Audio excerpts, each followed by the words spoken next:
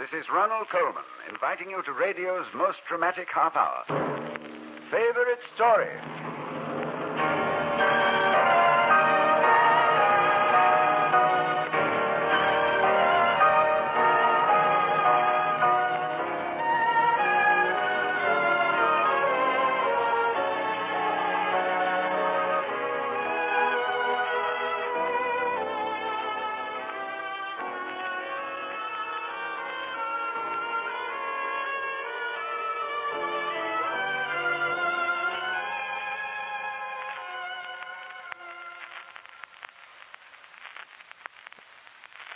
I doubt if there's one person within the sound of my voice who hasn't seen a picture or engraving by Rockwell Kent.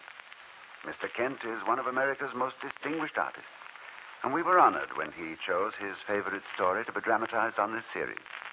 He told us that he's always been fond of the adventure of Jean Valjean and the Bishop, from Victor Hugo's masterpiece, Les Miserables. This is one of the most famous and moving stories in all literature. Its force and power has touched the hearts of 100 million readers and playgoers, radio listeners, and motion picture audiences throughout the entire world. We are proud to bring it to you now in this special radio adaptation. Act 1 of Rockwell Kent's favorite story.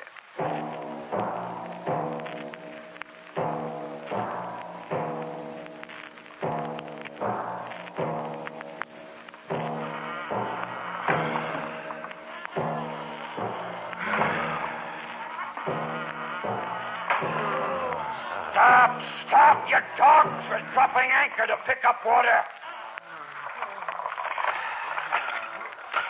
This is a galley.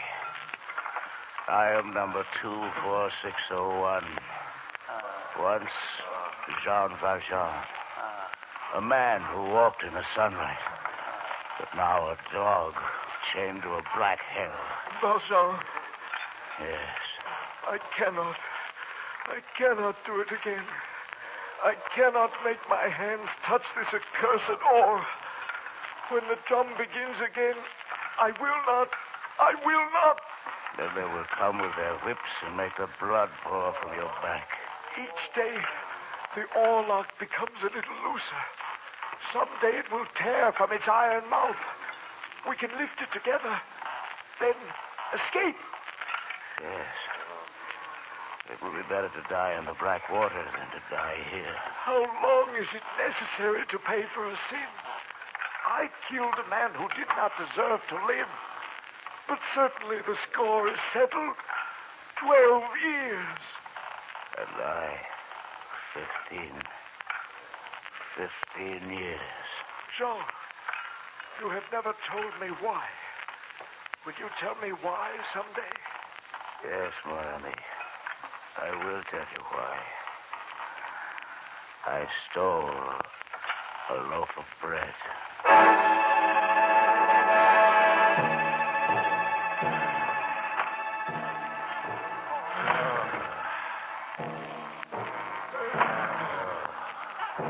Bonjour. It is time. He's turning around. He is yawning. Wrench the oar free. Together. What are you doing? We're doing this. This.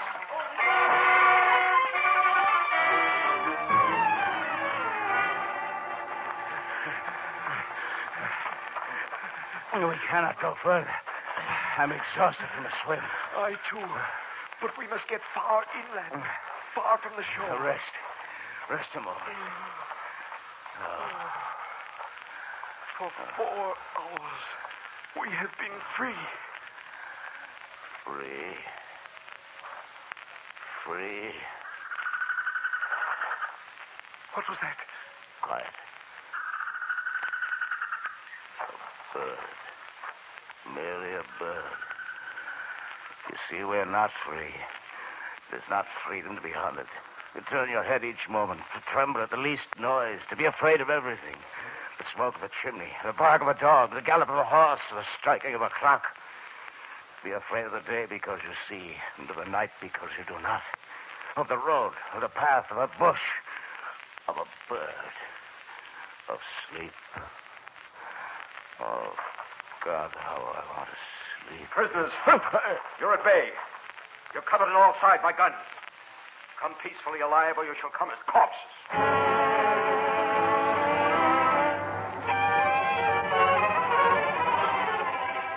Prisoner 24601 for an attempt to escape 4 additional years in the galley with double chain. 4 years. For 4 hours.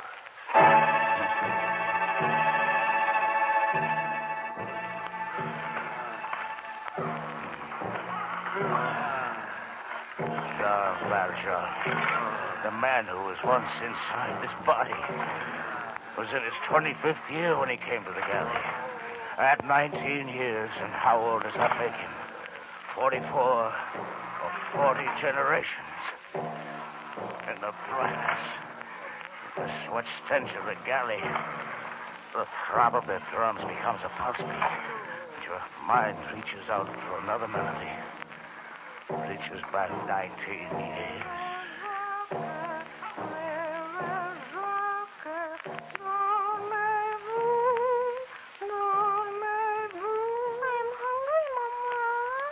Try to sleep, my baby. We will die if we do not eat, Mama. Sonne mattina, Lando, Lando. 7 children and no bread. Sunday night, in the Place de l'Église, Emerald, there's a bakery shop with fat loaves in its window. Moby baker. A fist. Past glass. An arm reaches in. The baker rushes out. The thief runs. The baker runs fast. The thief tosses the bread into the gutter. The dog digs his teeth into it. The baker catches the thief. No bread. But the arm still bleeds.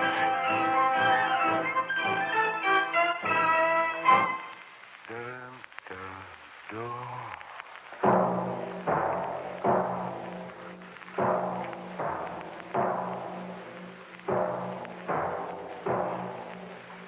Valjean, you are free. Huh? Your 19 years are up. You are a free man. Go away. Do not taunt me. Go away. You see, your chains are off. Here is your passport. You are a free man.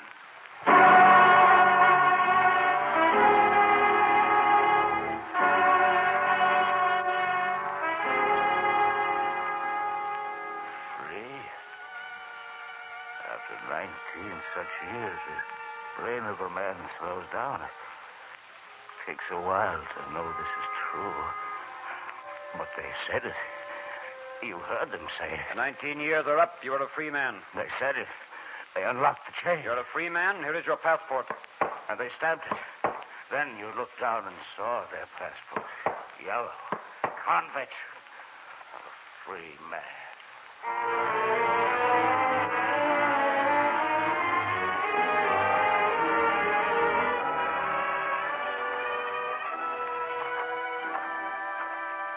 Dusty roads of France lead somewhere. Place a man can work. Place a man can eat. Place a man can lay his head. A town. The lights seem friendly. You can see the fire burning at the grate in the inn. At the galleys, they gave you money, so you do not have to beg.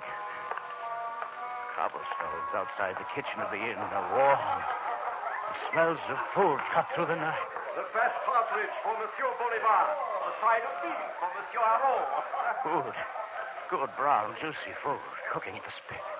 Not slop out of a bucket. Man waits 19 years for such food. The night air is cold. You're hungry. More gravy, boy. The food must be just right for my guest. Yes, monsieur. What will you have? Something to eat and lodging. Nothing more easy. For money? I have money. Well, then I'm at your service. If monsieur will come to the desk, we'll make the necessary arrangements. Boy, do not spare the food. There's plenty. Now, if monsieur will show me his passport, I will take care of him. My passport. The rule of this village. I Monsieur, your passport, please. I will pay you very well. I'm very hungry. Monsieur, it's necessary that I see your passport. Yes. Here. May I eat soon? I'm very hungry. Extremely hungry. I cannot receive you. If you're afraid I shall not pay you, here is the money in advance. All the rooms are occupied. Put me in a stable. I cannot. Why? The horses take up all the room. Well, a corner in a garret, a bit of straw. We'll talk about it after dinner. I cannot serve you dinner. I'm dying with hunger. I've walked since sunrise. I've traveled 12 leagues. I'll pay. I want something to eat. I have nothing. But you just said there was plenty of food. There's enough there for an army. It's all engaged. I will have some food. Go away. Go away, yellow passport. Another side of beef for Monsieur Haro. More gravy, boy. More food for my guests.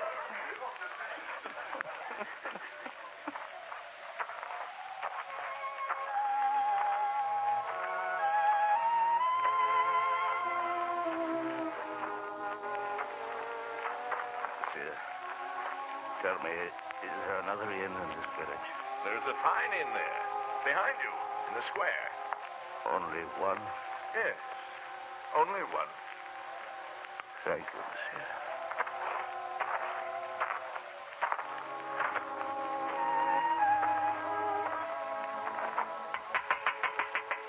Who is this? Yes, what do you want? Why do you rap at my window? I beg your pardon. For pay, can you give me a plate of soup and a quarter of the shed of your garden to sleep in? Oh, Mathilde, take the children to the back of the house.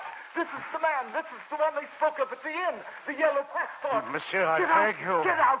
For pity's sake, a glass of water. Get out before I take my gun to you.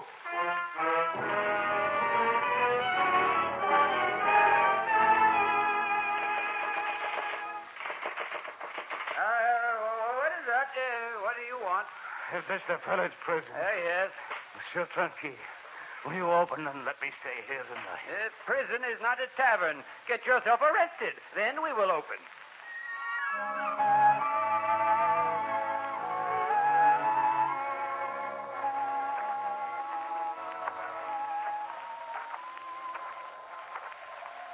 Mademoiselle, this stone bench, does it belong to you? Oh, no, monsieur. I just sell matches in the square.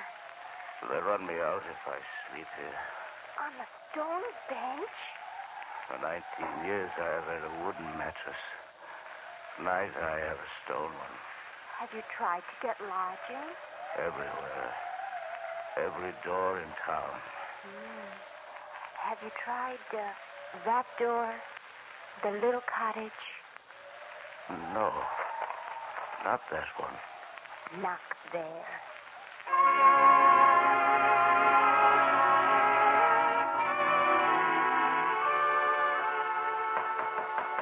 Come in. Yes, my friend. Won't you come in out of the night? I'll tell you right now. I'm a convict. Look, I have a yellow passport. I've been in the galleys for 19 years. I'm dirty. I'm a dog. But I need food. I need a corner of a barn to sleep in. Dinner will be ready presently, and your bed will be made while you sup. How do you know I'm not a murderer? How do you know I won't kill you while you sleep? You do not even know my name. Oh, yes, I do. Your name is my brother.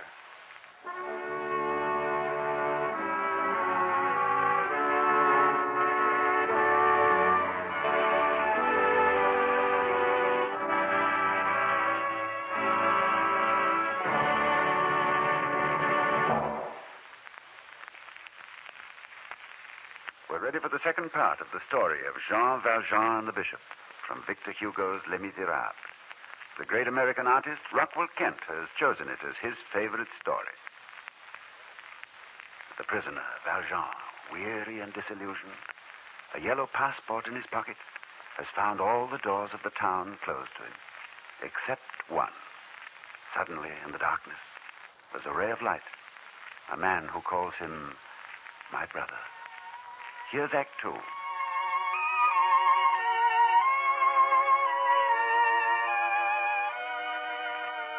Sit down, monsieur. Sister, please put another plate at the table. Very well. What is this place? A woman in the square pointed to this house and said, knock there. I have knocked. Is it an inn? I'll pay. I have money. We do not want your money, my brother. You're welcome here. Monsieur, may I present my sister, Mademoiselle Baptistine? Good evening. You cannot take this man in. You heard what he said. Quiet, my sister. Come, monsieur. Sit by the fire. The night wind is raw. You must be cold. I do not wish to deceive you. Here is my passport. Read it. Jean Valjean, a liberated convict. This man is very dangerous. There you have it. Everybody has thrust me out. If you can give me a corner of a dog kennel to sleep in, I shall be grateful. Sister, put some sheets on the bed in the alcove. A bed? With a mattress and sheets? 19 years since I slept in a bed. I'll pay you well, monsieur. Are you the innkeeper? I am a priest who lives here. Oh, how stupid of me. You are the curé. I did not notice your clothes. Do not hesitate, monsieur. Sit down. You're hungry.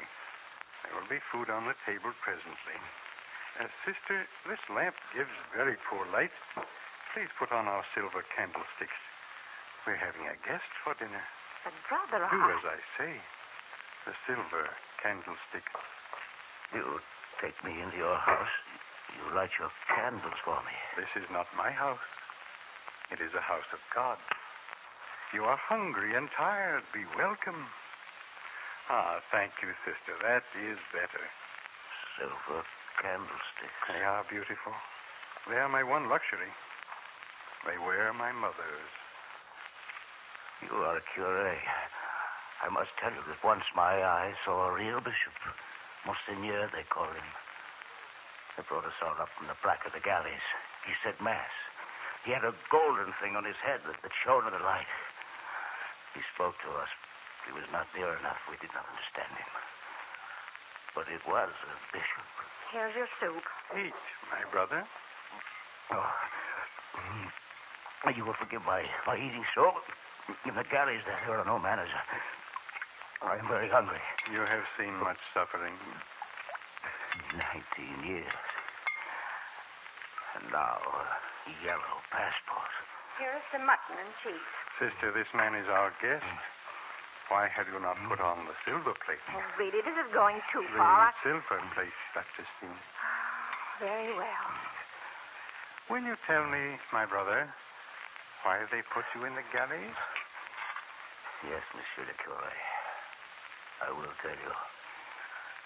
You see here, clenched in my fist, the bread you gave me so generously, which I know act like a wild beast.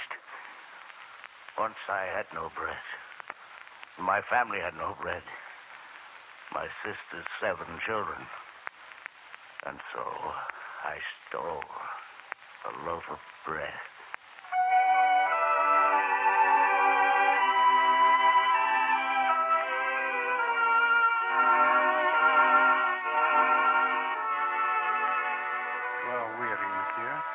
I will show you to your room.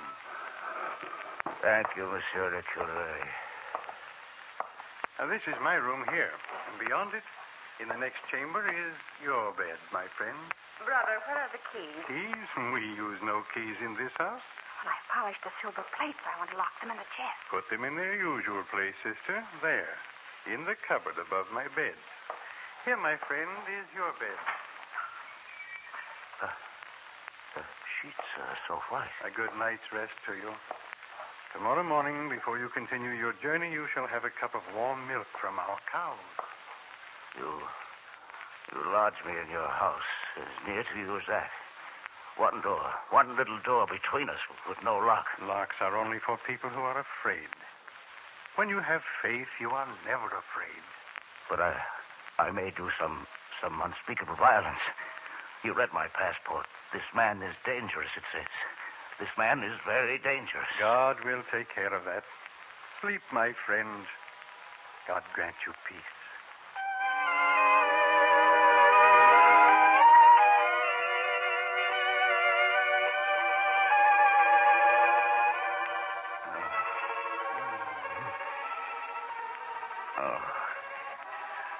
It is difficult to sleep in a bed when you're used to a board.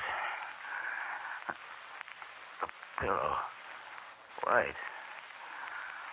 The moonlight, so white.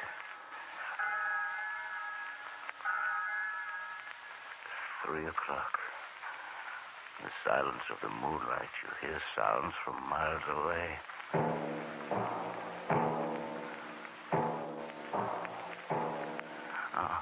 Oh.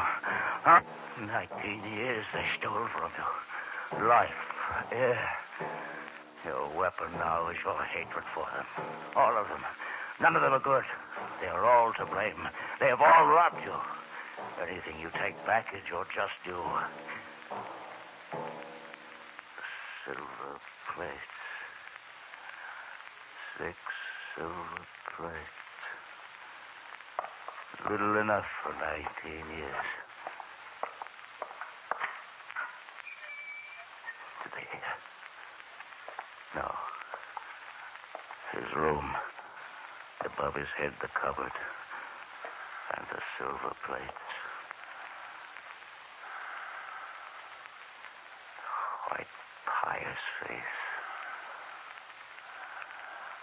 Sleep well, Monsieur le Curé.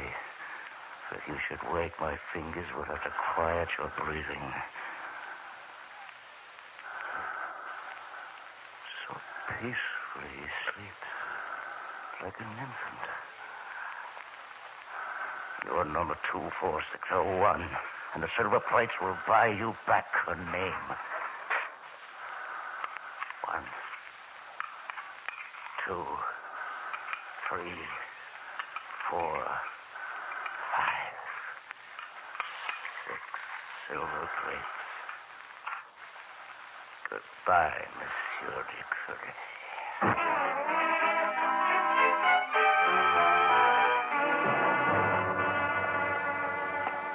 Brother. Good morning, Baptistine. Have you seen the silver? It's not in the cupboard. Oh? That man, that horrible man, is gone, and he's taken our beautiful silver plates. Oh, look there in the garden. It's all trampled. He must have jumped over the wall. Yes, and I'm sorry he did. My camellia bush is bent and broken. I was very fond of the camellias. The camellia bush is unimportant. The silver is priceless. Call the gendarme. No, Baptistine. Then I shall. No, Baptistine. Sit down. This is scandalous. I will not allow it. Now, first, Baptistine, did this silver belong to us? Oh. I have for a long time wrongfully kept this silver. We should have given it to the poor. Who was this man? A poor man. But what shall you eat from now on? Have we no tin plates? Tin smell. Well, then, iron plates. Iron taste. Wooden plates, then. Oh, was there ever such an idea to take in a man like that and give him a bed right alongside you? Oh, thank heaven he did not steal your mother's beautiful candlestick. Come, eat your breakfast, sister. The blessing he only stole makes the children over me when I think of what he might have done. Come in. Valjean! It is the man who's... Oh, quiet, sister. Yes, Monsieur le Gendarme. What seems to be the trouble? We found this man running rapidly through the forest. We searched him and found these silver plates. We knew that no one in the village had such silver but you, Monseigneur. Monseigneur? Then he is not the curé. Silence. This is Monseigneur the Bishop. The bishop? Monsieur le Gendarme, there has been a mistake. This man is my friend, Jean Valjean. He dined with me last night, and I gave him these silver plates as a gift. Gay? But, Monseigneur, he was running. A man is permitted to run. Do you not ever run, Monsieur le Gendarme? You may go now. As you see, it was all a mistake. You're sure everything is all right? Your bishop tells you so. Very well, Monseigneur. Good day to you. Monseigneur. Brother, how dared you? Baptistine, leave us, please. Oh, yes, brother. Oh, Monseigneur. Go in peace, my friend. But when you come again, don't come through the garden. Come down the front path. The door is always unlocked, day or night. Monseigneur the bishop, will you forgive me and give me your blessing? Yes, Jean Valjean, my brother, and remember, you belong not to evil, but to good. Your soul, your spirit belong to God. Kneel, son. Yes, Father. Absolvo te peccatis, in nomine Patris Filii, et Spiritus Sancti. Amen. Now go, my son. Go in peace. Here. Here's your silver, Father. My silver? But did you not hear what I told the gendarme? This is your silver. Mine? I will use it well. I promise you. Promise this, Monsignor. And now, goodbye. Jean Valjean, Yes, Monsignor. you have forgotten something. Here. Here, my son. You have forgotten to take your silver candlestick.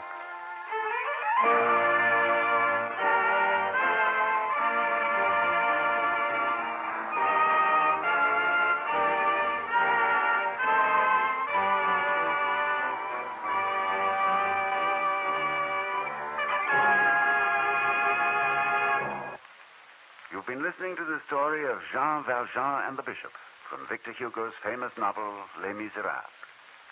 Our thanks to the cast, particularly to Edmund MacDonald, who played Valjean, and Norman Field, who was heard as the Bishop. And our thanks to Mr. Rockwell Kent, who chose this week's favorite story. Next week, one of the most fantastic tales ever written. It's an adventure in a world I'll wager you've never dreamed of. The infinitely small world within a single drop of water. The story was chosen for you by the eminent composer, Mr. George Antile. It's The Diamond Lens by Fitzjames O'Brien. Next week's prize-winning play on Favorite Story. We hope you'll be listening.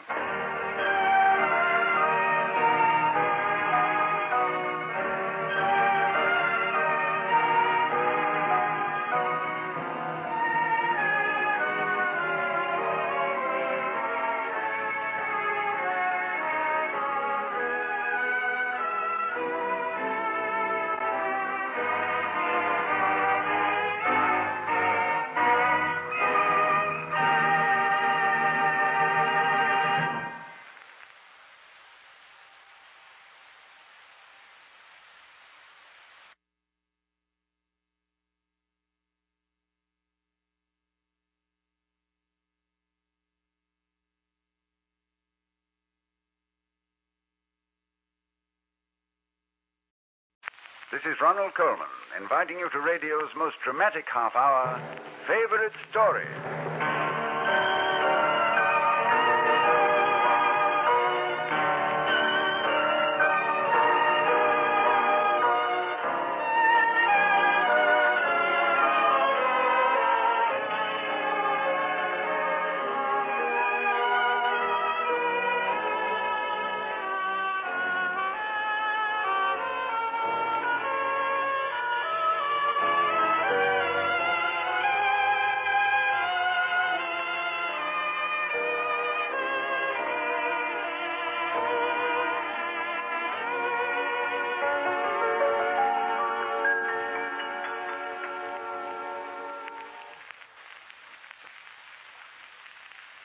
Whenever I see Shirley Temple, I always get a bit of a shock. Somehow I always expect a little Miss Marker with golden curls and a gingham dress. Instead, I find myself face to face with a quite sophisticated young lady in sequins with an upswing hairdo. The last time this happened, Shirley and I began chatting about this radio series, and I mentioned that we'd like to dramatize one of her favorite stories. It was hardly a surprise that she picked a book which girls from 7 to 70 have loved for 3 generations. Louisa May Alcott's Little Women. So we invite you to a living room in Concord, Massachusetts, some 80 years ago. And we invite you to meet the young lady who will tell our story, Miss Jo March. Hello. My name is Jo March. We live in a very nice city, Concord, Massachusetts. The date is December 9th. 9th, that's right, 1863. There are 4 of us. 4 daughters, that is. There's Meg. She's very pretty. Oh, thank you. And Beth? Beth's kind of dainty. And she loves music. And she's sort of our pet. Joe, dear. And Amy. She's a prize, but flighty as a bumblebee. That's fine, I must say. You compliment everybody else and just label me. Oh, if you mean libel, Amy, say so. And don't talk about labels as if you were a pickle bottle. Well, you don't have to be satirical. Joe, say something about Mommy and Father. Sure. Mommy's just beginning to get gray. She's been that just beginning to get gray way for years and years now. Daddy's fighting the war between the states, and we miss him very much. I guess you'll have to say something about Aunt March. Must I really? Mm-hmm. Oh, well, there's Aunt March. She's sort of a great aunt. And I ask you, how would you like to be shut up for hours with a nervous, fussy old lady who worries you till you're ready to fly out of the window and who keeps calling you Josephine? Josephine, Christopher Columbus. Oh, Joe, dear, you mustn't talk about Aunt March that way. And don't use that expression. Oh, all right. Somebody ought to say something about you, Joe. Not at all. Well, I will anyhow. Joe's the best writer in the world. And she has the nicest smile and the most beautiful hair ever. Pooh. Now that you've met everybody, where can we start? Let's just skip around. And maybe when we're all through, it'll add up to a picture of us little women.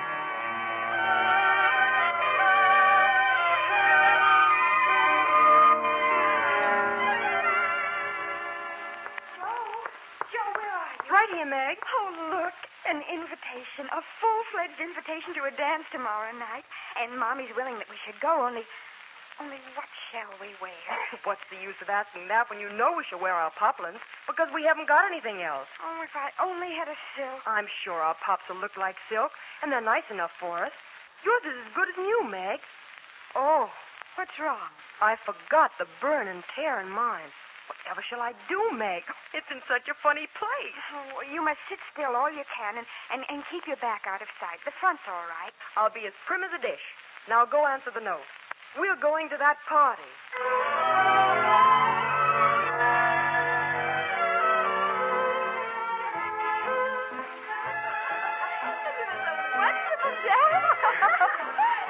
They brought the orchestra all the way from Connecticut.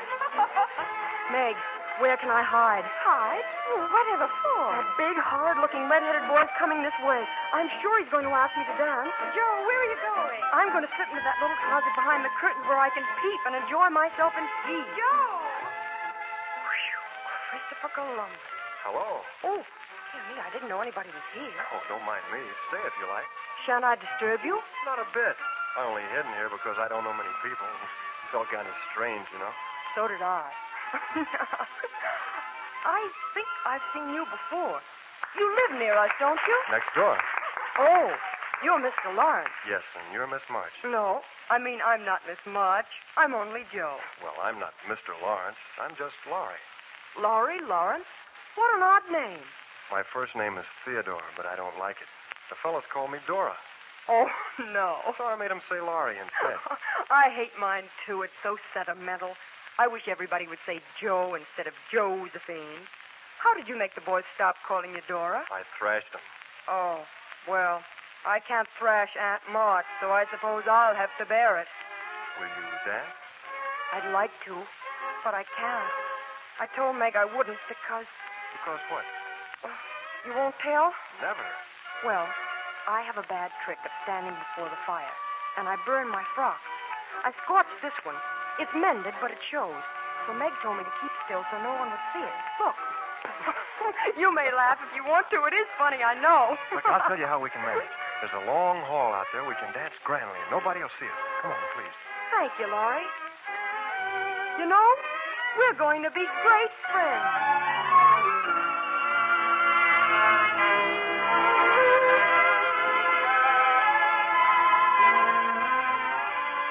I guess there are certain days that stand out, and you remember them always. Like the day the telegram arrived.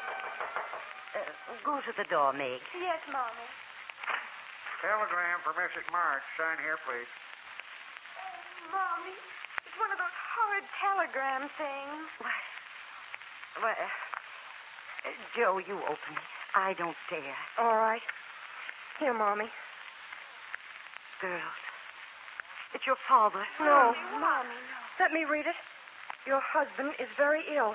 Come at once. S. Hale, Army Hospital, Washington. I must go. I must go at once. Mommy. Oh, children, help me. I'm going to start getting something ready for you, Marm. That's right. There's no time for tears. Oh, let me think. The next train goes in the morning. I'll take that. But first, a note to Aunt March. Oh, Joe, dear, get me a pencil and paper. Mommy, you're not going to ask that old grouch for money. Joe, I have to. I haven't a cent. She's certain to refuse. Father needs me, and some way will be provided. I'll think of a way, Mommy. I'll think of a way.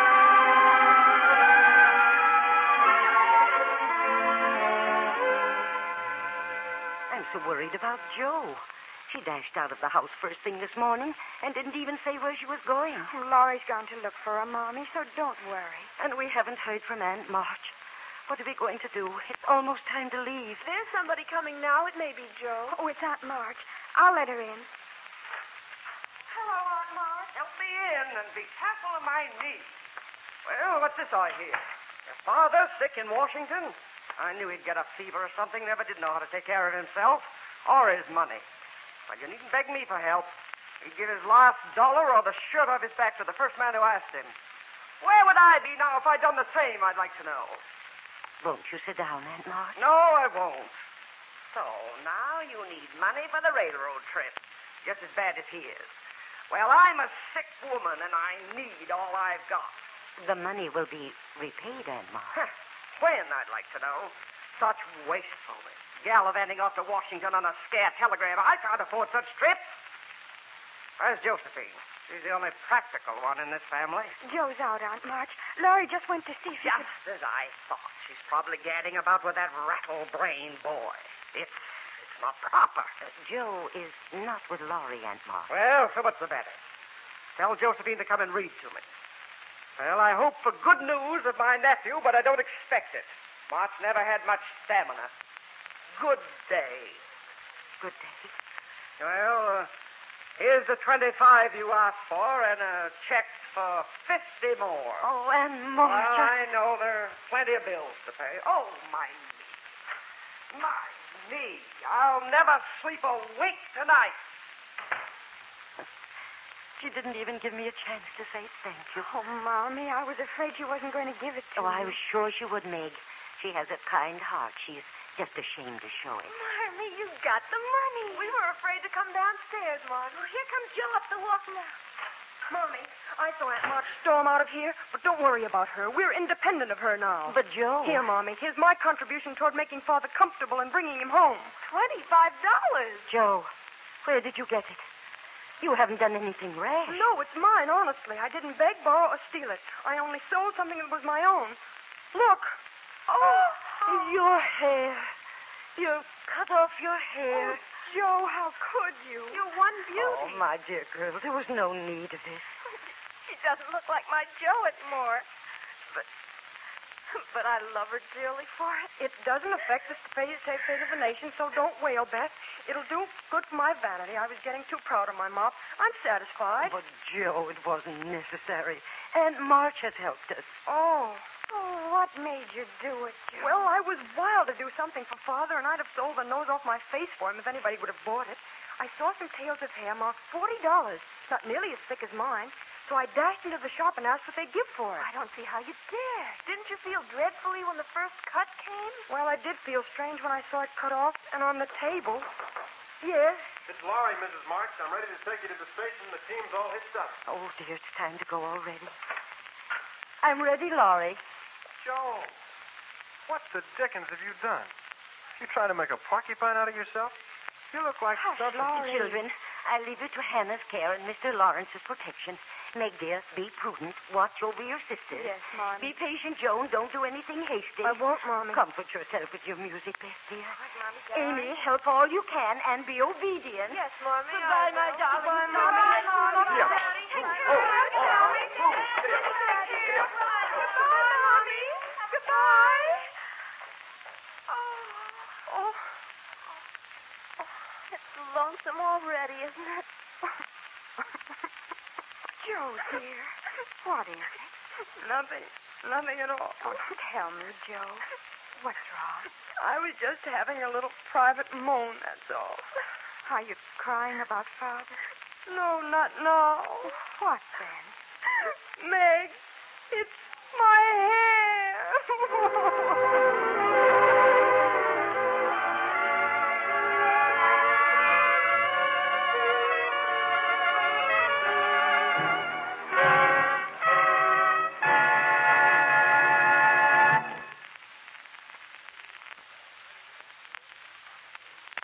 continue with Act Two of Shirley Temple's favorite story, Little Women, with two fine young actors from the Broadway stage as our leads. Adele Longmire plays Josephine, I beg pardon, Joe, and Dick Hogan plays Laurie. And now, if I'm not mistaken, I believe Joe is ready to go on with the story of the March family of Concord, Mass.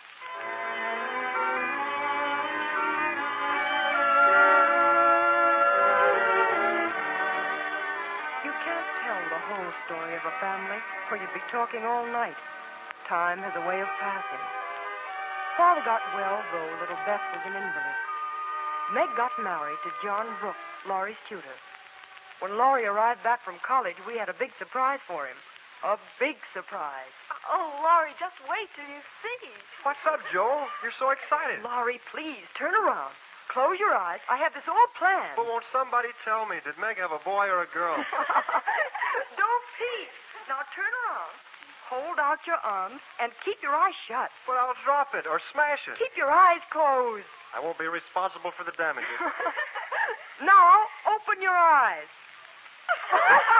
By Jupiter, twins! Take them quick, somebody. Twins, how do you hold these things? I'll drop them, Oh, sure. it's the best joke of the season, isn't it? I set my heart on surprising you. I was never more staggered in my life. Are they boys? Boy and girl, aren't they beautiful? Most remarkable children I ever saw. Which is which? There's a blue ribbon on the boy and a pink one on the girl, so you can always tell. Kiss them, Uncle Laurie. I'm afraid they might not like it. Of course they will. They're used to it by now. Do it this minute, sir.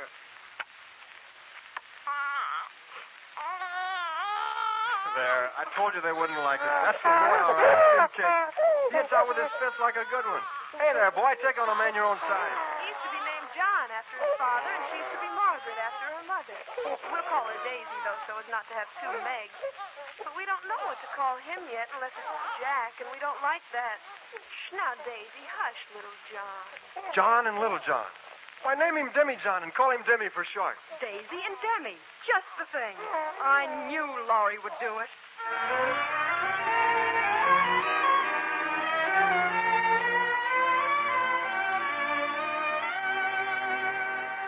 How are you today, Beth, dear?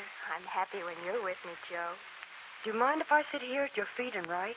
Mine? Oh, Joe, I'd be honored. Pillow all right? Fine. Beth, what's wrong? Nothing's wrong, Joe, dear. Hello there. I'm coming in to see you tonight. Hello, Laurie. Oh, look at that boy. How strong and happy and well he is. Yes, Beth. Isn't he the most wonderful boy ever? Excuse me, Beth. I'll be right back. I have to get a book. Of course, Joe. Mommy, where are you? In here, Joe. Oh, Christopher Columbus, why didn't I realize this before? Well, I was, Joe. And don't use that expression. She's in love with him. Who's in love with who? Beth, she's in love with Laurie. Of course she is. We're all in love with Laurie. But that special way, Mommy, with that special look in her eyes. Oh, Mommy, what if he shouldn't love her back? That would be dreadful. Joe, listen to me. You mustn't try to run lies. But he must love her back. He must. I'll make him.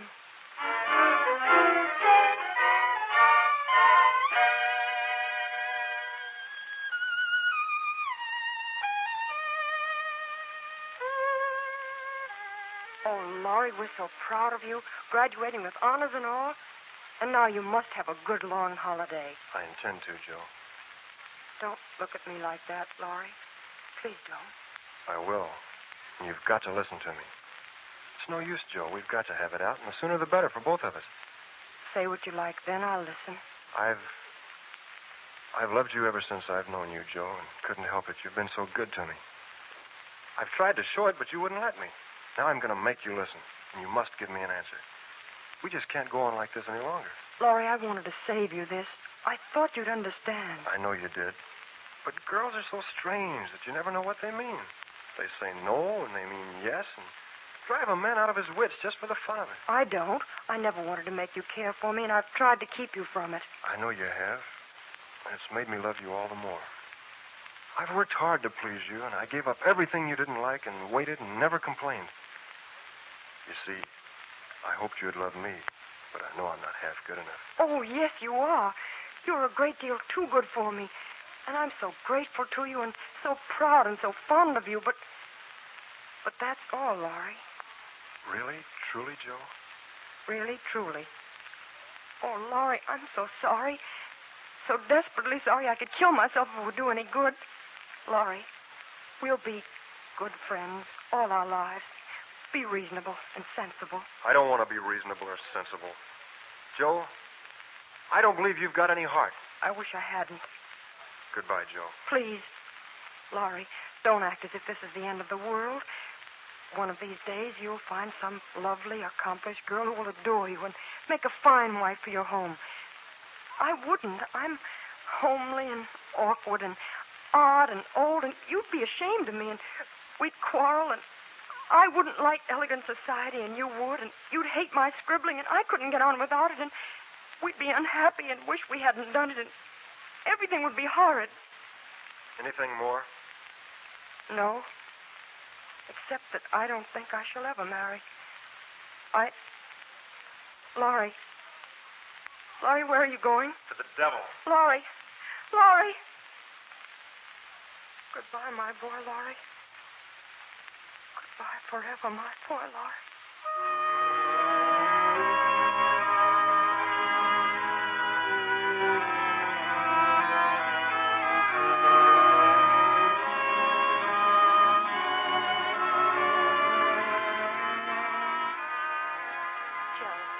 Joe, come close.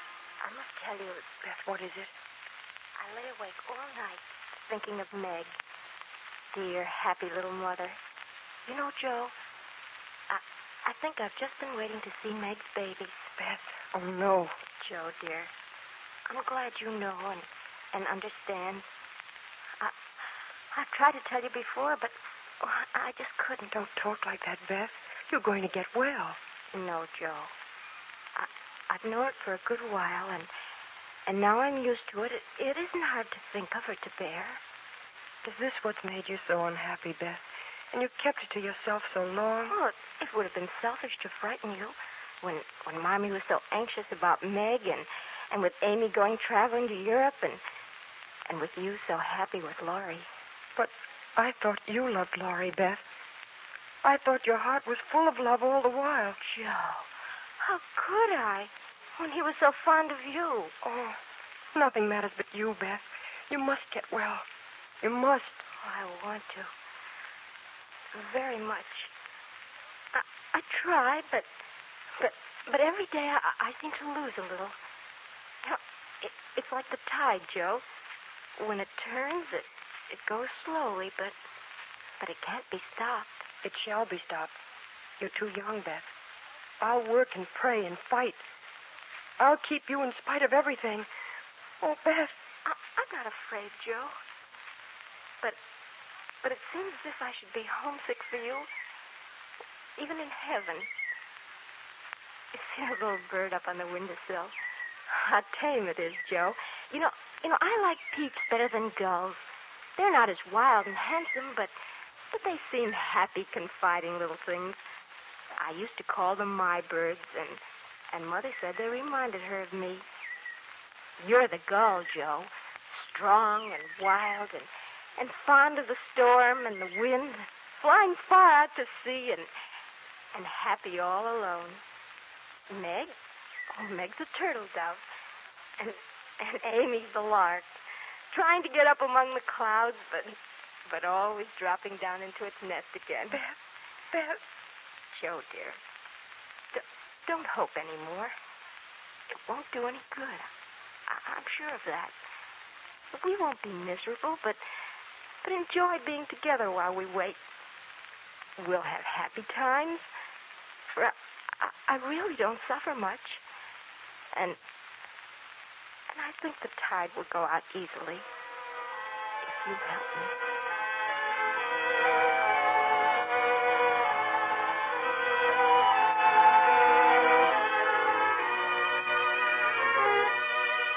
How many years can erase a loss? Are there years enough? Ever? But life is for the living, the old philosopher said.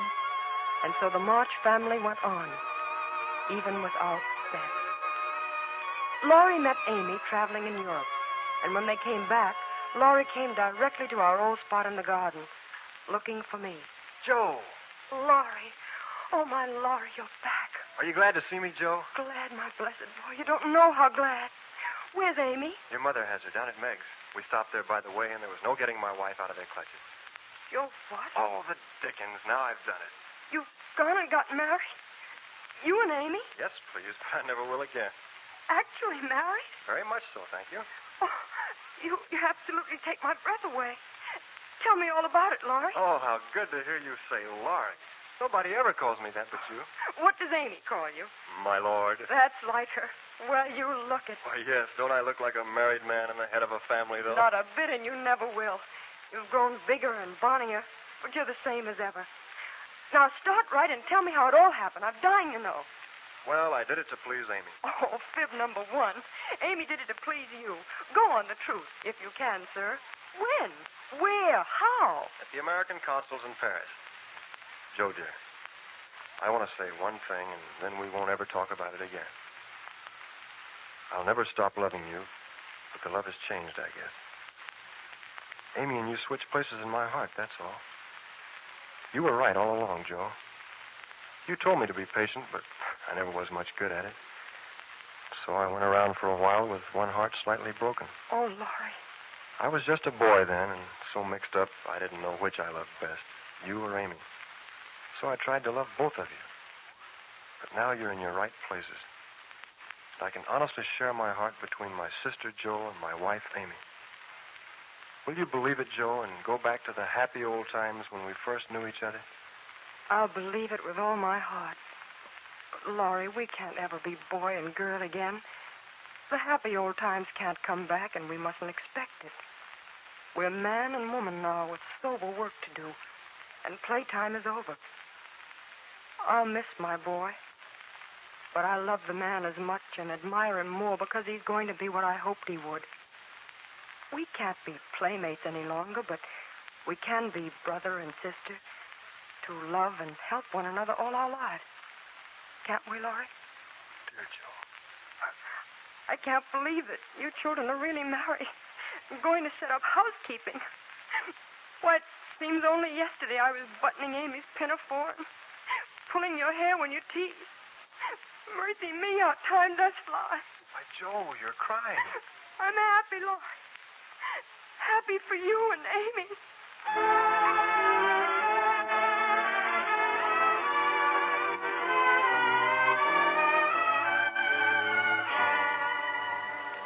Well, that's the story of the March family. Part of it, anyway. I think somebody ought to say something about Professor Bear. Oh, Christopher Columbus, Meg, the story's over. Don't use that expression, Joe. I'll say something. All right, Mommy. Joe's going to marry the professor, and he's a very wonderful man. And Joe's written a book. It's all about the March family. It's a very nice book, and it tells a lot more about it. It's called Little Women. Thank you, Amy. It's all right to be Little Women.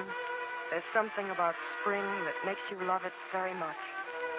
But you can say some beautiful things about summer. And autumn can be lovely, too. Oh, yes, Joe. Autumn can be lovely, too.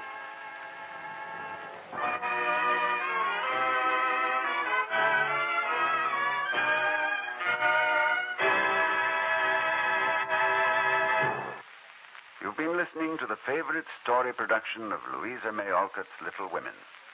Our thanks to the cast, including Adele Longmire as Jo and Dick Hogan as Laurie. A program note here that Betsy Kelly, who played Amy, is Mrs. Jean Kelly, he of the Dancing Feet. Our thanks also to Claude Sweeten for his musical score and to Miss Shirley Temple, who chose Little Women as this week's favorite story. If you read the book and saw the motion picture, then you surely won't miss hearing our favorite story production of Wuthering Heights. Emily Bronte's weird and haunting novel was selected by the distinguished author and publisher, Mr. Bennett Cerf, as his particular favorite story. We hope you'll be listening.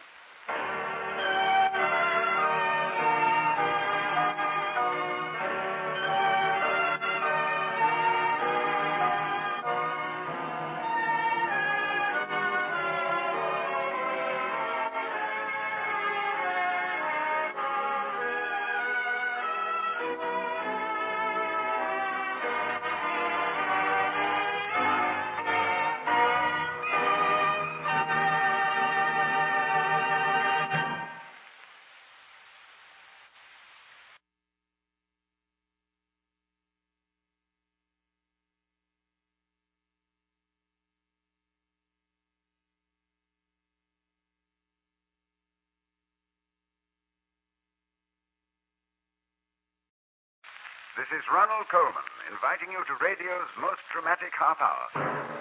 Favorite story.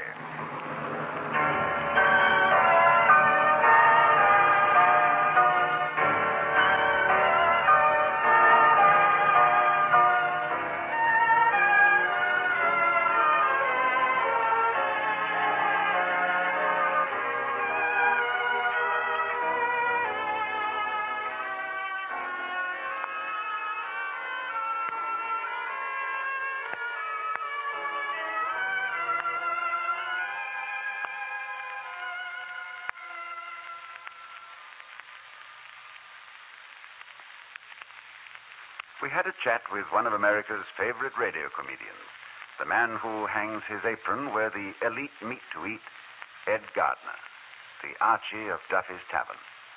We asked Archie to name his favorite story so we could dramatize it on this series. Well, he told us he always liked the yarn about the young fellow who slipped on a banana peel 12 centuries long. We figured Archie meant Mark Twain's fabulous fable, A Connecticut Yankee in King Arthur's Court. So, for Archie, and for all of you who are Mark Twain fans, that's this week's favorite story. If you'll flip the title page, we'll slip right into the delicious prose of Mr. Twain and the opening sentence of A Connecticut Yankee in King Arthur's Court. In the United States of America, in the sovereign state of Connecticut, in the fair city of Hartford,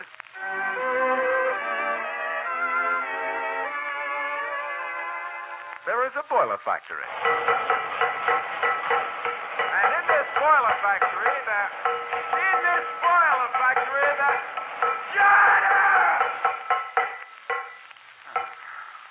And in this boiler factory, only a very few days ago, there was a man named Hank Morgan.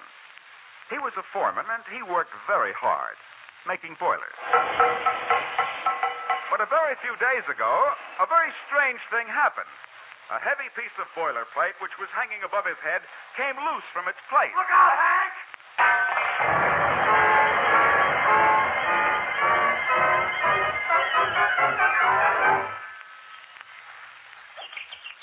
Hey. Oh, what happened? Where am I? Oh, my head. Prithee, fair sir, what doest thou? Come again? What doest thou sitting beneath that tree and clothed in such strange attire? Hey, if I was you, Sonny, I wouldn't go around making cracks about other people's clothes. That crazy quilt you're wearing ain't exactly custom tailored. Verily, sir, I understand thee not. What's the idea of prancing around the peaceful Connecticut countryside wearing a suit of armor? Fair sir, will ye just? Will I which? Will ye try a passage of arms for land or lady? Hey, what are you giving me? Get along back to your circus, or I'll report you. I counsel thee, stranger, get thyself on horseback and dress thy shield. If it please thee or no, I shall try thee. That's right, Sonny. Run along. Ta-ta. Oh, brother, the boys in the white coats will be out after him. With butterfly nets. Defend thyself. Hey, what's the idea? Get away from me. Come down from that tree, varlet. Hey, now look. You play too rough. Put away that point of spear, Jack. You'll hurt somebody. I command thee to descend yon tree on penalty of dire death. Okay. Keep your shirt on. I'll come down. But put away that spear. Very well. Now, you are my captive. All right. Have it your way. We might as well get acquainted. What lunatic asylum do you hail from, buddy? I am Sir Sagramor, by leave of His Majesty, good King Arthur, Knight of the Table Round. Glad to know you, Saggy. My name's Hank Morgan. 123 North Elm Street, Hartford, Connecticut. Mary, we must proceed post-haste to the castle. See? There loom its towers through the trees. Oh, yeah. Bridgeport? No. Camelot.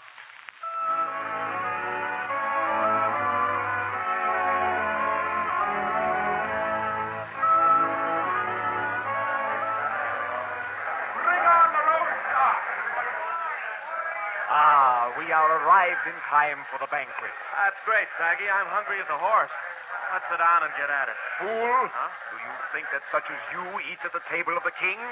Stay thou here and fetch thee a bowl full of slops. Well, thanks. You make a fella feel right at home. Ho, page! Yes, sire. Guard this rogue until I shall summon him. So be it, sire. He shall not escape. Okay, I won't argue. Hey, what's your business around here? I am a page. Go along, you ain't more than a paragraph. Now look, Clarence, my boy. Fair now, what did ye call me? I called you Clarence. If it ain't your name, it ought to be. Look, tell me, how long have you been put up in this lunatic asylum? Methinks thou talkest in riddles. I have never heard such language since my first birthday in the year 509. 50. Hey, tell me, kid, on the level. Where am I? In King Arthur's court. In King Arthur's. And the way you figure it, Clarence, what's the date? 19th of June in the year 528. Huh, what ails thee, sire? You look pale. Clarence, you'd look pale, too, if you'd just slipped and skidded 14 centuries. Now what's going on? The banquet's just about over. I think the king's going to speak. Come, look ye between these pillars. Thou canst see everything. Hey, who's that fella at the head of the table up there? That's the king. King Arthur himself. Knights of the Table Round, vassals, freemen, and loyal subjects, list ye while we hear words of prophecy from our mighty magician, Merlin. Knights and noble friends, I shall tell ye the humors of the clouds and the winds for the week to come. I take it he's sort of a local weatherman. But his words on weather are a useless babble. Forsooth, he is always wrong. Just like I say, local weatherman. Good friends and liegemen, the skies will be fair and cloudless until the next Sabbath. Well, according to what you say, Clarence, that means I'd better carry an umbrella. Marry, sir, what is that, an umbrella? Don't worry your pretty head about it, Clarence. The umbrella won't be invented for about 7 centuries. But there will be storms on the coast of Gaul within a fortnight. Our thanks to thee, Merlin, for these views into the future. Now will Sir Sagamore tell his adventure and bring forth his captive. That's you. Me? Oh. Keep your fingers crossed, Clarence. Here goes nothing. Royal sovereigns and noble friends, I came upon this horrible, sky-towering monster in an enchanted forest. Huh? For full 3 hours I gave him battle and slew 13 of his knights. 1 against 13. Bravo, Sir Sagamore. Then did I come face to face with this poisonous, man-devouring ogre. Me? Oh, noble king, I have brought this terrible monster before you to be sentenced. Such dangerous creatures as this must be purged from our royal forests. The sentence is death. Oh. On the 21st of June.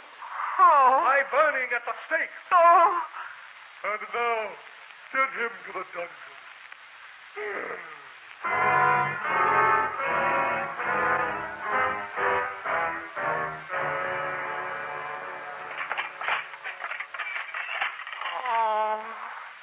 How did I ever get in a mess like this? Huh? Hey. Huh? It is I, whom thou callest Clarence. Oh, Clarence, old friend. I'm glad to see you. What have you got there? Some food. I brought it from the dining hall. I'll slip it between the bars. Good. Here. Blessings on thee, little man. Clarence, you're a pal. I am truly sorry that thou art sentenced to die. Hast thou no relatives who will ransom thee? Relatives?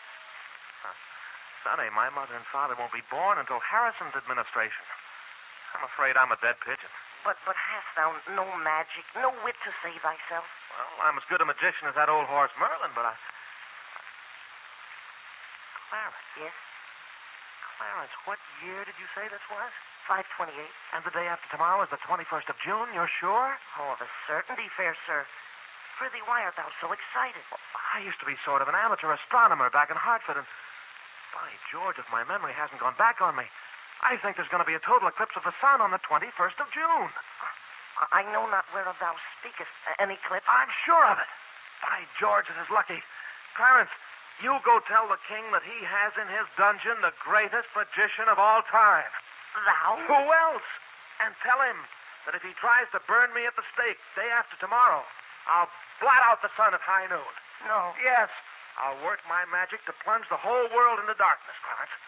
I'll take the sun from the sky and not restore it until the king grants me my freedom.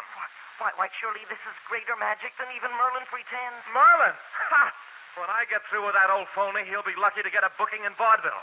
Now go along, Clarence. Spread the news. And let me know what happens.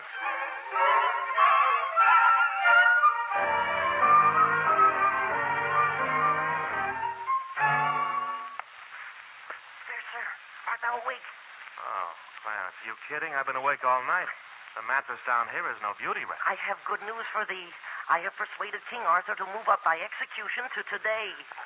What? It was not easy to do ye this favor, but now ye can perform the miracle today, and thereby save thyself another night in prison. Was it not a kind favor that I did ye? Oh. Yeah, Clarence. Your kindness is killing me.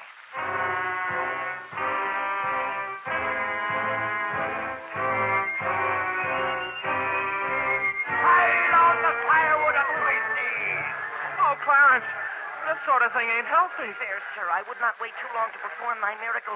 The king and all the nobles are here. They are impatient to see thee burn. Apply the torch. Now, sir. Bring the darkness and save thyself. I'm sorry to disappoint you, Clarence, but I'm afraid I can't get out of this one. The sun is being swallowed up. The sun is growing dark. What's that? Lord have mercy on us. He is blotting out the sun. Almighty is thy magic, sir, and well done. Well, I'll be darned. It is the eclipse. Clarence, what day did you say this was? Oh, this is the 21st of June. I told thee wrong yesterday. A day had slipped my mind. Clarence, my boy, stand by for some fireworks. Silence, everybody! Silence! If a man moves, even the king, before I give the word, I'll blast him with thunder and consume him with lightning. As king of this land, fair sir, I beseech you to bring back the sun and take away this darkness. Well, I might, under certain conditions. Name any terms, reverend sir, even to giving you half my kingdom. But banish this calamity. Spare the sun. Well, here are my terms. You shall remain king, Arthur, and rule your dominions. Thank you. I shall be your first minister, sort of an executive vice president. Is it a deal? Away with his bonds. Set him free. Now will you take away this darkness? No, this darkness will last for an hour to teach you all a lesson. But since thou art our deliverer, by what title shall we call thee? Title, huh? Well, let me think. I guess I'm going to be the boss around here, your kingship, so why don't you call me that? Just the boss. Oh, excellent title.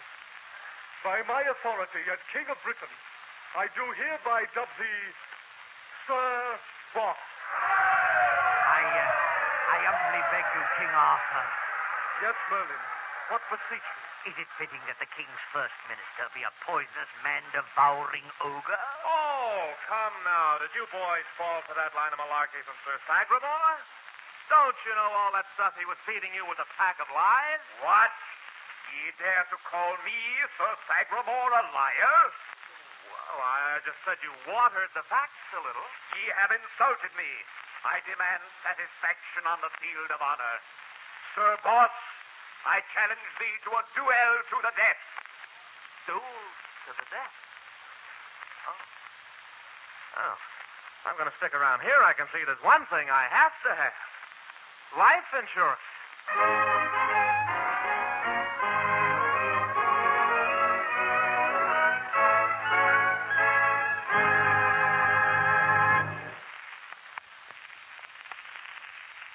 As the old vaudevillians used to say, you ain't seen nothing yet. Into the land of Lancelot and Guinevere and Gawain steps a young gentleman hot as a firecracker out of our own century. What would you do if you suddenly found yourself at a ringside seat with the knights of the Round Table? Well, what one particular citizen of Connecticut did is what we're about to hear in the second act of Mark Twain's Connecticut Yankee in King Arthur's Court.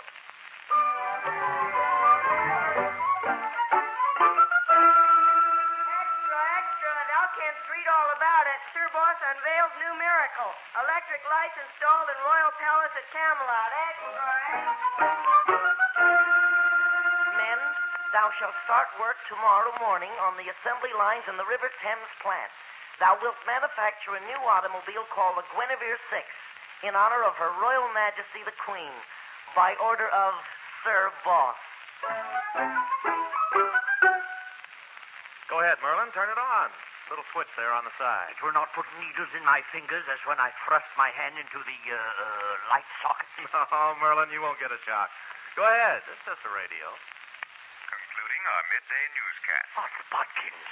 This is MABS, the Middle Ages Broadcasting System. There is a man in there? Listen. This program was brought to you through the courtesy of Smiling Sir Gaheris, maker of fine armor. Double-breasted chain mail with a pleat in the back. Wears like iron. Oh, enough. I warn thee, Sir Boss. All this magic bodes ill for the land of Britain. Now, look, Merlin, old scout. We magicians got to show each other a little professional courtesy. You'll still have something to do. You can perform card tricks at parties and work the shell game now and then. And there's always the weather. Methinks thou should look after thine own business. I will look after mine. Okay, kid. No hard feelings. You know, there's just one thing makes me stop and wonder. What is that? What a dirty trick I'm playing on history.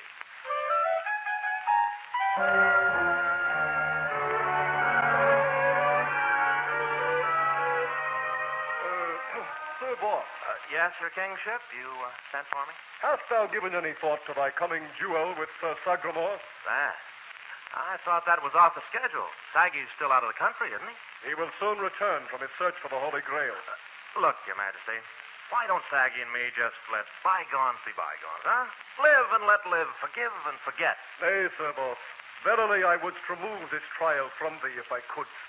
For deeply grateful am I for the many devices which thou hast devised, such as the bath tub with hot and cold running water. Ah, there is a comfort which I'm not dared to expect in heaven. But withal, I canst not call off thy duel. Thou must give battle to Sir Sagramore.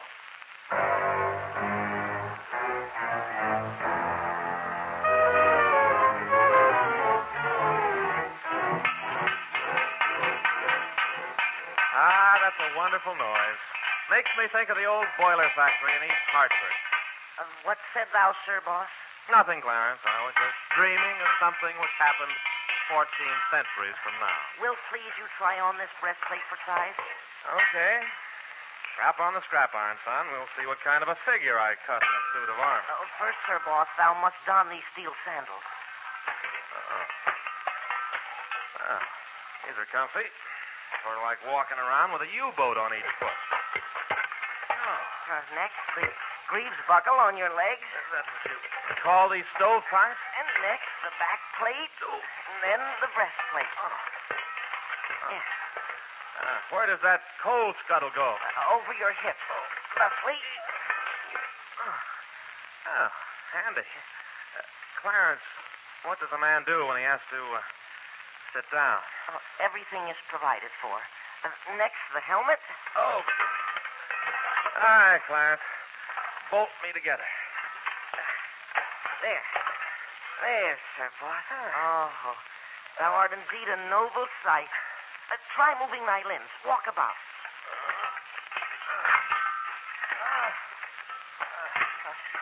Clarence, shall we dance? Indeed, thou wilt feel awkward at first. Awkward? No pockets, no way to reach your cigarettes, no way to scratch yourself if you itch. Oh, Clarence, give me a nice, cozy straitjacket any day of the week. And get me out of this. Yes, sir. Oh. In that get-up, I wouldn't have any more chance than a pickled sardine. Clarence, if I'm going to beat Sir Sagramore in mortal combat, I'm going to choose my own weapons. And you know what they're going to be? What, Sir Boss? Brains.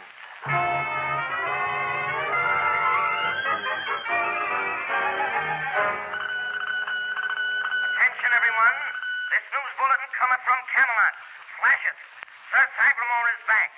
His first scheduled appearance on home ground will be on Sunday next, when he will engage in mortal combat with Sir Boss. It's a duel to the death, and may the best man win.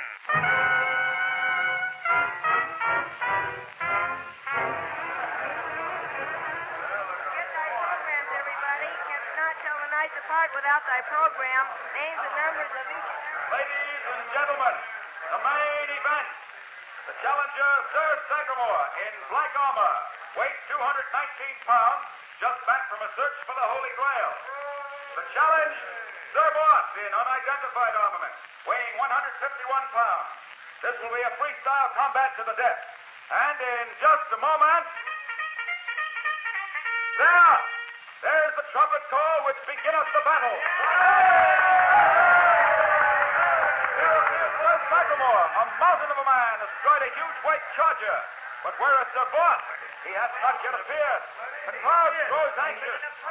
Where can he be? For the love of Pete, Clarence, hurry up with that pumping. Marry, Sir Boss, I knew not that these tires should be packed so full with air. That's good enough. The crowd's getting anxious. Now, Clarence, do you know just what you're supposed to do? Methinks I can remember.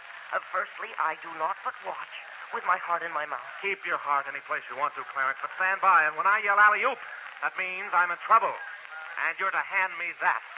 By what name do you call it again? It doesn't matter. It won't be invented for a dozen centuries. But if you want to, you can call it a hand grenade. When thou sayest alley-oop, I giveth thee the hand grenade. Carefully, and don't pull the pin. And about 5 seconds later, it's going to rain Sir Sagamore. Here we go. Oh, luck be with thee, good Sir Boss.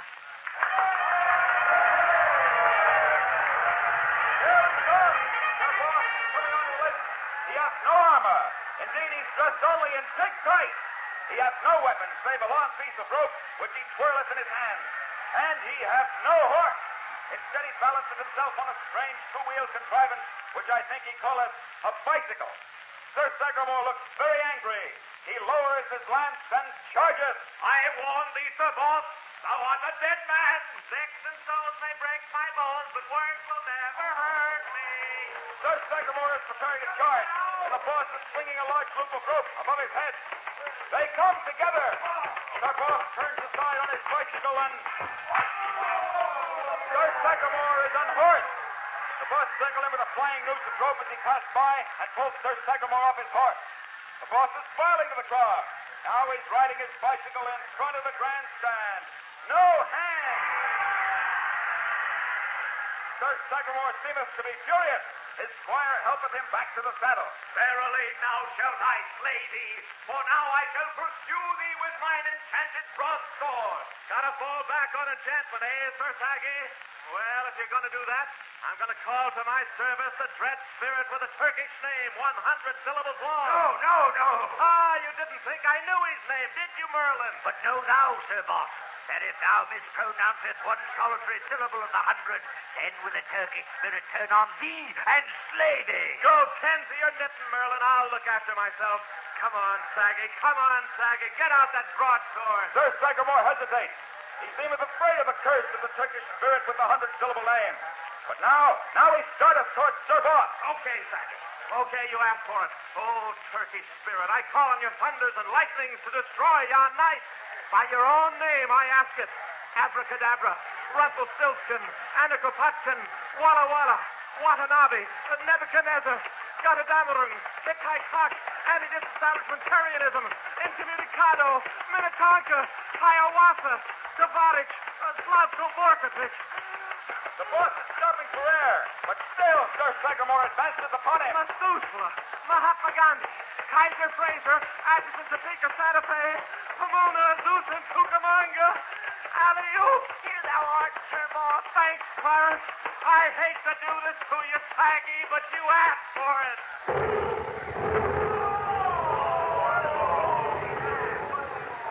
Ladies and gentlemen, Sir Sagamore has just been blown asunder. Sir Boss is the victor!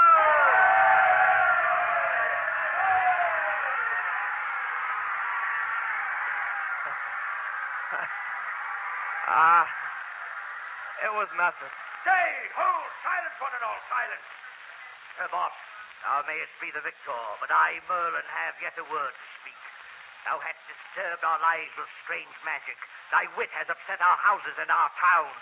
Thy enchantments have made us wonder in what day and age we were born. Therefore do I, Merlin, cast the spell upon thee, Sir Boss. Thou shalt vanish from our land. Thou shalt pass into a deep slumber. And and thou shalt wake in a far country after sleeping 14 centuries. By my magic, I, Merlin, do decree it.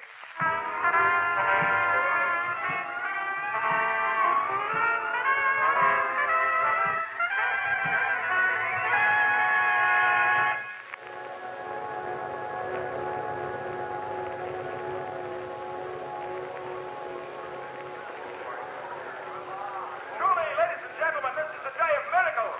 The boss has vanished into thin air. Is there a doctor in the house? If there is a doctor in the house, will he please come to the aid of Merlin? Why? What happened? He's keeled over. It's the first time his magic ever took.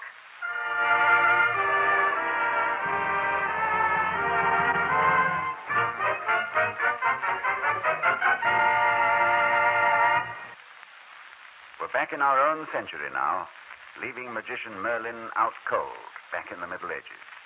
You've been listening to Mark Twain's famous yarn, A Connecticut Yankee in King Arthur's Court, the favorite story choice of the radio comedian Ed Gardner, the Archie of Duffy's Tavern. Our thanks to Ben Alexander, who played the Yankee, Joseph Kearns, who played Merlin, and to all the members of the cast and orchestra of this week's favorite story. Next week, one of the great romances of any language, Edmond Rostan's moving love story, Cyrano de Bergerac, the stage hit of 2 centuries from the Comédie Française to Broadway. It will be my pleasure to play the title role of Cyrano. That's next week's favorite story, and we hope you'll be listening.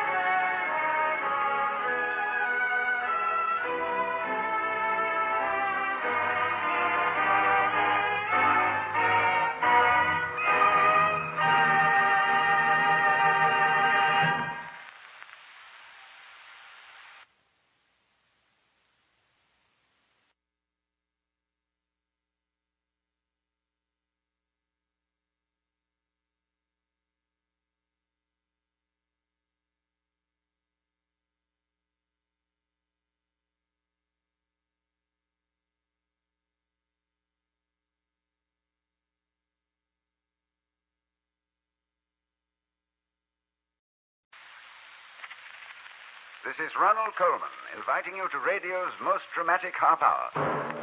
Favorite story.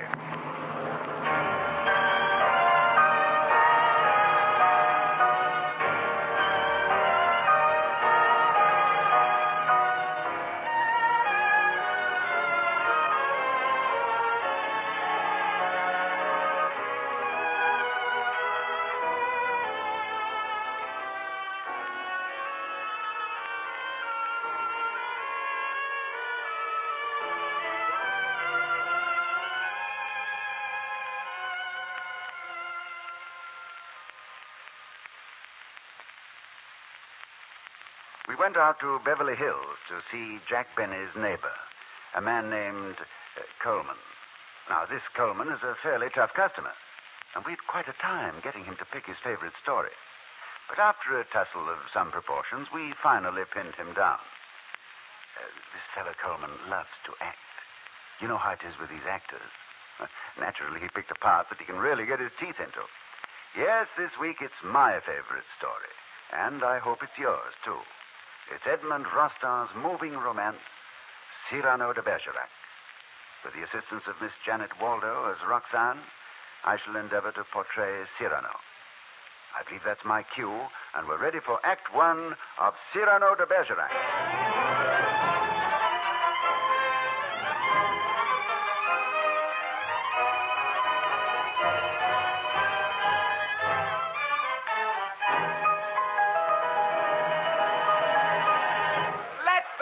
Begin. I say, let the play begin. Oh, sit down, my good man, sit down. When Cyrano de Bergerac arrives, we will see if the play begins or not. I beg your pardon, monsieur. Yes? I am new in Paris. I've only been here a few days. tell me, if you will, who is this man everybody talks about? This Cyrano? Ah, my boy, you will soon find out. What is your name? Christian, monsieur. Christian de Neuvillette. I'm here in Paris to join the famous cadets of Gascony. Then you will be of our regiment. Oh, you will meet Cyrano all right. You will see him perform here tonight. On the stage? No, my boy. Here in the pit. He's going to stop the performance on the stage. Well, why so, monsieur? Montfleury is billed to play a great lover, but Montfleury is a ton of a man. Cyrano has ordered him not to play the part. This must be a most unusual man, this Cyrano de Bergerac. Unusual? Oh, the most extraordinary of men. Poet, musician, swordsman, lover of life, and with all that, my boy, a nose. Oh, yes, you will know him by that nose, and by the feather in his hat, a white plume as stainless as the snow. Begin the play! Yes, begin! Monsieur, forgive me for asking so many questions. Not at all. But tell me, who is the young lady? There, entering the box. Which, my boy? There. Oh, you have a good eye, my boy. Her name, I beg you. Roxanne. So lovely. She's looking right at you. Yes. How you stare, young man. Tell me quickly, is she married or unmarried? Unmarried.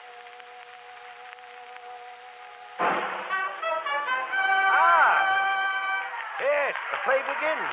But no Cyrano. Montfleury! Bravo, Montfleury! Montfleury actually dares to begin? Happy is the man who, far from fashion's shores, all of nature... Leave the stage, Batman, leave the Cyrano! Now we shall see, young man. Happy is the man... Silence, you tub of fat! Have I not ordered you to stay off the stage? Go, Montfleury, who's afraid? Happy is the Or man... shall I come up and carve you into a sausage? What? Monsieur de Bergerac? All the patrons, they hate to see me play. Ah, here, my friend. You're an insult to the stage. Refund the money. Now, get your gun, customers. Hey, you there.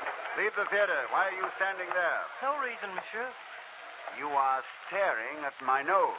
No, monsieur, I assure Does it you. amaze you? Your Grace is mistaken. Does it dangle like an elephant's trunk? I did not even... Or is it hooked like an owl's beak? Oh, if I'd only been smart enough to keep my eyes off it. And why should you keep your eyes off it? But, monsieur, You find it a little too large for your taste? Oh, no, monsieur Bergerac. Small, very small. Minute. What? My nose small? Oh, merciful heavens. My nose is enormous. Yes, monsieur. I will have you know, you snub-nosed dullard, that I pride myself on it. Oh, of course. Such a nose is a sign of a kind, courteous, liberal, courageous man. Indeed it is. As for you, my boot is going to eject you from the theater. No, monsieur. Help! God! Help! God! Let this be a warning to all who would jest about the center of my face. And if the jester is of noble birth, I substitute for my boots the sword. Steel instead of leather. In front and higher up. Well done, Cyrano, my friend. Oh, and now, may I present a new cadet, Christian de Neuvillette. Good evening, sir. A new cadet, eh? Yes, sir. Carry yourself with honor, my boy. Leave no insult unavenged. Keep your soul in shining armor.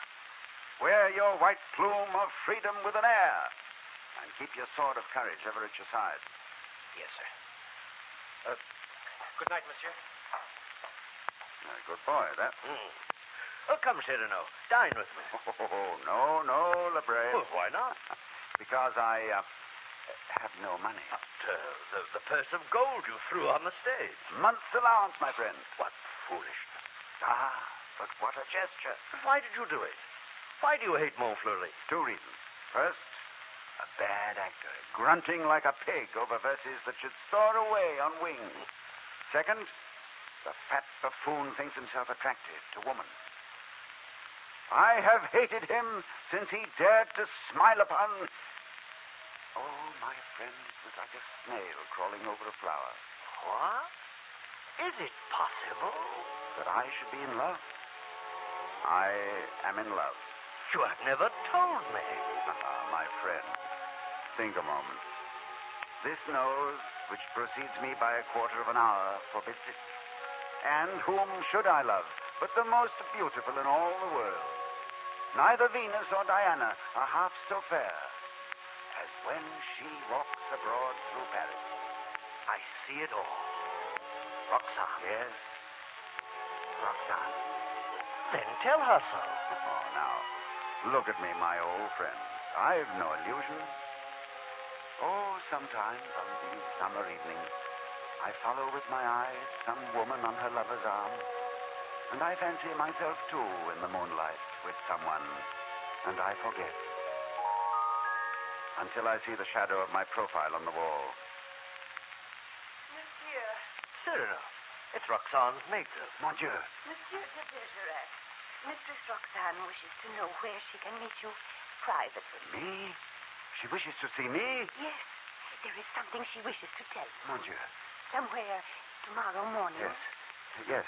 Tell me where. Quick. Oh, mon Dieu. At Ragano's, the pastry cook's. At 7. At 7. Until then, adieu. Adieu. Oh, Lebre, she wishes to see me. She knows that I exist. Now are you satisfied? Satisfied? I have 10 hearts and 20 arms. I could fight anyone. Everyone. Bring me giants.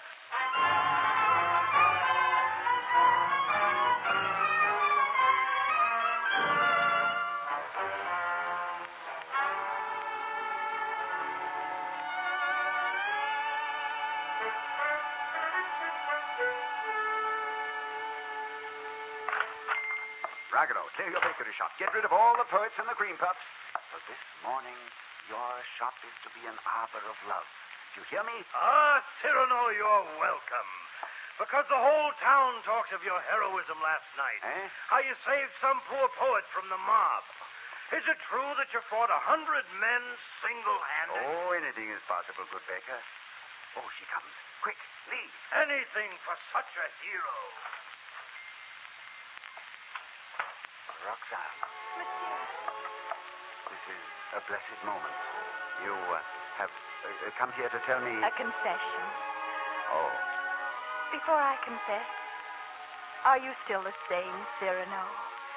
The same good friend I used to play games with in the park when we were children? I remember those summers, Roxanne. You made toy swords from the tall reeds. And you made the dandelions into dolls. In those days, you did everything I wished. Yes. Remember how you would come to me with your hand bleeding from climbing, and I would take your hand like this. Cyrano, your hand bleeds now. How did you do it? Such a little mother. How did it happen? Oh, last night I was playing still. With how many boys? Oh, 100 perhaps. Oh, Cyrano. Now tell me your confession, Roxanne. It does seem like long ago when I could tell you so many things. I will now. Cyrano, I love someone. You... Oh. He doesn't know. Oh? At least not yet. No. He loves me, too, but he's afraid of me and never speaks of it. Oh. I see him trying. He's a soldier. Yes? In your regiment, your company. My company? Such a man. Proud, noble, brave, handsome. Handsome. What's the matter? Nothing. Just my hand. I love him. But I've never seen him except at the play. You have never spoken to each other? Only with our eyes. His name? Christian de Neuvillette. How quickly you throw your heart away. My child, you love fine speech, wit, poetry. What if he is uncultivated, stupid? He couldn't be. He has such curly hair. His mind might also be curly. What then? Then I should die. Why have you brought me here, mademoiselle? He is new in your regiment. He will be in danger. He's young. Look after him. Be his protector. Will you do this for me? Yes. Oh, you're a good friend, Cyrano. Tell him to write to me. And the next time we're together, you must tell me about the 100 men last night. What courage. Oh, in the matter of courage, I've done much better since.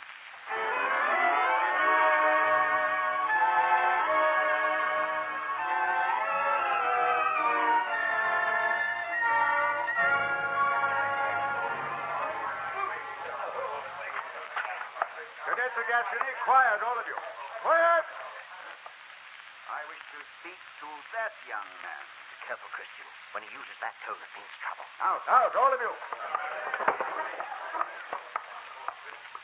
Christian de Neuvillette? Yes, Monsieur de Bergerac. I have a message for you. From her. Roxanne?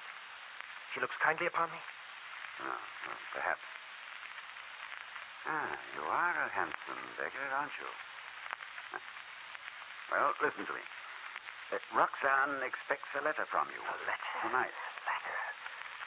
I'm lost. Why so? Well, I cannot speak or write of love. I do not have the words, the eloquence. Oh, you don't? I shall lend it to you. You will? I shall give you the words to say. I will be the wit. You shall be the beauty. Will you do it? But, monsieur... Will you do it? Does this mean so much to you? It's a game for a poet. It amuses me. Well, what about the letter for tonight? Here is one, all written. All written? Take it, Christian. With your conquering charms and my pretty words, together we will make a dashing hero of romance, huh? And perhaps win the Golden Princess.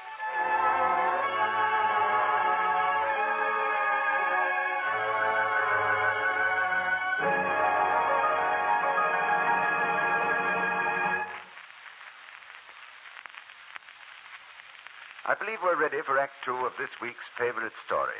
Janet Waldo plays Roxanne, and with your permission, I shall retire now as your host and turn up after a few bars of music as the swashbuckling gentleman with the fabulous nose, Cyrano de Bergerac.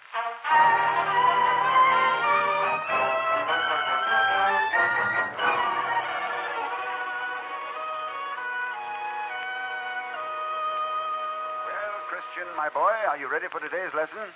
I have some fine words for you. No, Cyrano. I'll wait here for Roxanne, but with no help from you. What? I've had enough. For months, I've taken my words, my letters, all from you.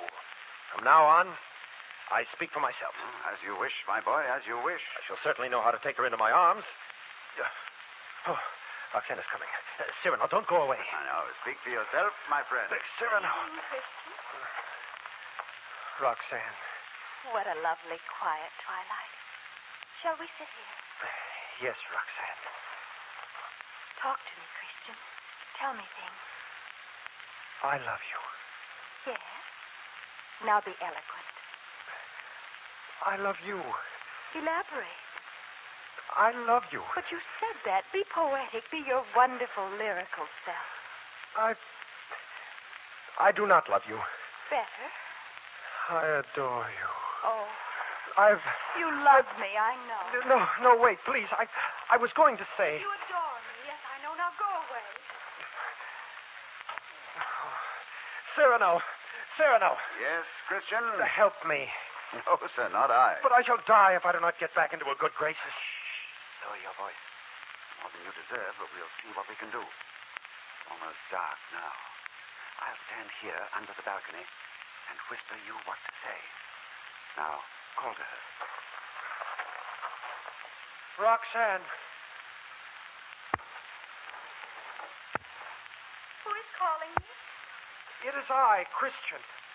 Go away, please. Your speech is so awkward. You do not love me anymore. Roxanne. I do not love you anymore. I do not love you anymore. Because I love you.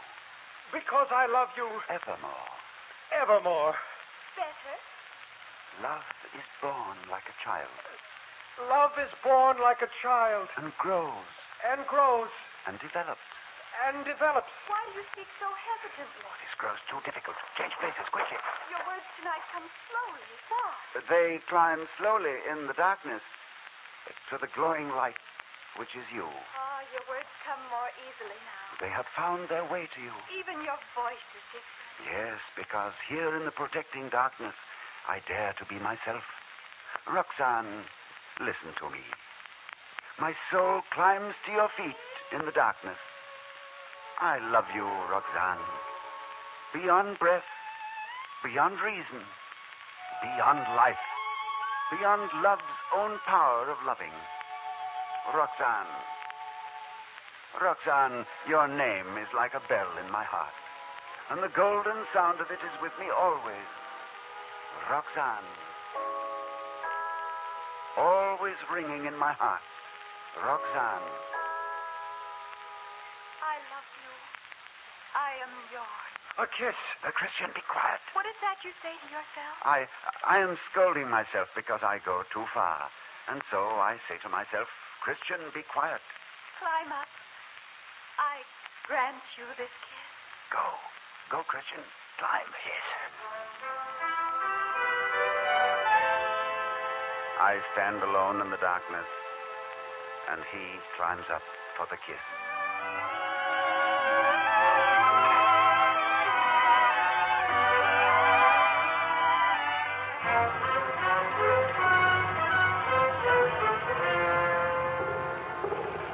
Oh, those infernal cannons. They don't stop, even at night. Cyrano, I cannot bear to be away from Roxanne. The war will be over soon, my boy. I want now, before this battle, to write a farewell note. To tell her how I feel. I have written one for you. Would you like it? Oh, yes. This letter. There's a teardrop on it. Huh? Oh, so there is. Well, well, poet gets carried away by his theme. I've made this note so touching that it even made me weep to write it. Listen. The cannon have stopped. That's our signal, cadets. Battle position! It is time. All right,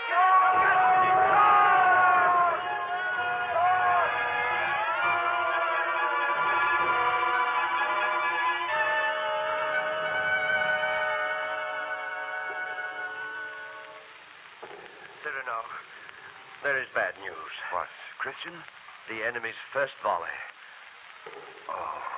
There is a letter. We found it in his pocket. Addressed to Mistress Roxanne. Lebre, my friend. Please see that she gets it. It's a farewell note from a man who loves her very much.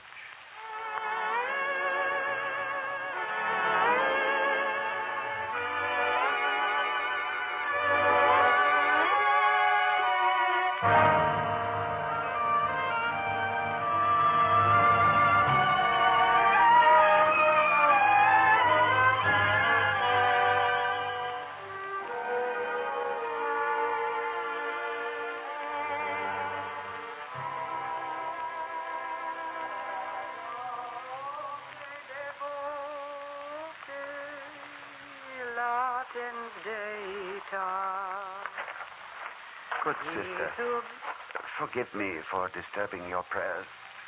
May I come in? Certainly, Monsieur de Bergerac. Roxanne is waiting for you in the garden. Sister, one favor.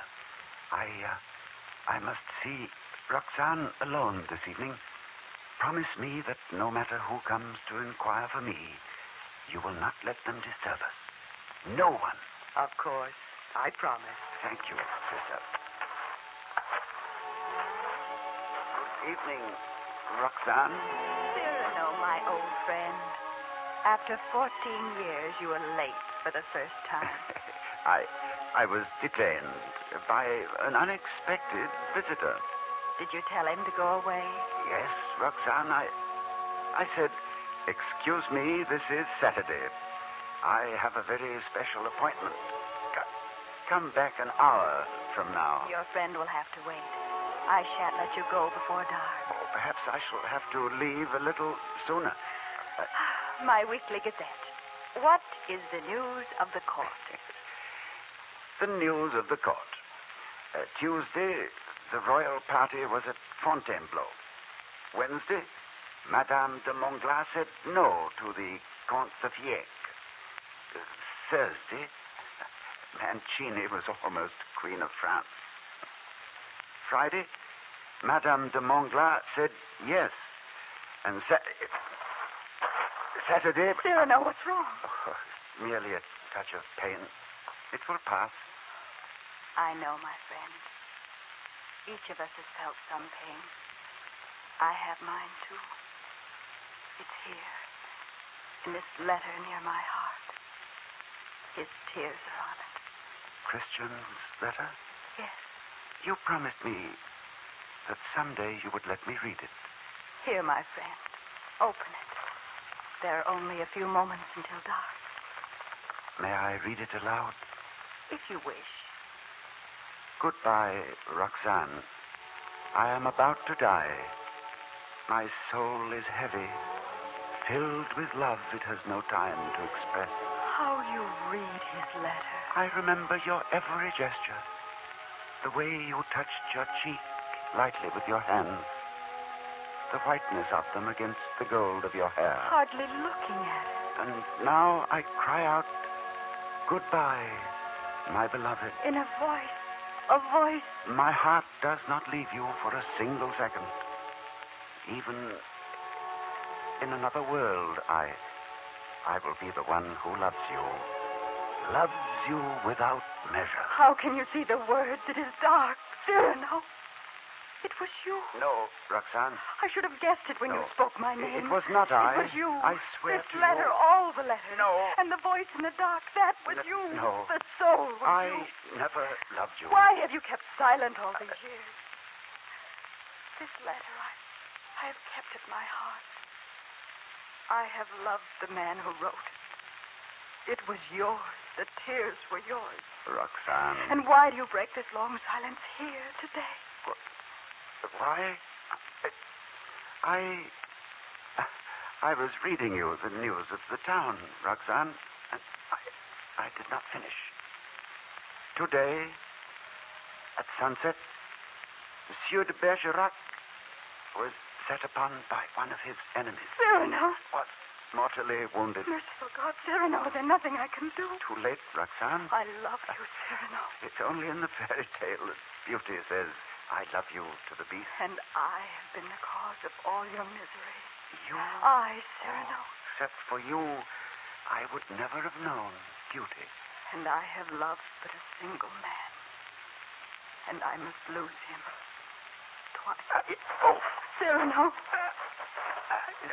No, I want no help. I will not die lying down.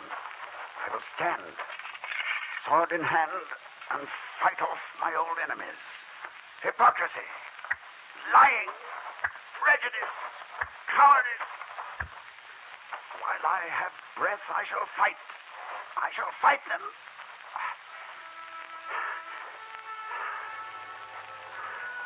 I have lost everything. Fame and beauty. The laurel and the rose. But there is one crown I take with me.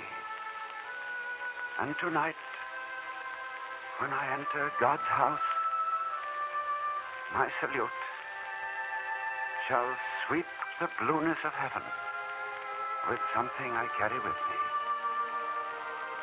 Something unblemished and without stain. And that is... That is? My white plume. The white plume of courage.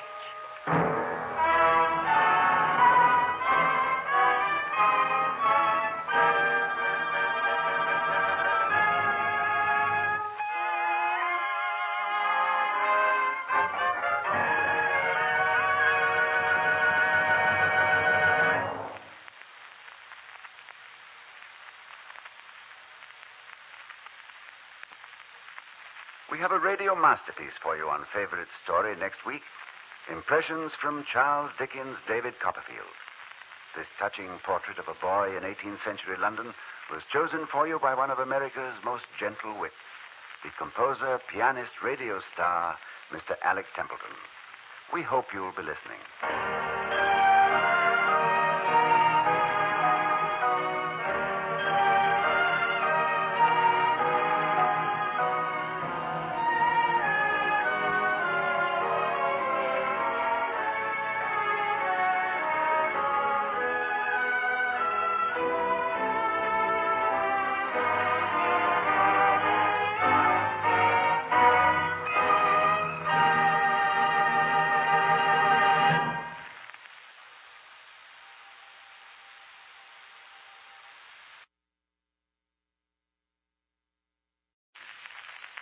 This is Ronald Coleman, inviting you to radio's most dramatic half hour. Favorite story.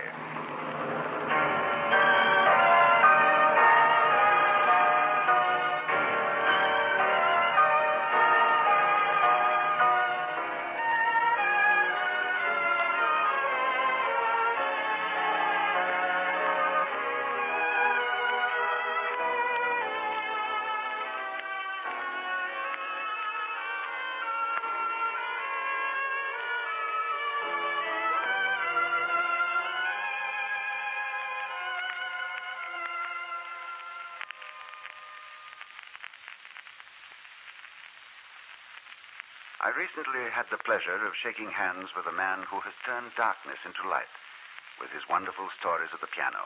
Musician, wit, and all-round entertainer, Mr. Alec Templeton. I asked Mr. Templeton to think over all the stories that he has loved and then to pick his all-time favorite for us to dramatize on this broadcast of Favorite Story.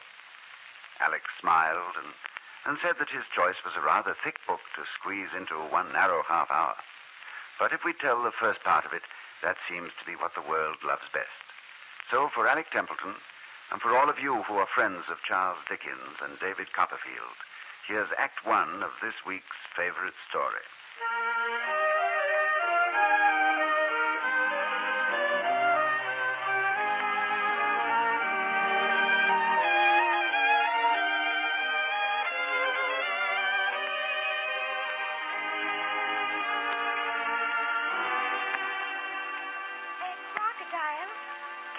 Run faster than a man. Mm-hmm.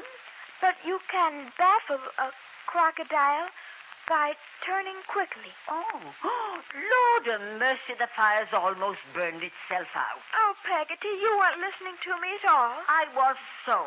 I've heard every word, Master Davy.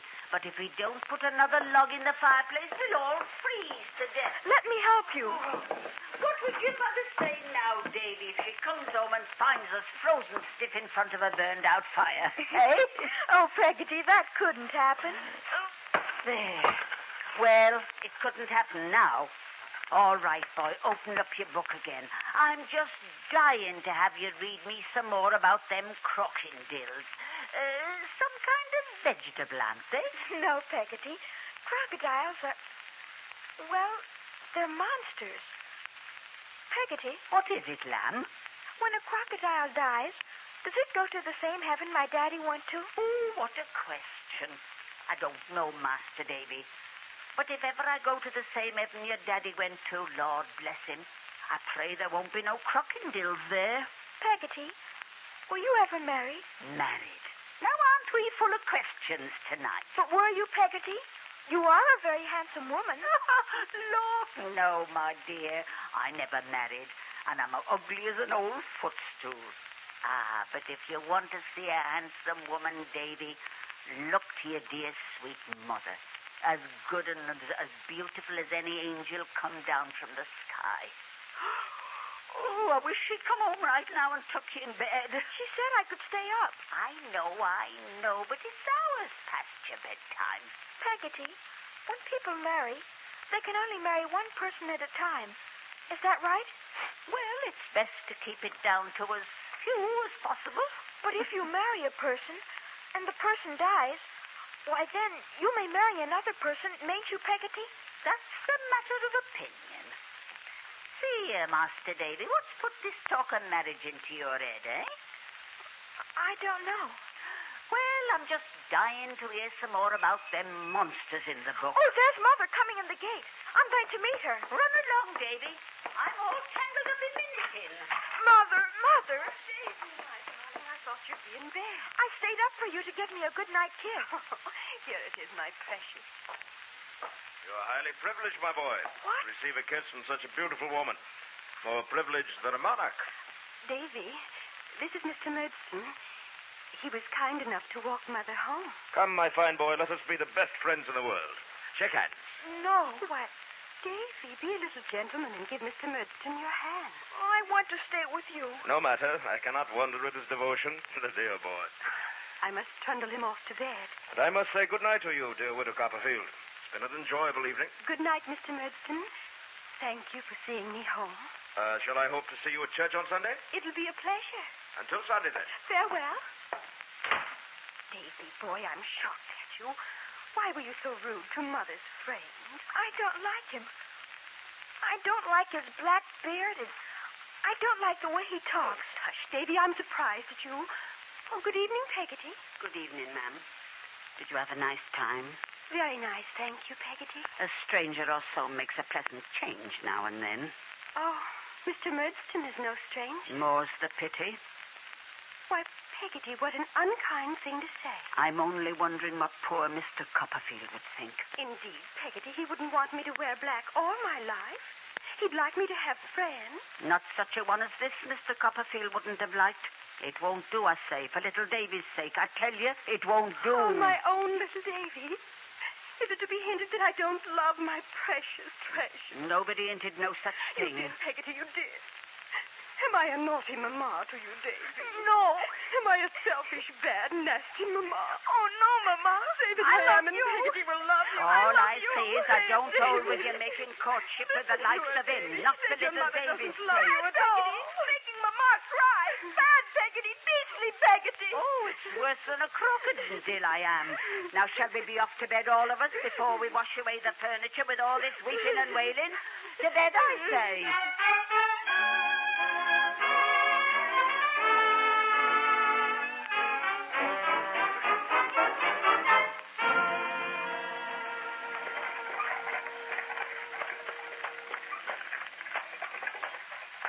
Well, now, did you have a good holiday, Master Davy? I think it's the nicest week I've ever spent, Peggotty. Except for one thing. I know, Lammy. You missed your mamma. Well, we'll be with us soon. Look, there's our cottage, Peggotty. I wonder where Mother is. I thought she'd be waiting for us at the gate. I'm thinking your mother may have some news to tell you, Davy. Oh? What sort of news? What would you say if I was to tell you you've got a pa? A new one? Yes, sir. A new pa. What about that? Mother didn't get married, did she? While we were gone, did she, Peggotty? Whoa, horse, whoa. Now, Davy, you run on inside the house and say hello to your new pa. I don't want to. I don't want to see him. Where's Mama, Peggotty?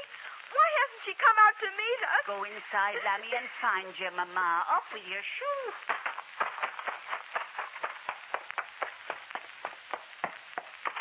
Mama, where are you? Oh, Mama. Oh, let Mama give you a big hug. Oh, Davy, I'm so happy Clara, to my see dear, you. recollect. Control yourself. Always control yourself. Never make an unnecessary display of emotion. Yes, Edward. Well, my good boy, how do you do? Your mother and I are glad to have you come back to us. Are you my new father, sir? You have a good deal of intelligence for a little fellow. I can see we're going to get on famously. I don't want you for a father. I won't have you. I don't want No, a father. Davy, please don't make a scene. Be a good boy. Firmness, Davy. Clara, firmness. Why did you do it, Mama? Why did you marry him? I hate him. Don't I say hate that, him. Davy. Be good. Enough. Clara, my love, I think you'd best go upstairs whilst your son and I come to an understanding. Oh, Edward, don't be too harsh. The boy has distressed your feelings. I must deal with him in my own way. You will leave us, please? Yes, Edward. I'm leaving.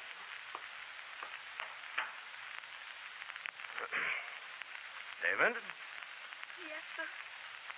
if I have an obstinate horse or dog to deal with, what do you think I do? I don't know. I beat him.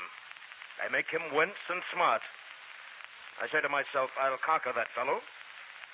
And if it were to cost him all the blood he had, I should do it. Do you understand? Yes. You have a father now, Master Copperfield, a firm hand to guide you in the path of obedience. My hand, David. Can you imagine the consequence if you should be ungrateful to that hand?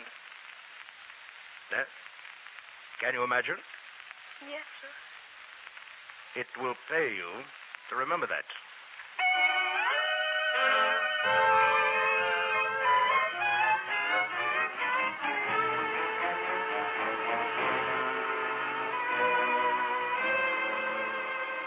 What time is it, Master Davy?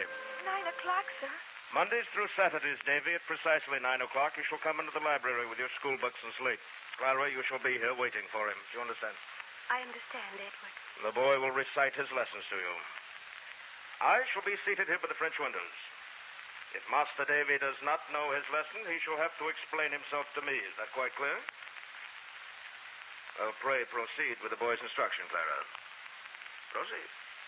Did you study your figures, Davy? Yes, Mama. I studied it till bedtime. You know the multiplication table? Speak up, both of you. I also am interested in the boy's education, Clara. Yes, Edward. All right, Davy. Let us begin with the eights. What is 8 times 10? 80. 8 times 11? 88. 8 times 12? 8 times 12, Davy. 8 times 12? 96. Clara, I wonder at you. Either the boy knows his lesson or he does not know it. Oh, Davy, Davy. Don't say, oh, Davy, Davy. That's childish. Be firm with the boy. Now, tell me, Davy, do you know your mathematics lesson? I studied it, sir. We shall see how well you studied it. I shall give you a practical problem. If I go into a cheesemonger's shop and buy 5,000 double Gloucester cheeses, 4pence halfpenny each, present payment, the carrier agrees to deliver 1/4 of the cheeses to London for a penny halfpenny each, what is my total investment? Well, can you compute it? No, sir. Why not? Edward, This is not your affair, Clara. Well, boy, why can't you compute it? Are you stupid? Did you neglect your studies? No, sir, I'm not stupid. I studied my lessons. I've tried to learn, sir, but I can't recite while you are standing by. I can't indeed. Can't you indeed, David? We'll see about that. Clara, my love, be so good as to hand me the writing stick which I left above the mantel. No, Edward. The writing stick, Clara. Mr. Murdstone, sir, don't. Pray don't spare him. I beg you, Edward. Clara, give me the writing stick. You're hurting my wrist. No matter. I shall hurt you more than this. Now, bend down, David. No, Edward, no. Bend down, I say. Now, this is for failing in your lesson. This is for being ungentlemanly. This is for being a liar and a cheat. That's not true. Davy never lied. I'll thank you not to interfere, Clara. I shall take the stick to you. No, you shan't. I won't let you strike my mother. You little devil. Fight me, will you? Fight the firm hand that guides you. Very well, my proud fellow. Very well. No, sir. Please stop, sir.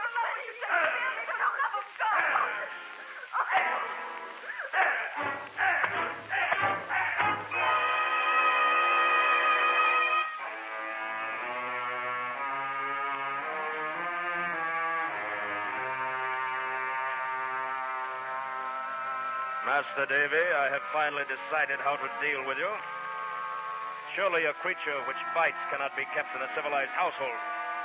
You're to be sent away to school, to the Academy of Salem House. I'm instructing the headmaster by letter that he's to treat you with severest discipline, to allow you no privileges. Now wash the tears off your face, sir. Harry, your belongings have been packed for you. Mayn't I say goodbye to Mother? No. You leave at once, David Copperfield.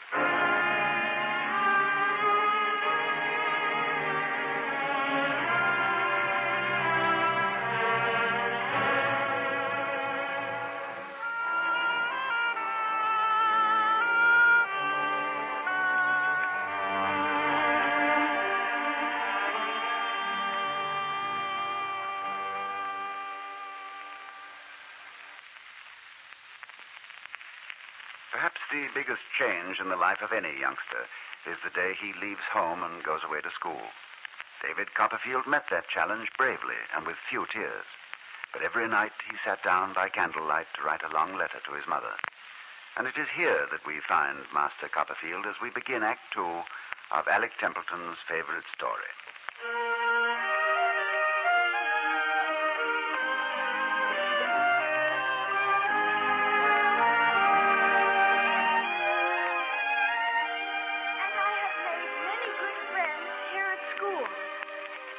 The headmaster is terribly strict. But do not worry about me, Mother. I shall get on. There has been no letter from you for almost a week now. Are you all right? Please write, Mama, for I miss your letters very much. Poor little Davy. Doesn't he know you've been sick? I didn't want to worry him, Peggotty. What else does the letter say? He asks you to give a kiss to old Peggotty, the lamb, and he sends his love to you, Mrs. Copperfield. That's all. Mrs. Copperfield? Who is Mrs. Copperfield? I'm sorry, sir. You seem to have forgotten, Peggotty, that your mistress has taken my name. Kindly remember that in the future. Now, what is this letter you've seen fit to read to my wife? It's from Davy, Edward. Give it to me, Peggotty. Yes, sir. Oh, no. You should know, Peggotty, that my wife is a very sick woman. She's confined to her bed.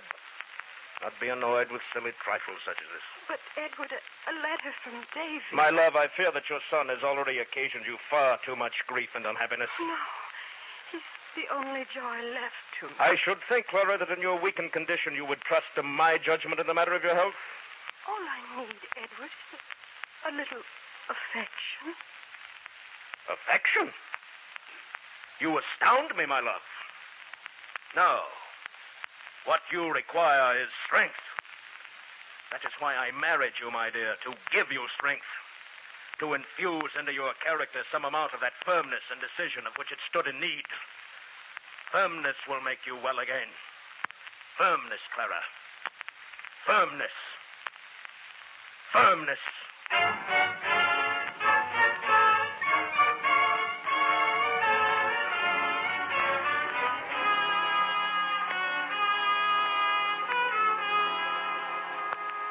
Master Davy, do you know why you've been summoned home from school? No, sir. Your mother has been ill. Very dangerously ill. No. She is dead. Your mother's passing considerably alters our relationship, Master Davy. You are not my son. Legally, I have no responsibility for you. However, from the kindness of my heart, I am unwilling that you go altogether uncared for. Therefore, you will return to London to earn your keep as a bottle-washing boy in the warehouse of my company, Murdston and Grinby. It will make a man of you. Be thrown on your own resources. And you will be paid enough to live. I don't want to live. I want to die. I want to go where my mother is. I wash my hands of you. Peggotty! Peggotty, come and put a stop to this sniveling child. There now, Lammy. Cry if you must. I know your little heart is breaking. But I was with your Mama, Davy, right up to the very end. And you know what were her last words? Bless my boy, she said. Bless my Davy, not once, but 1,000 times. Then she turned her pretty head on the pillow and died.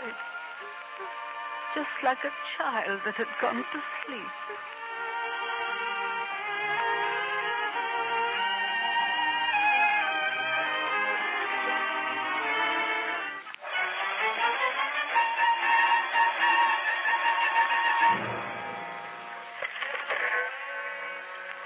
Jiminy Sweet!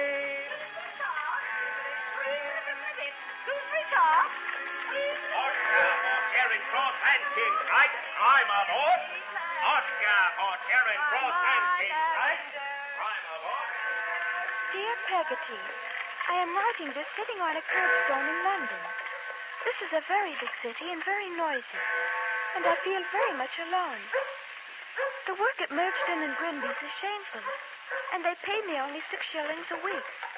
I can't find a place to live within my means, Dear Peggotty, I would give what little I have to be back home again with you and my dear Mama. God keep her. But those days must Those days must be gone forever. I said ho-ho! I beg your pardon, sir, but did you say ho-ho to me? Your assumption, my good fellow, that my exclamation was addressed in your direction can be answered with an affirmation. In short, yes, I said ho-ho to you. Why should you say ho-ho to me?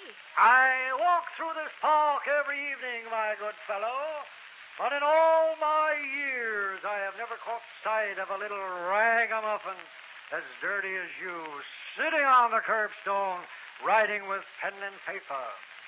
Tell me, what are you writing, my good fellow? This is a letter to my nurse. Her name is Peggotty. I refuse to believe it. I refuse to believe that in all Her Majesty's empire there lives a creature with a name like... what did you say her name was? Peggotty. Impossible. Preposterous. You look very funny when you say preposterous. I do. Oh, excuse me for laughing, sir. I didn't mean any disrespect, but it's been a dreadfully long time since I've laughed at anything or anybody. Indeed? And tell me, what makes you so sad, my good fellow? Oh, my mother has recently died. Tut, tut, tut. And I've been cast out by my stepfather. Tut, tut, tut, tut. And I can't find a place to live here in Tut, tut, London. tut, tut, tut, tut. In short, tut, tut. Oh, I'm not a beggar, sir. I have money, and I work as a bottle washing boy at Murdstone and Grinby's. But I don't have a bed to sleep in. Oh, your communication causes me deep affliction. In short, I'm very sorry. But perhaps I can help you, my good fellow. By what name are you called? David Copperfield, sir. Delighted to know you, my dear Copperfield. Delighted. As for me, the name is Micawber. Wilkins Micawber, Esquire.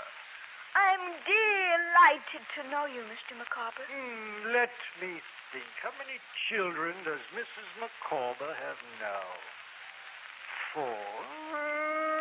Is it 5 with the twins? I never can remember.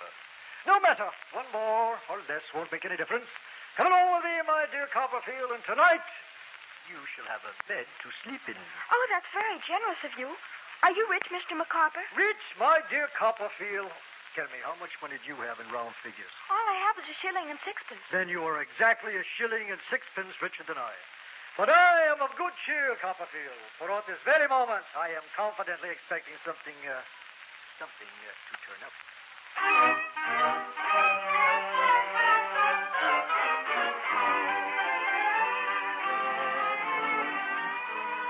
Here we are, my dear Copperfield, Windsor Terrace, City Road, the establishment I call my domicile. In short, where I live. Oh, Mr. Micawber, I can't let you lodge me without paying you. It would grieve me to accept charity. Here, No. Put away that base metal from my sight. I will have none of it. Well... However, if you say so, it would grieve you not to pay me. I might accept some trifling compensation. A shilling per week? Fair price, my dear Copperfield. For a shilling a week, you shall be a welcome lodger in the home of Wilkins Micawber. Hello, Emma, my dear, I'm home. Oh, Mr. Micawber, I'm bad news. Oh? But here from King's Bench, and they say if you don't pay your creditors immediately, they'll throw you into the debtors' prison. Now, Emma, my dear, there's nothing to worry about, for I assure you I have every confidence that something is about to turn up. Oh, who is this dirty boy? Our new lodger, my love, David Copperfield, Esquire. How do you do, ma'am? A lodger? I never thought Mr. Micawber's difficulties would drive us to taking in lodgers. Don't start, Emma, my dear. Master Copperfield will spare us from pawning the pewter spoons. For another week, at least. How about dinner, my love? From the smell, I'd say the stew was pretty near stewed. You sit right down, Wilkins. I'll bring it to the table. I blush with shame, Copperfield. That is the sorry state of my affairs have come to. Mr. Micawber, how did your affairs come to such a sorry state? My dear young friend, I am a man of some experience in life's difficulties. And let me give you some advice so forth that the taking it in short, I have never taken it myself. Here it is, my dear Copperfield, in a nutshell. Annual income, £20.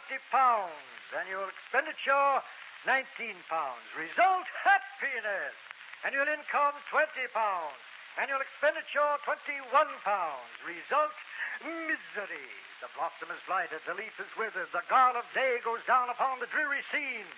In short, you are forever flawed, as I am. Oh, don't be so discouraged, Mr. Micawber. Surely something will turn up. Odd that you should say that, Copperfield, for I am confidently expecting it.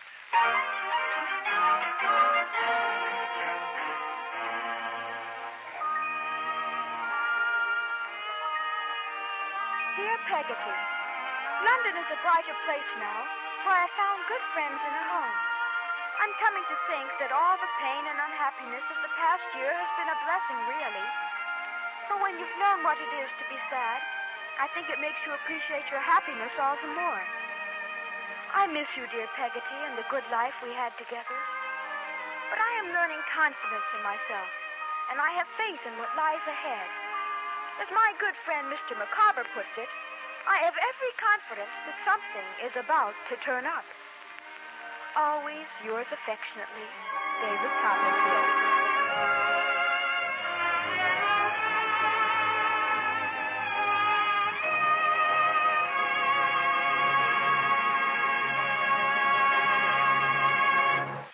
This week, Favorite Story has been proud to produce a radio impression of one of the world's best-loved characters, David Copperfield.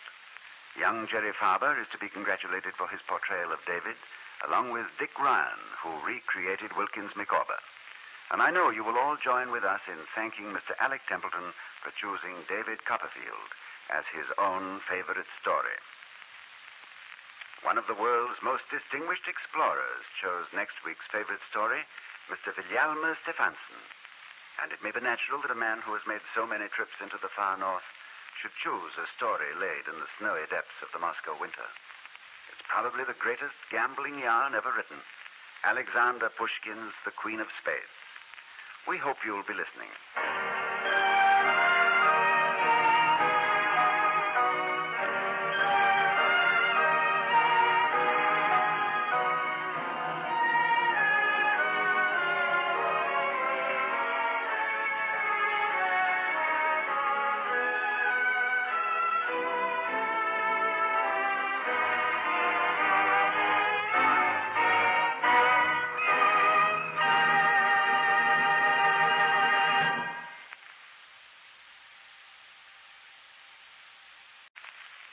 This is Ronald Coleman, inviting you to radio's most dramatic half hour.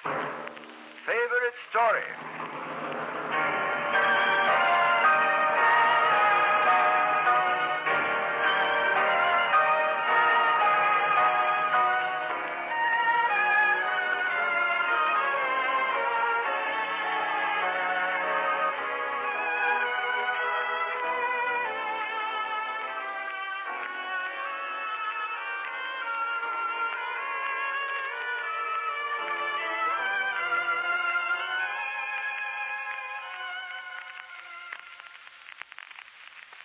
On this Favorite Story series, many of the outstanding personalities of our century have suggested particular books or plays which have brought them greatest pleasure. Now, each time we hope that the story selector will pick something that's slightly offbeat. The kind of yarn you don't usually hear on the radio. The kind that will make you say, I just heard the darndest story on the air. Well, I think we've got one like that. It's Alexander Pushkin's The Queen of Spades. Probably the most famous gambling adventure ever written. It was selected by the world's foremost authority on the Arctic, explorer and author William Stephenson. If you've ever had a hunch, a lucky number, or a drop of gambling blood in you, I'm certain you'll enjoy The Queen of Spades. Here's Act One.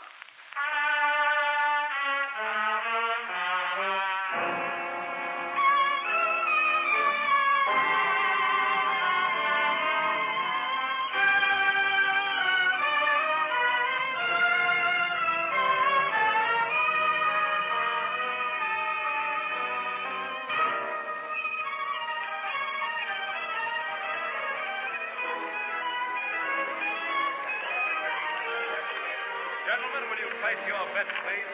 I'll have a deck, banker. Here you are, sir. Pick your 3 cards, any 3 you choose. Place them face down on the table, then declare your wagers.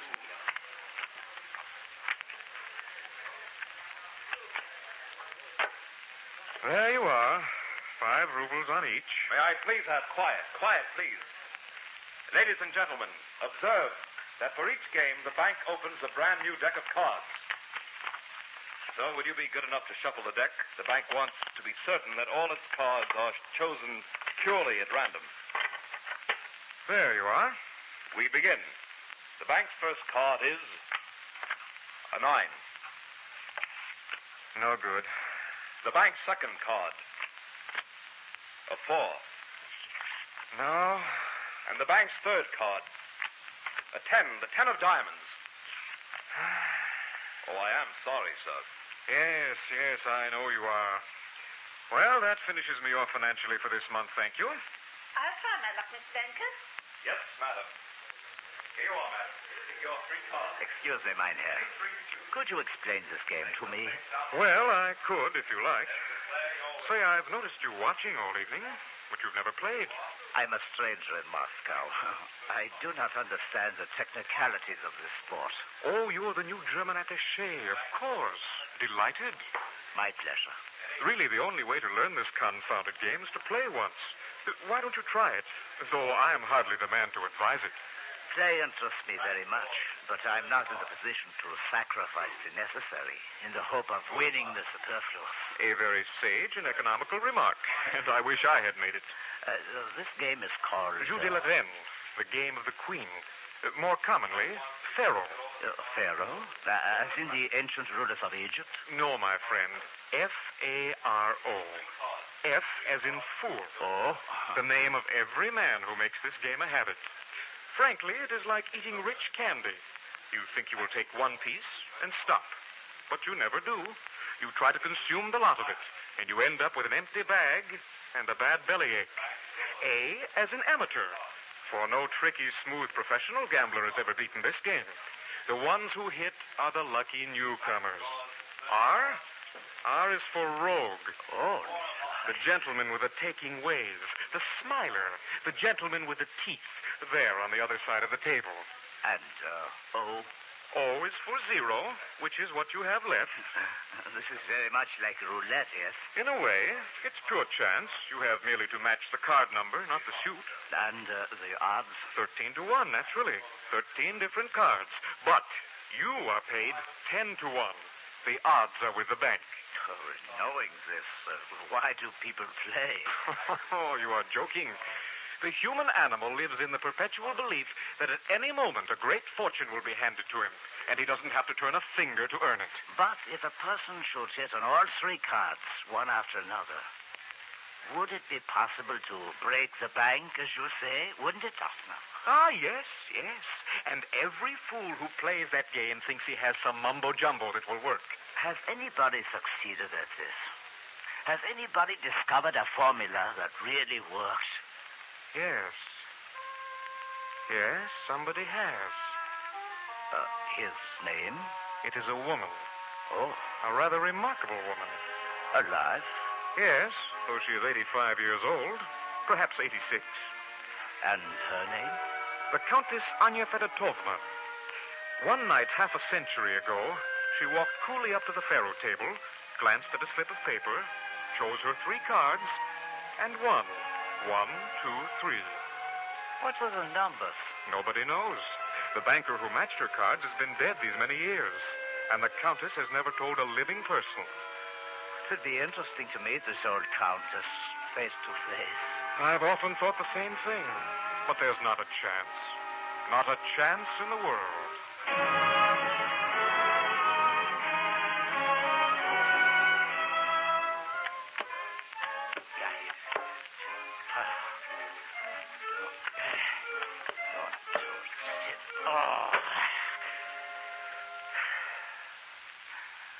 But it is possible, is it not?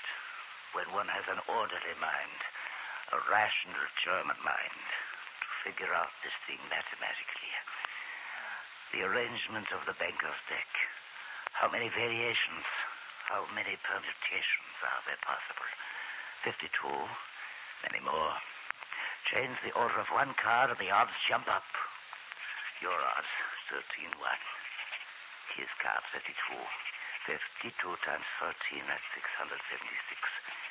And your chances of hitting all three, 676 times 676 times 676.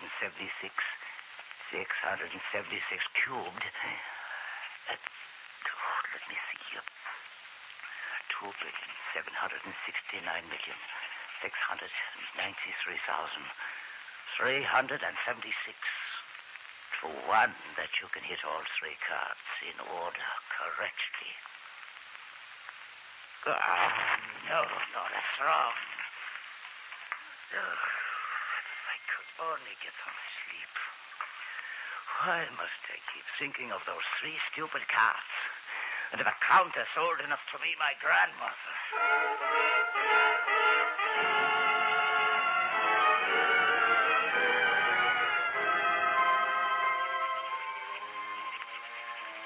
I'm setting this down, all my plans, in case anything should go wrong. This to prove I have no malice aforethought. The pistol I shall carry will not be loaded. I do not wish the old woman any harm. I merely wish to speak to her for 5 minutes. For 3 minutes. For 3 breaths. Just long enough for her to speak 3 numbers.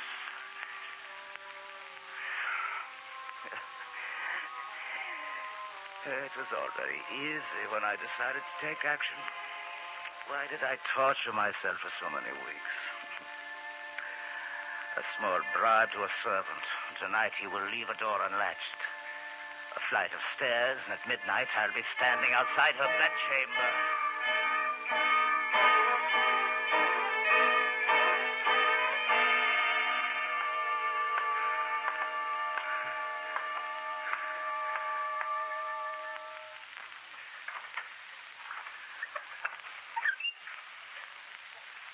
Who is that? Who is opening my door? Do not be alarmed. For heaven's sake, do not be alarmed. I have no intention of doing you any harm. Who are you? What are you doing here? A stranger, but a friend. I've come to ask a favor of you. I am an old woman. Go away. Listen to me, Countess. You can ensure the happiness of my life. I know that you can name 3 cards in order. Oh. It was a joke. It was only a joke. It never happened. But I know it did. Everybody in Moscow says it did. Is this all they say about me in the streets of Moscow? Do you know that in Paris they used to call me the Muscovite Venus? And people used to run just to catch a glimpse of me? But that was 65 years ago. You are still beautiful, Countess. The black lace on your head, your piercing eyes. A woman believes such flattery until she's 85. But when she's 86, she knows better. Tell me one thing only, Countess, and I will go away. I promise you this. Tell me, did it happen? Did you walk up to a faro table and pick 3 winning cards? This is to be my immortality? I beg you. It happened. Tell me your secret. Tell you? I have not told my own son. Why should I tell you? Countess, I sink on my knees to you. If you have any humanity in your heart, you will take me out of this torture. I cannot live unless I know the secret. I'd pay any price. The happiness of a man is in your grasp. Tell me, and I shall reverence you as a saint. Go away. You old hag. Then I will make you answer. Please put down your pistol. I do not like guns. They frighten me. Please, I am an old lady. Come, an end to the childish nonsense.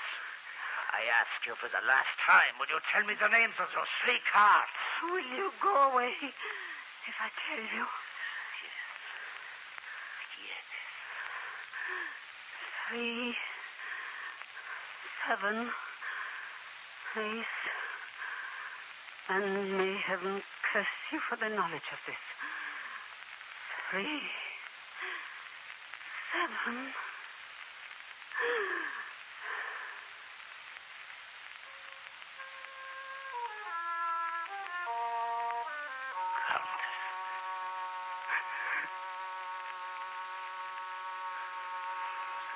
Face.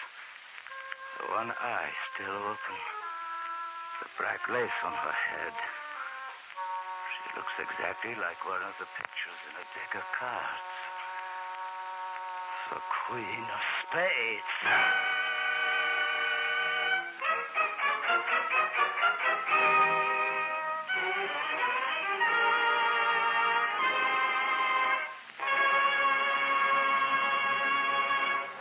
We're ready for Act 2 of Explorer Stefansson's favorite story, The Queen of Spades. Before the old countess died, she told the German the magic combination to beat the game of Pharaoh. 3, 7, ace. 3, 7, ace.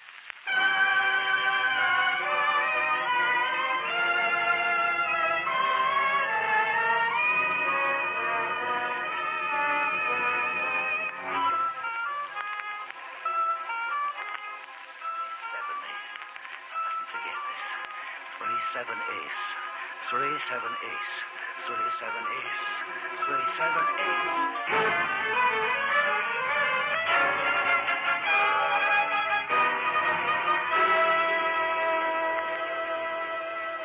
Message by fast post. The Berlin National Bank, Wilhelmstrasse. Please cash immediately. All security, savings in my name, and deposit to my credit at Moscow Exchange.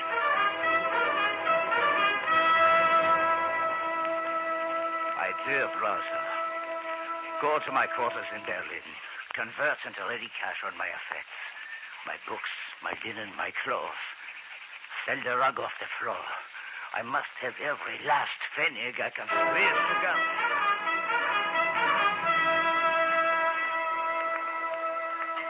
Yes, what can I do for you, sir? How much can you give me on this watch? Yes, 5 rubles. 5? It's worth at least 50. 5 rubles. Sold.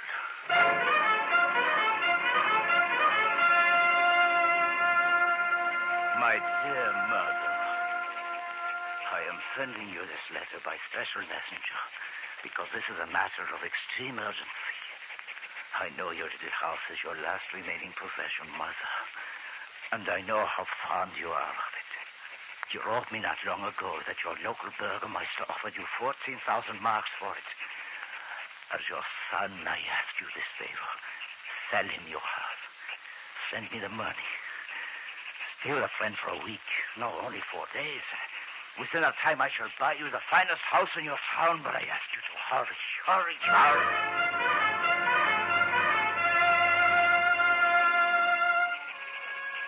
Special message to the Baron von Netz. You know me. You know I have strong muscles and a large back. I am capable of a long, long hours of hard physical labor. What do you estimate such a man is worth to a year? As a servant, a lackey, a mere slave? 1,000 rubles, maybe. Baron, if you will advance me 20,000 rubles for 2 days, I will pay you back 40,000. Or work as your slave for the next 20 years. I offer you 100% profit for a mortgage on my life.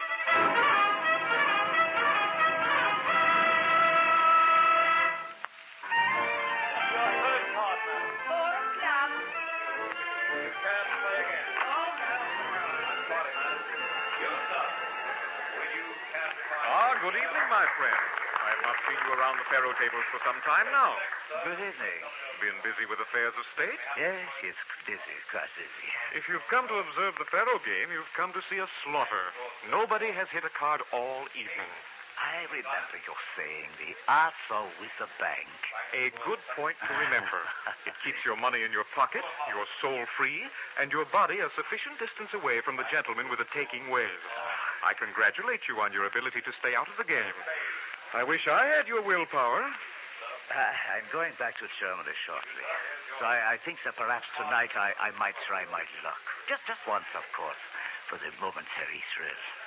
My friends in Berlin will think I'm not much of a man of the world if I don't try the famous Russian game just once. Well, it certainly never harms a person to make a small bet just once. It's the regular customers who get hurt. Oh, you've heard, of course, about the Countess. The Countess? The one we were talking about the last time I saw you here. I am not certain I recall. You Germans amaze me. The Countess Anya, the old woman who was said to have had the system of beating this game. She died quite suddenly. Or did you know? Oh, I've been quite busy. I haven't been reading the news, Prince. An old lady, full of years. Her heart merely stopped beating. Oh, so sad. If you'll excuse me, I think I'll try taking that plunge. Certainly. A simple bit of advice for beginners. Yeah? Put 2 rubles on your first card, 4 on the second, 8 on the third. When you've finished, you've donated 14 rubles to the banker's pocketbook, and you merely counted an expensive evening's entertainment. Oh, thank you. You are most kind to beginners. But if I should break through these staggering odds and win on any one card, what is your advice? Still double up on the next card, because then you're betting with not only your own money, but the banker's, too. You Russians are more mathematical than even we Germans. So now, we try, yeah? Good evening, gentlemen. Would you care to try a game of faro? I see the bank has been so lucky tonight, you've frightened away all your customers. It's a game of chance, gentlemen. Would you allow me to take a deck, please? Certainly, sir. Here you are, a brand new deck. Thank you. Pick your 3 cards, sir. Place them face down on the gaming table. And declare your wagers. Any 3 cards of your choice. 3 cards.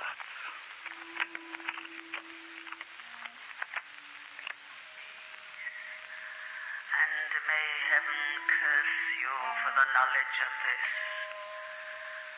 3, 7,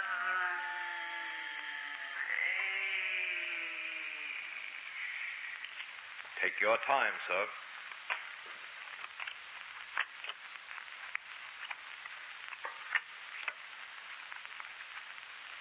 There. You will observe, sir, that the bank opens a fresh deck of cards. The bank wants you to be certain that all its cards are chosen purely at random. And now, if you'll place your wager, sir, we'll try our luck. Eh? One question. Is there any limit on how much may be wagered on each card? No limit, sir. Then I should like to bet this amount. On the first card, please. How much? I'm afraid I can't see quite clearly. 47,000 rubles. 47,000? Oh, somebody's betting 47,000 rubles. My friend, you've taken leave of your senses. Not at all. Quiet, ladies and gentlemen, I beg you. Sir, allow me to inform you that you are playing very high. Nobody here has ever staked more than 275 rubles on one card. And that bet made history. People speak of it to this day. 47,000 rubles on the first card. Does the bank accept my wager or not? The bank accepts. If you are ready, I am. Please deal. I am ready. The bank's first card. A 3. Yours, sir? My first card is also a 3. I have won. My congratulations. This is amazing. 470,000 rubles. I must insist upon quiet. Shall we continue? If you please, will you place my winnings all on the second card, please, in addition to my original wager? My friend, take what you have won. You are a rich man.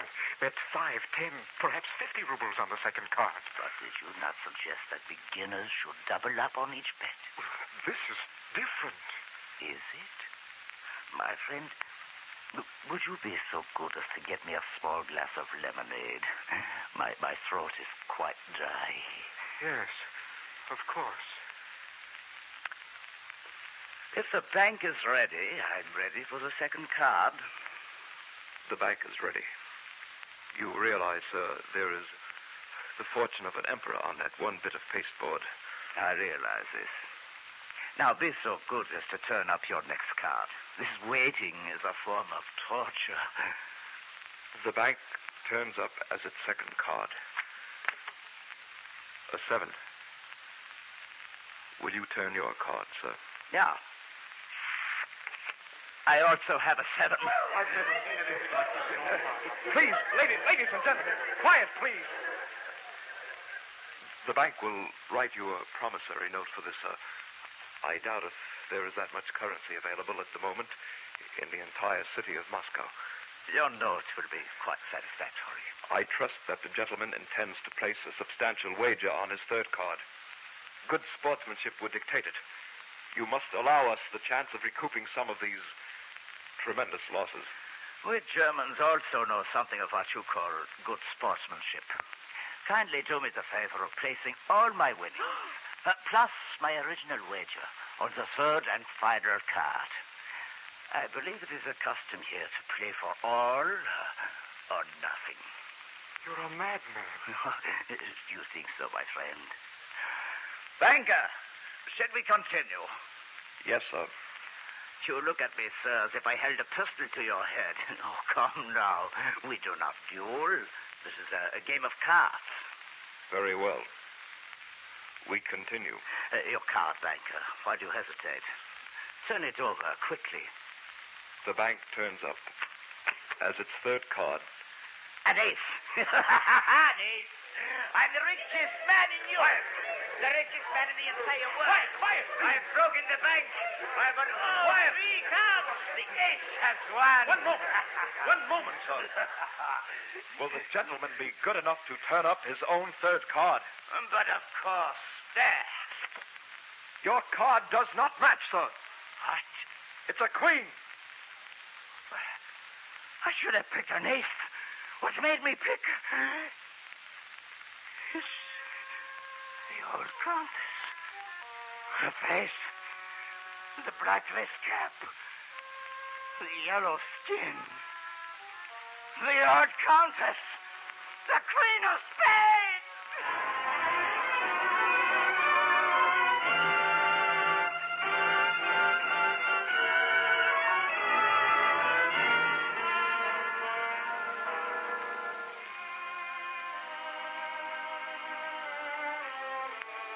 My boy, I've brought you here to a book of hospital on Visitor's Day to show you this man. He's been here many years now, confined behind a cage, like an animal. He's in there, where they keep the insane ones. There. 3, 7, Queen. 3, 7, ace. 3, 7, Queen. 3, 7, ace. 3, 7, Queen.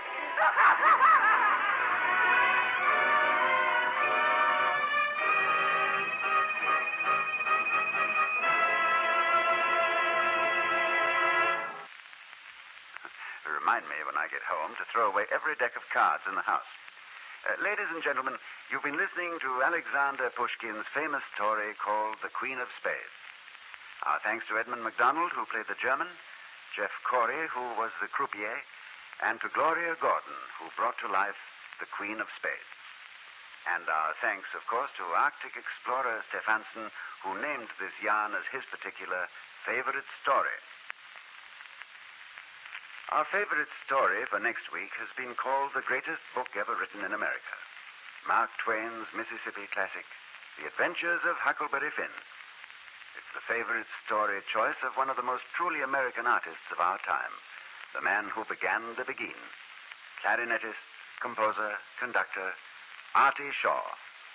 We hope you'll be listening.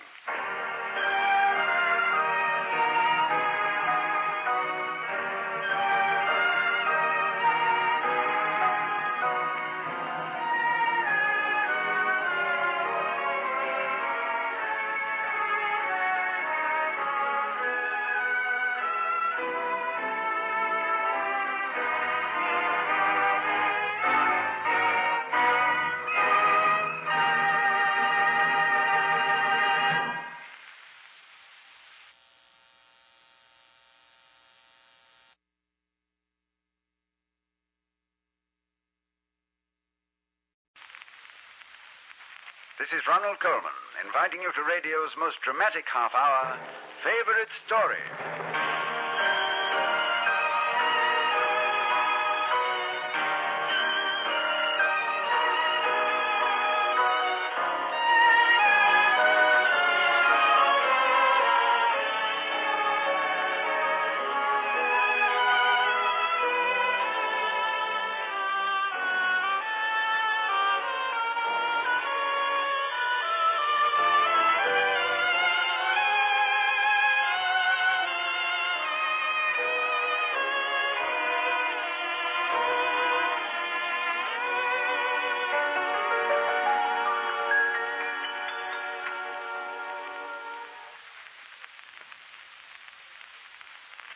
I was playing chess the other evening with one of the nation's most popular musicians, composer, conductor, clarinetist Artie Shaw.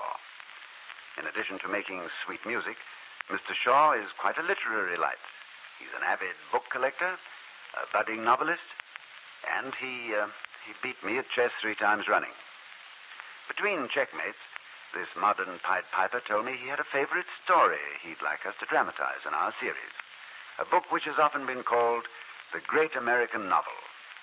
We mean, of course, Mark Twain's unforgettable yarn about a boy and a river, the adventures of Huckleberry Finn. We didn't have to go far to find the perfect Huck Finn. He's the young man who played the juvenile lead in Life with Father, and you've seen him many times as the screen's Henry Aldrich, Jimmy Lydon. Are you in a Mississippi mood? Then here's Act 1 of Huckleberry Finn.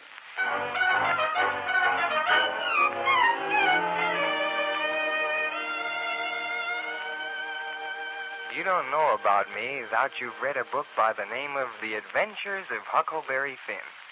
That book was made by Mr. Mark Twain, and he told the truth, mainly. Now, this here book goes on and on and on. I ain't long-winded enough to tell it all to you now, but I'll tell you parts of it, the way Mark Twain set it down, whoppers and all.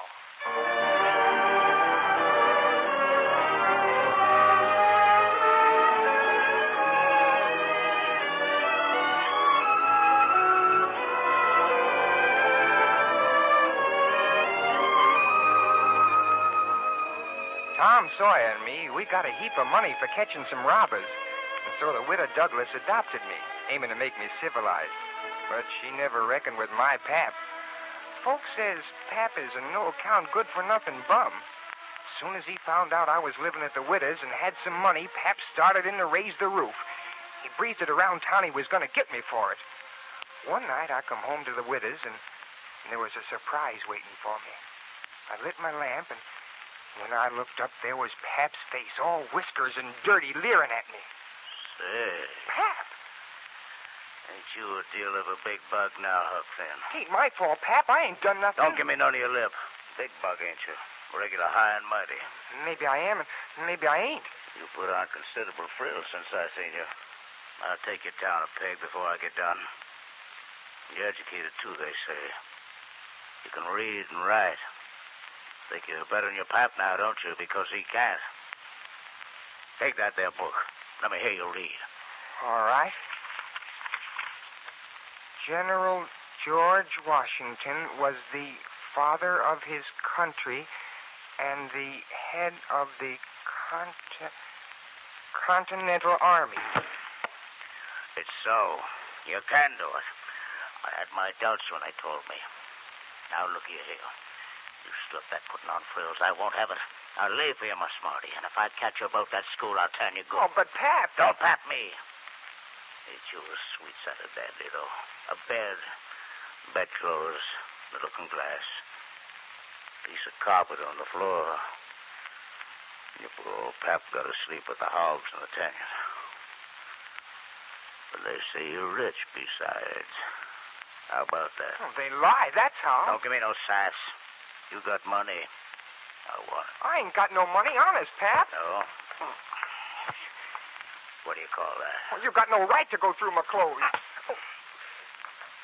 Should be telling your old man what he's got a right to do and what he ain't. 55, 60 cents.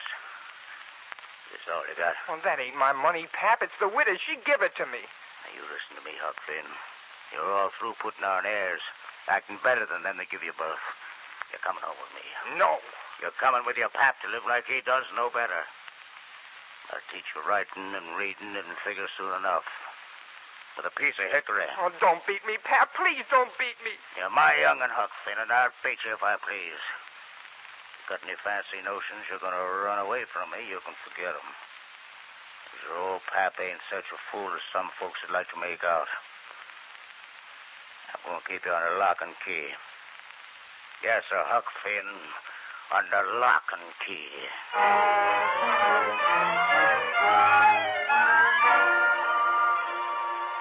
Well, now that you know something about my Pap, you know why I run away. Pap, he locked me in his cabin and he whipped me. But one day when he was in town stealing some victuals, I dug my way out. I killed a pig and dragged its carcass down to the riverbank, leaving a bloody trail that looked as if I'd been murdered. Then I made me up a raft out of some logs and started down the river. The Mississippi River. And long about the first day out, while I was tying up to an island, I run into Jim. He was a runaway, too. Me from Pap and Jim from his missy who wanted to sell him to a slave trader. So Jim and me, we teamed up. We sailed nights, floating with the river like a couple of kings.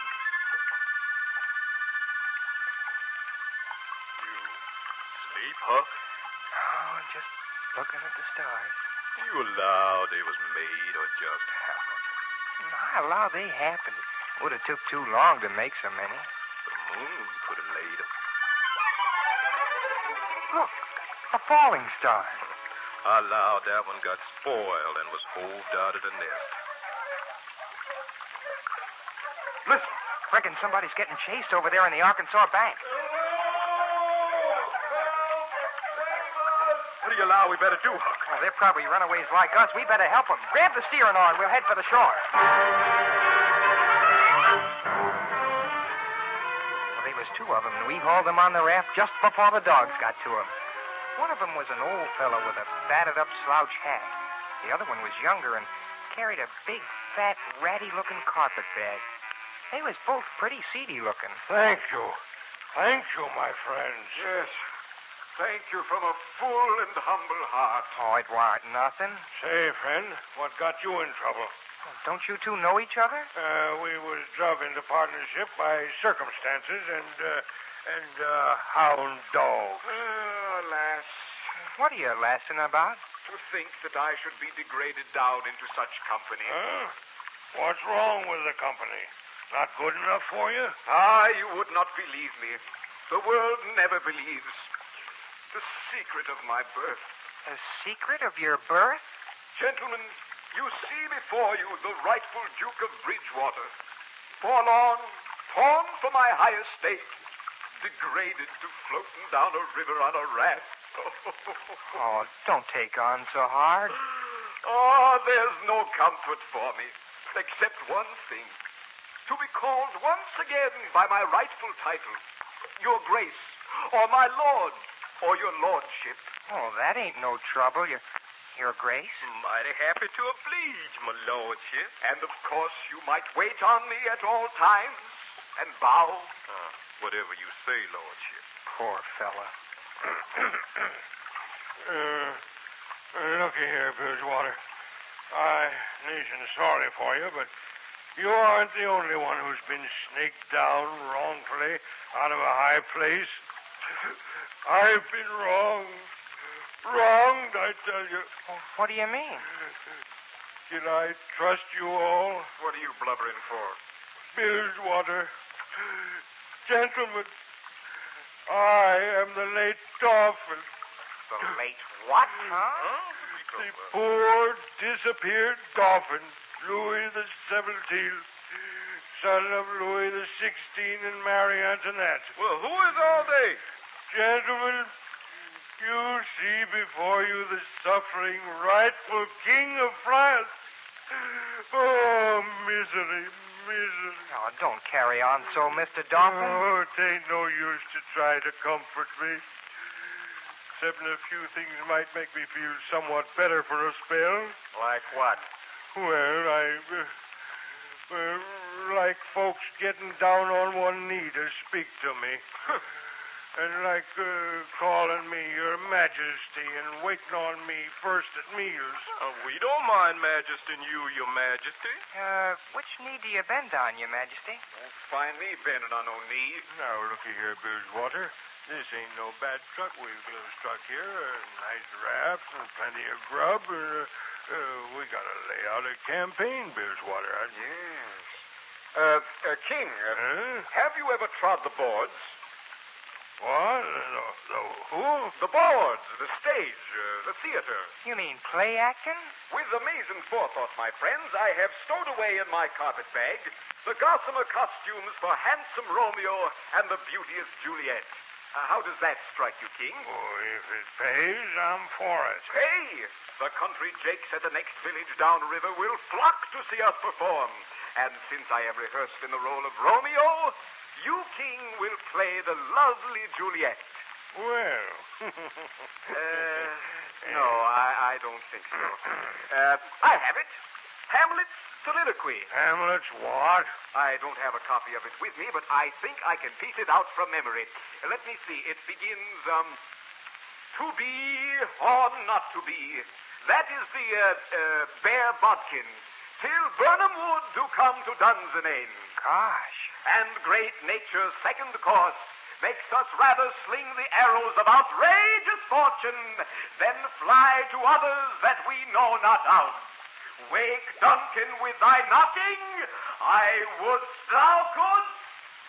The Duke spouted off there for right some spell, and sure enough, the next town we come to, the Duke hires himself a hall, and the king sold tickets, and they put on a Shakespeare show. But stop you, the fair Ophelia. Ope not thy ponderous and marble jaws, but get thee to a nunnery. Go!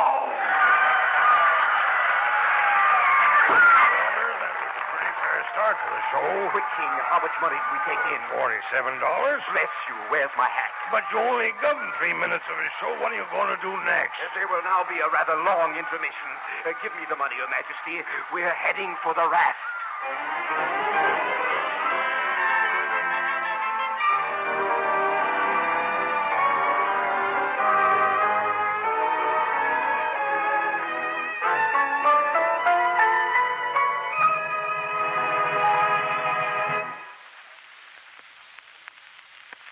We're ready for Act 2 of Mark Twain's Mississippi classic, The Adventures of Huckleberry Finn.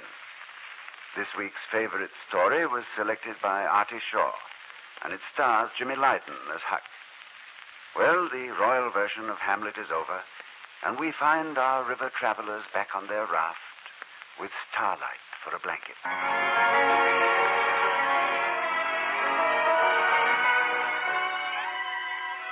It was sure nice floating down the river in the nighttime. What with a big reward out for Jim, we laid mighty low in the daytimes, you can bet. And me, I didn't have no hankering to run into my path. Don't let nobody tell you nights ain't good traveling time, especially on the Mississippi River in summer. Of course, we still had the Duke and the King on our hands, but even so, we couldn't complain. And when there weren't no moon, I'd sit on the edge of the raft, with my feet in the water, and watch the lights go by on the Missouri shore. And Jim would sing. Oh, it was pretty wonderful. Floating to be free, floating to the sea, floating to be free. Oh, I sure love that song. I guess the King's trying to tell you he likes it, too. Look at him there, sleeping so peaceful. What you suppose he's dreaming about, Huck?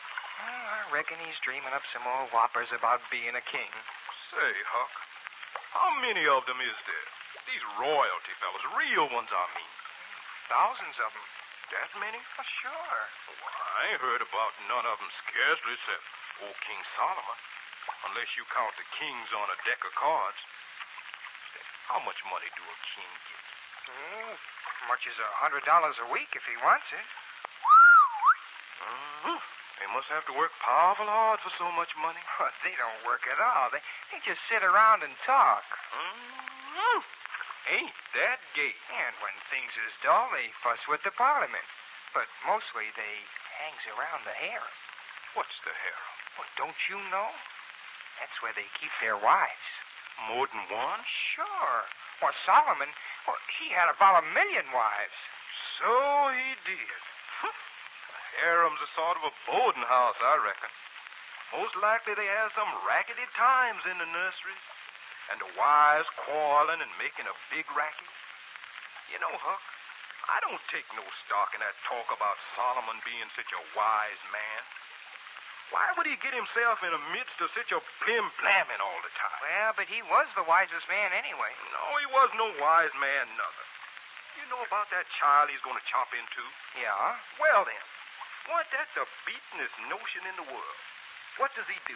Does he shin around amongst the neighbors and find out which woman the child do belong to? No. He takes and whacks the child in two. Now, I want to ask you, what's the use of a half-child? Oh, hang it, Jim, you clean missed the point. I ain't missed no point. The fight weren't about a half-child. It were about a whole child. And a fella that think he can settle a fight about a whole child with just a half-child, he don't know enough to come in out of the ring. Oh, blame it, you missed the point 1,000 miles. The real point is down further and deeper. It's the way Solomon was raised. Now, you take a man what's only got 1 or 2 children. Is he going to go around cutting them in two? No, he ain't. But you take a fella's got about 5 million children running around the house. Why, he'd soon chop a child in two as a cat. Now, looky here. Don't Jim. talk to me about King Solomon. All right, Jim. Let's forget the whole thing. I wouldn't give a cigar for a whole raft for King Solomon. Forget it. Cut children in half. All right, I said. All right, don't yell at me. This king we got, he's worse than King Solomon. Oh, I knowed he wasn't no king right from the start. Plus, he don't talk no French.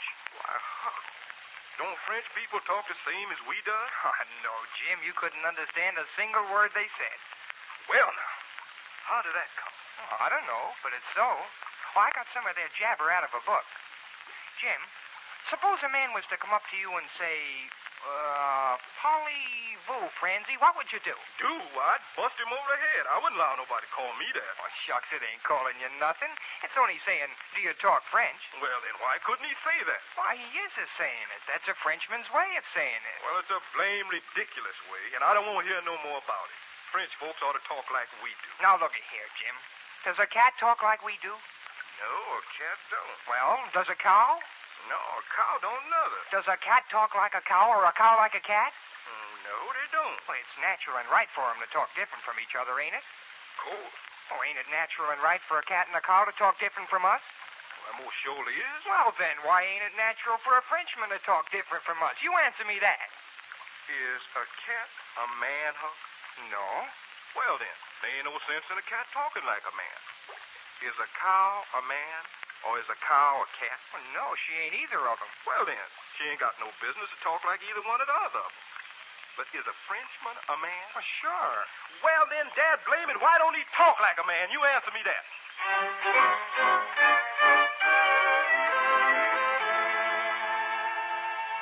Oh, you can see how it was trying to argue with a fellow like Jim. This weren't no use. So I quit.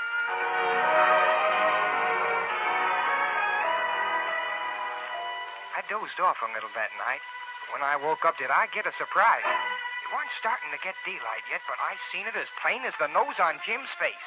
A house floating down the river right alongside our raft. Jim reckoned it had been washed away in the flood, and of course I had to go over and see what was in it. Jim didn't want to, but I says to him, "Do you think Tom Sawyer would pass up an adventure like this?" "Well, I'm not going to pass it up neither." We pulled the raft up close to the house, and then we clumb in one of the upstairs windows. Jim, look. There's a man sitting in a chair. He's asleep. So it is. Hello, you. He don't budge.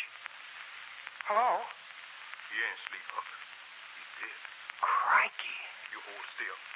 I'll go and see. Will you take the lantern? All right. What's happened to him, Jim? He's been shot in the back. He's dead, all right. Let me look. No. No, Huck. He's been dead 2-3 days. Don't look at his face, Huck. It's too ghastly. Don't you look at his face.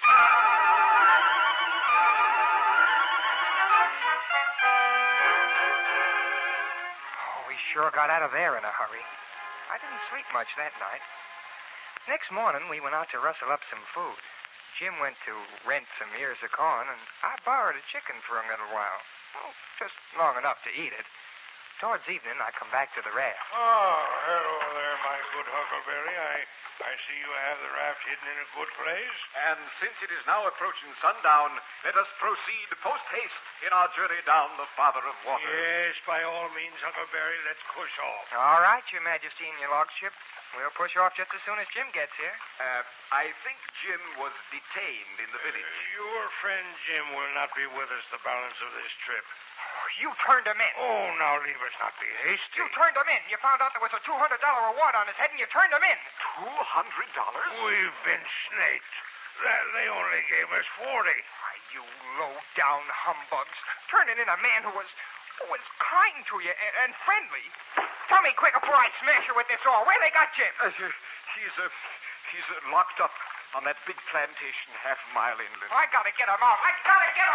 While you're at it, see if you can collect our other $160.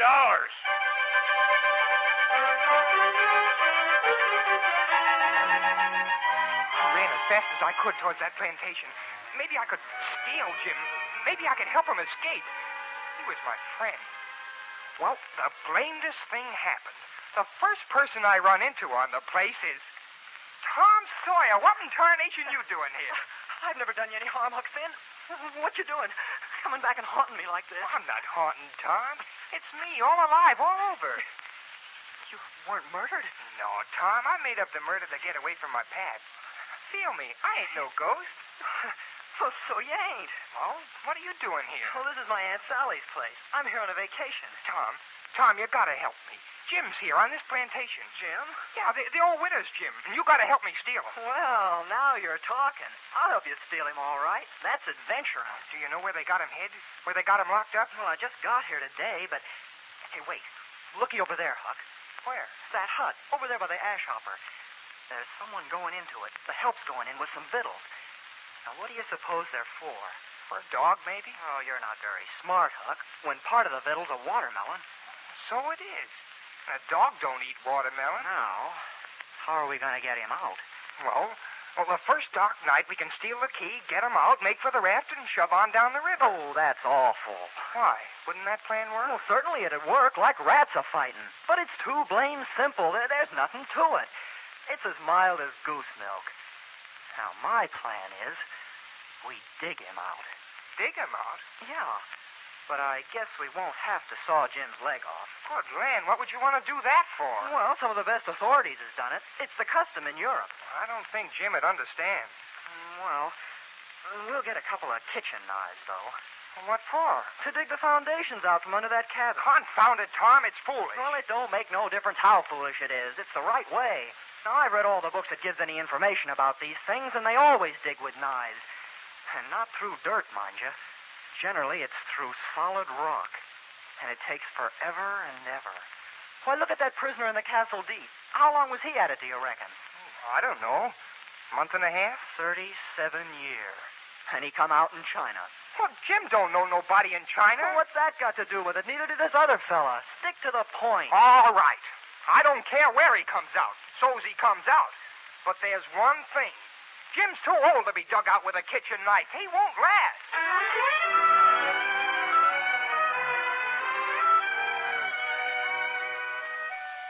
Well, by the time we were finished, Tom Sawyer had that whole section of the country in an uproar. What with ransom notes and bloody shirts and all.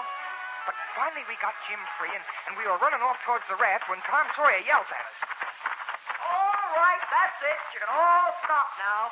Stop? What for? Well, Jim's free. What? The old widow, she died a couple of weeks ago. She set Jim free in her will. I brought the message down here with me when I come. Oh, Lordy. You mean we've been going through all this trouble just to set Jim free, and he's been free all this time? It's the adventure, Huck. Well, I'll be blamed. Jim, I'm powerful happy. Thank you, Huck. But I'd better keep moving. You know my pap, and if I sit still in one place, he'll be after me again. No, Huck. He's both free. Your pap ain't gonna come after you no more. What do you mean, Jim? Never mind, Huck. He just ain't. Well, you gotta tell me what you mean, Jim. The house floating down the river. That dead man in there. That was your pap. Jim, we don't have to run away no more. No, Huck. It's like I tell you.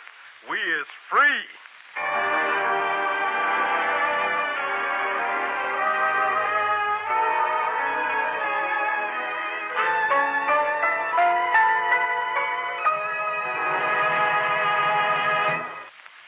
You've been listening to The Adventures of Huckleberry Finn by Mark Twain.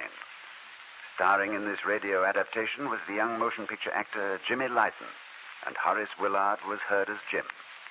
A particular nod of thanks to Claude Sweeten for his score, and to our sound engineer Jack Hayes, who so brilliantly portrayed the Mississippi River. And our thanks to Mr. Artie Shaw, who chose Huck Finn as this week's favorite story. Next week, we shall take out the old magic carpet, dust it off, and sail away in search of adventure at the behest of Mr. Lowell Thomas. For we're bringing you Scheherazade, with one of her 1,001 tales of the Arabian Nights. With music by Rimsky-Korsakov, it promises to be a tapestry in radio. We hope you'll be listening.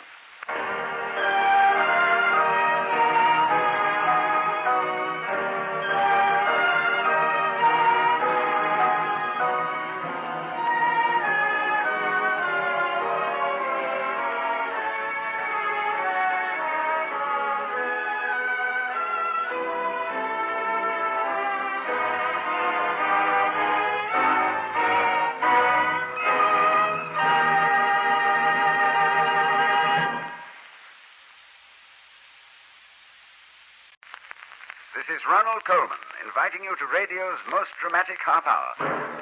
Favorite story.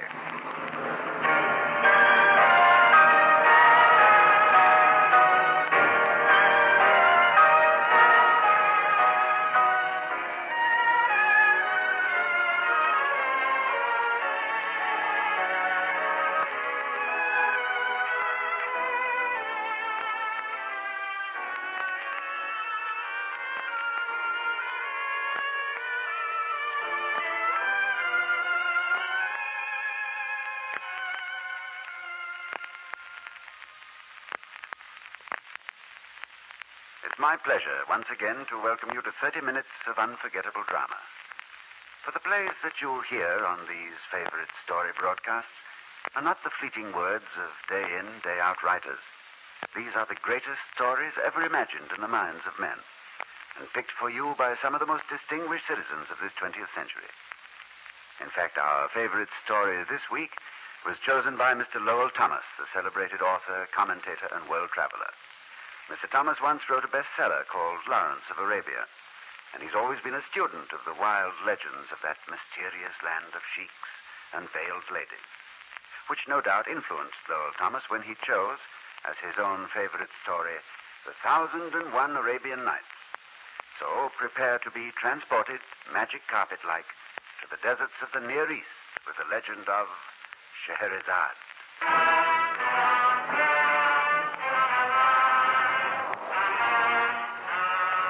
Praise be to Allah.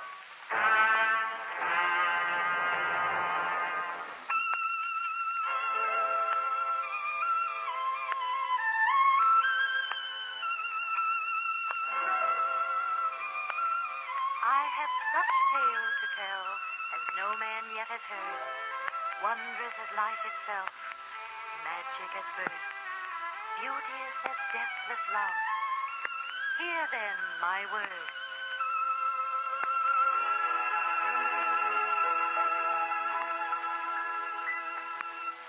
This, then, was the beginning. In ancient days, in distant Samarkand, there was a damsel named Scheherazade, and her father was Hassan, vizier to Shahryar, the king of Samarkand. Now, on a certain time, it came to pass that Shahryar, but newly married to a girl named Maradin, found her unfaithful to her marriage vows. Terrible and great was the fury of the king, and on his lips A fearful oath sworn to at sundown by the seven winds. This in the name of Allah is my vow. This that has happened shall not occur again. The king of Samarkand shall have 100 wives, 1,000 if it please him. But never again shall a wife of Shahryar prove faithless to him. For each and all, upon the midnight hour of her marriage day, shall die.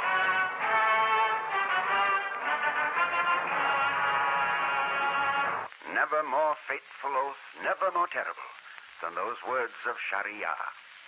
Maradin, tragic one, brought back in terror, was but the first.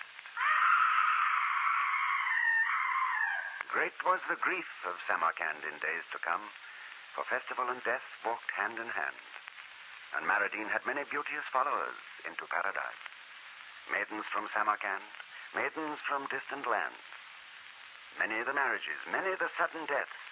Deaths upon the hour of midnight within the palace of the king. My lord, my husband, what has come upon you? Why do you look upon me so? You have been pleased with me till now. It is the hour, Enid, fair one, The hour? of your death. No. You have a choice. At my hand by this sword, or of your own will. From the balcony there, it is a swift and sure descent to the river far beneath. Shahryar, I love you. Let me live. The music ends. Prepare. No. No, Shahryar, stay back. If I must die, it shall not be by the hand of him I love. Rather the balcony. Farewell, my husband. Farewell!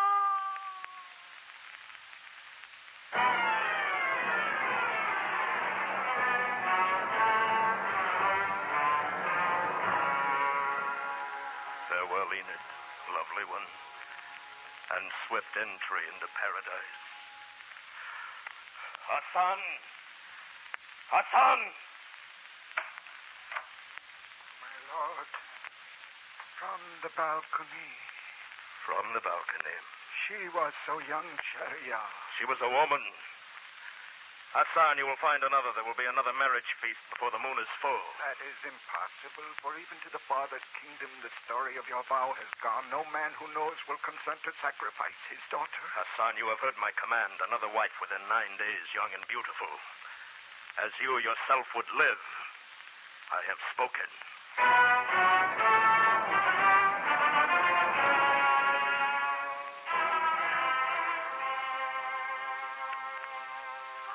Dunyazad, my child. Your sister. Where? There you are, Scheherazade.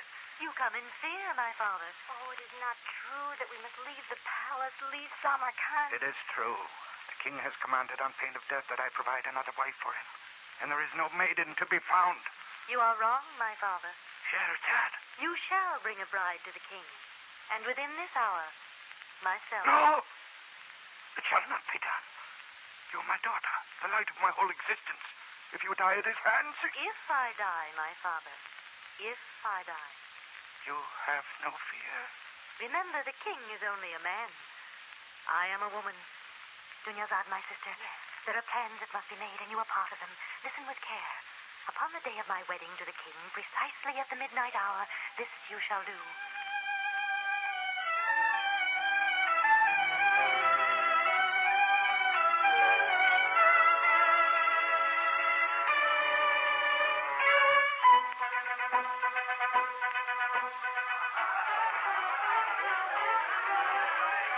My lord. Yes, Hassan. You are pleased with the marriage feast in which my daughter Scheherazade is your bride? I am enchanted with her.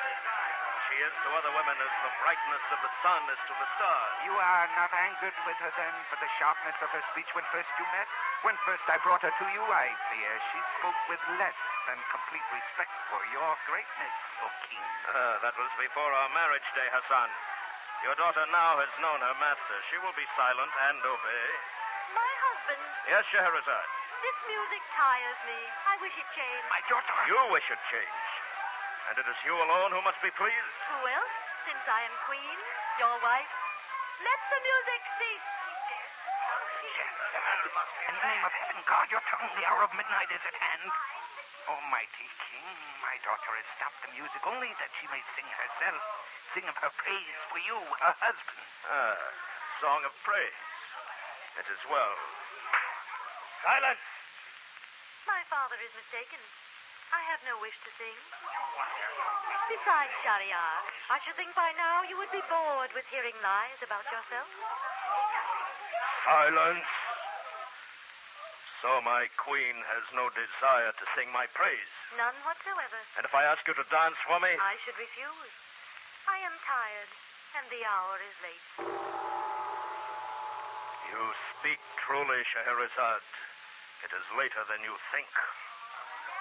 Begone, all of you, and quickly.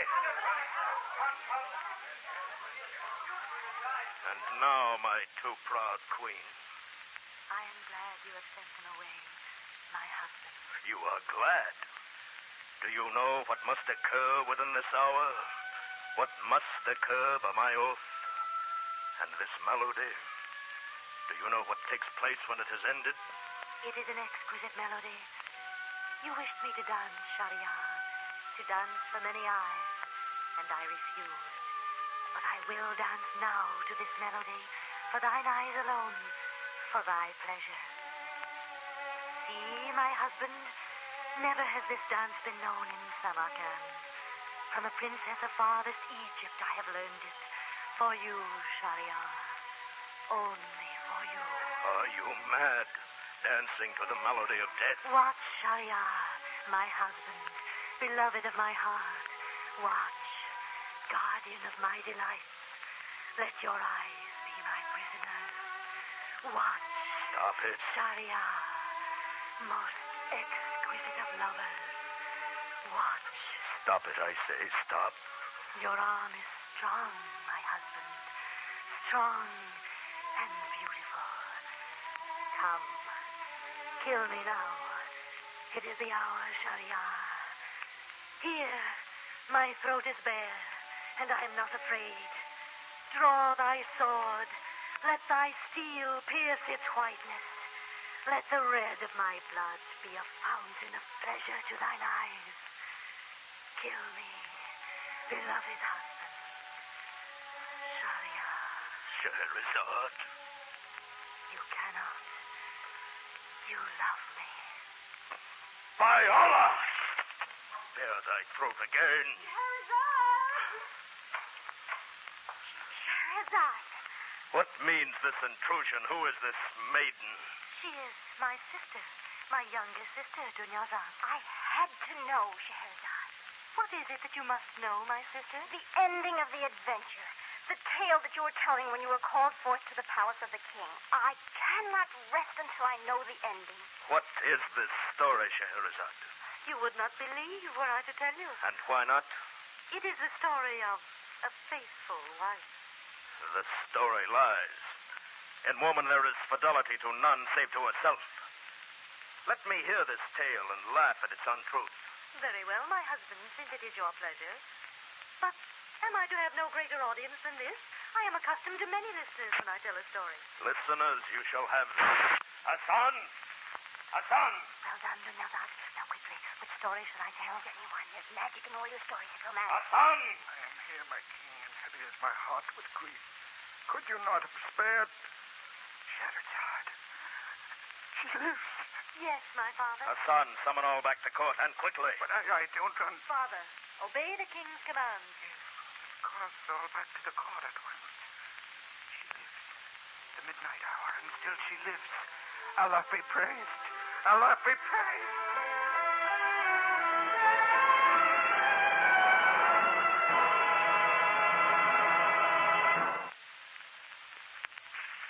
Here is Act 2 of Lowell Thomas's favorite story, Arabian Nights. With the shadow of the sword hanging over her, with the memory of the countless brides of Shahryar who had preceded her to death, Scheherazade begins her story. A duel by moonlight between the wit of a clever woman and the iron will of the king of Samarkand.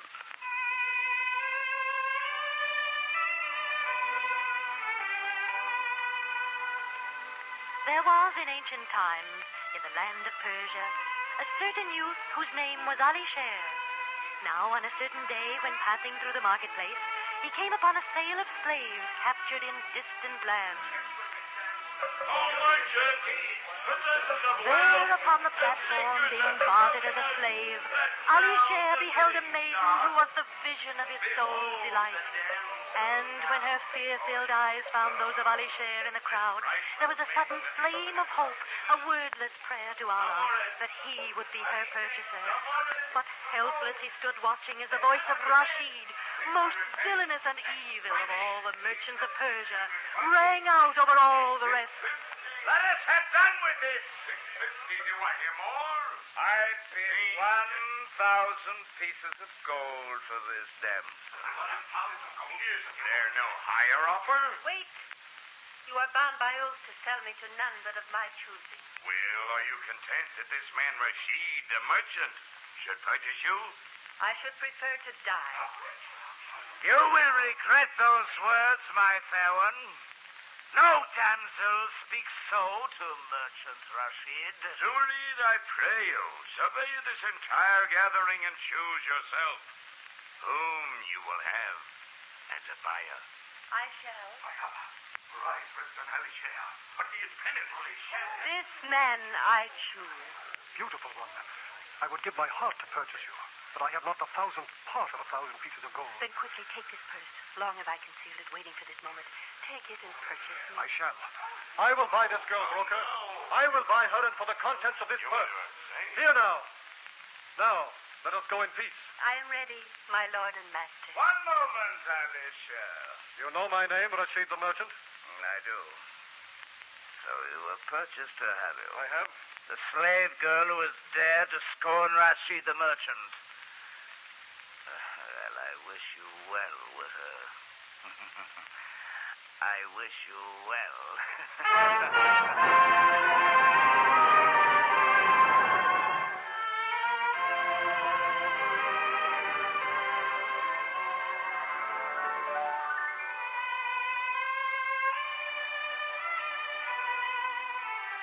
This is my house, Zumurrud. And now there are many things I do not understand. A slave girl in the marketplace who bears a purse of gold, how can this be? Know first, Alisher, beloved, that I was not born a slave. I am the daughter of the king of a distant land. But I had a dream. Each night for 7 nights it was the same. An angel came and warned me that only in some distant country would I find you and love and happiness. Allah be praised. But wait, there was more to my dream. There was separation and suffering for us both. And as the dream came to its end, each time I heard these words, "When thou art king, Zumurrud, then and only then shall there be hope of finding thy lost love." When thou art king? A woman king? This dream is madness. From this moment forth, our future is of our own making. Nothing under heaven can part us.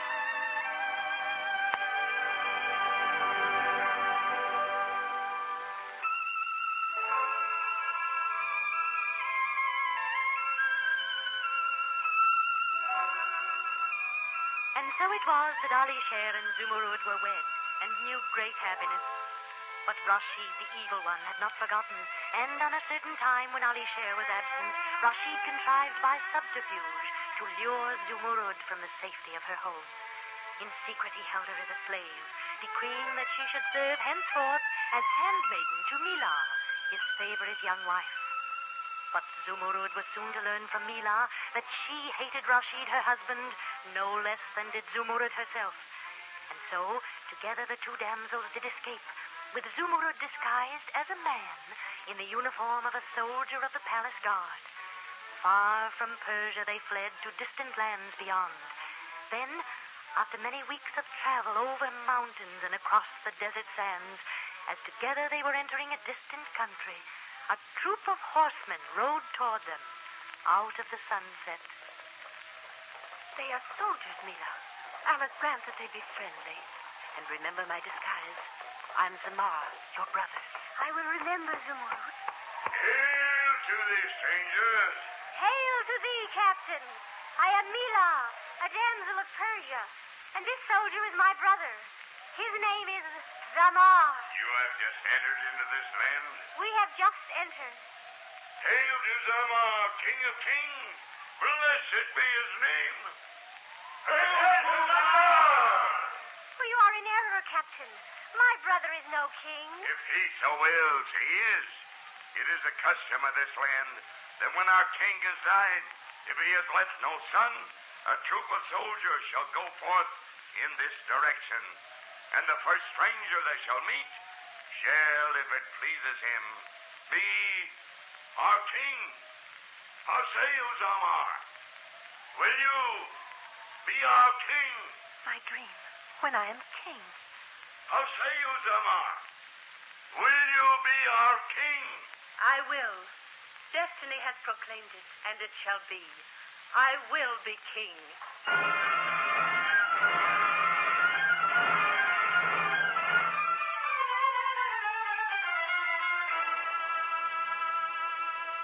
And never have the people of this land been so happy as in the months since your accession to the throne, great King Zamar. It is well. And now, where are the two prisoners from Persia? They are here, my king. Arrived within the hour. Send them to me. The older of them first. As you command. Zumurrud. Two prisoners from Persia? Who are they? You will see, Mila. Conceal yourself behind that screen and quickly. Enter. The first prisoner from Persia, noble king. The merchant called Rashid. Stand forward, merchant. Oh, noblest of kings, my arrest is a great mistake. I am a just and holy man. I know, Rashid. And since you are a just and holy man, I seek your counsel as a judge. As a judge? Oh, I am honored, O king. The case is this. There is a man I know who is guilty of many crimes. First, he is a thief. Terrible, O king. And a murderer. Vicious, enlightened one. And a stealer of wives. Distressing, O light of heaven. In short, he is a plague upon the face of the earth. If you were king, what would you do with him? First, I would cut off his hands.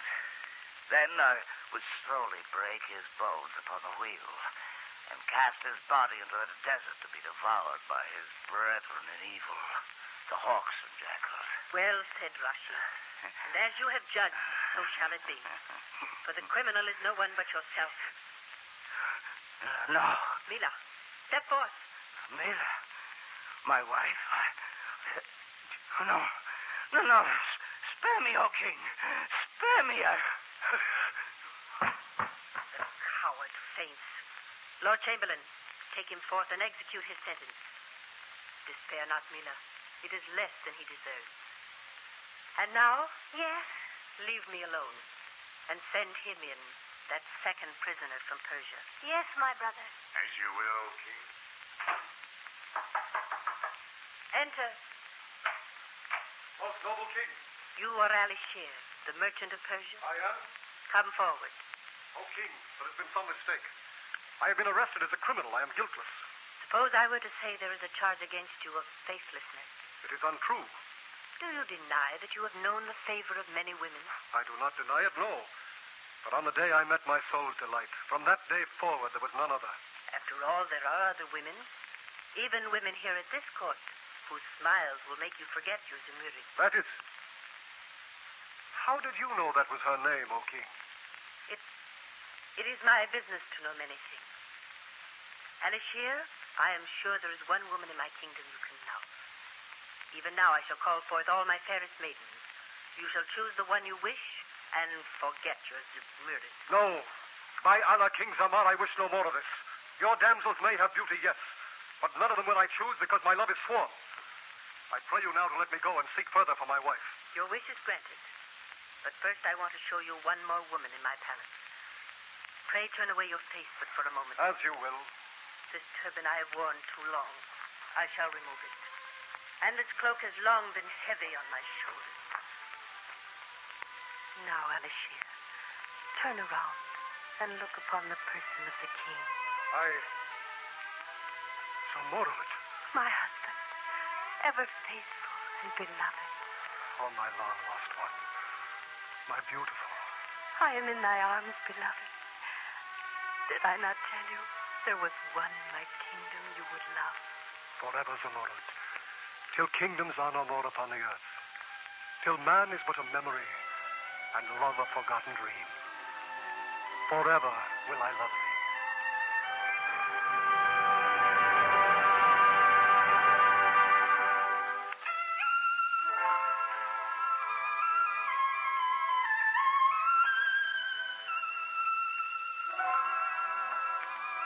And Alisher and Zumurrud were blessed with many children and reigned in happiness together until they were visited by the terminator of all delights, the separator of all companions.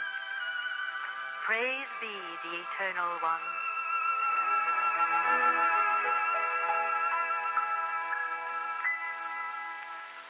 By Allah, never have I heard so marvelous a history, Scheherazade. I would hear other tales to equal this. I know many, my husband, legends beyond number. Then tell them. They are too long and too many, and the hour is late. In truth it is. I had not realized. Well, you shall tell another adventure tomorrow night. Shall I, my lord? But at the first stroke of the midnight hour. Yes? See that by then the stories are ended. Indeed, I will, my lord. Let's all retire. Come, Scheherazade. In but a moment, I would say good night to my loved ones. Well, my father, my sister? My daughter, your words are truly magic. You have enchanted the king. Yes, Scheherazade. And that story you told us, the Murad and Alisher, it's unknown to us. Where did you hear it? They never lived, those lovers, until this night. Scheherazade, you said the tale was true. You lied. I lied that I myself may live. Is that a crime? You see, it happens that I love the king, my husband, and I also love my own existence. To keep both, I must deceive him. And I shall, for one night, or for 1,000 nights and one. Scheherazade! I come, my lord. I come at thy command. Ever and always, thy joyful, thy obedient, and thy truthful Scheherazade.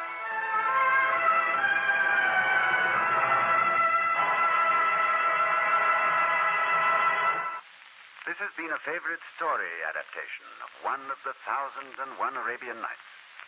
And I might add a rather convincing proof of the old adage, never underestimate the power of a woman. The woman in the case was Paula Winslow, who made an admirable Scheherazade. Robert Mitchell adapted the orchestral score from Rimsky-Korsakov's ballet music, and Mr. Lowell Thomas chose the Arabian Nights as his own particular favorite story. Next week, A Tale of Terror by Night. One of the most famous spine chillers ever penned, Charlotte Bronte's weird and haunting Jane Eyre. It was selected as the favorite story of the man who produced Harvey and dozens of other celebrated Broadway hits, Mr. Brock Pemberton. We hope you'll be listening.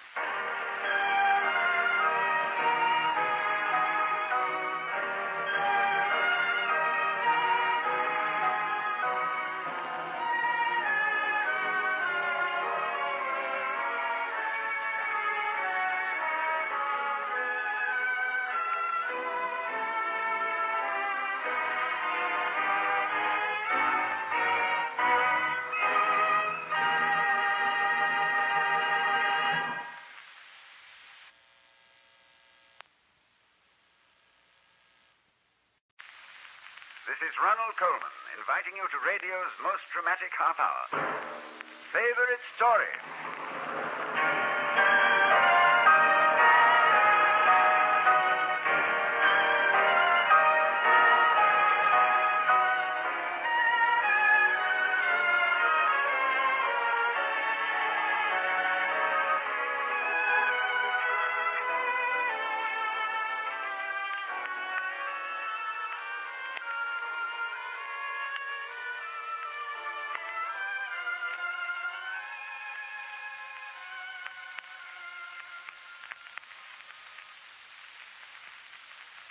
When a celebrated theatrical producer chooses a favorite story, you may be sure he has his eye on strong dramatic values. To be a hit on Broadway, they say you must either roll them in the aisles or glue them to their seats. so we were very interested in the choice made by Mr. Brock Pemberton, who is responsible for the Pulitzer Prize play Harvey and dozens of other stage hits. Between acts, one show-going night on Broadway, Mr. Pemberton told us his favorite story was one of the most exciting and colorful novels of our language, Charlotte Bronte's Jane Eyre. This is one of the glue-them-to-their-seats variety. And if you don't know this bleak and moving story, I'll wager you'll never forget it. Here's Brock Pemberton's favorite story, Act One. Last night I came back to Thornfield Hall. I expected to see the familiar stately manor house. I saw a blackened ruin. Thornfield Hall had been burned and gutted. In front of it was a shell-like wall with paneless windows. No roof, no battlements, no chimneys. Only a ruin. The silence of death about them. Then I remembered the first night I came to Thornfield Hall. I was only 18, fresh out of school, the new governess. My advertisement had been answered by Mrs. Fairfax. It was Mrs. Fairfax who met me in the large, dark sitting room. I'll show you to your room directly, my dear. Thank you very much. Mind your step. There's not much light on this stairway. Shall I have the pleasure of seeing Miss Fairfax tonight? Who is that, my dear? Miss who? Miss Fairfax. My pupil. You mean Miss Varennes? Then she's not your daughter? No, I have no family. Here's your room. I hope you'll find it pleasant. It's very nice. Thank you. We try to keep the house in good order, even though Mr. Rochester rather avoids it. Mr. Rochester? Who's he? Why, the owner of Thornfield. Didn't you know that? I didn't. I thought Thornfield belonged to you. To me? Oh, bless you, child, what an idea. I'm only the housekeeper. And the little girl? My pupil? She's Mr. Rochester's ward. I'll bid you good night now, Miss Eyre. You've had a long trip. Good night, Miss Fairfax.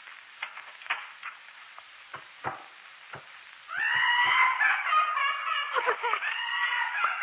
Miss Fairfax? Yes? Did you hear that laugh? Who is it? Oh, some of the servants, very likely. Perhaps Grace Poole. You heard it, didn't you? Yes, plainly. I often hear her. Grace? Yes? Too much noise, Grace. Remember directions. Yes, Mrs. Fairfax. Good night, Miss Eyre. I'm certain you won't be disturbed again.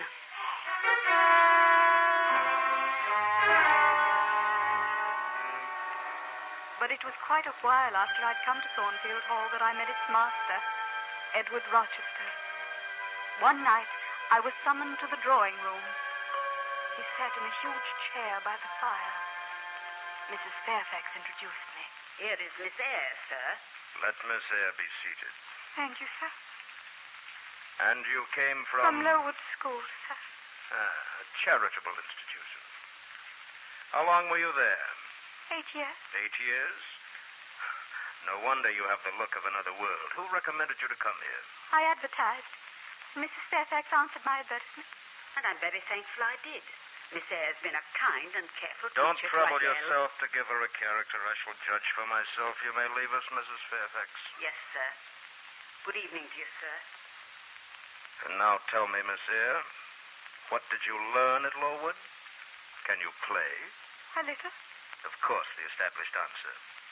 Go to the piano and play a tune. You like it, sir?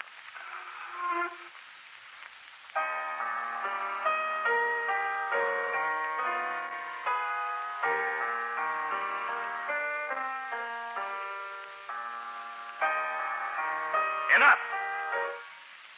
You play a little, I see, like any other English schoolgirl. Now come here and be seated, Miss Eyre. Very well. Closer, Miss Eyre. Draw your chair closer. I cannot see you without disturbing my position, which I have no mind to do. Ah, that is better. Now, examine me, Miss Eyre. Do you think me handsome? No, sir. What do you mean by that? Sir, I beg your pardon. I ought to have replied that it was difficult to answer questions about appearances. Tastes mostly differ. You ought to have replied no such thing. Go on. What fault do you find with me? Mr. Rochester, Criticize me. Does my face displease you? Am I a fool? far from it, sir. I'm sorry I displeased you. I bid you good evening. Miss Eyre, my pardon. It's this house. I hate this house. It's this house which makes me ugly.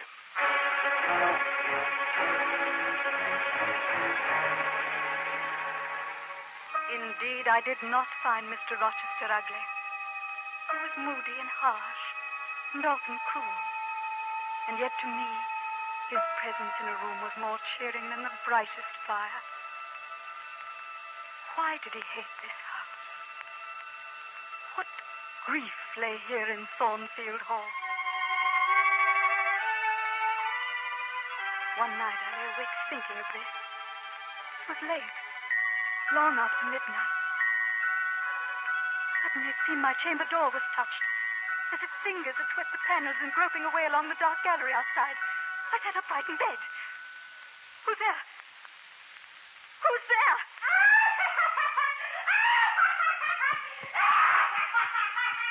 Fire! Fire in Mr. Rochester's room! Wake up, Mr. Rochester! God's name, wake up! What? Pull down the drapes! Stop, pull down the drapes!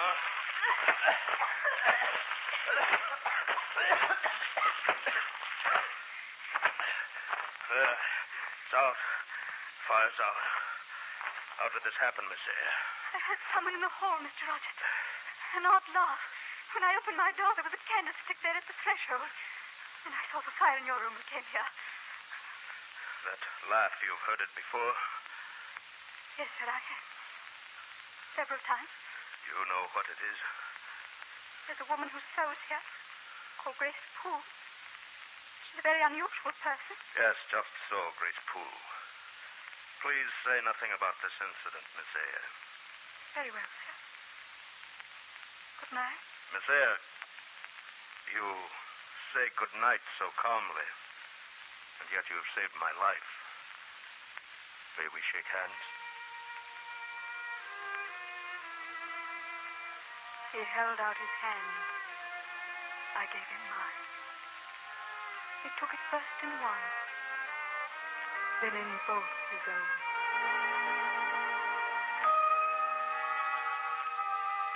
When Mr. Rochester went away, I missed him. There was no denying this. He was gone 2 weeks, 3 weeks. And then Mrs. Fairfax told me he was returning, and there was to be a party. A very large party at Thornfield Hall. We stood at the window the day the carriages rolled toward the house. There was Mr. Rochester on his huge black horse, and Mrs. Fairfax. Who's that riding beside Mr. Rochester? Isn't she lovely? That's Blanche Ingram. They say in the village that Mr. Rochester may marry her.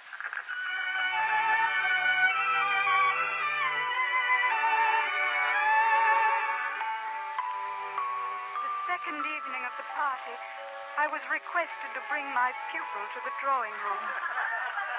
Well, Blanche, here is my ward, Adele. Oh, what a little puppet. Why do you keep her here, Edward?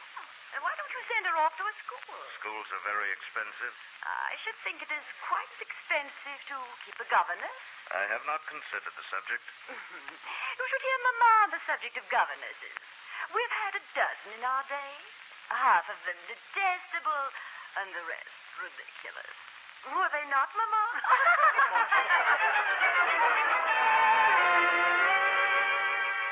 I rose and made my exit. In the hallway at the foot of the staircase, I stopped. I heard the door opening behind me. Miss Eyre, Good evening, Mr. Rochester. you were leaving the party too early. I'm tired, sir. And a little depressed. What about, tell me? Nothing, sir. I'm not depressed. But you are so much depressed that a few more words would bring tears to your eyes. I beg to be excused, sir. Yes? I beg your pardon, but there's a visitor, a stranger, who says he must see you. All my guests are here. I expected no one else. He says his name is Mason, Mason? Mr. Rochester, and he's from the West Indies. Jamaica, I believe he said. Jane Eyre, stand by me.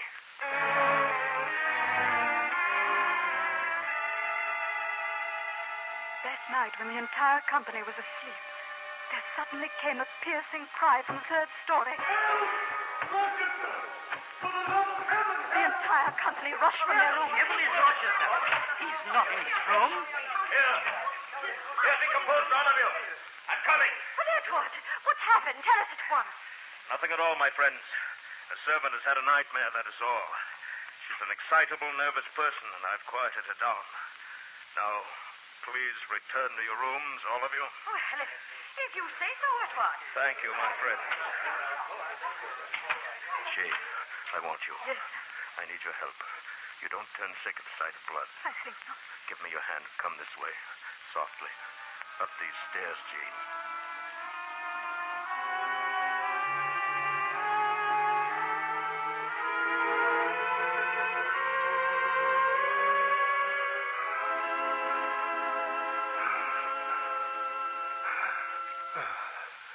There's been an accident here, Jane. Mr. Mason's been wounded. Yes, I see, sir. Badly. Keep your eyes away from that bolted door, Jane, no matter how much scratching and pounding you may hear. Yes, sir. I want you to sponge Mr. Mason's wound while I get the carriage to take him away. Rochester, I didn't know she was so bad. I warned you not to go in there alone, Mason. I only wanted to see her. Don't talk. And if you tell this girl anything while I'm gone to get the carriage, I'll not answer for the consequences. I'll not tell her anything. But Rochester. Yes? Her in there. Let her be taken care of. Let her be treated tenderly. I do my best, Mason, and have done it and will do it. Would to God there was an end to all this.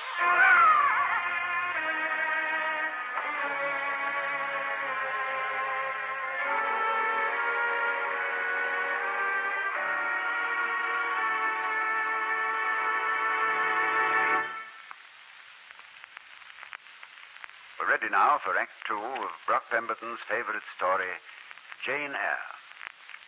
Our radio cast stars William Conrad as Mr. Rochester and Peggy Webber as Jane. You know, a human being can undergo great emotional strain when faced with a visible adversary. But it's the invisible, the unknown, that breaks the human spirit. We can cope with fear by daylight, but who is not shaken by terror in the night? In a house of such terror, we find Jane Eyre.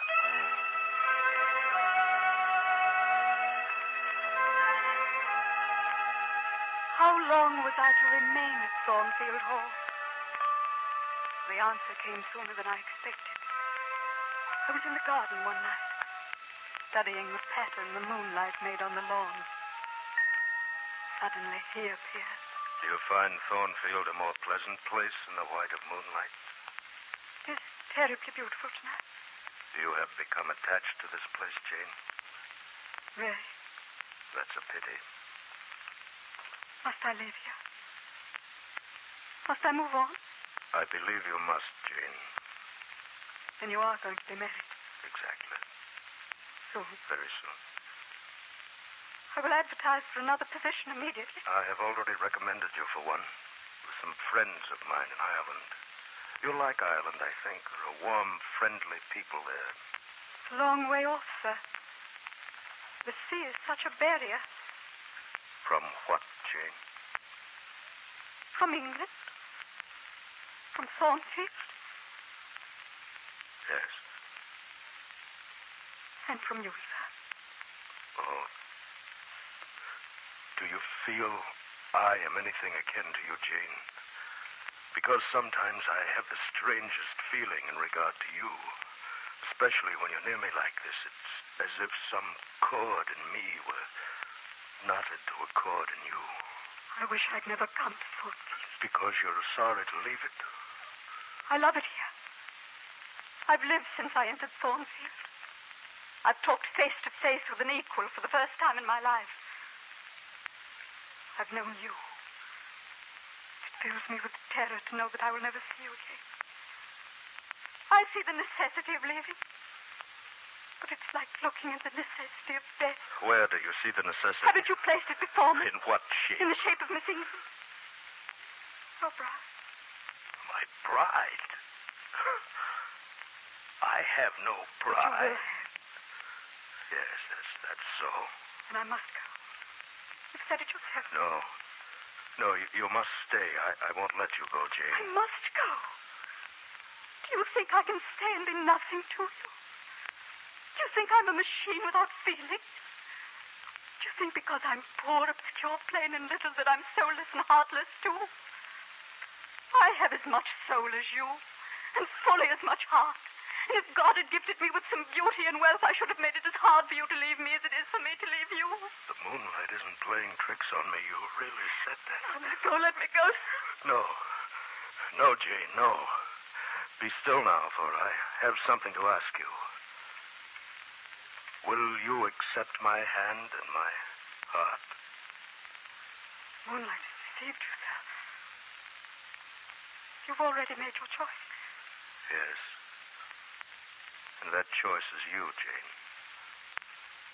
Miss Ingram? I have no love for her, and she has none for me, as I've taken pains to prove.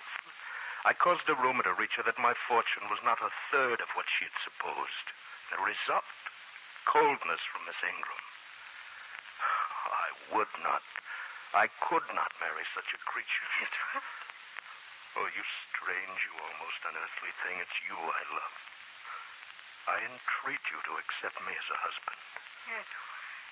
Can you love me, Jane? Edward. God pardon me, and man meddle not with me.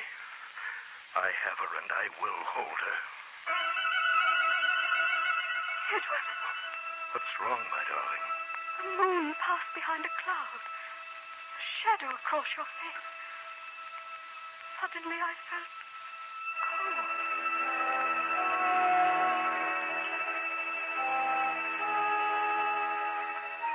I was to become mistress of Thornfield Hall. The day of our wedding came quickly. It's a day I shall never forget.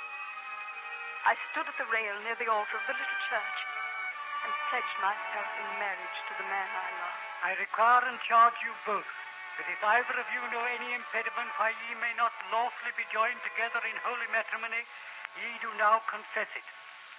Wilt thou, Edward Rochester, have this woman for thy lawful... This marriage cannot go on. What? I declare the existence of an impediment. Mr. Rochester has a wife now living. Edward. Who are you? My name is Briggs. I'm a solicitor from London. I have here a document which affirms that Edward Rochester of Thornfield Hall was married to Bertha Mason at Spanish Town, Jamaica. That does not prove that the woman is still living. She was living a month ago. How'd you know? I have a witness to the fact. Well, produce him. Mr. Mason, have the goodness to step forward. Oh, my darling. Mason. You are the man named Mason? I am. Are you aware, sir, whether or not this gentleman's wife is still living? She is now living at Thornfield Hall. I saw her there a month ago. I am her brother. It's impossible, sir. I am an old resident of this neighborhood, and I never heard of a Mrs. Rochester at Thornfield Hall. No, by heaven. I took care that none should hear of it. Clergyman, close your book and take off your holy robes. Follow me, all of you. I invite you to the third story of Thornfield Hall to visit my loving wife.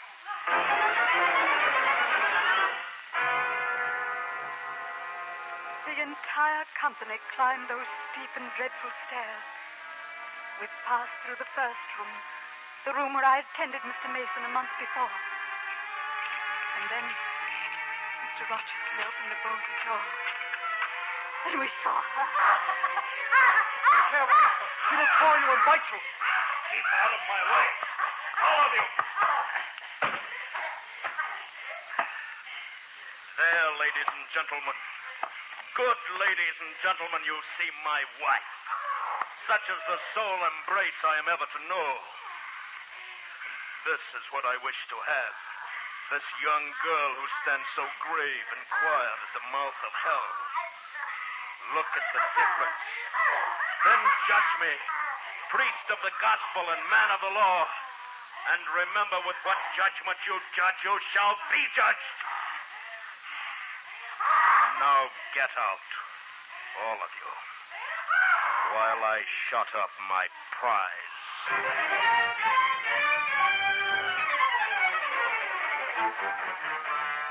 I left Thornfield Hall. For many months I wandered from one position as a governess to another. I had no heart left. And then one night, as if out of a dream, I seemed to hear Edward calling me.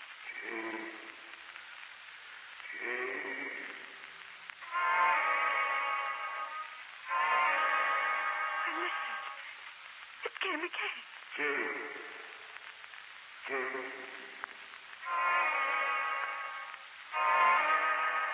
I knew then that I must return.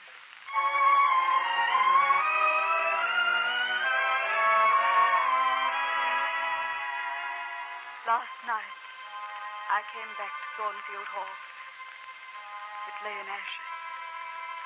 There amid the charred ruins, Mrs. Fairfax told me what had happened. The fire broke out in the dead of night. That creature got loose again. And she went directly to your room, Jane, and set fire to it. Edward, is he alive? He's alive, yes. Merciful heaven, thank you. Was he here? Was he at home when the fire broke out? Yes. He went up to the flaming attic to save her, the crazy one. We called out to him that she was on the roof. She was standing there waving her arms, that long black hair streaming against the flames. We saw him approach her, and then Jane, she yelled and gave a spring, and the next minute she lay dead on the pavement. And Edward, was he unhurt? His forehead and eyes were burned, Jane. He can't see. Where is he, Mrs. Fairfax? In the gardener's hut. Go to him, Jane. It's a blessing you've come back. For never was there a love greater than his for you. Here. I was about to take him his tea tray. You carry it in, Jane. Thank you, Mrs. Fairfax.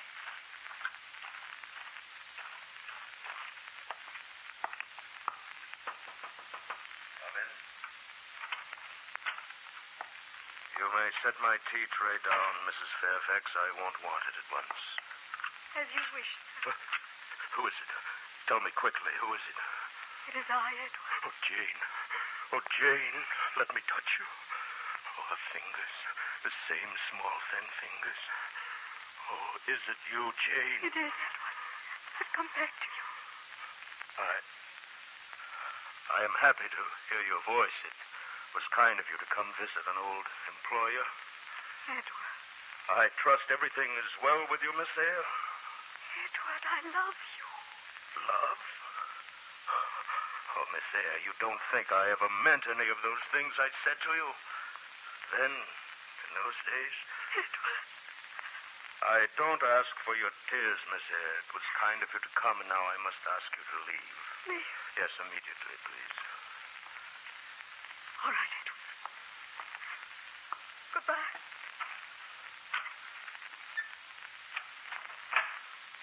Jane. Jane Eyre. Do you think if I could see like any other man, I would have sent you away? Oh, just to touch you, to feel the softness of your arms. Oh, my darling, I must keep the love I hold for you only in my heart. No, Edward. Jane, I thought you'd gone. I was only closing the door to the outside world, my darling. We will have a world of our own. Oh, Jane. Every night I prayed to God to bring you back to me. I'm here beside you. I shall stay always. You will see again, Edward. With me beside you, you will see. Let the brightness of our love light the way.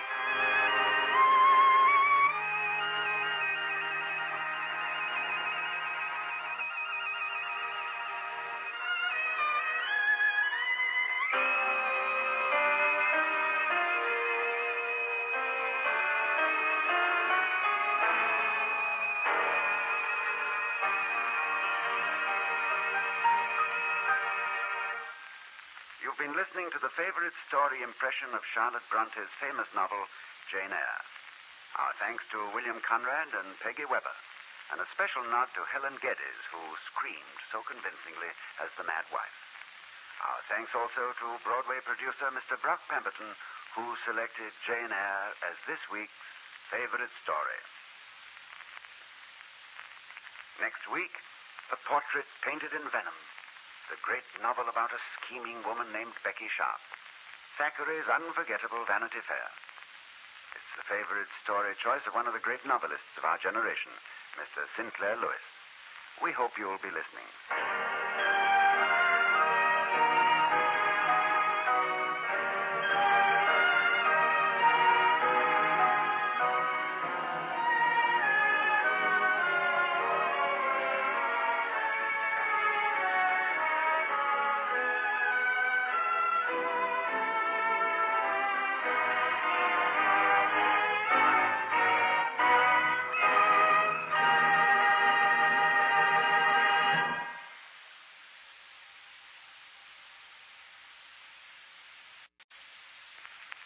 This is Ronald Coleman, inviting you to radio's most dramatic half hour. Favorite story.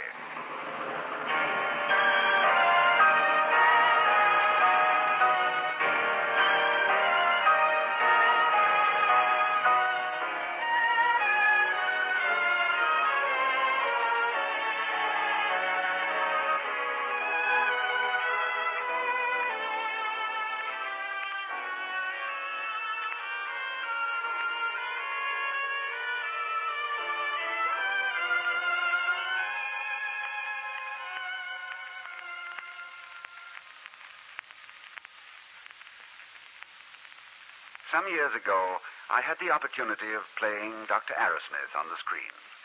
And I've always had the keenest admiration and regard for the author, Nobel Prize winner Sinclair Lewis. All the English-speaking world knows Red Lewis as the author of great books, among them Main Street, Babbitt, Dodsworth, Cass Timberlane, and many others. You can imagine how eager we all were to find out just what book this world-famous novelist would name as his favorite story.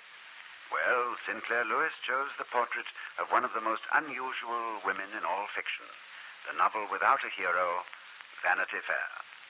So Thackeray's masterpiece of Venom is this week's favorite story. As the heroine, Becky Sharp, you will hear that fine young screen and radio actress, Joan Loring. Here's Vanity Fair, Act 1.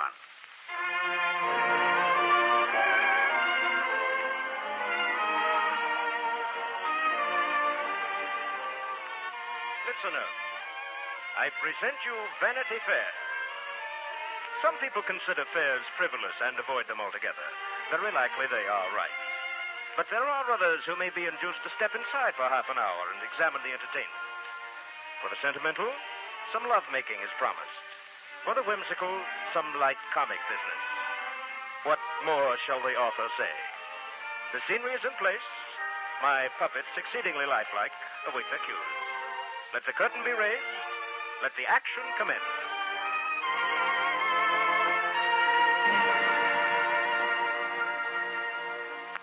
Amelia, you may kiss my cheek. Yes, Miss Pinkerton. And you, too, Becky Sharp. You, too. I won't. Please, Becky, do be gentle. We shall probably never see Miss Pinkerton again. Good. Insolence. For 6 years, I've suffered your disrupting influence in my school, Becky Sharp. I've tried to make a lady of you. I failed. Your deportment shall ever remain a blot on the ledger of Miss Pinkerton's Academy for Young Ladies. Oh, I'm sure Becky means no harm, Miss Pinkerton. She's just, well, spirited. High-spirited. Bad breeds bad, I've always said. I hate you. And I hate your school. Ever since I came here, I've been treated worse than any kitchen servant. I've never had a kind word except from Amelia.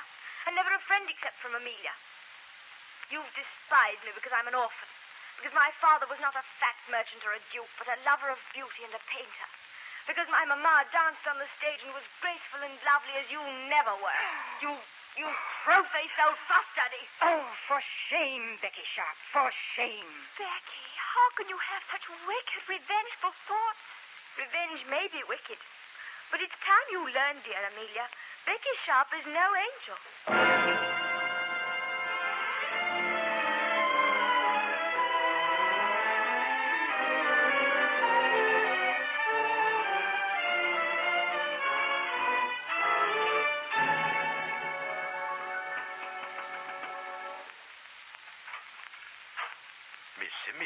Well, welcome home, Miss Amelia. Thank you, Roger. Your brother Joseph, miss. He's home from India, miss. Joseph? Home? Oh, I must see him. You shall meet Joseph, Becky. Where is he, Rogers? In the library, miss. Come along, Becky. What's he like, Amelia? Is he very rich? Oh, he must be. Oh, it must be wonderful to have a brother. A kind, rich, affectionate brother. Is he handsome, Amelia? Well, not exactly. Joseph is, well, big. Big and, well, round. Oh, how jolly. And is his wife, your sister-in-law, a nice, pretty woman? Why, Becky, Joseph isn't married. Not married? No. Now stop prattling. You shall meet him. Who's that? Open and find out. Amelia, upon my word. I've come home, Joseph, for good. School's finished, over and done with. Gaze upon a perfect specimen of cultured womanhood. Or so says Miss Pinkerton. Yes. And who might this duplicate specimen be? This blue-eyed miracle at your side. Oh, Joseph. Why, this is Rebecca Sharp, my schoolmate, who's come to spend a fortnight with us. Amelia's told me so much about you, Mr. Sedley. How daring you are, and how dashing in your regimentals, and how brave in the face of danger, and oh, so many things. Well, my dear Miss Becky, the fact is I served as a collector of revenue in the civil service. Oh. Bengal, village of Bagliwala. The military wouldn't have me. Trained I carried too much weight. Imagine that. It's ridiculous. But, regulations, you know. Though I flushed many a tiger in my day. Did you? Oh, I'm sure you have, Mr. Joseph. May I call you Joseph? By all means, I insist upon it. Are you returning to India, Joseph? Absolutely not, my dear Becky. It's bothersome liver. Oh. And my arrival, if you'll forgive me, my dear Becky Sharp, is most opportune, sweet girl. Most opportune. Oh, Joseph, how you do flatter.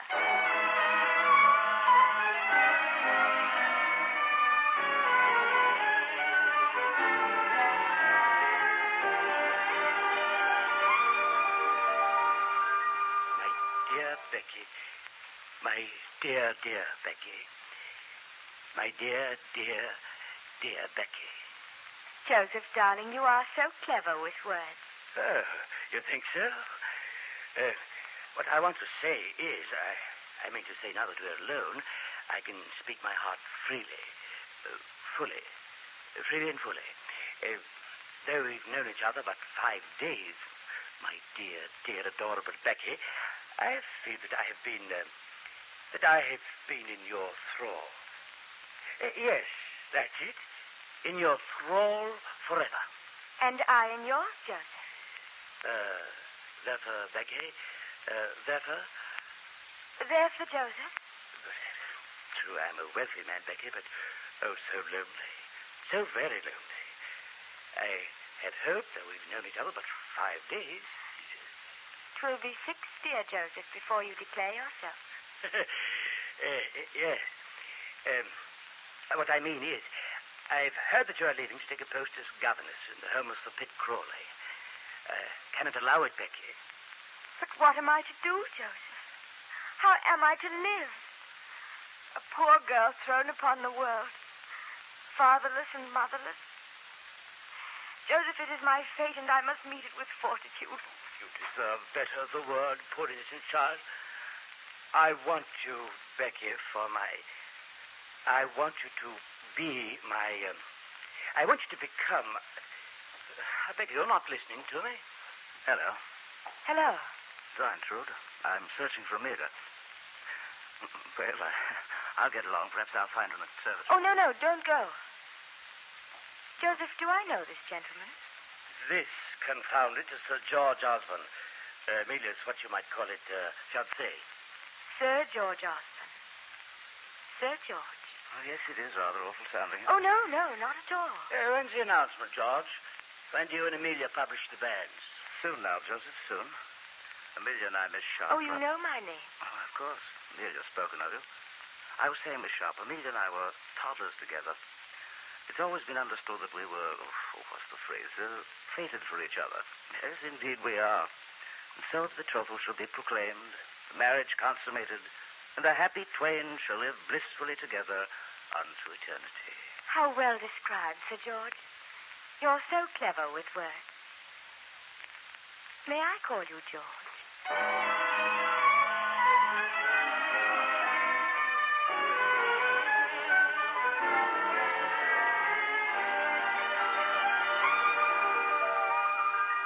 Amelia, I've met your George. He's very handsome and so distinguished. Is he rich, Amelia, as rich as Joseph? Though he were a pauper, I still should love him. How very romantic, Amelia. But you've never known a pauper. Never lived a pauper's life, or you should think very differently of it. Perhaps. But why talk of it? What morbid thoughts you have, Becky. George loves me, and I adore him. And Papa has made me a handsome dowry. So there, penniless or not, George is mine. George is mine. Penniless?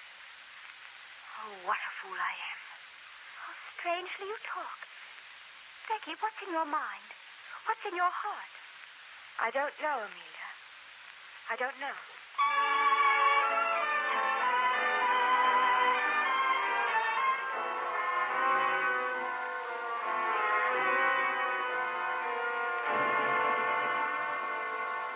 My dear Miss Sharp, Becky, have you heard? I'm leaving England. What? India beckons. But your liver. Oh, I know, but they've opened a post for me. The colonial office insists I accept. Oh, but I'm the only man for the job. If it is my duty, you know. So, goodbye, my dear Miss Sharp. Becky. What has happened? Happened? What do you mean? I don't know what you mean. Last night. Last night. I want you, Becky. Now that we are alone, I can speak my heart freely, fully. Oh, yes, you remember my words. Very well. Well, the fact is, I would have said, had George not intruded, that I want you to know that I shall always be your friend. Yes, that's it. That's what I would have said if George not intruded upon us. You lie. You lie. You were about to ask for my hand. Someone has poisoned you against me. Someone's been telling you lies about me. Who? Tell me who. Oh, really, Miss Sharp? This demonstration. Amelia? Heavens, no. Was it George? Really, Miss Sharp? George, it was George. Where is he? This won't do, Becky. I'll find him. He'll learn he can't ruin my life this way.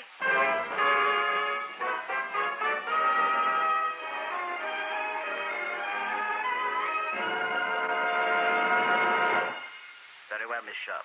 You force my hand. I've no wish to hurt you, but then you've every wish to hurt Joseph. Pursue your own selfish advantage, however your victims are made to suffer. How dare you? I dare by reason of my love for Amelia. I rather imagine you decided to set your cap for me. A fortunate, trim-waisted gentleman, much better than a fortunate, fat-waisted fool. You haven't a shilling, Amelia's told me. It's her dowry you're after. It's the pot calling the kettle black, isn't it, Sir Husband? You little demon. There's this difference. You see, I love Amelia. I love her, Miss Sharp. Have you any love in your heart for Joseph? Have you, Becky Sharp? Why, I... No. He's a fat, dull-witted oaf, and I detest him.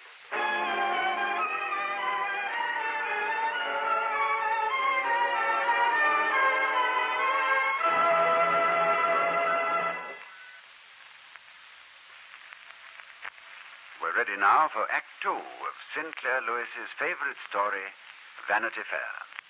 Joan Loring stars as Becky Sharp, and for further insight into the character of this incredible miss, we turn you back to our author, William Makepeace Thackeray.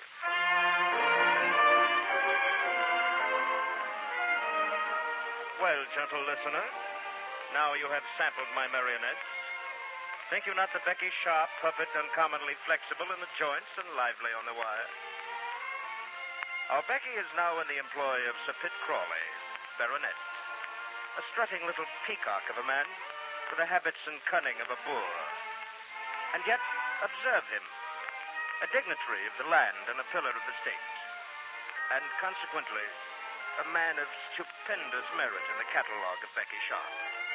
For a title and a coach and four are toys more precious than happiness in Vanity Fair.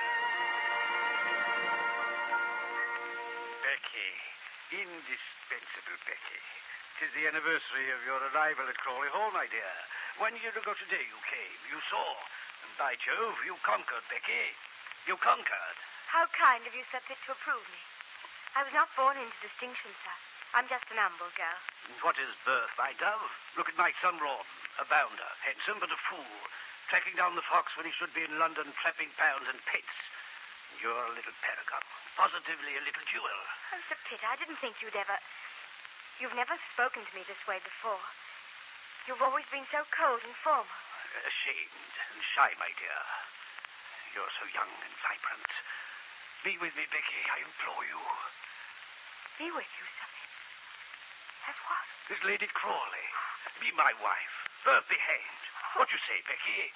Speak up. Is it yes? Oh, Sir Pitt. I'm an old man, but a good one. Good for 20 years. Oh. I'll make you happy, see if I don't. Oh, Sir Pitt, I'm... Yes, Becky, yes. I'm married already. What? I'm married already to... Spit it out. Who is it? Captain Rawdon, your own son. My son? Get out. Get out of my house. You hooked him, thinking I'd leave my money to him, eh? Well, not a farthing shall he have. He's disinherited. Now, get on with you, and good riddance.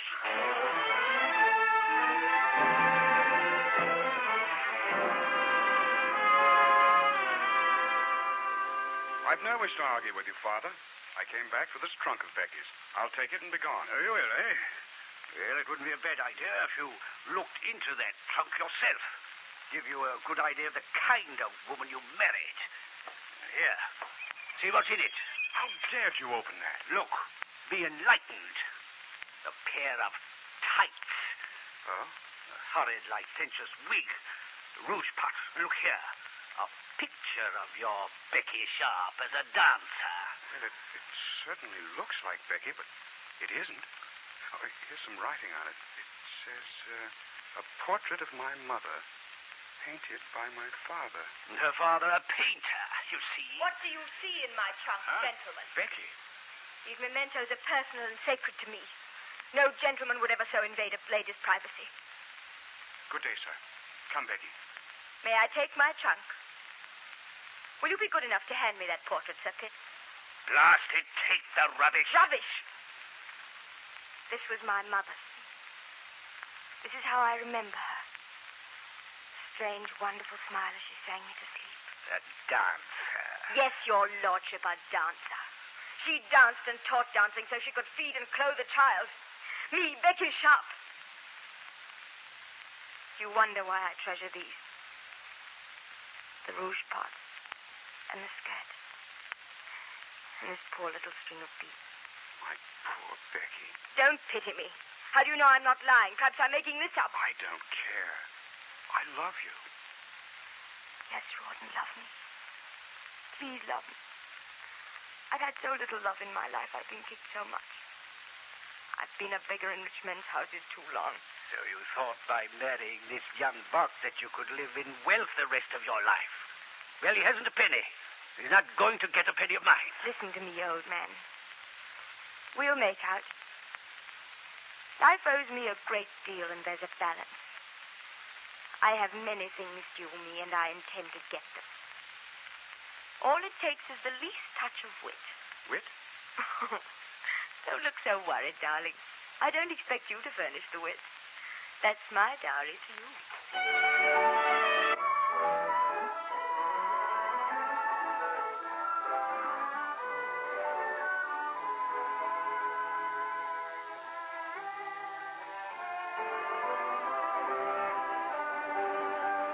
It's a nice party, isn't it, Rawdon? How can we think of waltzing and eating and all the rest when we don't have a penny? The barrel is being scraped, Becky. We'll find a way. Enjoy yourself. There's not another farthing to be squeezed out of these Londoners. They're all onto our game. Stop the music!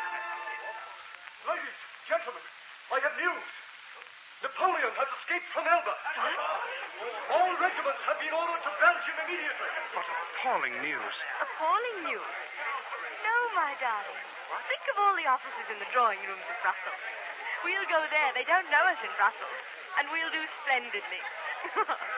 How obliging of Mr. Napoleon to accommodate us.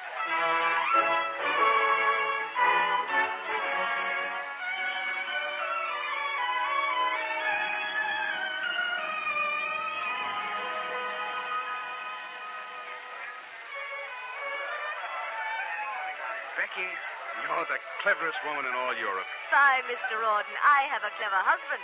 Is it to my credit that you are unbeatable at the gaming table? It's to your credit if your beauty attracts men who can afford to lose to me. Oh, it's good that I trust you, Becky. Becky, I'm not being a fool. I mean, these men we meet, you wouldn't in my absence. Why, Rawdon Crawley. Oh, I'm sorry, my dear. Forgive me. Rawdon, leave me. Do you see that man? Yes? Lord Stane, the great Lord Stane, worth millions. I think we should get to know him much better. Oh. I just remembered I haven't danced with our hostess. If you'll excuse me, Becky. Ah, Lord Stane.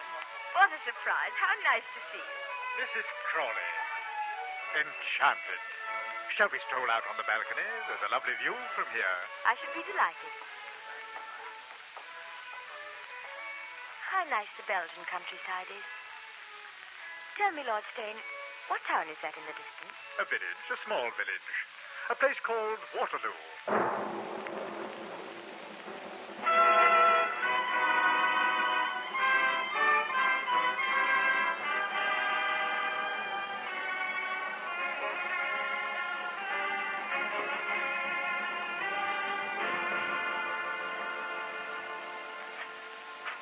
Lord Stane, come in. Do come in, sir. It's always such a joy to see you. I kiss your hand. Irresistible creature. Oh, this dreary war. How long do you think this can last? Don't tell me that you miss your husband, my love. Oh, your lordship. Your lordship. Nonetheless, we must carefully time his return from the front. Scandal would ruin me at court. My dear Lord Stane, Rawdon Crawley is 100 miles away. My maid has been dismissed for the evening, and you are to have a dinner prepared by Becky Sharp's own hand. I kiss that hand again. You superb, Becky. Wonderful and rare, my Lord Stane. Crawley. A paragon of virtue, a true and faithful consort, my own dear, devoted Becky. Rawdon. You back? Why, I thought... You thought? I thought to surprise you, Becky. Your husband arrived from the war by fast coach, counting the minutes until his arms surround you. And he finds you thus. Oh, Rawdon, you don't understand. I'm innocent. Lord Stane means nothing to me. You innocent? Confound you, every trinket you have in your body is paid for by me. Oh, no. Don't think to frighten me, madam. You lie. How would you lie? Ask her if I lie. If she dare deny it, ask her. Is it true, Becky? Tell me. Yes. It's true. I shall be leaving. You're welcome to us, Stane. Goodbye. Rawdon, I did it all for you. I did it only for you, Rawdon. So, you did it all for him. I bid you goodbye, Mrs. Crawley.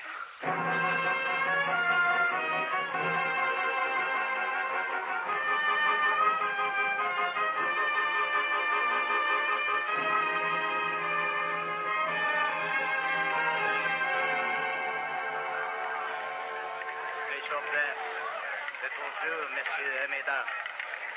No more bits, madame? No. No more. Becky. Becky Shaw. Yes? Don't you remember me, Becky?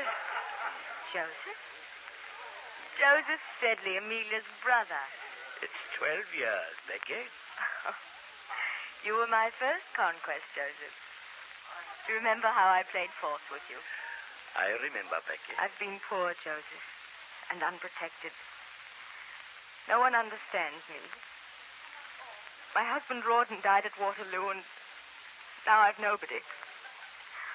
I'm not a scheming woman, Joseph. I've been persecuted. Persecuted. Oh, poor, sweet Becky. I shan't let them harm you. Now, come along with me. We'll make amends, we shall, for all you've suffered.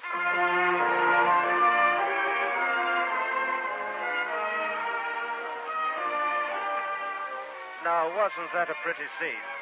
Love requited. After a lifetime of inconstancy and betrayals, Becky finds her place on her first love's arm. Dear, sweet, considerate Becky. Solid, upright, wealthy Joseph. You see? The circle is complete. At long last, the sun does shine on Vanity Fair. An investigation into the strange, unnatural death of Joseph Sedley, whose sole heir, Mrs. Rebecca Sedley, his wife, born Rebecca Sharp, is suspected of hastening or precipitating his death by means unknown. It's a lie. It's a lie. It's a filthy lie. I loved my husband. Jury will retire to consider the evidence. Did you play that scene convincingly, Becky? Did you weep well when they mentioned Joseph's name? Did it sound sincere when you said, I loved my husband?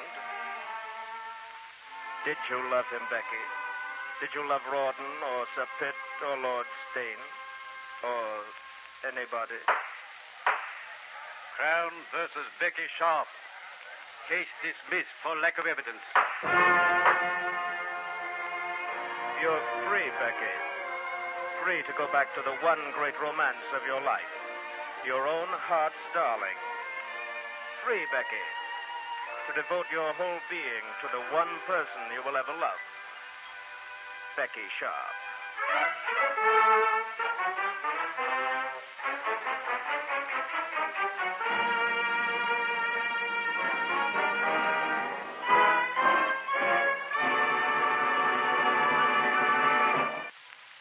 So ends our favorite story production of Thackeray's Vanity Fair.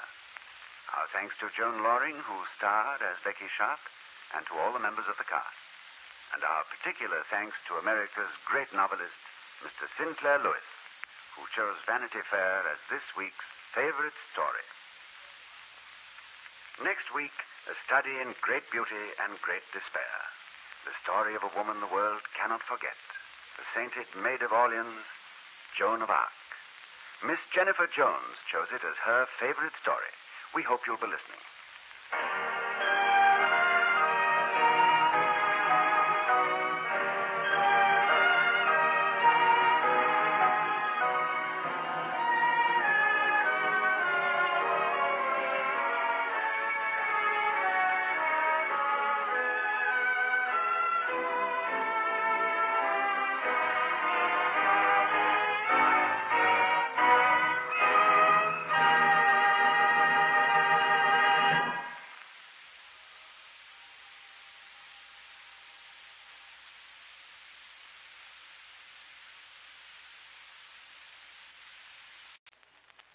This is Ronald Coleman, inviting you to radio's most dramatic half hour, Favorite Story.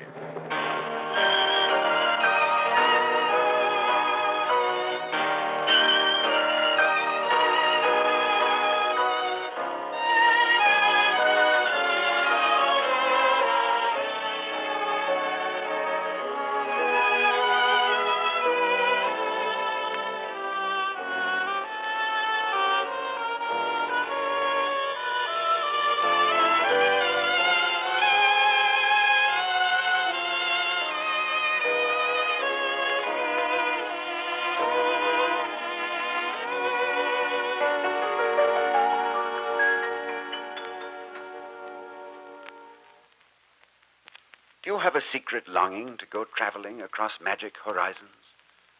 Our favorite story series transports you by the wonder of radio to mountain tops in Tibet, drawing rooms of Queen Victoria's London, and even to the moon. Well, this week we travel into the depths of the oceans of the world to bring you Jules Verne's most imaginative adventure, 20,000 Leagues Under the Sea. It was picked as the favorite story of the celebrated actor, director, producer, Mr. Orson Welles. Orson told us that he's always been a Jules Verne fan, and the mysterious Captain Nemo is one of his favorite characters. So here it is, for Orson and for all of you. The story which astonished the world in 1866, chosen by the man who, years later, astonished the state of New Jersey with his invasion from Mars. 20,000 Leagues Under the Sea. Act 1. Professor Arana, thank you for coming to my office. My pleasure, Commodore Farragut. I'm at your service. I know you're anxious to get back to Paris, monsieur, but believe me, this is a matter of extreme urgency. How can a botanist, a museum curator, be of help to you? We know of your reputation, Professor. Believe me, the nation, the world, has need of your knowledge. I'm honored. Before I go on, I must tell you that any word that passes between us now, from this second forward, must be kept in complete confidence. What I have to discuss with you is top secret. Shall I continue? You have my word, Commodore Farragut. Good. Professor, do you know about the steamship Moravian of the Montreal Ocean Company? Yes, that was the passenger ship which sank last March in the North Atlantic. I remember the papers were full of it at the time. You remember how the ship sank? I was under the impression that the Moravian had scraped on a submerged reef. We've conducted soundings all over that section of the Atlantic. Where the Moravian sank, the ocean depth is greater than 100 fathoms. Astonishing. You know of the Scotia, which was stricken a few months later off the coast of England? The ship limped into dry dock at Liverpool. There was a triangular gash in the hull of the Scotia which couldn't have been done more neatly with a metal punch. Professor Arana, the Scotia was rammed. But, Commodore, if this is true, it is an act of war. No vessels in the high seas are safe. True, Professor, true. What men would be capable of piracy in this day and age? Shall I tell you my theory? Please do. I do not believe that this is the work of a human being. What? I believe that these disasters are the work of some beast of the ocean depths. A giant whale, perhaps, uncatalogued in your books of science. What is your plan, Commodore? Our Navy has just put into commission a new frigate, named in honor of our late great president, the Abraham Lincoln. Oh, yes. The ship is capable of a top speed of 18 nautical miles an hour. Incredible. 18 miles an hour. Commodore, this certainly is a miraculous age we're living in. We'll comb the oceans with this high-speed vessel. We'll find your sea monster, Professor, harpoon it, and make the shipping lanes safe again. When do you sail? Friday at dawn. I'll be aboard, sir. It sounds like quite an adventure.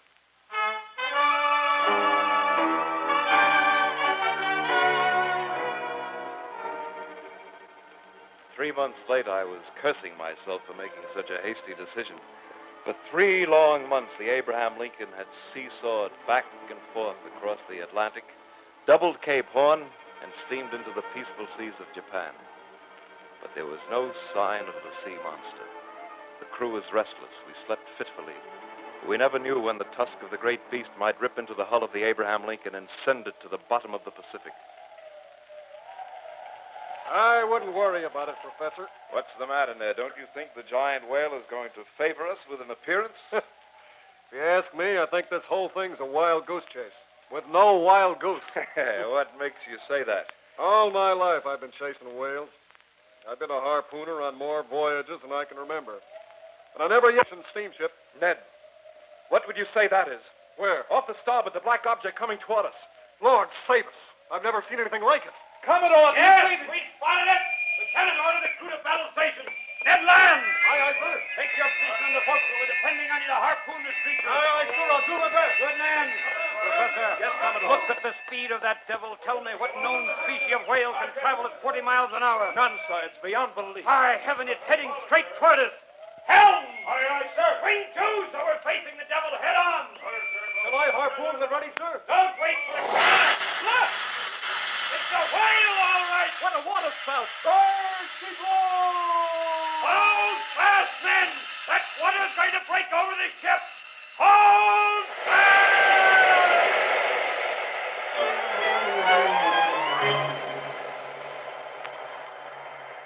The whale spouted a torrent of water which broke over the frigate.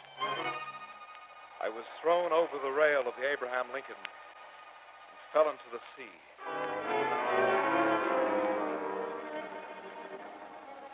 I bobbed like a cork on the surface of an ocean 2 miles deep. By the time I could see and utter a cry, the Abraham Lincoln had swirled out of earshot. I knew that it would only be a matter of minutes before I was a dead man. There was no bit of wood to cling to, no shore to swim to. The nearest bit of earth was 2 miles away, straight down. I beat the water with my hands in a desperate effort to keep afloat until the last possible moment. Don't struggle so hard, Professor. Ned Land! So you were swept overboard, too. Thanks to that devil of a whale. Well, we can drown together, Ned. That won't be necessary, Professor. If you reach down, I think you'll find solid footing directly beneath you. Good Lord, Ned. This is a miracle. No, sir. It's our whale. What?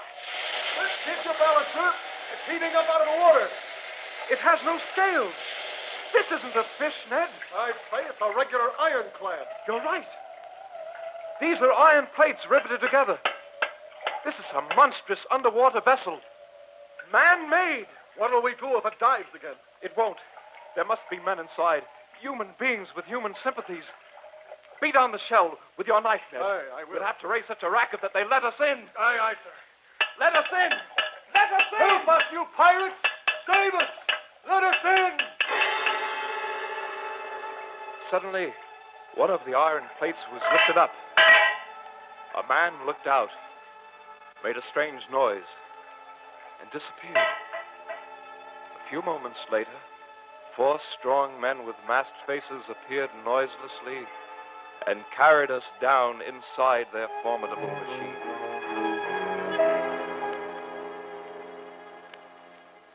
Professor Arana. Yes, Ned. Is that you? Are you all right? These bruisers don't stand much on ceremony, do they? Dumping us down here where it's blacker than pitch. We're completely at their mercy, Ned. I still have my whaling knife. And if they have any ideas about rough treatment, I can make it interesting for them. Calm down, Ned. Let's not ask for trouble. Listen. Someone's coming. With a light.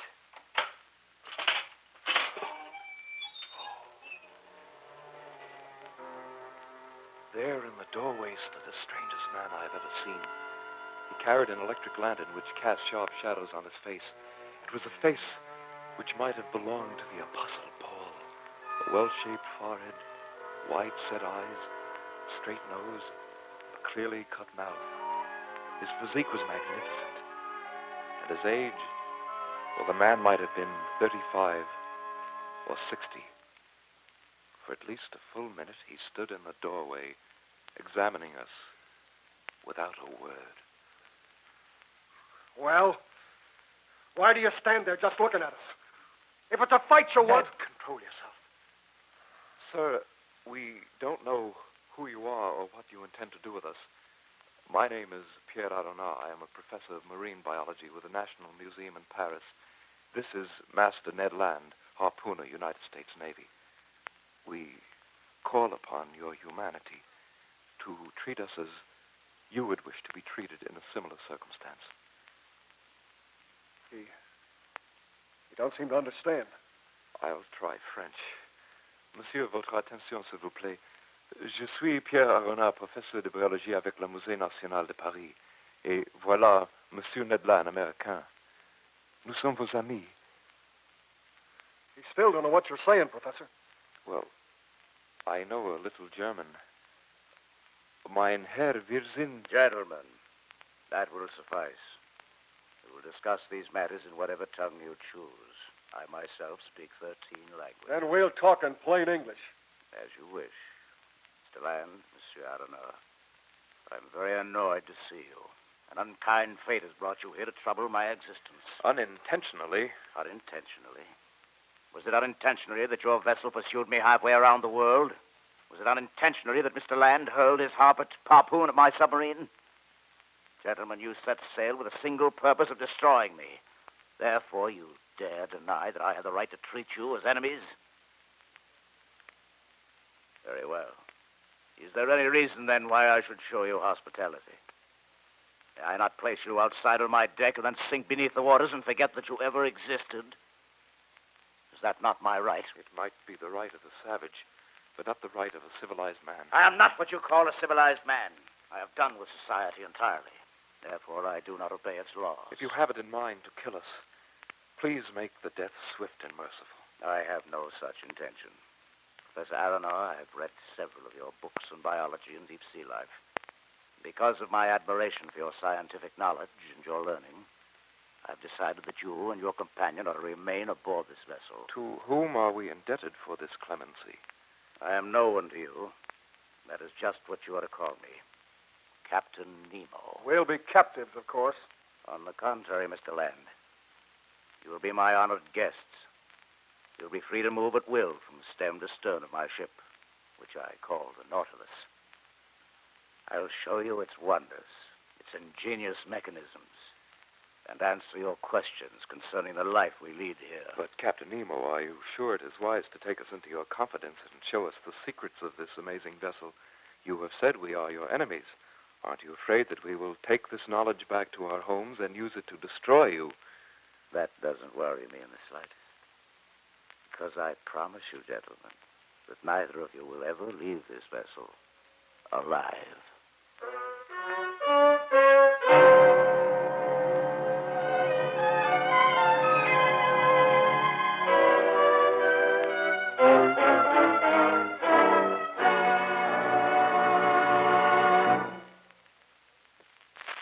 We're ready for Act 2 of Orson Welles' favorite story, 20,000 Leagues Under the Sea, by Jules Verne.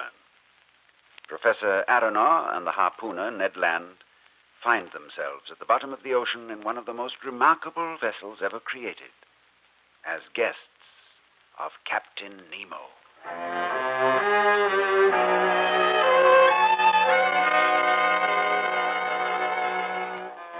We dined that evening with Captain Nemo. Food was deliciously prepared. The men who served us, in fact, the whole crew of the Nautilus, maintained a strict silence whenever they were in our presence.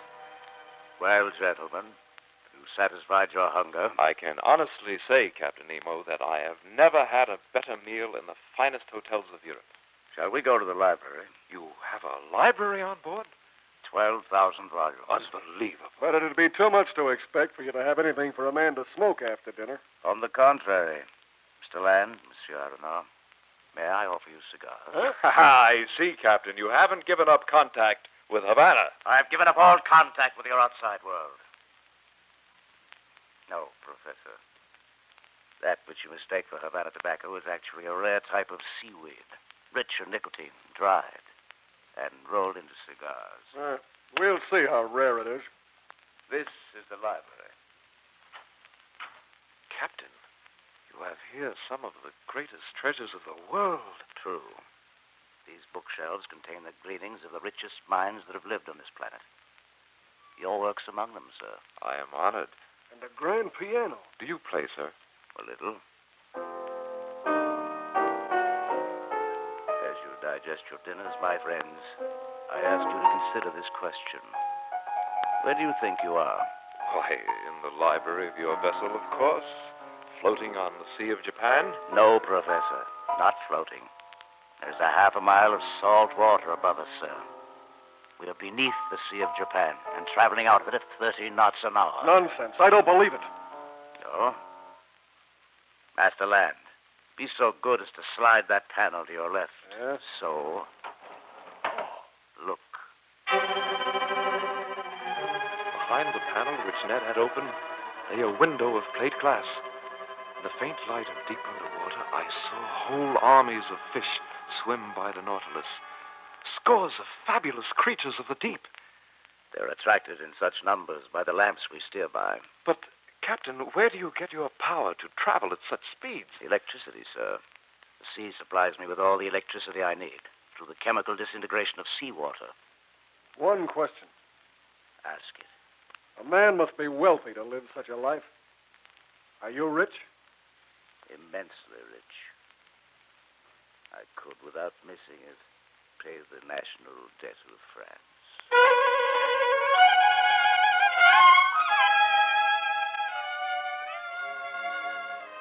For many days after this, I did not see Captain Nemo. One morning upon arising, I found a note on the table of my stateroom. It was written in a bold, clear hand and was worded as follows.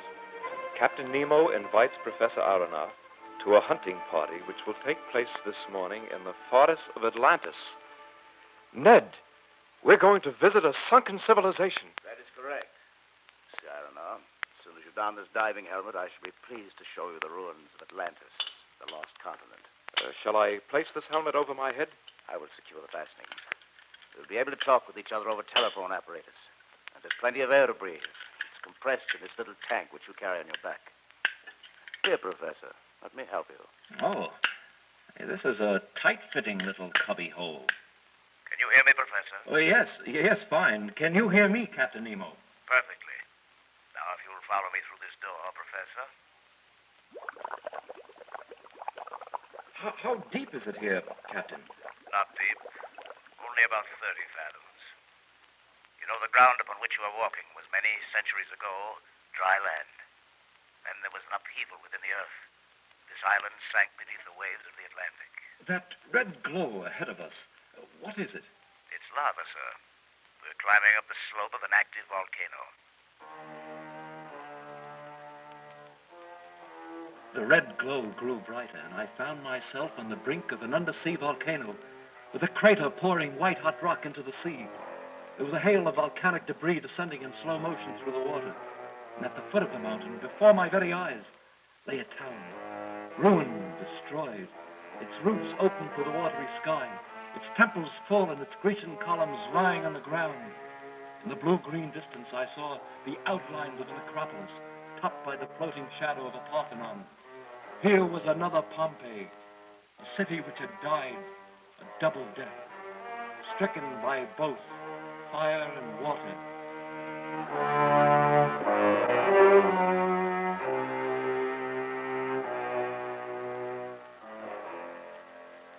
It is dangerous to go nearer, Professor. The lost city of Atlantis. It is a miracle. No, Monsieur Arno. It is a cataclysm. Shall we go back? As you wish. Oh, I had almost forgotten. I promised you a hunt. But how can we hunt, Captain? We have no weapons, no guns. Look to your left. Yes? What do you see? A sunken ship. Yes, a Spanish galleon. What do you suppose you'll find on board? I can imagine. Oh, some of it seems to have spilled over the side. Here, Professor Arno. A solid ingot of pure gold. Kindly accept this trifle as a token of esteem from your friend, Captain Nemo. How much is this worth? In your world, perhaps 1 million francs. Down here, the fish place its value at exactly nothing.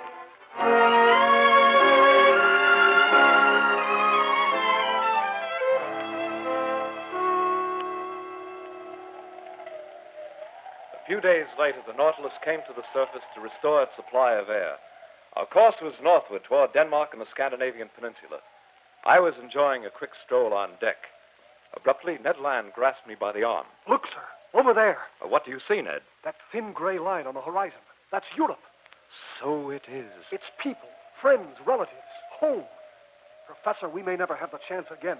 We must try to escape. Ned, he'll never let us get away. We know too much about him. And it's too far to swim. But this close to shore, there must be coastal steamers. Some vessel would pick us up. Look, there's a ship of some sort off our weather beam right now. Can you make out the flag she's flying? That's odd. The ship doesn't seem to be flying any flag.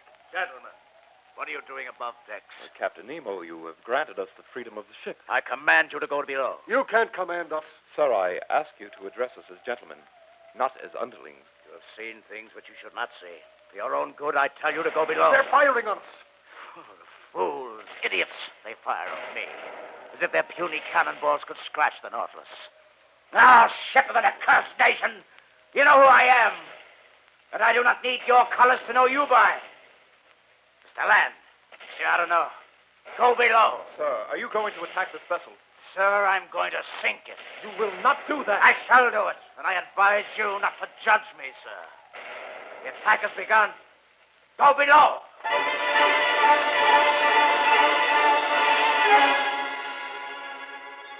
We went below. What else could we do? Through the heavy glass window of the library, I saw that we had submerged. Then a shock passed through the Nautilus. And the whole submarine shuddered with a frightful impact. Then, through my window, I watched a dreadful sight. I saw a stricken vessel sinking below the waves. I saw men going down with her, drowning before my eyes, their faces twisted with agony.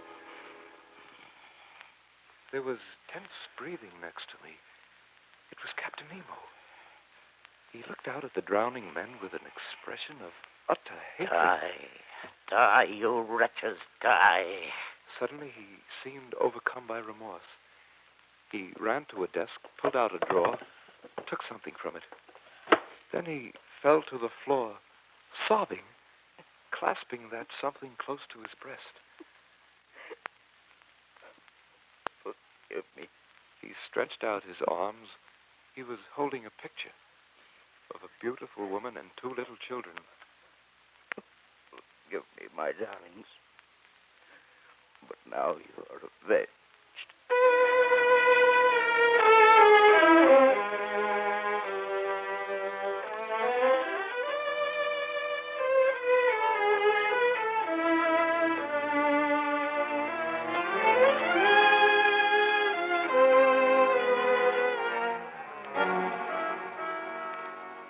Are we still on the surface, Professor? Yes, and only a few hundred yards from shore. We've got to do it tonight. If we're ever going to get off this cursed vessel, we'll have to do it tonight. Everyone on board should be asleep by now. We'll have to cross the library in order to get on deck. Aye, lead the way. All right. Hey, he's there. The captain, bend down. He may not see us in the shadows. Hurry, and be quiet.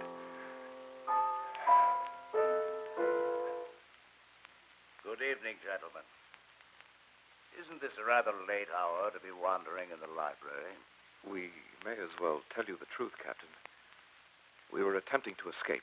Well, for what other purpose do you suppose the Nautilus is floating so close to shore? I don't understand. You plan to escape.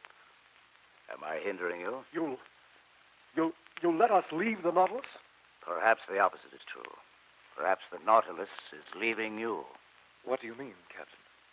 A few miles to the north of us is a peculiar phenomenon called the Maelstrom. The Maelstrom? A whirlpool which draws ships into its vortex and smashes them in its whirling fury. Even now, gentlemen, our course is set for the dead center of the Maelstrom. You'll be destroyed. Naturally. Come with us. Save yourself. No, my friends. My mind is made up. I've lived long enough with bitterness. Everything must have an end, somewhere, some way. Go on, up the companionway. I will not hinder you. Save your lives if you like. Captain Nemo, I beg of you, come with us. Please, gentlemen, do not interrupt me. I must finish my composition. I hesitated a moment only, then hurried up the companionway to the deck. Ned Land and I dived into the icy water and swam easily to the shore, where we found shelter in a fisherman's hut. Exhausted, I tried to sleep, but my mind kept traveling out to sea toward that whirlpool, that deadly vortex, the Maelstrom. And all that night I dreamed of the Nautilus being sucked into its grave. And though I don't remember it, Ned Land says that I woke suddenly from my sleep, shouting at the top of my lungs, "Goodbye! Goodbye, Captain Nemo. Sleep well at the bottom of your sea."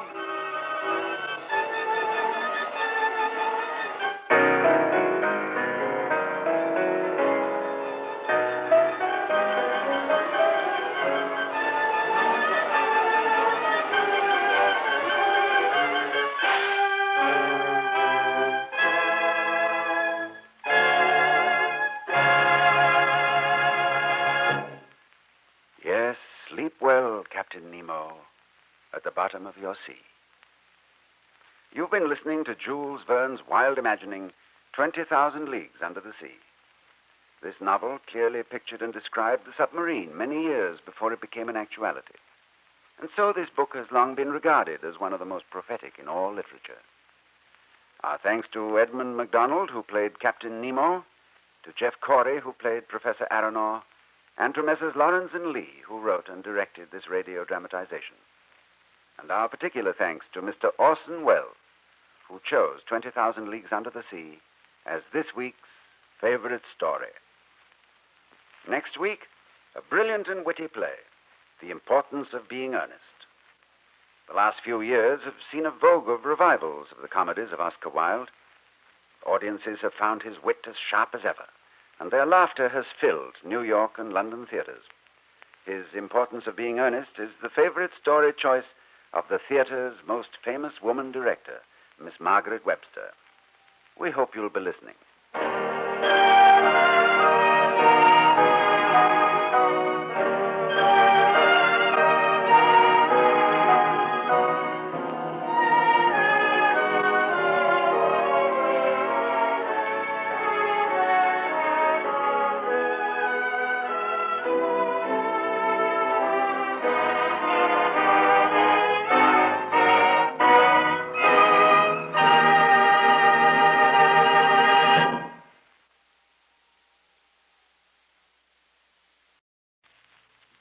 This is Ronald Coleman, inviting you to radio's most dramatic half hour, Favorite Story.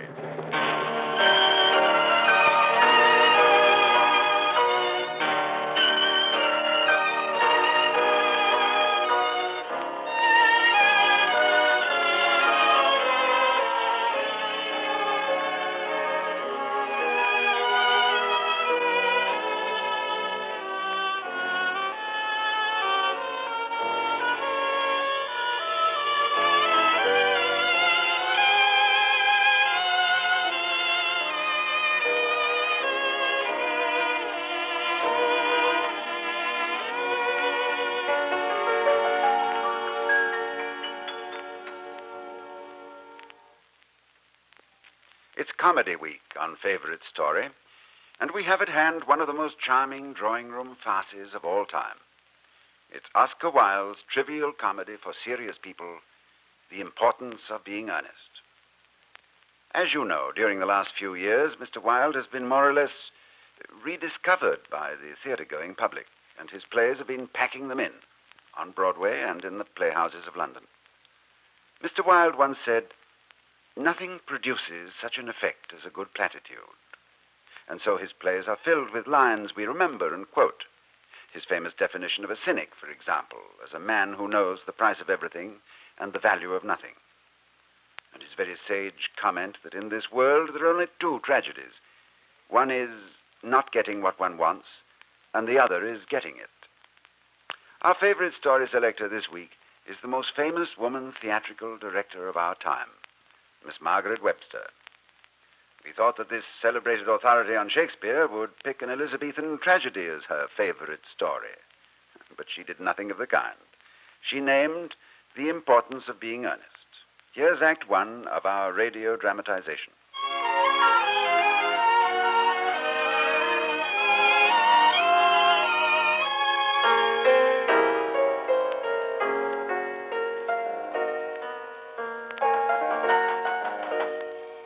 In a moment. I can hear you in there, Elton. Let me in. Have the courtesy to let me finish this delicious phrase.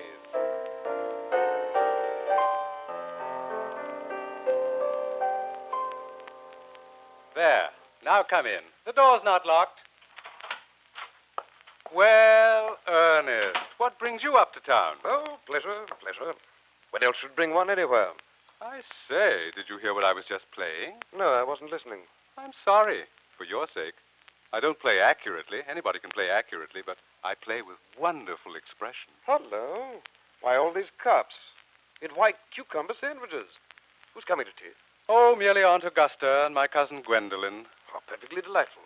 Yes, but I'm afraid Aunt Augusta won't quite approve of your being here. May I ask why? My dear Ernest, the way you flirt with Gwendolen is perfectly disgraceful. It's almost as bad as the way Gwendolen flirts with you. Well, I'm in love with Gwendolen. I've come up to town expressly to propose to her. I thought you came up for pleasure. I call that business. How utterly unromantic you are. I really don't see anything romantic in proposing. It's very romantic to be in love, but there's nothing romantic about a definite proposal. Why, one may be accepted. One usually is, I believe. Please, don't touch the cucumber sandwiches. They're ordered especially for Aunt Augusta. Oh, but you've been eating them all the time. That's quite a different matter. She's my aunt. Then let me eat Gwendolyn's portion. After all, we're practically married. You are not practically married. I do not give my consent. Oh, your consent. My dear Ernest, Gwendolen is my cousin. And before I allow you to marry her, you'll have to clear up the whole question of Cecily. Cecily? What on earth do you mean, Algy? I don't know anybody by the name of Cecily. Oh? Do you recognize this silver case? Certainly. It's mine. Not according to the inscription. This is a present from someone by the name of Cecily. And you said you didn't know anyone of that name. Well, do you want to know? Cecily happens to be my aunt. Charming old lady she is, too. But why does she call herself Little Cecily if she's your aunt? I quote, "From Little Cecily with fondest love." My dear fellow, some aunts are tall, some aunts are not tall. And that's a matter that surely an aunt must be allowed to decide for herself. Admitted. But why does your aunt call you her uncle? Huh? That's what it says. From Little Cecily with her fondest love to her dear Uncle Jack. There's no objection to an aunt being a small aunt. But why an aunt, no matter what her size may be, should call her own nephew her uncle, I can't quite make out. Besides, your name isn't Jack at all. It's Ernest. It isn't Ernest. It's Jack. You've always told me it was Ernest. I've introduced you to everyone in town as Ernest. You answer to the name of Ernest. You look as if your name was Ernest. You are the most earnest-looking person I ever saw in my life.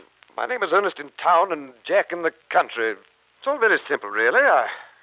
I'm a guardian of a young lady named Miss Cecily Cardew. Oh. Cecily, who addresses me as her uncle for motives of respect that you could not possibly appreciate, lives at my place in the country under the charge of her admirable governess, Miss Prism. Where is that place in the country, by the way? I have no intention of ever telling you. No matter, but tell me, why are you Ernest in town and Jack in the country? Well, you are hardly serious enough to understand. When one is placed in the position of guardian, one has to adopt a very high moral tone on all subjects. Indeed. So, in order to get into town and have an occasional good time, I've always pretended to have a younger brother named Ernest who gets into the most awful scrapes. Very interesting. However, if Gwendolen accepts me, and I'm going to kill my brother. Indeed, I think I'll kill him in any case. Cecily is much too interested in him. Ah, that must be Aunt Augusta. Only relatives or creditors ever knock in that Wagnerian manner. Say, if I get her out of the way long enough for you to propose to Gwendolen, will you introduce me to Cecily? Not for the world. I'm coming. Aunt Augusta, Cousin Gwendolen, come in. Good afternoon, Algernon. I hope you're behaving very well. I'm feeling very well, Aunt Augusta. That's not quite the same thing. In fact, the two things rarely go together. Mr. Worthy. Your servant, Miss Gwendolen. Good afternoon, young man. It's a pleasure to see you, Lady Bracknell. Oh, before you sit down, Aunt Augusta, I have some wonderful prints to show you, just newly arrived from Paris. Do come. They're right here in the next room. Oh, delightful. Don't ever say I wasn't a friend in need, Ernest. Right this way, Aunt Augusta. Charming day it's been, Miss Fairfax. Oh, pray don't talk to me about the weather, Mr. Worthing. Whenever people talk about the weather, I always feel quite certain that they mean something else. And that makes me nervous. I do mean something else. Miss Fairfax, ever since I met you, I have admired you more than any other girl I have ever met since I met you. Yes, I'm quite aware of that fact. I will be equally frank with you. My ideal has always been to love someone by the name of Ernest. There's something in that name that inspires absolute confidence. The moment Algernon first mentioned to me that he had a friend called Ernest, I knew I was destined to love you. You really love me, Gwendolen? Passionately. Darling, you don't know how happy you made me. But, just a minute. You don't really mean to say you couldn't love me if my name wasn't Ernest? But your name is Ernest, and it suits you so perfectly. It's a divine name. It has a music of its own. It produces vibrations. Yes, but suppose it was something else. Suppose it was Jack.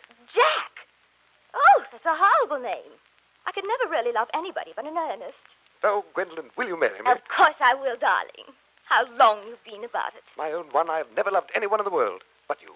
Mr. Worthing, yes? Rise, sir, from this semi-recumbent posture. It is most indecent. Mama, go back into the other room. Mr. Worthing is not quite finished. Finished what, may I ask? I am engaged to Mr. Worthing, Mama. Good work, old boy. Pardon me, you are not engaged to anyone. When you do become engaged to someone, I will inform you of the fact. Oh, Mama, you spoil everything. Since this matter has come up, however, I am not averse to seeing whether this young buck is eligible or not. Young man, I have always been of the opinion that a man who desires to get married should know either everything or nothing. Which do you know? I know nothing, Lady Bracknell. I am pleased to hear it. I do not approve of anything that tampers with natural ignorance. Now to social position. Who are your parents? I have lost both my parents. Both? That seems like carelessness. Who was your father? Well, I'm afraid I really don't know. You see, I was found. Found? The late Thomas Cardew found me and gave me the name of Worthing because he happened to have a first-class railway ticket for Worthing in his pocket at the time. Worthing is a place in Sussex, a seaside resort. Charming. Where did this gentleman who had a first-class ticket for this seaside resort find you? In a handbag. A handbag? Yes, Lady Bracknell. I was in a handbag. A somewhat large black leather handbag with handles on it. Quite an ordinary handbag, I'm sorry to say. In what locality was this found? In the cloakroom at Victoria Station. It was given to him in mistake for his own. The cloakroom at Victoria Station? Yes, the Brighton line. The line is immaterial. But to be born, or at any rate bred in a handbag, whether it had handles or not, seems to me to display a contempt for the ordinary decencies of family life. You can hardly imagine that I would dream of allowing my only daughter, a girl brought up with the utmost care, to marry into a cloakroom and form an alliance with a parcel. Good afternoon, Mr. Worthing. Come, Gwendolen. Oh, Mama. Come. For goodness sakes, Elsie, don't play that ghastly tune. As you say. You don't think there's any chance of Gwendolen becoming like her mother in about 150 years, do you, Elsie? Well, I forgot my parasol on purpose. Tell me quickly, what's your country address? I'll write you long, passionate letters every day. You will? It's the Manor House, Woolton, Hertfordshire. Yes. Manor House, Woolton, Hertfordshire. Oh, darling, I'll write you immediately. Goodbye, my darling. Adieu, my precious. Oh, that's better. What are you smiling about? Me? Oh, I adore the way I play piano. As a matter of fact, I'm my favorite piano player. Oh, Elsie, you never talk anything but nonsense. Nobody ever does. Manor House, Woolton, Hertfordshire.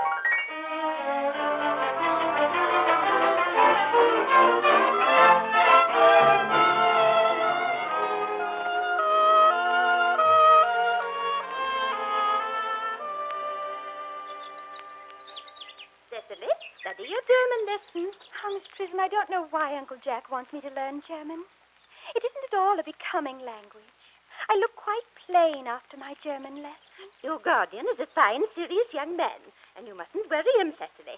Lord knows he has enough trouble with that unfortunate young man, his brother. I wish Uncle Jack would allow that unfortunate young man, his brother, to come down here to the country sometime. We might have a good influence over him, Miss Prism. I am sure you certainly would. You know German and geology and things of that kind influence a man very much. Oh, somebody's at the door. I love answering doors. It's much more fun than studying this horrid German. Cecily, really. Oh, I say, is this the home of Mr. Jack Worthing? Oh, yes, but he's in London and won't return until Monday. I am sorry. I'm his brother, Ernest Worthing. Oh. What's wrong? Why, I've never met any really wicked person before. I feel rather frightened.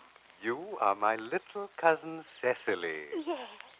And one of the prettiest girls I've ever seen. Oh, I don't think you should talk to me like that. Miss Prism never says such things to me.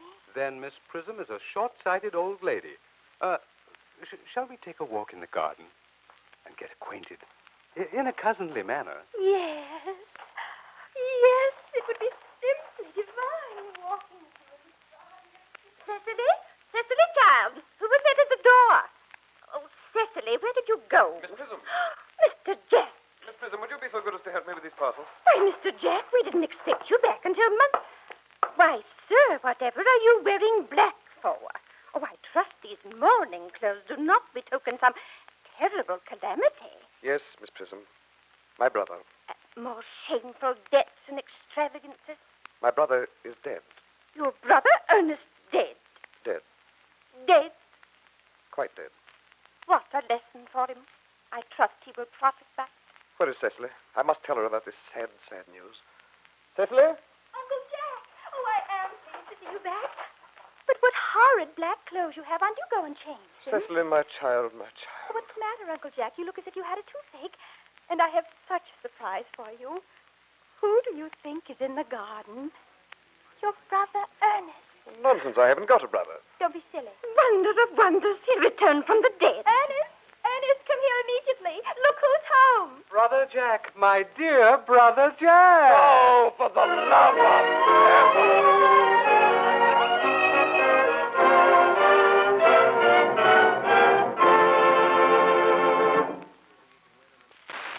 we're ready for Act 2 of Margaret Webster's favorite story, The Importance of Being Earnest.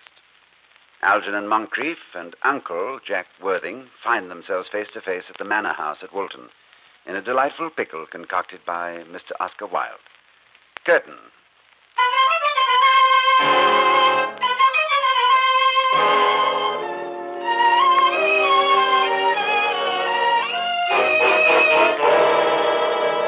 Algernon, you scoundrel. Now that the ladies have gone up to dress, I can speak my mind. Get out. Jack, old friend, I appreciate your gracious invitation, and I regret I can only stay a week. A week?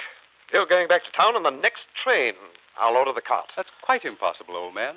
You see, I'm quite madly in love with Cecily. You're not to talk about my ward like that. I don't like it. Well, I don't like your clothes. You look perfectly ridiculous in black. Why on earth don't you go up and change? It's so childish to be in mourning for a man who's staying for a whole week with you as your house guest. I call it grotesque. You certainly are not staying with me for a week. You're leaving on the 4:05 train. I certainly won't leave you as long as you're in mourning. It would be most unfriendly. If I were in mourning, you'd stay with me. I should think it very unkind if you didn't. You're a fool. There's no use talking to you. I'm going for the cart. Ernest! Me? Where's Uncle Jack? He's gone to get the cart. He's sending me away. Oh. I'm afraid we must part, Cecily. Oh, it is always painful to part from people one has known for a very brief space of time. The absence of old friends one can endure, even enjoy. But even a momentary separation from anyone to whom one has just been introduced is almost unbearable. Cecily, it's necessary to speak quickly. From the moment I saw you, I knew. I love you. Will you marry me? You silly you, of course. Why, we've been engaged for the last 3 months. For the last 3 months?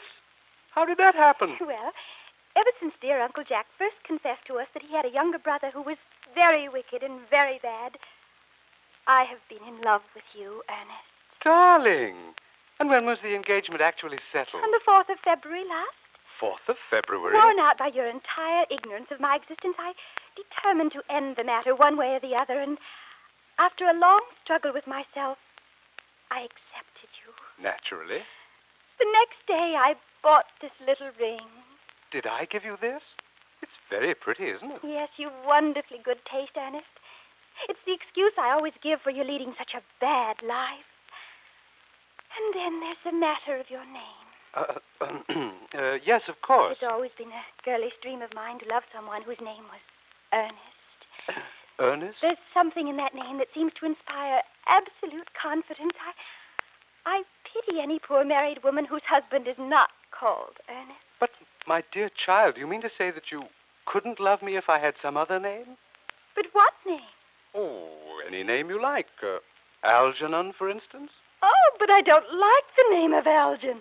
Algernon is a very good name. Aristocratic. Why, half the chaps who get into bankruptcy court are called Algernon. Seriously, Cecily, if my name was Algy, couldn't you love me? I might respect you, Ernest. I might admire your character. But I fear that I should not be able to give you my undivided attention. Oh, excuse me, Cecily. I want to confer with your local rector regarding a most important christening. I mean, on the most important business. I'll be back in no time. Oh, what an impetuous boy. I must really... Oh, what a busy, busy day. The door again. Why, hello. Good afternoon. Pray allow me to introduce myself. I'm Gwendolyn Fairfax. Won't you come in, Miss Fairfax? I'm Cecily Cardew. Cecily Cardew. What a sweet name. Something tells me we're going to be great friends. I like you already more than I can say. My first impressions of people are never wrong. I feel exactly the same way about you, Gwendolyn. I hope you do not think me rude for asking, dear friend. But are you here on a short visit? Oh, dear, no. I live here. I am Mr. Worthing's ward. Oh? Strange. He never mentioned you. No matter. Ernest is a soul of honor. I beg your pardon, Gwendolyn. Did you say Ernest? Yes. Oh, but it's not Mr. Ernest Worthing who's my guardian. It's his brother, his elder brother, Jack. Ernest never mentioned to me that he had a brother. Well, I'm sorry to say they've not been on good terms. Oh, that accounts for it. Dearest Gwendolyn, since you are my new friend, I must tell you, Mr. Ernest Worthing is engaged to me. My darling Cecily, I think there must be some slight error.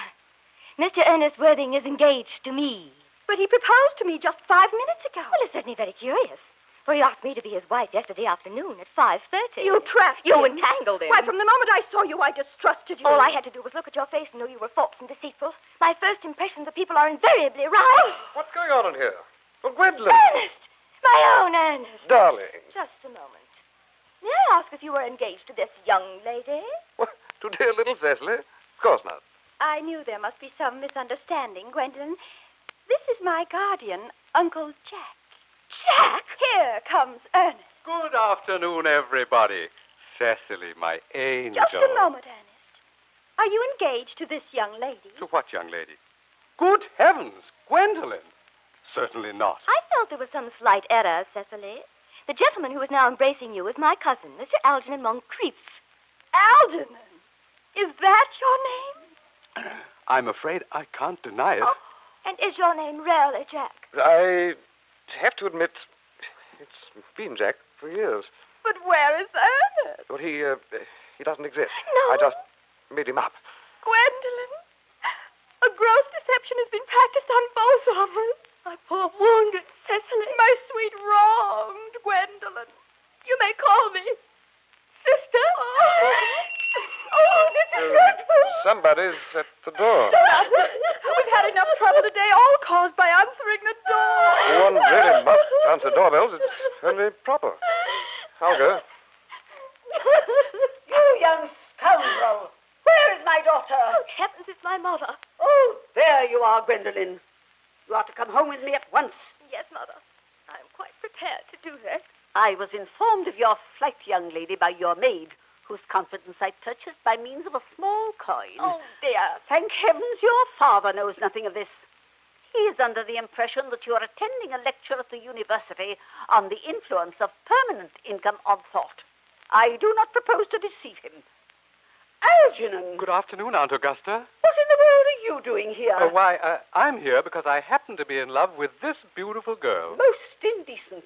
And who is she? Alone here in a house full of men and unchaperoned, I'll wager? Not at all, madam. I have the most proper companion. Dear Miss Prism. Prism? Did you say Miss Prism? Yes. Is this Miss Prism a female of repellent aspect, remotely connected with education? She is, madam. I've been hunting for that woman for 28 years. Let her be sent for immediately. Certainly. Miss Prism, would you come in here, please? What's this all about? Oh, the hanged if I know. You called Cecily? Prism! Oh, Lady Bracknell. Prism, look at me. Where is that baby? Baby? Baby? 28 years ago, Prism, you left Lord Bracknell's house, number 104 Upper Grosvenor Street, in charge of a perambulator that contained a baby of the male sex. You never returned. Prism, where is that baby? Lady Bracknell, I admit with shame I do not know. On the day that you mention, I took the baby out in its perambulator. I had also with me a somewhat old handbag. Handbag? In a moment of abstraction, I placed a book in the perambulator and the baby in the handbag. Where did you leave the handbag? I checked it momentarily in the cloakroom of the Victoria Station in London. The Brighton line? Yes. How did you know? Miss Prism, pay very close attention. Here in this closet is something I want you to identify. Miss Prism, is this the handbag? Answer carefully. A great deal depends on it. It seems to be mine. Yes, here is an injury it received through the upsetting of a Gower Street omnibus in younger and happier days. And see here my initials. Oh, I'm delighted to have this bag restored to me. Miss Prism, more is restored to you than this handbag. I was the baby you placed in it. You? Yes. Mother? Mr. Worthing, I am a spinster, if you please. Lady Bracknell can tell you who you really are. Lady Bracknell? I'm afraid that the news I have to give you, young man, will not altogether please you. Oh? You are the son of my poor sister, Mrs. Moncrief, and consequently Algernon's elder brother. Mine? Algy's elder brother?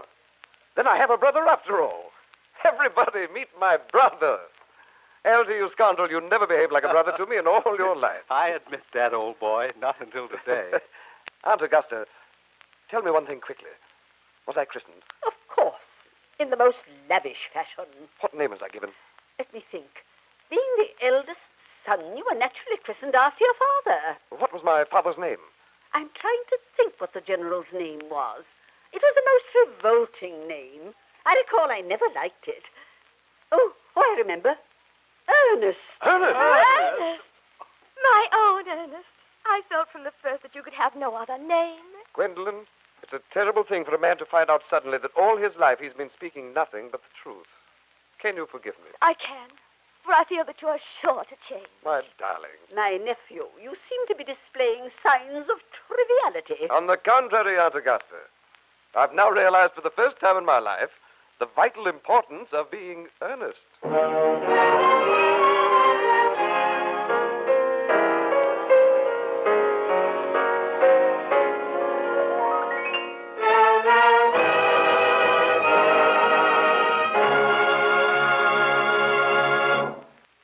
You've been listening to our radio impression of Oscar Wilde's The Importance of Being Earnest.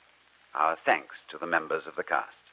Thomas Freeburn Smith, who played Algy, alias Ernest.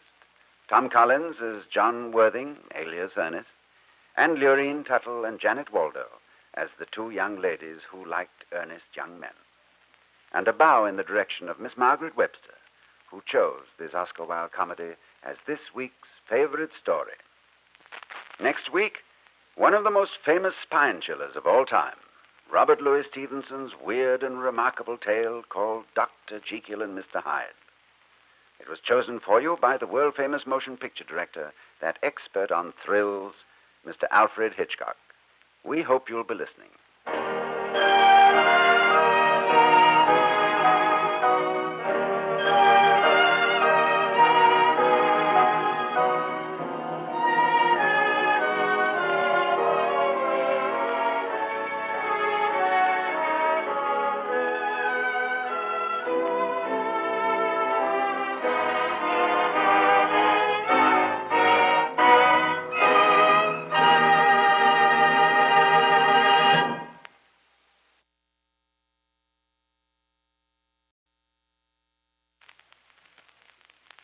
This is Ronald Coleman, inviting you to radio's most dramatic half-hour, Favorite Story.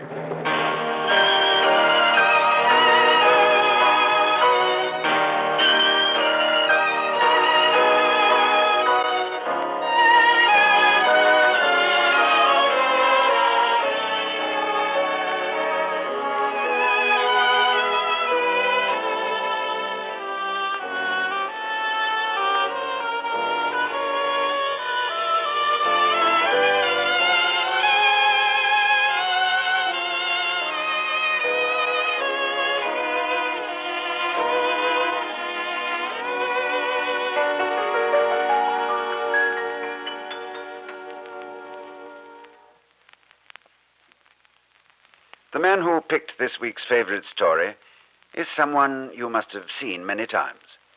He has the rather engaging habit of casting himself as a bit player in every motion picture he directs. So you've caught glimpses of him, that paunchy gentleman with the bright little eyes who appears on the screen for a few fleeting seconds. But you probably never guessed that he was one of our great motion picture directors. People here in Hollywood call him Hitch. He's the master of suspense thrillers, Mr. Alfred Hitchcock. We were chatting with him recently in the commissary at David O. Selznick's studios, and he suggested a favorite story for this series, one that's right in the Hitchcock tradition, Robert Louis Stevenson's hair-raising adventure of Dr. Jekyll and Mr. Hyde. So, if your heart is strong and your schizophrenia well under control, prepare yourself for a treat in thrills, as William Conrad stars in both the title roles of Alfred Hitchcock's favorite story, Dr. Jekyll and Mr. Hyde.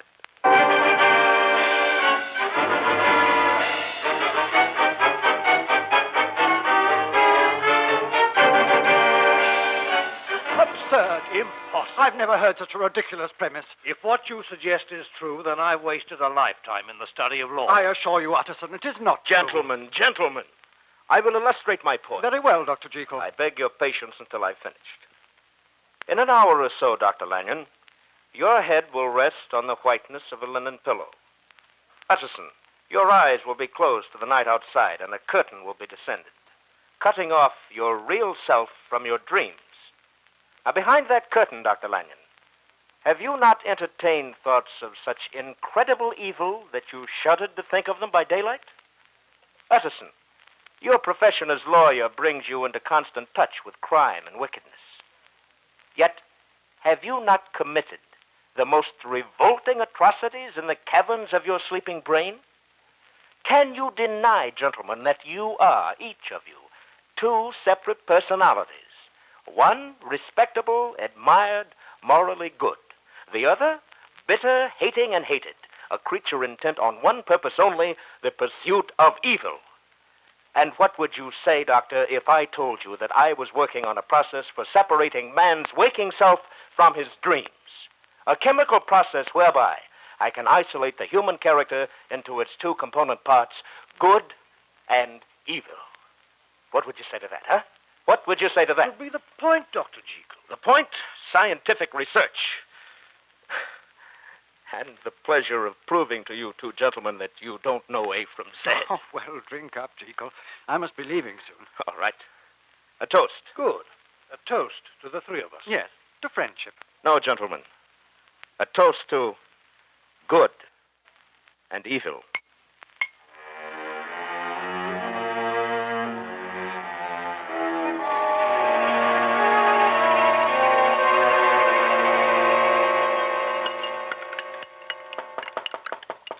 That you, Pooh? Yes, sir.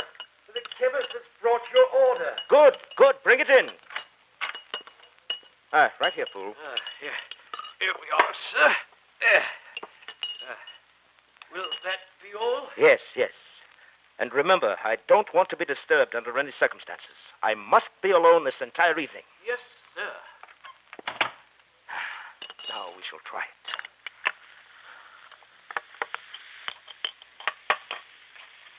June 22nd. Today I have procured the final ingredients necessary to complete my experiment, which should prove beyond a doubt that man possesses two separate and distinct natures, the good and the evil. My experience today will bear out my theory of dual personality, or destroy me. For in drinking my compound, I know full well that I risk death. The elements are compounded. The resulting ebullition is now complete. I shall continue to record this experiment in my journal as long as I am capable. 3 swallows of this, and I will know.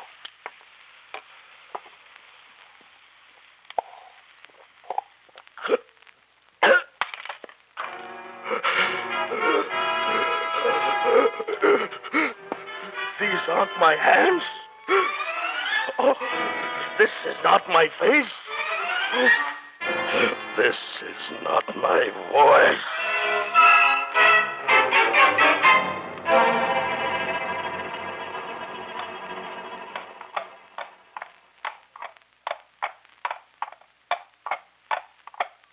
Here, driver, this is the place.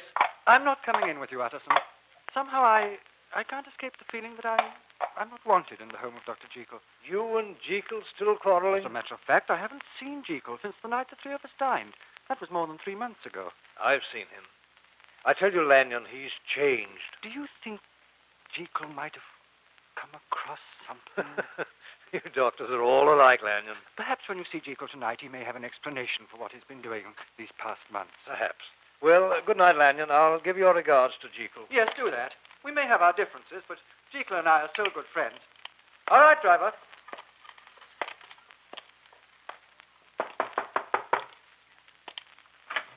Oh, good evening, Poole. Mr. Utterson, good evening, sir. Come in, come in. Is the doctor in? No, sir, he's not. He's been gone all evening. Was he expecting you? No, I just thought I'd drop by. When do you expect him in? Well, that's hard to say, sir. I don't know when to expect him anymore, if you'll pardon my saying so, sir. What do you mean, Poole? Well, sir, it's just since Mr. Hyde has been here. Hyde, eh? I've heard something about this Edward Hyde. What does he look like, Poole? Well, sir, I I can't rightly say. You mean you haven't seen him, and yet he stays here? Oh, yes, sir. I've seen him all right. He doesn't stay here, though. He just comes and goes. It's just that he's difficult to describe. He's so... Evil, is that the word? Yes, Mr. Utterson, sir, that's it. Oh, it's not only his hideous face and his hairy hands, but there is something definitely evil about him. All evil. Now, I've heard several other people describe him in the same words. I should like to meet this Mr. Hyde. He was here tonight. Went out a little while ago. Dr. Jekyll has given him the freedom of the house and instructed us to obey him. He had dinner with Dr. Jekyll? Oh, dear, no, sir. He never dines here. Indeed, we see very little of him on this side of the house. But he and Dr. Jekyll spend a great deal of time together in the laboratory. Well, I'll be going along, Poole. Tell Dr. Jekyll I called. Yes, sir. Good night, Mr. Utterson. Good night, Poole.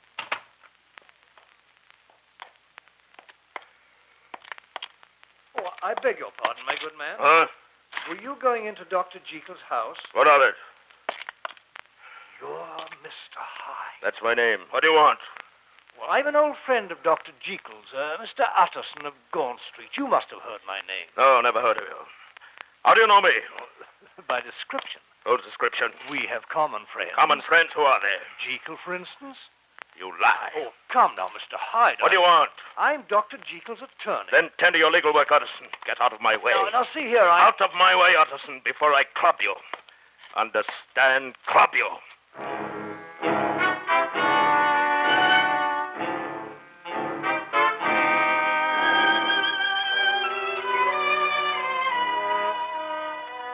Gentlemen, it's good to have the three of us together again. Very good.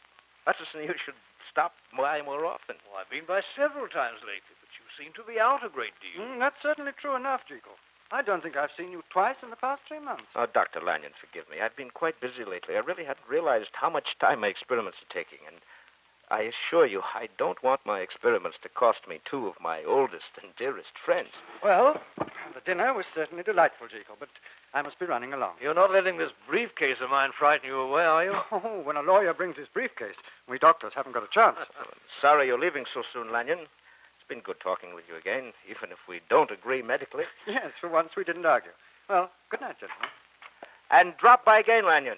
You might find some of my latest experiments most interesting. My heart may be a little too weak for them, eh, Jekyll? Good night. I've been wanting to speak to you, Jekyll, about this will of yours. You know I don't approve. Yes, certainly, I know that. You've told me so. I'd like to go over several of the clauses with you. All right, if it'll make you happier. Oh, now this one, for example. In the event of the decease of Henry Jekyll, all possessions are to pass into the hands of his friend and benefactor, Edward Hyde.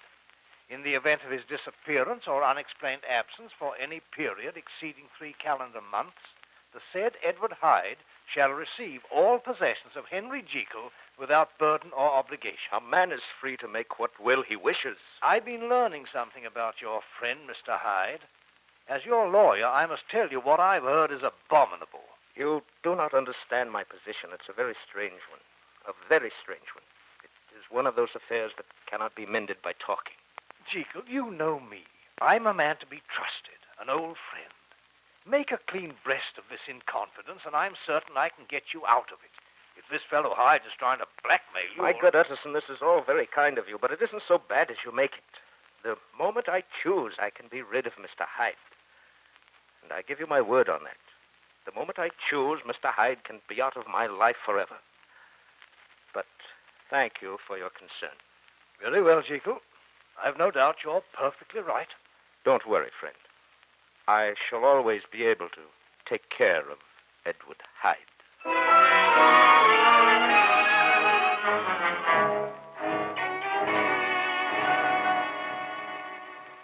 that be all, Dr. Jekyll? Oh, yes, Poole, that will be all.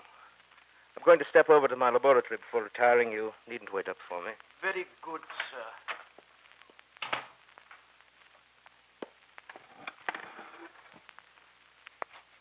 October 3rd. My experiments are now conclusive. I have succeeded in completely segregating the human soul into its two major components, good and evil. And I have been able to separate and rejoin at will by the simple expedient of drinking my formula. As Edward Hyde, I am alive and real, yet I do not even exist. As Edward Hyde, my face is different, thick, dusky, and the teeth protrude in the simian fashion. The exact opposite of Henry Jekyll's fairly formed face. The hands of Edward Hyde are lean, corded, knuckly, with a swarthy growth of hair, while those of Jekyll are large, white, smooth. In summing up the differences between the two men,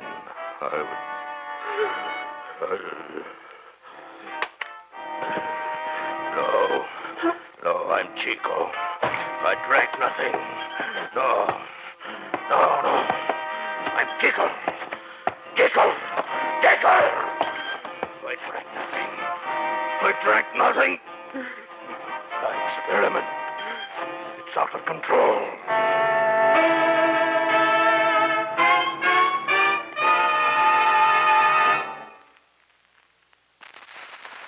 We're ready with Act Two of Alfred Hitchcock's favorite story, Dr. Jekyll and Mr. Hyde. The doctor's infamous experiment with split personalities has burst out of his control. Every moment he stands at the mercy of his other self, Edward Hyde. And it is Edward Hyde that we meet now on a wet London street not long before midnight.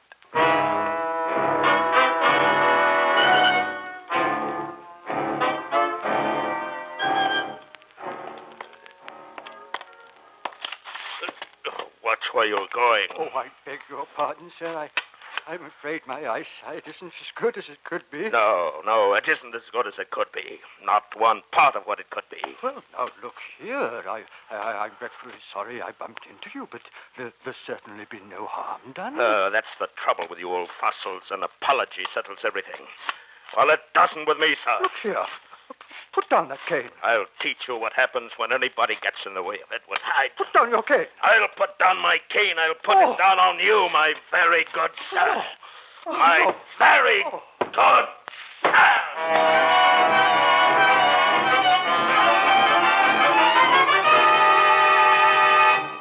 Yes, sir.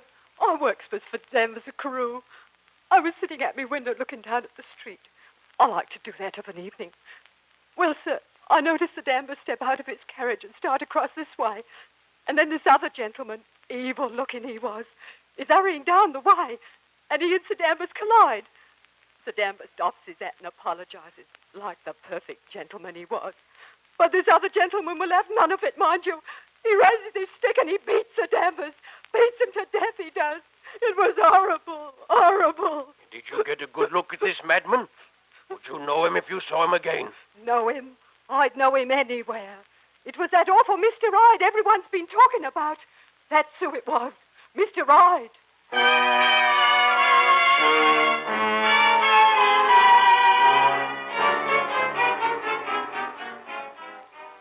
What is it, Poole? Mr. Utterson is waiting to see you, Dr. Jekyll. Tell him I'm not in. I don't feel... I'm sorry, sir. I've already told him you were here. He seemed most anxious to see you. Very well, show him in.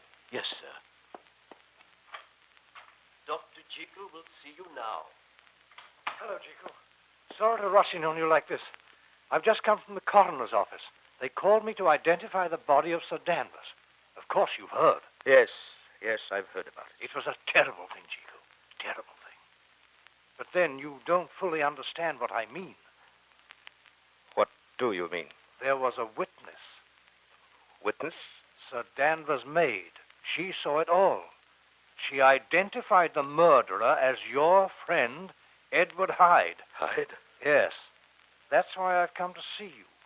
The will you made out in Edward Hyde's favor must be revoked immediately. You've got to break all relations with Mr. Hyde. If not, I'm afraid you'll be deeply involved in this crime. They'll never find Hyde, Utterson. I'm afraid you're mistaken there, my friend. They will find him. And when they do, the gallows itself will be too good for him. He's a madman. I saw Hyde last night. He told me he was leaving London. I don't believe I'll be involved in this, Utterson. Perhaps not. However, at the coroner's office, I picked this up. It's the stick with which Carew was beaten to death. Mine? Yes, Jekyll. Your cane. I gave it to you a long time ago. I recognize the head on it. See here, Utterson, if you're deliberately trying to involve me in this thing, you're quite off the track. What Hyde does is his business. Perhaps the police will make it your business. That's enough, Utterson. I assure you, Mr. Hyde will never be heard from again.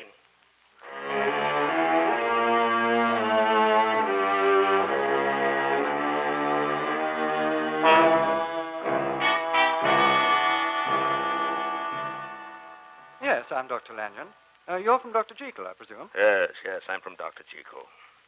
You got his letter, didn't you? I received his letter, although I must confess parts of it were a little vague. You did what Jekyll asked. Of course. Come inside, man. Where are the chemicals? You've got them? Come, sir, I shall show you. You forget I've not made your acquaintance. You're, A friend of Dr. Jekyll's, a friend. Now the chemicals, please. Sir, compose yourself. These are Jekyll's chemicals. Never mind that. Have you a graduated glass? My instructions were to have these delivered to Jekyll. I don't see what liberty you have to use them. You're quite inquisitive, Lanyon. Quite inquisitive. Give me the glass. I really don't see that. Then you shall soon see, very soon. You shall see everything. Curiosity is a costly thing, Lanyon. You shall find out just how costly. What are you doing, man? You don't intend to drink that. You're mad. A toast, Doctor. A toast to Edward Hyde. Hyde?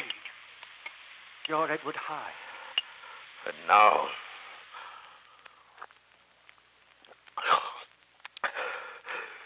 What happens now is under the seal of our profession. Our profession? Lanyon, you who denied the virtue of transcendental medicine. Watch. What? What's happening to you? You who have derided your superiors, Lanyon. Look, look. My Lord, man, what's happening to you? You're not Hyde. Well, Dr. Lanyon? Yes. Impossible. Lanyon.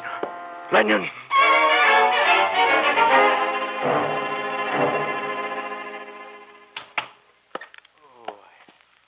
Glad you've arrived, Mr. Utterson. I've been waiting for hours. Fool, what is it, man? What brings you to my home? Is the doctor ill? Mr. Utterson, something is wrong. Ever since Dr. Lanyon died last week, Now, take your time and tell me what you want. You know the doctor's ways, sir, and how he shuts himself up. Well, he's shut up in the laboratory, and... Well, sir, I'm afraid I haven't seen him since Dr. Lanyon's funeral. What do you mean, fool? What is it you're afraid of? I've been afraid ever since the night I last saw him. Last saw him? Yes, sir.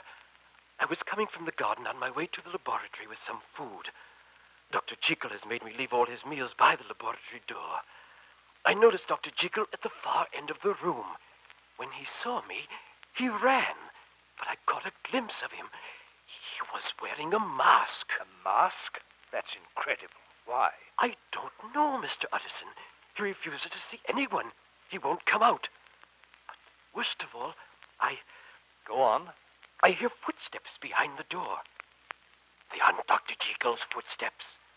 And when he calls to me, it isn't Dr. Jekyll's voice. Did you recognize that voice? Well, yes, sir.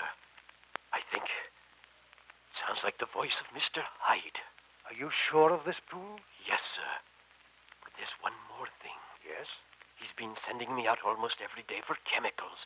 He writes them on a sheet of paper and passes it under the door.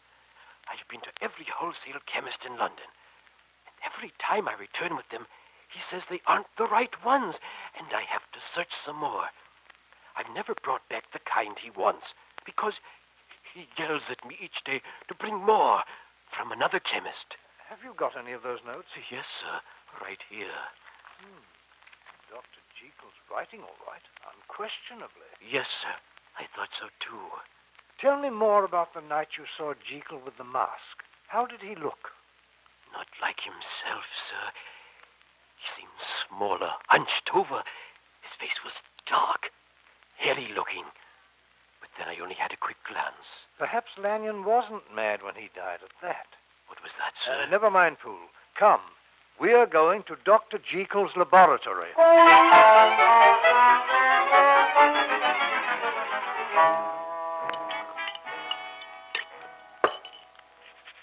January 15th. I have lost control completely now. Even double potions have no effect. I dare not leave the laboratory for fear I will suddenly become Edward Hyde. If I'm caught again outside my laboratory as Hyde, I shall surely be killed. It is only a matter of time before I become Hyde again and remain as Hyde. I have had London ransacked for my original chemicals only to find they aren't the same. I am now convinced that my first supply was impure and that it was that unknown impurity which made the formula act. I shall never know the true formula. This will be my last entry, for my experiment must be concluded as a failure. There remains but one way in which I can control Hyde. I have no alternative. The change occurs almost without event now. I'm Jekyll one instant, Hyde the next. This is the last time Henry Jekyll can think his own thoughts or see his own face. As I lay down this pen and end my medical journal, I bring the life of Henry Jekyll to an end. Henry Jekyll is gone.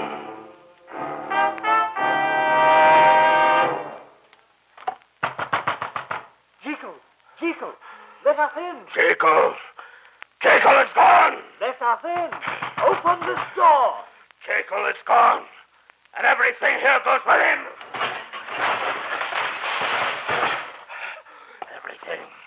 Everything. His work, his notes. Everything goes with him. And this poison for Edward Hyde.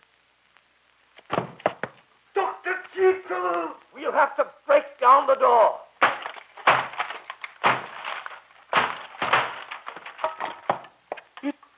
It is Dr. Jekyll. He's dead. Yes, Poole. It is Dr. Jekyll after all. I'm afraid he's poisoned himself. But why? Why? Perhaps I'm wrong, Poole. Perhaps Dr. Jekyll didn't kill himself. Perhaps he was murdered by Edward Hyde.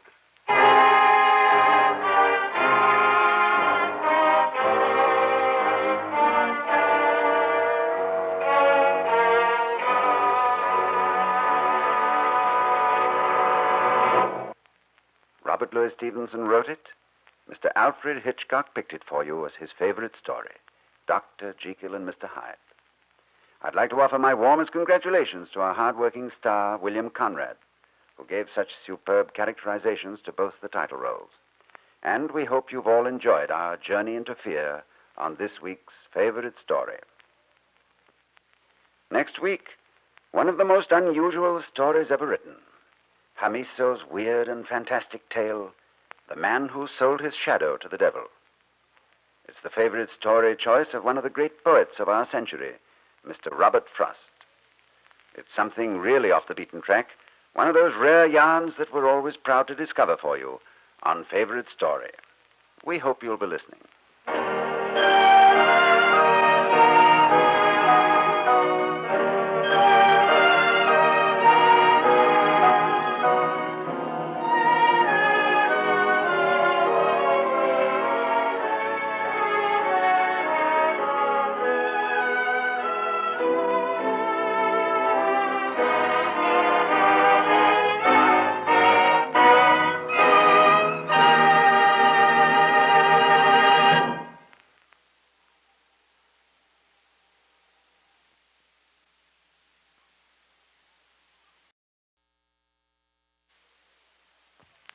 This is Ronald Coleman, inviting you to radio's most dramatic half hour, Favorite Story.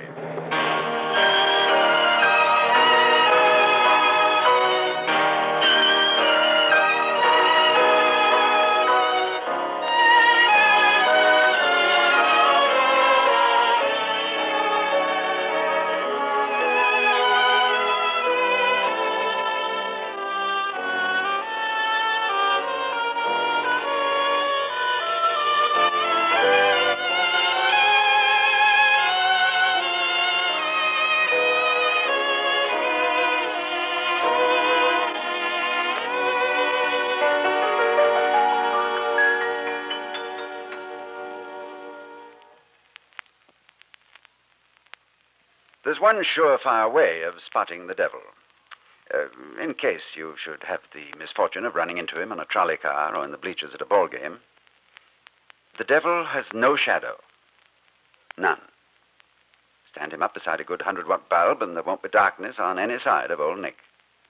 Now, you can imagine that this shadowless condition causes the devil a great deal of embarrassment. And you can also imagine that there would be almost nothing old Satan wouldn't do in order to correct this sad omission. Which brings us to our favorite story for this week, the strange and staggering account of the man who sold his shadow to the devil. This fantasy was dreamed up by a German botanist with the incredible name of Louis Charles Adelbert von Hamiso, and it was selected as the favorite story of one of America's greatest poets, the distinguished man of letters, Mr. Robert Frost. So here it is, Robert Frost's favorite story, The Man Who Sold His Shadow to the Devil.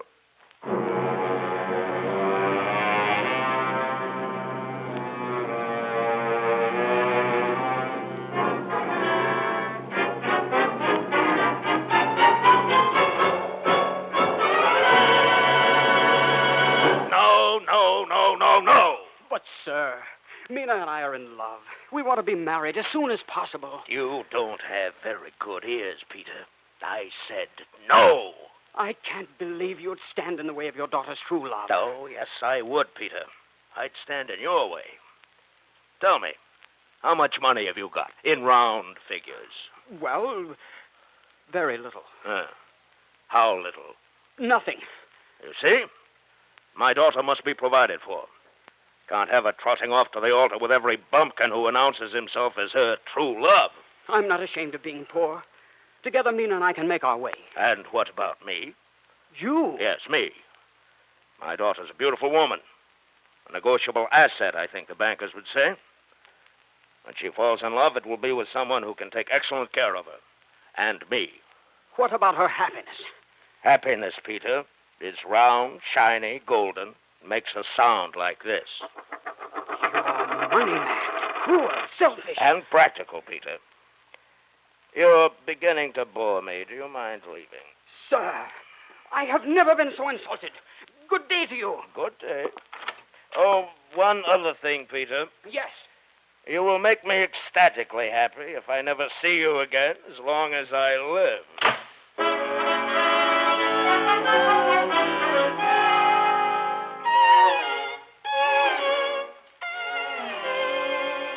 Then what did he say? He called me a bumpkin. And he said I bored him. And he ordered me out of the house. Oh, that's Father. Oh, Mina, we can't let him ruin everything for us. Let's be married anyhow. Peter, how can we? What would we live on? If I only had some money or a position. Peter, you're going to get one.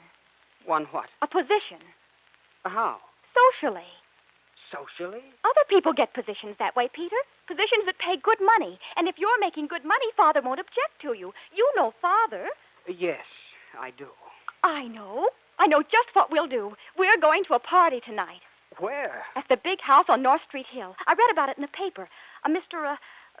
Jones is giving it. I think that's his name. He's dreadfully rich, Peter, and he must have hundreds of good positions to give away just for the asking.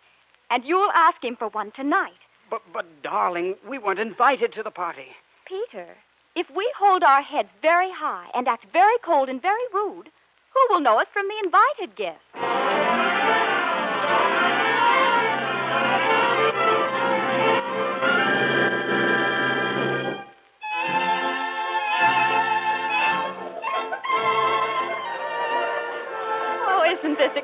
wedding, darling. The violins, the jewelry, all the beautiful people. Mina, that man over there, he's looking at us strangely. He's looking at everybody strangely. Stop worrying, Peter.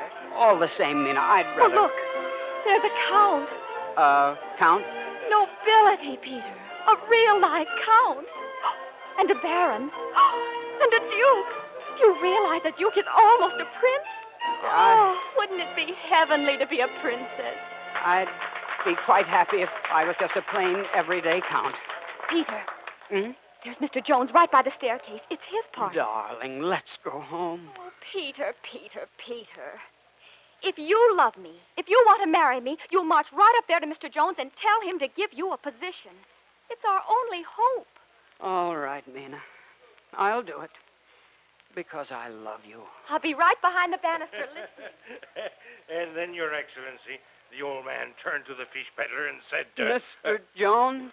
No, he said, who are you? I've got to talk to you. I'm telling the Baron a story. This is very important. I want a position. You do? A good position with good pay. Well, doesn't everybody? I'm very serious, Mr. Jones. Yes, I can see that. Well, tell me, young fellow, what can you do? Oh, anything and everything. I wouldn't hire you if you were the last man on earth.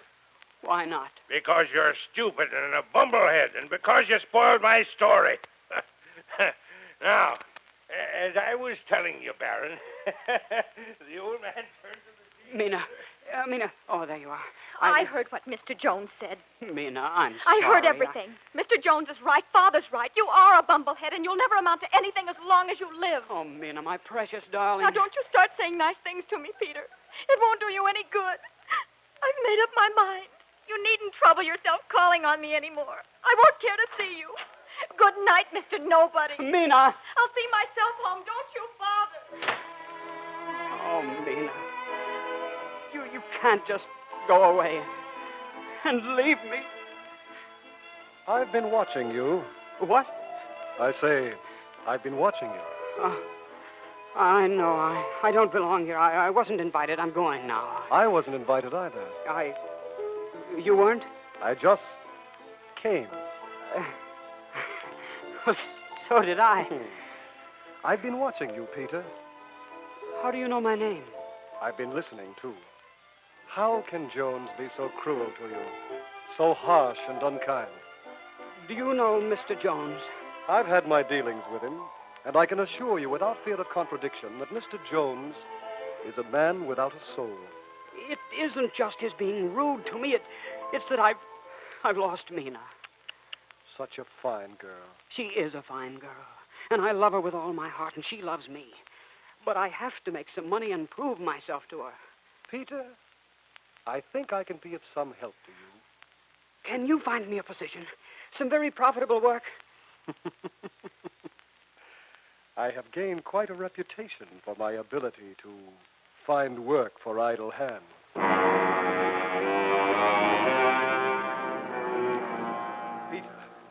Peter, please.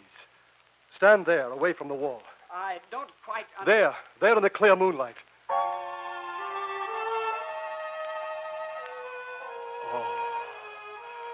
Oh, it's beautiful. Just stand there in the moonlight, Peter, and let me look at it. Let me drink it in. So clean and sharp and black. I don't understand. Peter, I want to buy your shadow. You want to...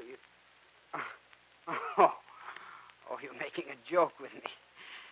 What's the matter? Isn't your own shadow good enough for you? It's very cruel of you to laugh. Many years ago, I had an unfortunate accident, and it was necessary to amputate my shadow. Look here. Here, when we stand side by side in the moonlight. Two of us standing here. But only one shadow. Yes. Isn't it dreadful? Not really, of course. It's just a whim of mine wanting a shadow. I don't know what earthly use it would be. You can't eat it or wear it. You can't even talk to it. I suppose after a while it even gets to be something of a nuisance following you around. How can you take my shadow? Don't ask questions, Peter. But rest assured that once you give your permission, I can transfer your shadow as easily as we might exchange a pair of shoes. What will you give me for it? I believe you mentioned something about needing money to satisfy your sweetheart and impress her father. Yes, yes. I advise you to shield your eyes, my friend, when you gaze into this velvet bag, which I happen to be carrying beneath my greatcoat. Here. Gold. A whole satchel full of gold. Yes. Run your hand through it, Peter. It must be a fortune. Only a fortune? Much more than that. Watch. There. And there. Stop! It's plain sinful to throw gold away like that. We wouldn't want to do anything sinful, would we? Peter, open the velvet bag. What do you see? It's still full. Full to the brim. Yes. My friend, I am offering you an endless supply of gold. All the money, all the riches a man ever possessed. For no matter how much you spend from this velvet bag, it will never be empty. Yours, Peter, if you give me your shadow. I don't know. Think what this means. A castle, Peter, rich clothes, a title, if you like. Wealth can make you a nobleman. All yours, Peter, if you give me your shadow. A castle and a title. Think what it will buy. Respect from men like Jones. The admiration of Mina's father. The hand of the lovely Mina herself. Yours, Peter, if you give me your shadow. It doesn't seem right. Right? What has your shadow ever done for you? Has it brought you honor, fame, distinction, love? No, it has chained you to the earth, this shadow. Be done with it, Peter, and claim the happiness which belongs to you. Yours, the instant you give me your shadow. Take the shadow and give me the purse. Done. There's my part of the bargain. And now, Peter. Now, if you'll just stand where you are in the moonlight. That's fine. I grasp your shadow firmly above the shoulders, and I tug gently at first to loosen it, and then I pull and pull and I pull.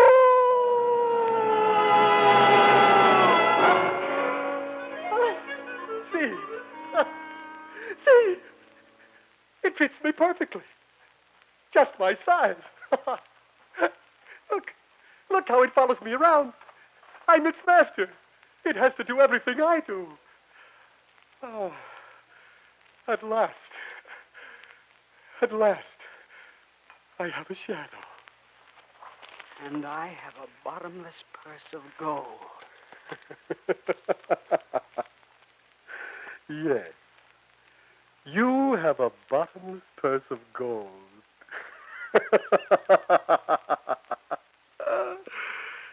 You poor fool.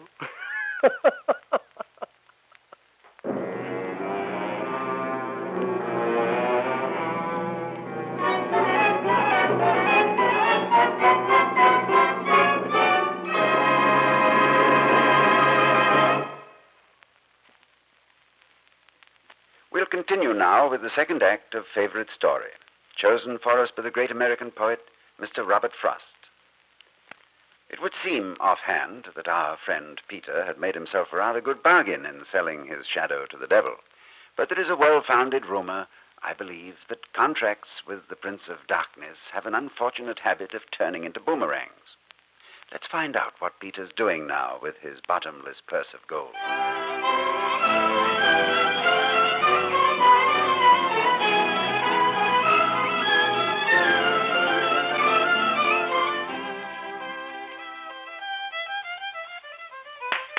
Fiddler?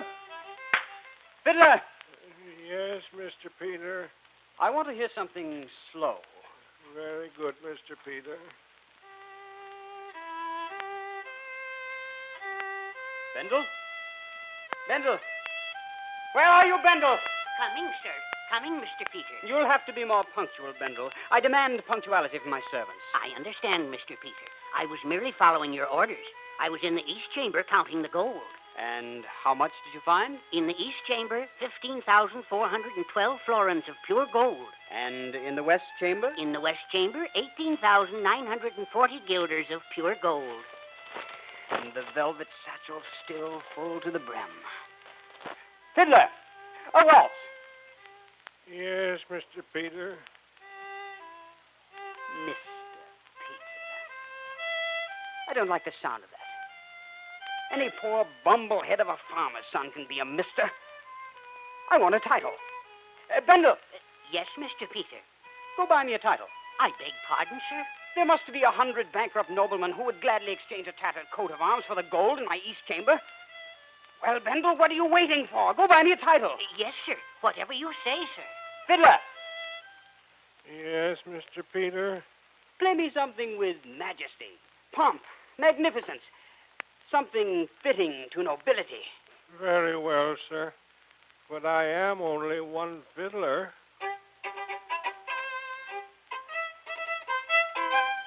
I am rich. Why should I not have two fiddles? 5 fiddles. A whole orchestra.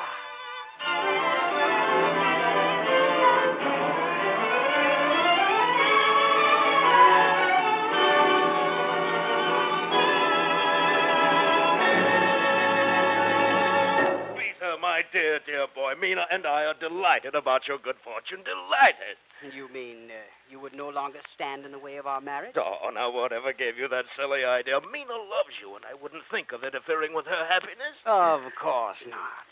Where is Mina? Well, I brought her here to see you. She's waiting in the hall. I'll go to her. As for you, sir, you're beginning to bore me. Huh? Do you mind leaving? Well, And you'll make me ecstatically happy if I never see you again as long as I live. Well, my dear Peter. Now you can get out. Good day. Good day to you, Peter, sir. Oh, Mina, my darling, my precious. Why, what's wrong with Father? He ran past me like a frightened rabbit, with his hat on backwards. I must have frightened him. No matter. He approves of our marriage now, darling. So there's nothing to stand in our way. That is, if you still want me. Oh, Peter, you know I want you. I always have. I always will. Darling Mina, we must make our plans. When will the wedding be? Tonight? Tomorrow? Oh, so soon? Why not? Come out in the garden, my sweet, and your husband will pick you a bridal bouquet with his very own hands. Oh, the flowers are lovely, Peter. It seems a pity to pluck them away from their warm sunlight. What difference does it make? I have gold enough to buy the sun itself. Peter, where did it come from? Where did you get this fortune? An inheritance, a distant relative. Oh, darling, I'm so happy. Aren't we the luckiest people in the whole world? The luckiest. And by far the richest. Peter, isn't that curious? What, dear? Why, there doesn't seem to be any shadow where you're standing. No shadow? Now, what do you suppose would cause that? I don't know. Don't tell me you're a magician of some sort. Peter, what's wrong? You look pale. Get in the house. But in the dark. We must get out of this cursed sunlight. There. That's better. Why, what's wrong with you, Peter? Nothing. Nothing. Out there in the garden. Why didn't you cast a shadow? Because I don't have a shadow. You have no shadow. Only the devil has no shadow. Oh, Mina, you're wrong. The devil has a shadow. He has mine.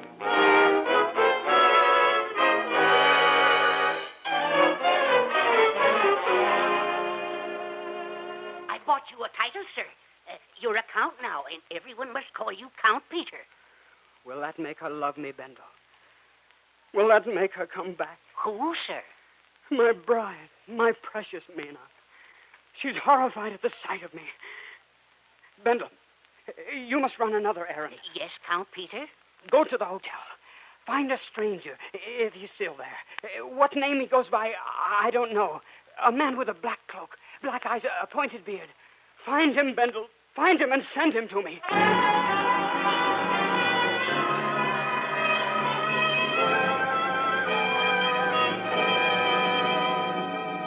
I searched every everywhere, Count Peter, sir.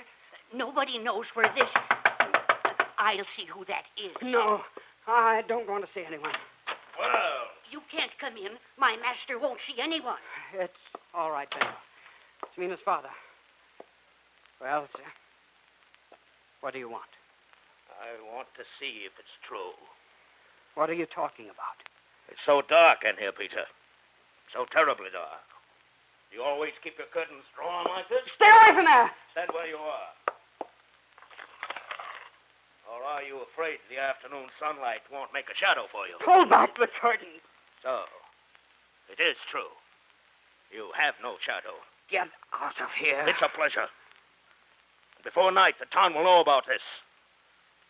The whole town will know what an unnatural devil you are.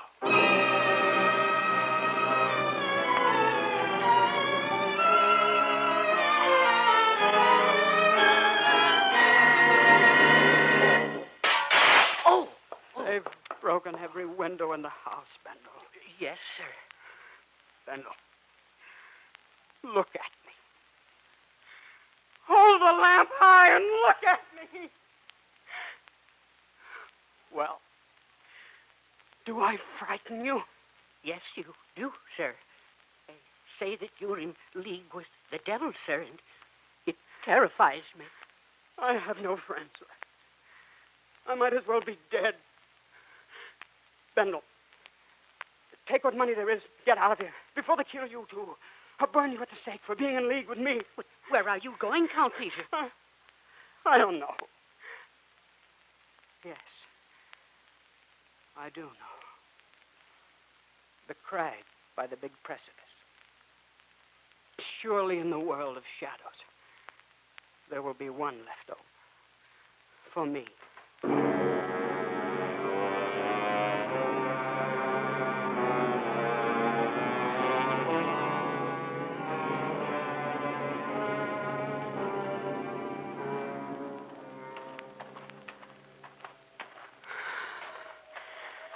Such a high place. Such a far journey.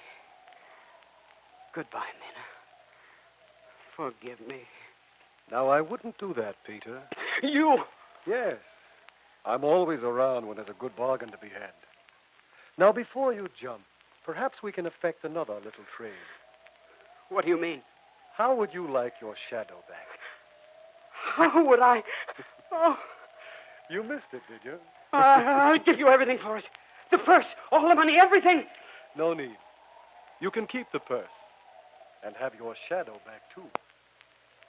What do you want in exchange? A simple commodity, hard to find on the open market.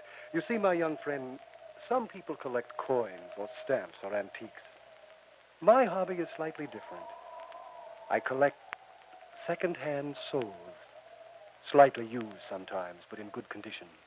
Get away! Now, if you'll just sign this little agreement, I will transfer back your shadow in fine condition and completely renovated. This is the standard contract. Don't bother to read the small type. I, the undersigned, hereby transfer all rights to my soul, immortal and otherwise, etc., etc. Sign here. Get away, devil! I want no more of your trades! I never force a sale. The customer is always right. But, Peter, should you ever care to reconsider this transaction, you need only to rattle the purse like this. See? Just a simple flutter of the wrist, and I'll be here in an instant. And we can make our jolly little trade, right? Oh, and I wouldn't jump if I were you, Peter. You have no idea how a fall like that can reduce the trade-in value of your soul. Peter, wait, don't! Mina! Bendel told me you were coming here. Peter, you mustn't. I love you. You love a man without a shadow. Oh, Peter. Oh, I can have a shadow easily enough. All I have to do is rattle this purse, and he'll give me back my shadow. And what must you give him? My soul. I'll go now, Mina. You'll never see me again. No, Peter. Stay with me. How can I? Wherever we go, I shall be mocked and abused. I don't care. No, there's another way. Let me rattle the purse, Mina. I shall have my shadow back, and we will have a good life together. And your soul? Peter, I know what to do. You mustn't ever be tempted to call him back. How deep is this chasm? It is bottomless, they say. Give me the purse. No, Mina, don't throw it. There. No one will ever rattle it again. Do you know what you have done? Do you know what this means? Yes, darling. Mina, I'll never have a shadow now.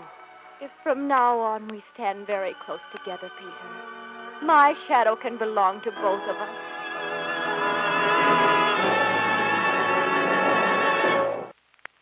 There is a moral to this story, you see. Under no circumstances should you be persuaded by the devil or any other clever salesman to trade in your shadow on a newer model. The young man who played Peter in our favorite story production was Sam Edwards, and the devil came to life in the person of True Boardman.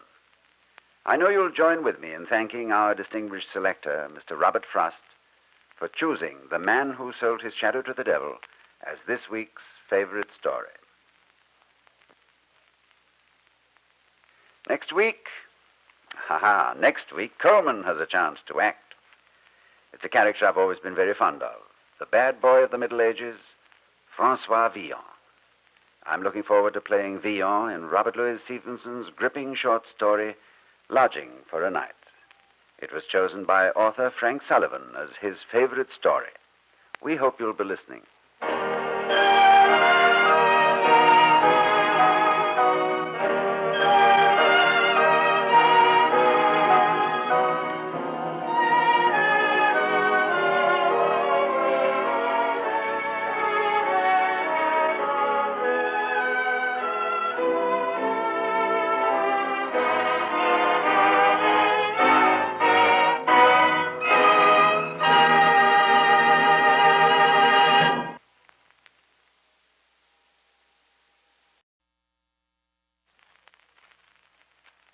This is Ronald Coleman, inviting you to radio's most dramatic half hour, Favorite Story.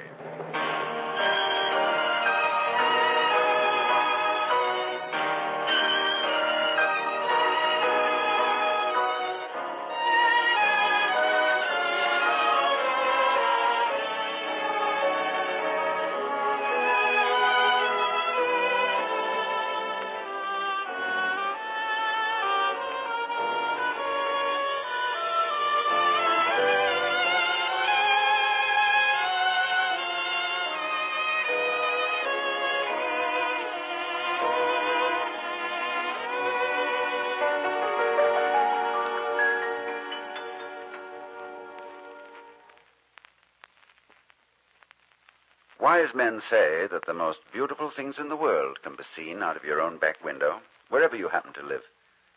But how would you like to open the shutters of your bedroom window one morning and find before you the most fantastic garden since Eden?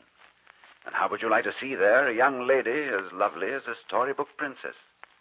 A young lady within sound of your voice, yet as unreachable as the other side of the moon. Nathaniel Hawthorne wrote a yarn like that. It's filled with intrigue, mystery, and romance, and spiced throughout with a touch of the macabre. The screen's favorite bogeyman has named it as his choice for dramatization on this series. We mean, of course, Mr. Sidney Greenstreet. Mr. Greenstreet smiled that famous mystic smile of his and named Rapaccini's Daughter as his favorite story. It's as unusual an adventure as you'll find in anyone's library. Ladies and gentlemen, we invite you to journey with us to the picturesque Italian city of Padua to meet Rapaccini's Daughter. Signora, Yes? my name is Giovanni Guasconti. Why should I care what your name is, young man? I'm a stranger here in Padua, and I'm enrolling as a student in the College of Medicine. I need lodging, and I was told... You were told wrong. Did they say I ran a boarding house for young men who cut up white mice and guinea pigs and spilled smelly potions all over my rugs and tapestry? Please, Signora. Oh, no, I want no medical students here. But I shall be very little trouble. I just have my books. Oh. There are no animals or medicines of any sort. If you have any place for me to stay, I shall be most grateful. Well, I have one room. Yes? If you don't mind sleeping up under the eaves. Would you show it to me, please? Very well. Follow me. Up these stairs. Very dark. Is there a view? Yes, senor. There is a view. There. It is dark. May I open the shutter? If you like. What's this? It's the garden of our neighbor, Dr. Rapaccini. I told you there was a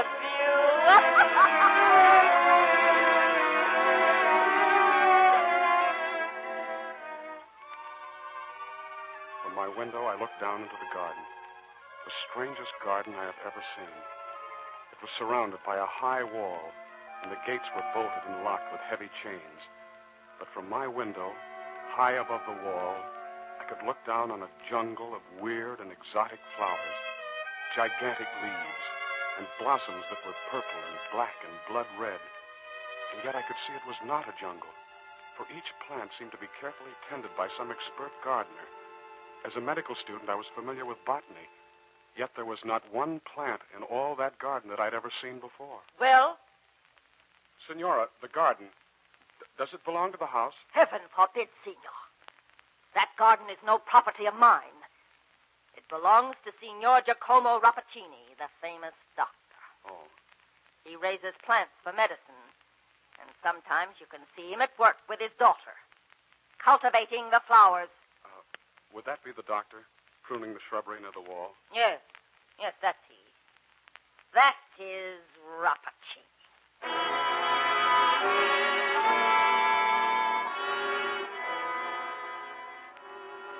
I saw the old man raking the dirt near the high walls directly beneath my window. His face was sun-baked and leathery, and his dark eyes seemed to look with affection on each flower and blossom in the garden.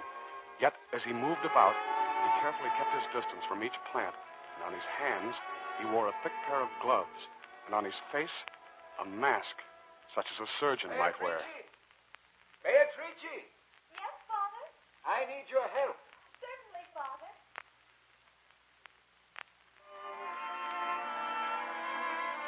Then she walked into the garden. A girl so lovely that I held my breath in wonder. Beatrice, this plant, it needs your care. Yes, Father. Then she touched the plant which her father had avoided and fondled it and held the blossoms to her cheek.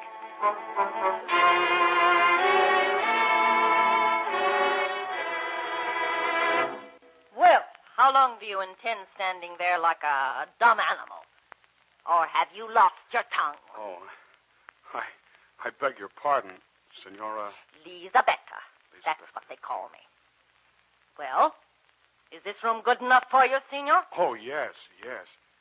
In fact, I've quite fallen in love with this view from your window. Yes. I can see that you're very interested in our Dr. Rapaccini's garden.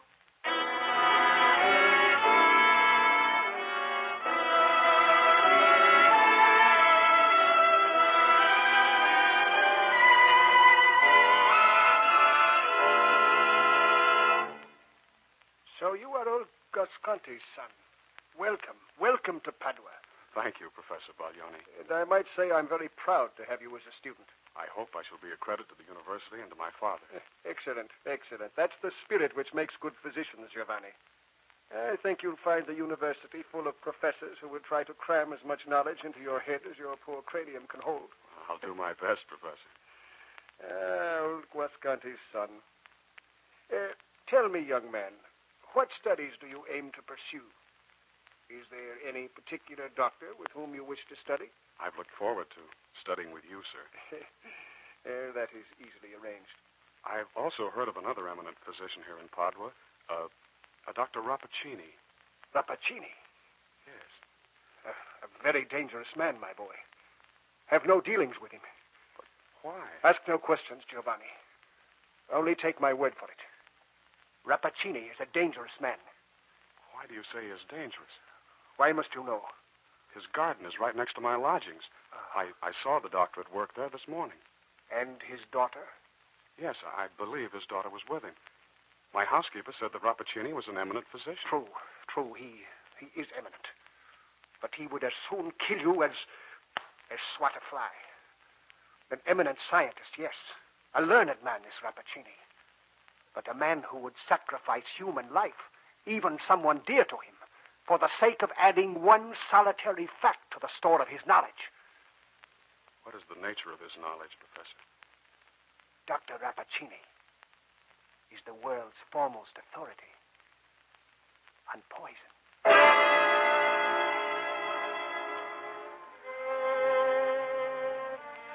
For a long time that afternoon, I sat at my window, looking down into Rapaccini's garden, studying the curious plants. For the second time, I saw Rapaccini's daughter. Her beauty was so brilliant, so vivid that she glowed in the sunlight. She raised her head. Our eyes met. She smiled. Impulsively, I took some flowers from a vase near the windowsill. Signorina! Yes? Accept this gift of flowers. Wear them for the sake of Giovanni Guasconti. Thank you, Signor. Thank you for your kindness. Did my eyes deceive me? Or did the flowers which I tossed to her wither in her grasp?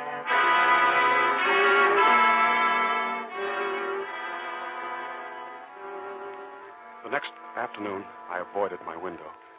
I kept the shutters closed and even thought of moving from these lodgings away from the exotic flowers of Dr. Rapaccini. I tried to bury myself in my books, but I was listless in my studies. Irresistibly, I was drawn toward that window. She was there, in the garden, looking up as though she'd been waiting for me. Good afternoon, Signor Guasconti. Good afternoon. Signorina, tell me, what is your name? Beatrice, Signor. Beatrice Rapaccini. Beatrice. It's like music. And surely you can hear the chimes ringing in the name Giovanni? Forgive me, Beatrice, if I intrude on the privacy of your garden. But your beauty draws me to this window. Yes? You must know all things are drawn to you. Look, even the butterfly which hovers above your head. He can't resist your charm. You are too gracious, Signor. For the butterfly... The brightly colored wings fluttered into the path of her laughter. And even as I watched, they quivered. And the butterfly fell dead at her feet.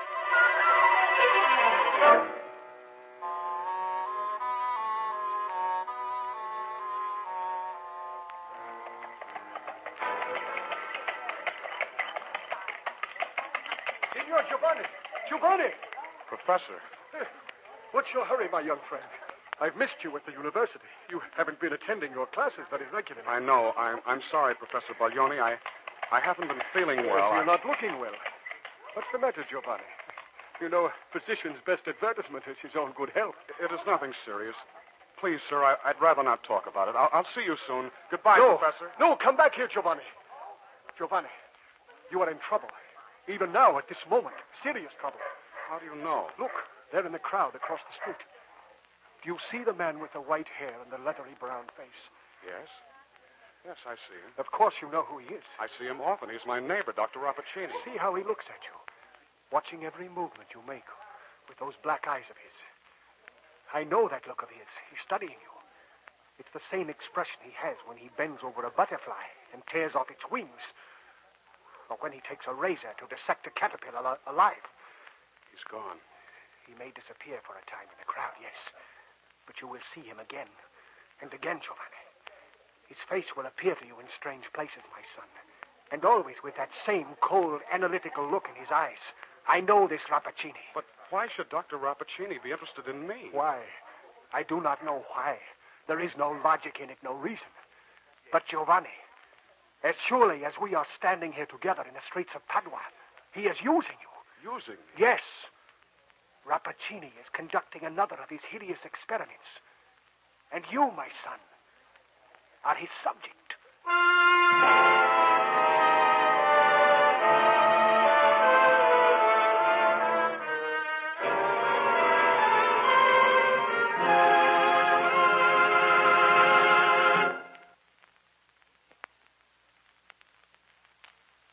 We're ready now for the second half of Sidney Greenstreet's favorite story, Rapaccini's Daughter.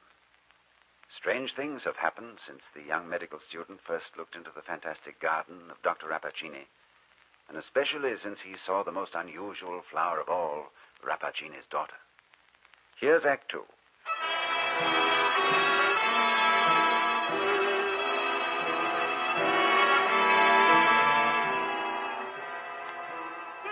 It's about time a young man returned to his lodgings. I've been wandering about the streets. It's a warm evening. I wonder what it is you do with your time when you're not staring out of the window into our neighbor's garden. I have my work at the university. Ha! I wonder, is that what makes you look so pale? For the love of heaven, Senora, are my affairs any of your business? Yes, they are.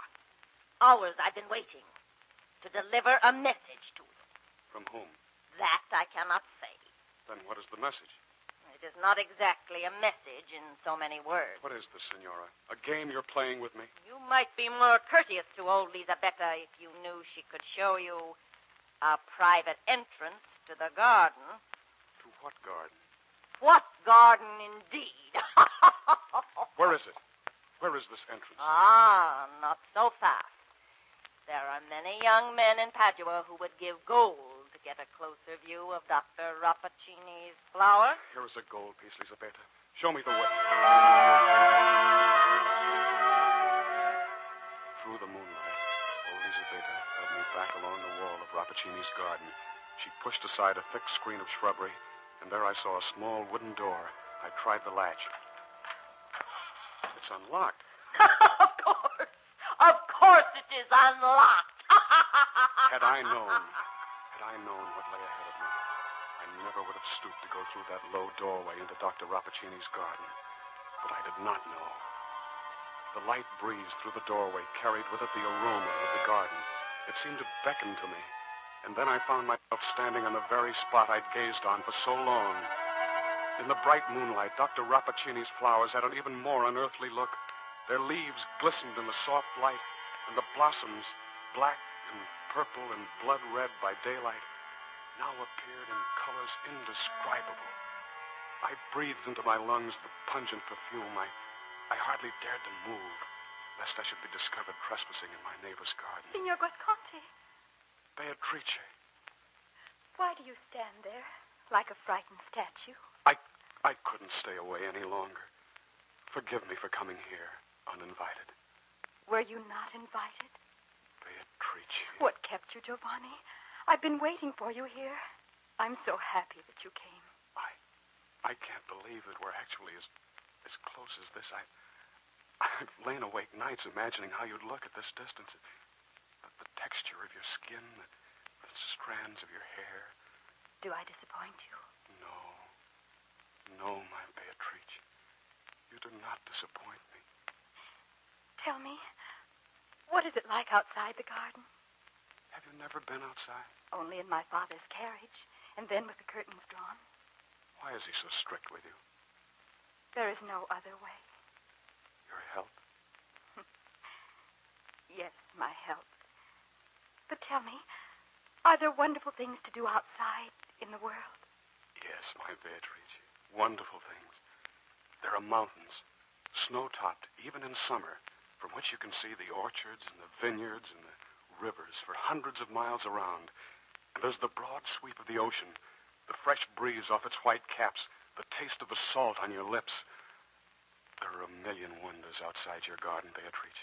I would love to see them. I can show them to you. With words. We can dream ourselves around the world. Here. In each other's arms. No! Get away from me! Don't touch me! Don't touch me! If you love me, Giovanni, you must never touch me.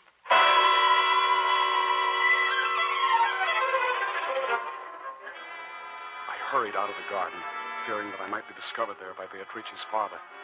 But as I prepared to retire in my little room under the eaves, I looked out of my window, down into the moon-filled garden. Beatrice was no longer there. In her place, I saw Dr. Rapaccini, his face upturned, his dark eyes staring intently at my window. He was smiling.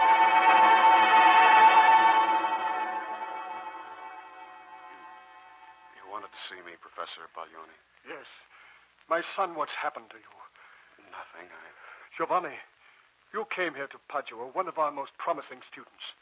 Now you are listless, a failure in your studies. I can give no explanation. I can. How long has it been since you've seen Rapaccini's daughter? Today. I saw her today. And yesterday? Yes, and the day before, and the day before that. When did this begin? Weeks ago, months. How can you measure time? I warned you, my What son. business is it of yours if I visit Rapaccini's daughter? Giovanni, listen to me. Have you ever read the story of the Indian princess who was sent to the court of Alexander the Great? Her beauty made Alexander fall in love with her, completely, utterly. But a wise physician discovered a terrible secret about the princess. I don't want to hear your story. She had been nourished with poisons from the day of her birth. Poison had become so much of a part of her that merely her nearness could be fatal. It's impossible. Is it? Giovanni, I was your father's friend. I am your friend.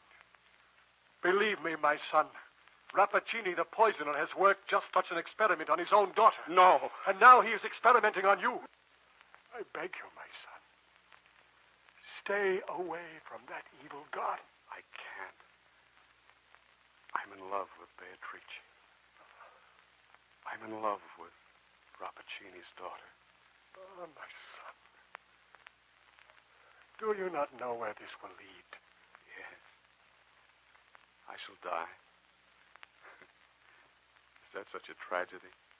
Is it a terrible thing to die for love? If you are fortunate, you will die. But something else may happen. Something which will please our friend Rapaccini. And that is? Giovanni, tell me, what is the peculiar fragrance I notice about you? Fragrance? Is it the perfume of your gloves? I wear no perfume. A pungent odor. An odor like that of exotic flowers. I think I should be ill if I breathed it for long. There are no flowers here. Perhaps it might be a drug of some sort. A drug distilled by a talented man, like Rapaccini. It's your imagination. There is no odor here. There is no fragrance, no poison, no drug. There is a spider on the windowsill. Go look at it, Giovanni. Very well. Look closer. Closer still. Breathe on it, my son.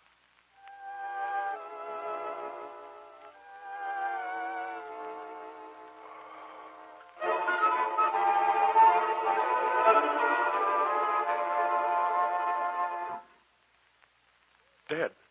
You killed it. Your breath killed the spider. Then I have been poisoned, too. I told you he was experimenting on you. Rapaccini is trying to destroy you as he has destroyed his own daughter. He is exposing you to the same contagion, so that you will be like her. Cut off from the world. It will be worse than death. Perhaps you can still save yourself. Escape. Leave your love behind you. Forget her. We may somehow be able to make you well again. Is there an antidote? I think I know enough of Dr. Rapaccini's methods to formulate an antidote. I may be able to counteract the poison in your body, my son, if you never come near to Rapaccini or his daughter again.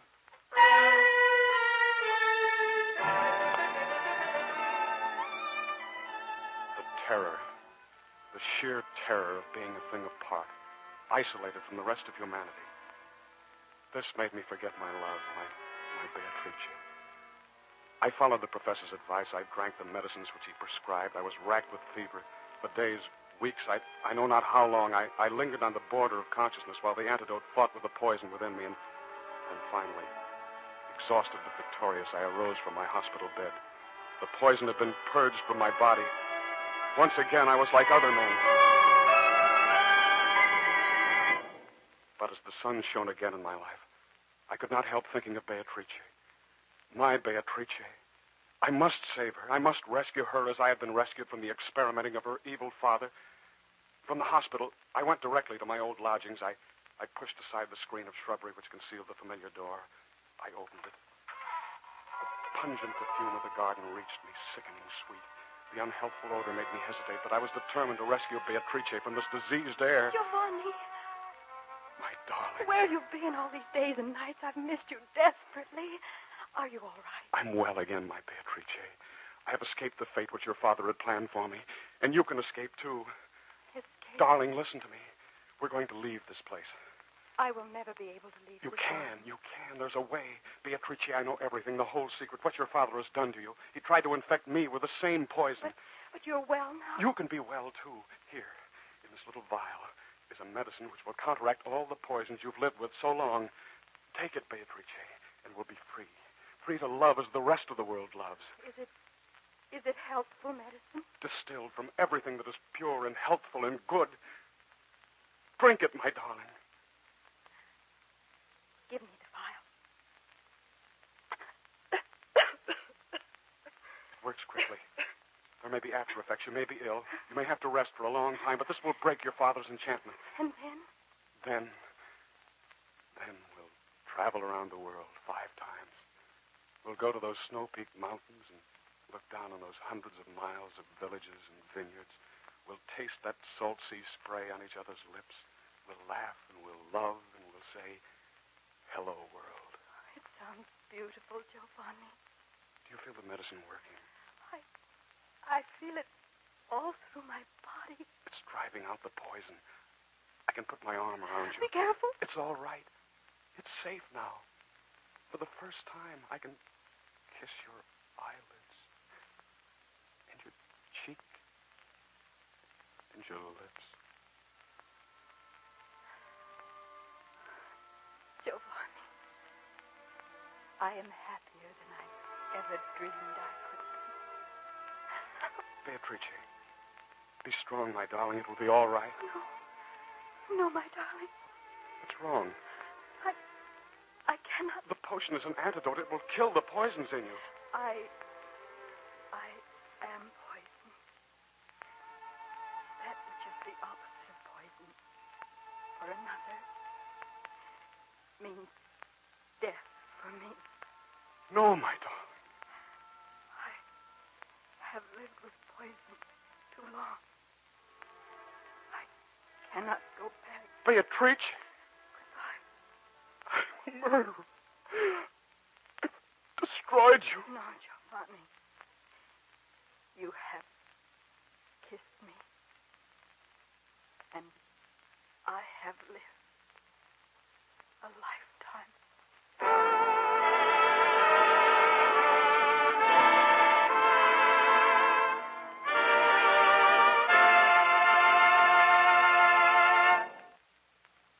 There you have the sad but beautiful chronicle of Rapaccini's daughter, Nathaniel Hawthorne's strange story of the child of poison. Our thanks to the members of the cast, particularly Janet Waldo, who played Beatrice, and Howard Duff, who played Giovanni. Lawrence and Lee dramatize and direct the stories on this series. And, we'd like to thank our good friend Sidney Greenstreet, who chose Rapaccini's daughter as this week's favorite story. Next week, our radio impression of a great American classic, Herman Melville's saga of hatred and revenge, Moby Dick. It's the favorite story choice of the eminent American actor and playwright, co-author of Life with Father and State of the Union, Mr. Howard Lindsay. We hope you'll be listening.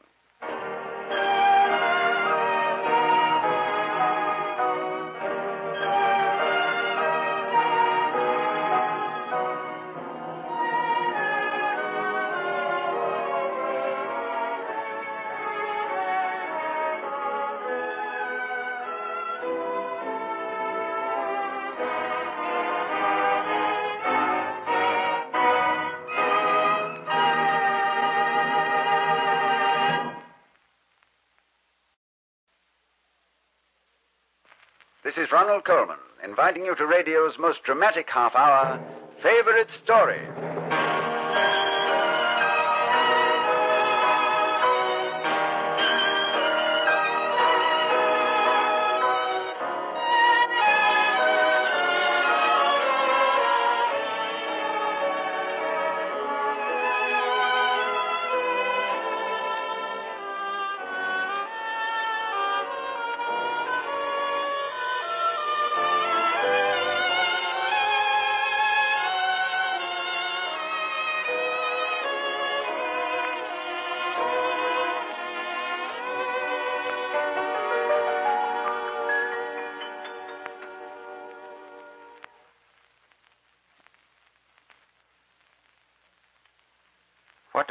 whiteness mean to you? If something is white in color, it may mean that it is pure or very impure. The face of a saint gleams with whiteness, but so does the face of a leper. They tell us that ghosts are always clothed in white. The hood of the cobra, charged with poisonous venom, is white as the standards of the kings of France. And can you dream of any place more lonely and terrifying than the ice fields of the Arctic? Our favorite story this week concerns something white and something terrifying. Captain Ahab sailed his ship around the world in pursuit of it. And what happened to him and his crew is told in Melville's adventure of Moby Dick, the White Whale. This is a novel of hatred and revenge, and many critics have called it the greatest book written in America. The man who chose Moby Dick as his favorite story is a distinguished American author himself, Mr. Howard Lindsay, who collaborated in the writing of Life with Father, State of the Union, and other Broadway hits. Perhaps you saw Mr. Lindsay as the famous father in his own famous play. We hope you will enjoy our production of his favorite story, which stars William Conrad as Captain Ahab and Howard Duff as Ishmael. Here's Act One of Moby Dick.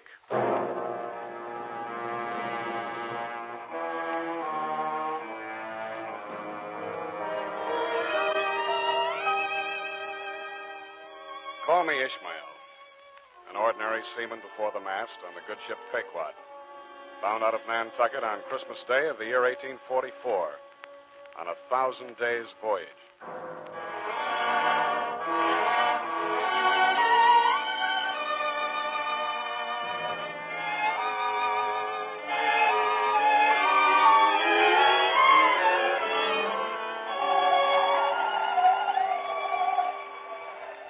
Masthead!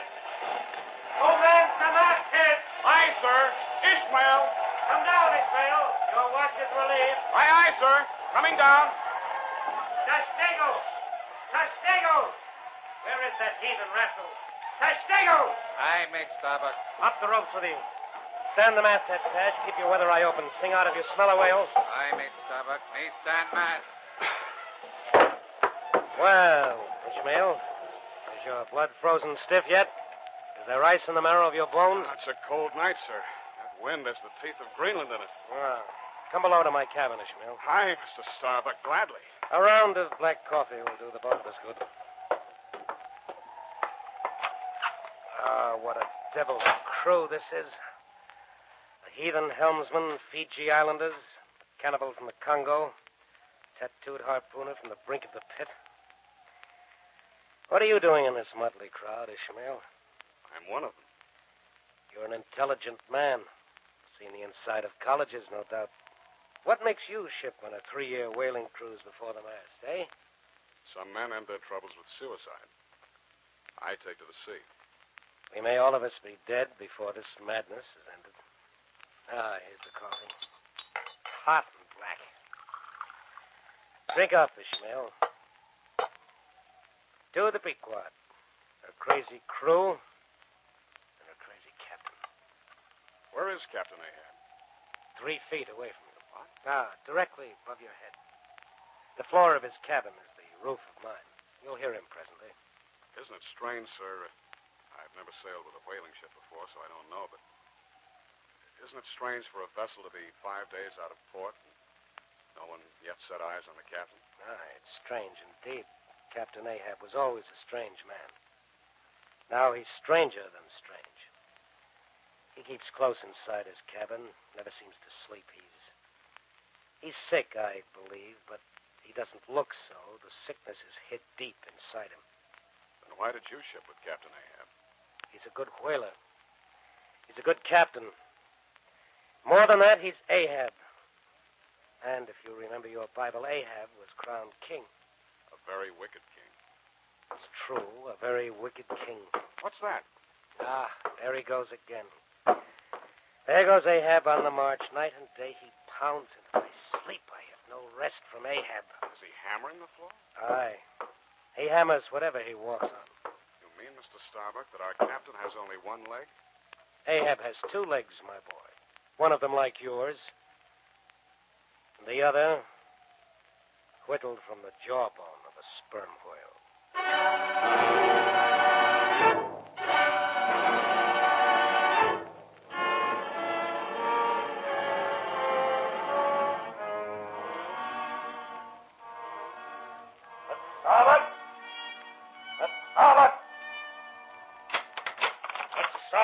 Aye, Captain Ahab. I'm coming up on deck.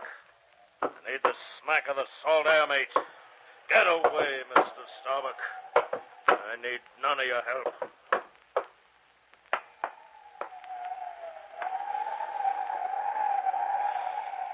It's a fair wind. What's our course? South by southeast, sir. Fair wind, fair course. Mr. Starbuck, send everybody aft. Sir. The whole crew. Masthead, sir! Come down! Is this an emergency, Captain, that you want every man to quit his work? Did you hear me, Mr. Starbuck? Send everybody aft. Aye, sir. Helmsman, lash the tiller. Make for the quarter. Aye, sir. Carpenter. Hurry along there, sir. Sailmaker, aft all of you. Hurry along. Hurry along there. We'll get a look at old Ahab at last. They're all assembled, sir. All hands present. Good. Good. Turn me your best, dear lads. I've sweet words for you. What do you do when you see a whaleman? Sing out for him. Aye. And what do you do next, men? Lower away. Lower away and after him. And what tune is it you pull to, men? A dead whale or a stove boat? Aye, that's the tune. You touch Tego and Dago.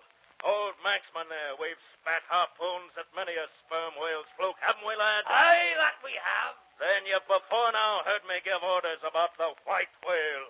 Look ye. Do you see the Spanish ounce of gold? A $16 piece, men. Do you see it? Mr. Starbuck, hand me yon topmaul. Aye, sir. Nailed to the mast, you'll find it, lads. Iron against wood against gold. Whenever you work above decks, men, you'll see this gold piece nailed here, glimmering down on you like a second sun. And whosoever of you raises me a white-headed whale with a wrinkled brow and a crooked jaw, whosoever of you raises me that white-headed whale with 3 holes punctured in his starboard fluke, he shall have this ounce of gold, my boys. A gold ounce for a white We'll whale. watch for him, Captain Ahab. It's a white whale, I say, so skin your eyes for him, men. Look sharp for white water. And if you see but a bubble, sing out. Captain Ahab, sir, that white whale must be the same that some call Moby Dick. Moby Dick? Do you know the white whale, then, blacksmith? Does he fantail a little curious, sir, before he goes down? And him have 2, 3, oh, good many iron in him high? Aye, Tashtego, the harpoons lie all twisted and wrenched in him. Aye, Perth, he fantails like a split jib in a squall. It's Moby Dick you've seen. Moby Dick. Captain Ahab, was it not Moby Dick that took off your leg? Who told you that? Aye, Starbuck. Aye, me hearties all round. It was Moby Dick that dismasted me. Moby Dick that brought me to this dead stump I stand on now. Aye, it was the white whale that received me. Made a poor pegging lubber of me forever and a day. Aye, and I'll chase him round Good Hope and around the Horn and round Perdition's flames before I give him up. And this is what you've shipped for, men. To chase that whale till he spouts black blood and rolls fin out. What do you say, men? Will you splice hands on it now? Aye, I beg you do it brave. Lance for Moby Dick. God bless you, God bless you. Wait, hold me, hearties. Mr. Starbuck, what's the long face about? Wilt thou not chase the white whale? Art thou not game for Moby Dick? I'm game for his crooked jaw and for the jaws of death, too. If they come fairly in the way of the business we follow. But I came here to hunt whales, not my commander's vengeance. You're shipped as first mate to Captain Ahab, and you'll follow Ahab's orders. Vengeance on a dumb brute that simply smote thee from blindest instinct? That's madness, blasphemy. Talk not to me of blasphemy, man. I'd strike the sun if it insulted me. Now swear with me, lads. Death! Death to Moby Dick!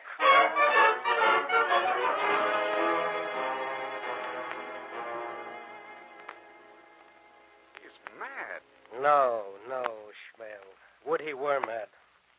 For madness is a wild, uncalculating thing we could cope with, madness. But Ahab is madness gone mad. Did you ever catch sight of Moby Dick, Mr. Starbuck? No, not I. But I've heard old-timers talk about the gleaming whiteness of his hump. They talk of his cunning, how he'll dive to the ocean's bottom, dragging the whaleboats with him. How one flip of his leprous tail has crushed a boatload of brave seamen. How old is Moby Dick? How old? Moby Dick was churning white water through the Straits of the Indies before Columbus sailed for the New World. Enough of this talk about the white whale. Back to your watch, man. There's still an hour yet before daybreak. Mr. Starbuck, what noise is that? There's a light up by the forecastle. Looks like fire, sir. It's the forge. These are the nail stuffs from the steel shoes of racing horses. Captain Ahab, this is the best steel we blacksmiths ever worked. Hammer it, old man. Keep it. These stuffs swell together like glue from the melted bones of murderers. There's a fine pair of lucifers. What are they about, sir? Forging a harpoon from the appearances of things. Hammer it, I say, old man. Make the sparks fly. Aye? Here, give it me the hammer. My hand is no stranger to the anvil. Work the bellows first, fan the coals white hot. Faster, man, faster with the bellows. This land must be of perfect temper for the work it has to do. I fear something, Captain Ahab. Is this harpoon for the white whale? Oh, the white fiend. There. Now, cold water first. The bucket. We will temper the steel thus.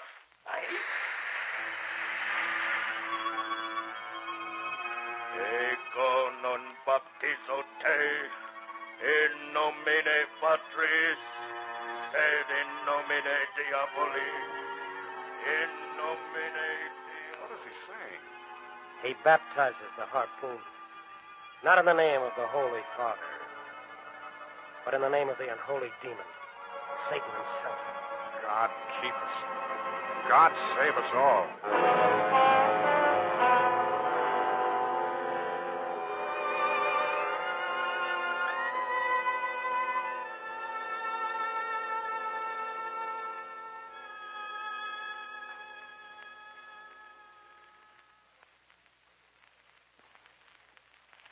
We're ready for Act Two of Howard Lindsay's favorite story, Moby Dick, by Herman Melville. Aboard the Pequod, Captain Ahab watches the black waters for a sign of the giant white whale. Round the world he pursues his vengeance, for there's no man alive who can stand between Ahab and his rendezvous with Moby Dick.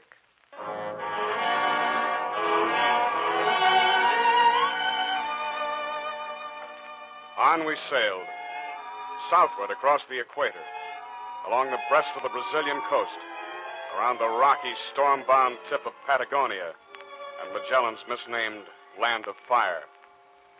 The Pequod cut the foam of the Pacific northward toward the coral atolls of the East Indies. Many days and nights on this long voyage, the watch on the masthead sang out. Well, masthead, what quarter? 3 points to starboard, Captain Ahab. What color is a masthead? Him big sperm whale, big spout, him much whale. I said, what color is he, masthead? Black, Captain Ahab. Black, shiny black, like coal mountain in rainstorm. Shall I order a boat lowered, sir? Shall we be after him? No. Sir, there's 100 barrels of whale oil there. I said we don't lower a boat. A fortune in the Nantucket market. You'll pass it by, Captain Ahab? I'll pass it by. What of the owners? Curse the owners. We sail from Moby Dick.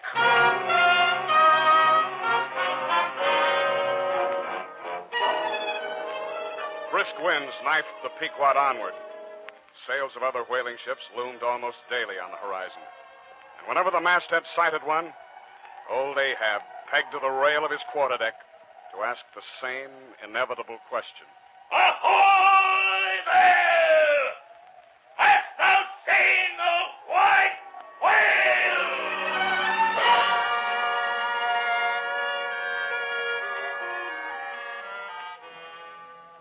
Some had seen Moby Dick, some had not. But these were the seas where the white whale swam, and Captain Ahab's nostrils twitched. His eyes glistened as the good ship Rachel swung alongside. and her master came over the rail. I have seen the white whale yesterday. You saw him? Aye. The whale boat we lowered after him is lost. I pray you will help us find it. If we scour the sea hereabouts, sailing in parallel lines a few miles apart, we're sure to find my whaleboat in a few days. And by then, Moby Dick will be spouting in the China Sea. No, I'm after him. I pray you, sir, for the sake of Christian charity. My son, my only son, a lad of 12 years, was in that whaleboat. I'm sorry for your loss of your son, but I cannot help you. Let me charter your ship. I'll gladly pay for it, and roundly, for 8 and 40 hours only. Help me find my son. Which way was the white whale heading when you lost him? Eastward. Due east. Helmsman, change our course. Due east. You will not help me. If thy son is drowned, he's drowned. It's none of my concern. For the love of God, I pray. I beseech. Over the side with thee. Mr. Starbuck, help the master of the Rachel back to his own deck. Our business lies eastward. Ye have no human soul, no sympathy. If ye find the white whale, he shall kill thee. It will be God's vengeance. Ye speak to me of vengeance, sir. Know ye not that Ahab and vengeance are one and the same? Avast, my heart is! The smell of him is in the wind! The blasted stump of me aches with his nearness!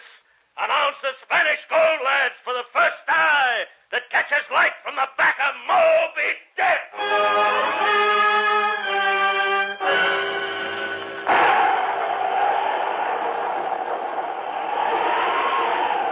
Captain Ahab, the storm is rising. I'll let down an anchor to the windward and strike the mainsails. Strike nothing and stir nothing, but flash everything.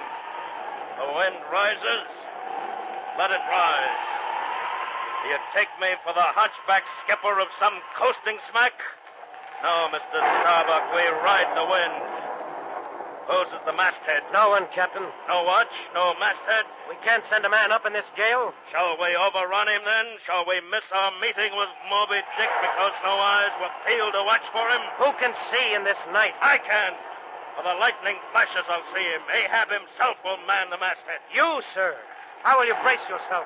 A rope under the armpits. Hoist me, Starbuck. I'll tie myself to the yard arm. And if Ahab's eye is the first to see the chalky plumes of Moby Dick, then Ahab shall have the ounce of Spanish gold.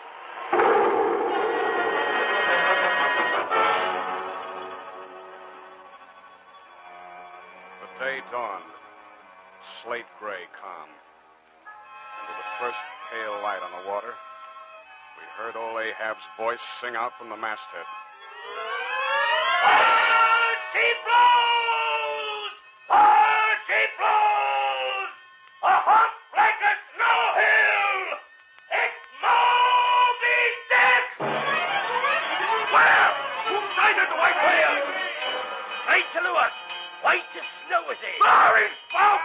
Old Moby Dick! You got our sails, topsails alone, aloft on both sides. Lower me, Mr. Starbuck. Who was the first to spy the white whale? Me spy him. Me see him almost same time Captain Ahab. Not the same instant fate reserved the doubloon for me. I only. There she blows, there she blows. Look at that spout. Again, again.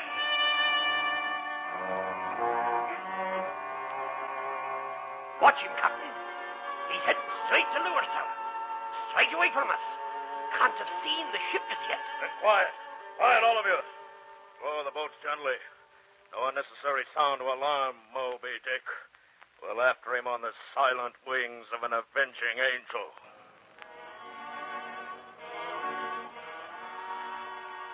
Captain, it's not too late to turn back. Look ye, Moby Dick does not seek you. It is you, sir, you that madly seeks after him. Do you think, Starbuck, I've come so far to turn back now? Brace forward, up helm.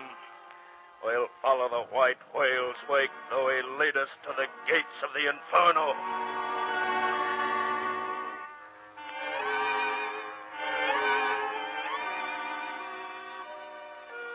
For 3 days, the Pequod sailed ahead of the wind, always within sight of Moby Dick. Ahab never slept, the harpoon always at his side. On the 3rd day, Moby Dick hung to the leeward, tiring perhaps from the long chase. Ahab ordered the boats lowered. Starbuck, Aye, Captain. for the third time, a sold ship starts upon this voyage. Aye, sir. You will have it so. Some ships sail from their ports, and ever afterward are missing, Starbuck. Truth, sir. Saddest truth. Some men die at ebb tide, some at low water, some at the full of the flood. And I feel now like a billow that it's on its way out of men's sight. I am old, Starbuck. Shake hands with me, man. Captain, turn back. There still is time. You never wanted this chase after Moby Dick, did you, Starbuck? Why did you follow me then? You are my captain, sir. Aye. Farewell, Starbuck. God rest you. Roll away. Stand by the crew. Look, Captain, the sharks. They circle your whaleboat. Sharks? Good. Their teeth shall bite the flank of Moby Dick along with my harpoon.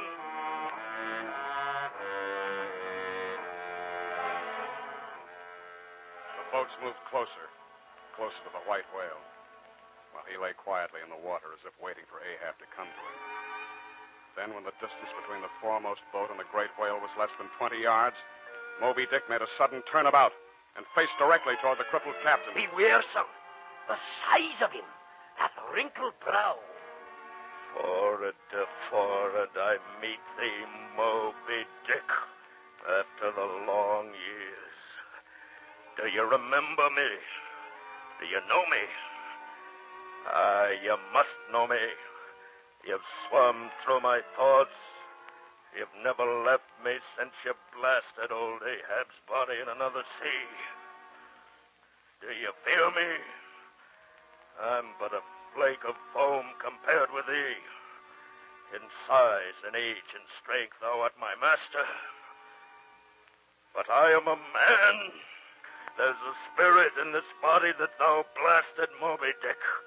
And the spirit of Ahab will follow thee, even down the darkening staircase to the ocean's floor. The sharks are chewing away the oars, Captain. Let them. This shall be quick work. Towards thee I roll, thou all-destroying but unconquering whale. To the last I grapple with thee. For hate's sake, I spit my last breath at thee. Last I give up the sin.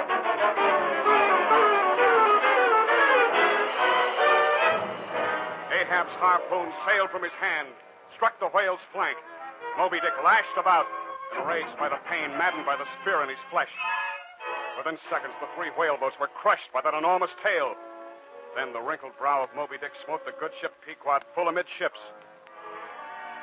And she sank forever, with all her officers and crew, into the shark-infested waters of the Java Sea.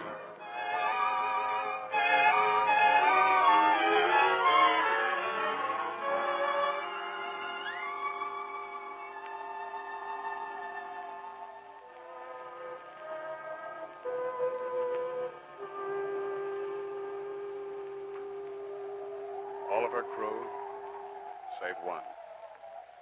I, Ishmael, clung to a bit of the wreckage. Miraculously, I escaped the sharks. On the second day, a sail drew near and picked me up at last. Thus ends my story of the dreadful vengeance of Captain Ahab. Or was it the even more dreadful vengeance of Moby Dick?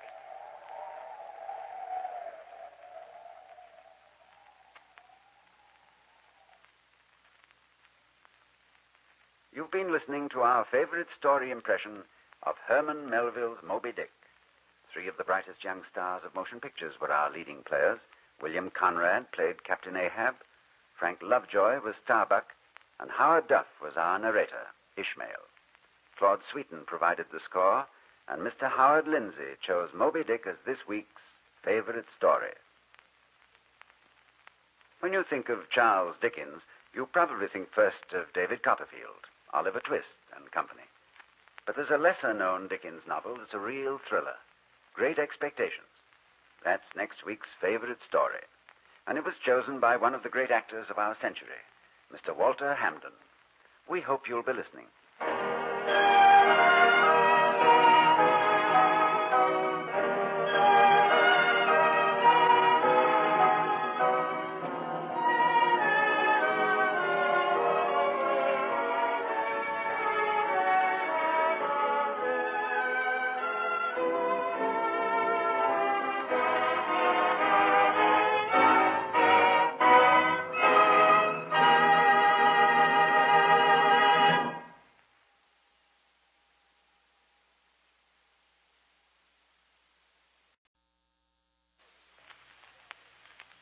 This is Ronald Coleman, inviting you to radio's most dramatic half hour, Favorite Story.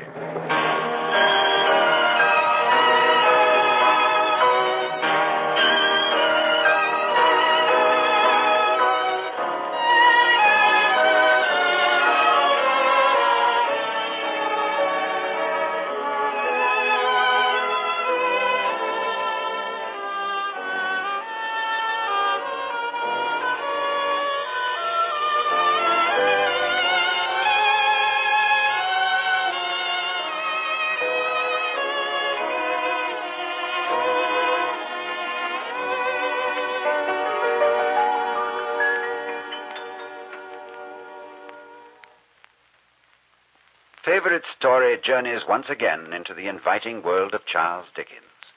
It's a journey I always like to take because I never fail to run across a few old friends.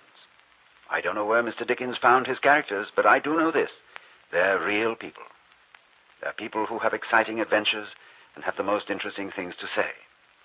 If you don't happen to be a Charles Dickens fan, as I am, I have a feeling you will be after you hear this favorite story.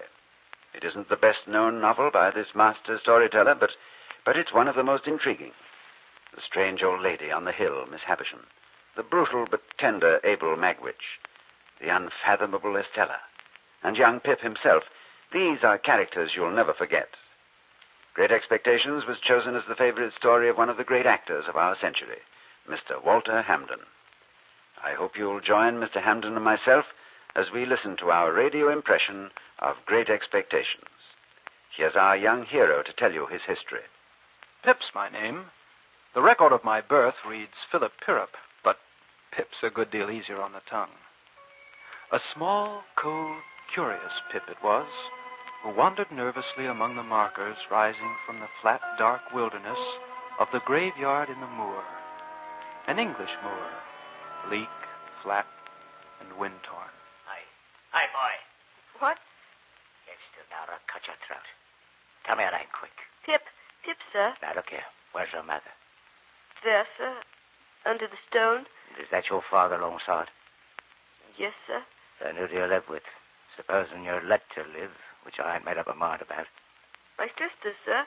Wife of Joe Gargery, the blacksmith, sir. Blacksmith, you say? Boy, do you know what a file is? Yes, sir. Get me a file. This iron cuff of my leg ain't stylish. And you'll get me whittles. Whittles? Food. And you never dare say a word about seeing such a person as me. Fail me and your liver shall be tore out, roasted, and ate. Now, what do you say? I'll do my best, sir. I will, sir. Say, devil struck, you're dead if you don't. Devil strike me dead if I don't.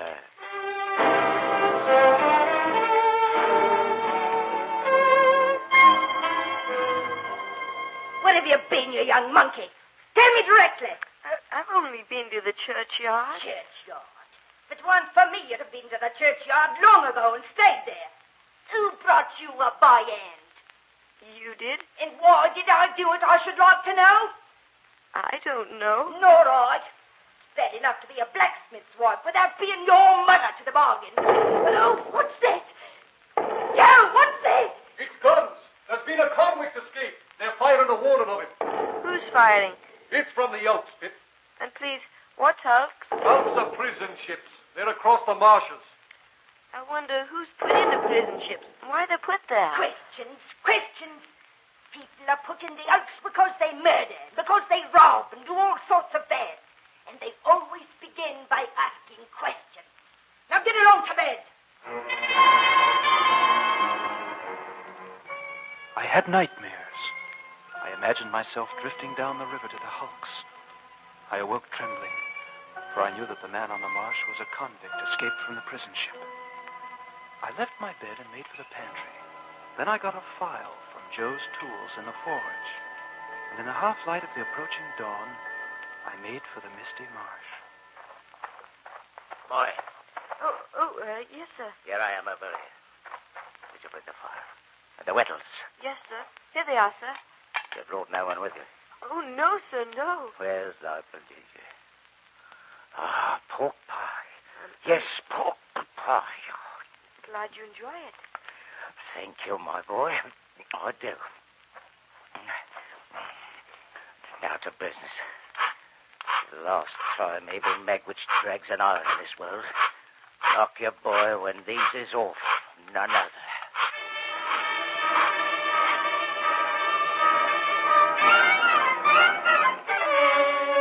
Oh, if this Pip ain't grateful this day, he never will be. So?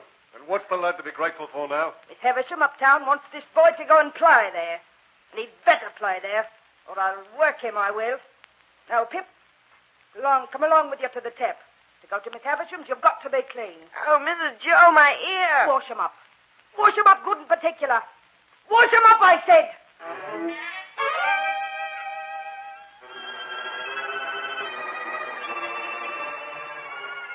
Miss Havisham's. Everyone for miles around had heard of Miss Havisham, an immensely rich and grim old lady who lived in a large and mysterious house. And why on earth I was going to play at Miss Havisham's, and what on earth I was expected to play at, I hadn't the smallest idea. Here's the room. Go in, boy. After you, miss. Don't be ridiculous, boy. I'm not going in. But, miss... How dark it is. Well... Come in.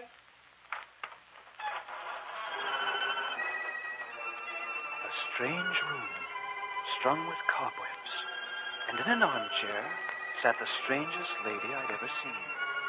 She was dressed in a wedding gown, as white as her hair. The mantel clock was stopped at 20 minutes to 9, and its hands were crushed against the broken face. The bride within the dress was withered and old, like some ghastly waxwork at the fair. But the waxwork had eyes which looked at me, and lips which spoke. Who is it? Pip, Mom. Come to play. Come nearer, boy. You're not afraid of a woman who has never seen the sun since you were born? No, Mom. Do you know what I touch here? Yes, Mom. What do I touch? Your heart. Broken. Yes, Mom. I'm tired, boy. I sometimes have sick fancies. And I have a sick fancy that I want to see some play. Play, boy, play. I can't, Mom. Are you obstinate? No, Mom.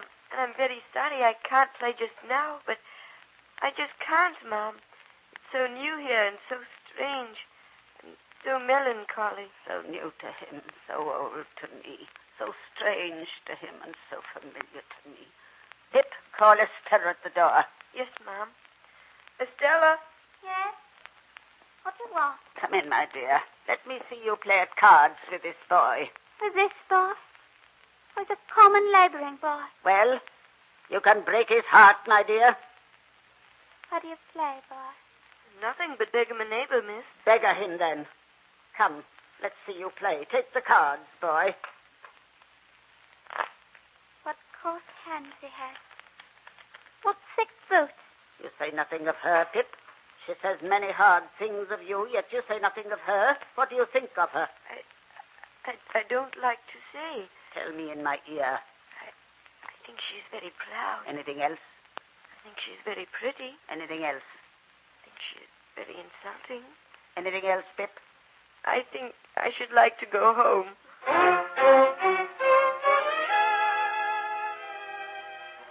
I went again to Miss Havisham's many times. The room never changed. Miss Havisham never changed. And Estella never changed.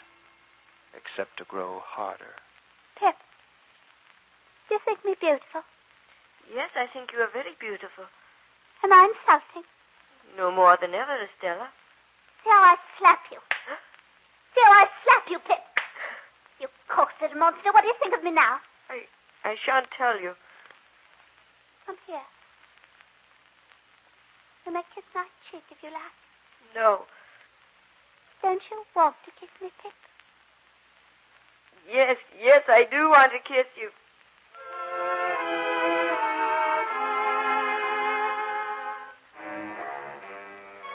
I think I would have gone through a great deal to kiss her cheek.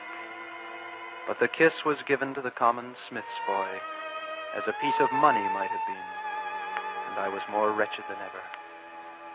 Not long after that, I was apprenticed to Joe.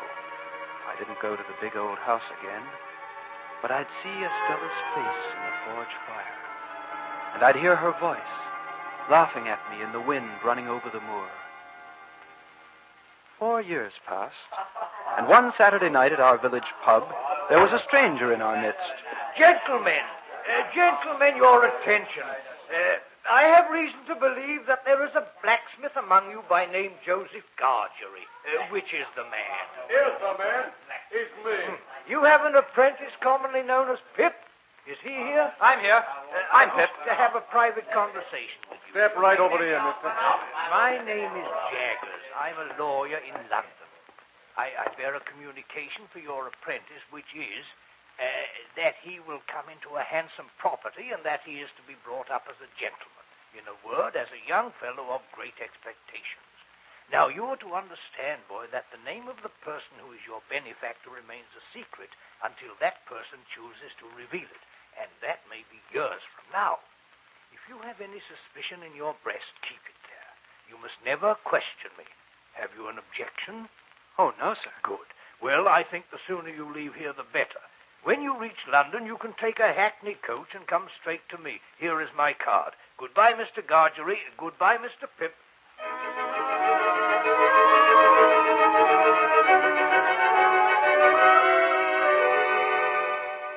This is a gay figure, Pip. A handsome figure. The village tailor has done well by you.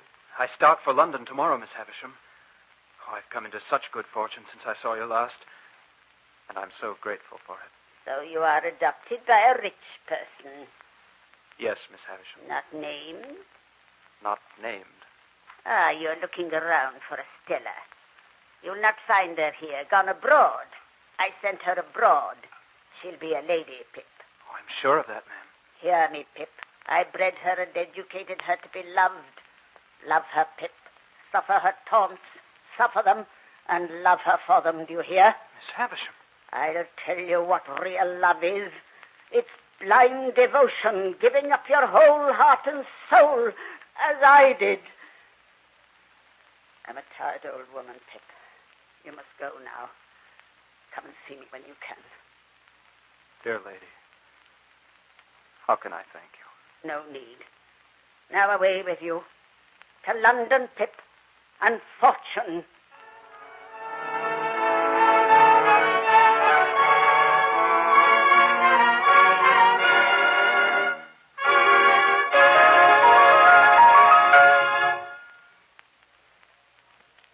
We're ready for Act Two of Walter Hamden's favorite story, Great Expectations, by Charles Dickens.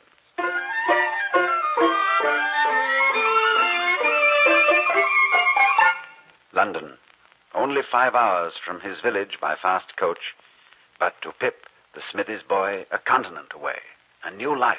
Well, Pip, here we are. Do you have any questions? Yes, Mr. Jaggers, I do. Do you know Miss Havisham? Yes, I know her. Who is she? May I know? I see no harm in it. Miss Havisham was an heiress. She fell in love with a certain man.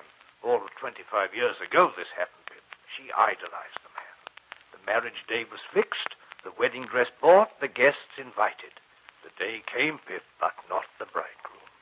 He wrote a letter. Which she received at 20 minutes to 9? Yes, and at 20 minutes to 9, she locked herself up in that room. And Estella? There's always been an Estella. That's all I know. I I settled down and applied myself so industriously to my education that for weeks at a time I was able to forget Estella. And then one day, I received a summons by post from the house on the marsh, Miss Havisham's house. Come in, Pip. Come and see who's here. Step up into the light, girl. Greet Mr. Pip. Hello. Estella. Do you find her changed, Pip? Yes. And is he changed? Is he, girl? Very much. Less coarse and common? Go along. Talk together. Go into the garden. You must talk of old times. Go along. Well, Estella, remember this spot? You slapped me here and made me kiss you. I don't remember. Not remember that you made me cry? No. You must know that I have no heart. That has anything to do with your memory. I won't believe you. It's not true, Estella. I have no softness in my heart. No sympathy, sentiment. We're to be thrown together. You must know what I mean. I can't love you. I can't love you, Pip.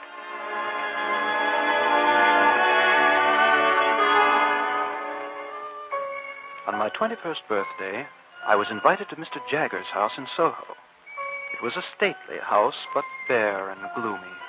I gazed long and hard at Molly, Jagger's servant, a woman of middle age, tall and pale, and the ghostly, ghastly image of Estella.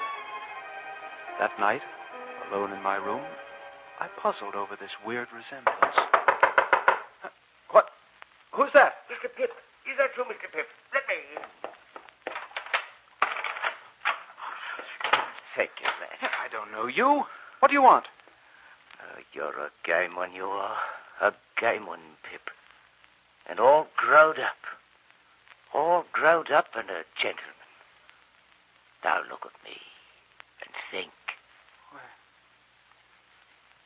You? None else. You acted nobly, my boy, that night on the moor. The poor hunted convict don't forget.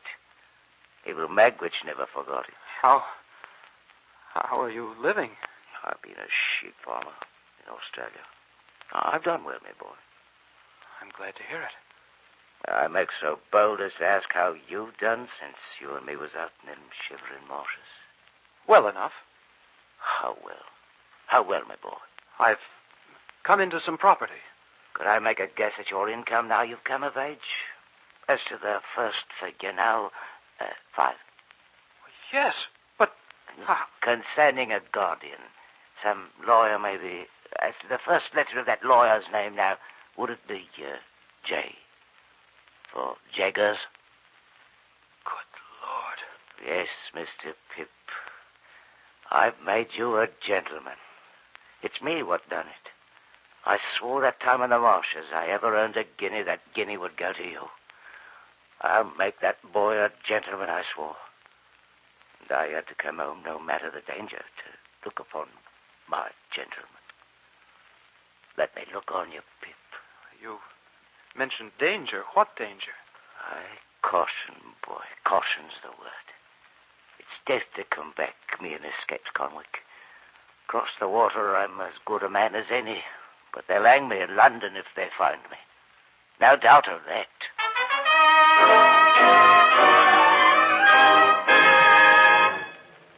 You've asked to see me, Mr. Pip?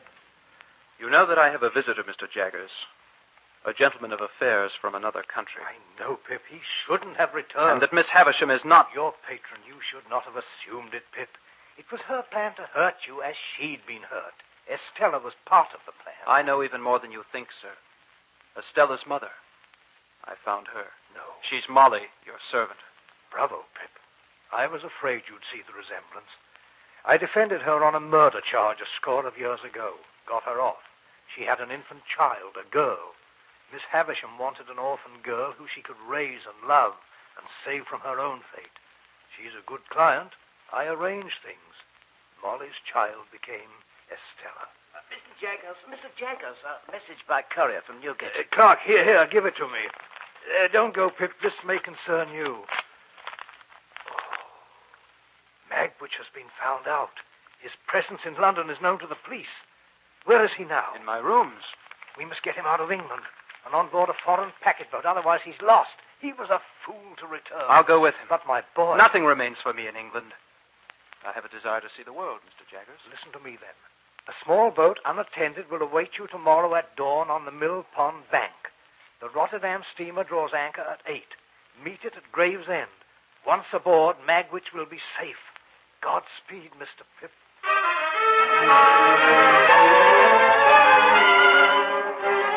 That night, as we awaited the dawn, Abel Magwitch spun out the story of his life. To give it to you short and handy, dear boy, I've been done everything to, except hanged. No notion where I was born. I was a ragged little creature. Got the name of being ardent. This is a terrible ardent one, they'd say to the prison visitors picking out me. Never wanted to be low. What was I to do? A man's got to put something into his stomach. I had a little one in the old days, bless her soul. My woman made off with her. She killed a man, that woman did. And Mr. Jaggers stood up for her in court, which is how I come to know the gentleman. I never saw that woman again. They told me my little girl was dead. I made off. That was a score of years ago, my boy. A score of years. Suddenly I understood. Estella. This was Estella's father.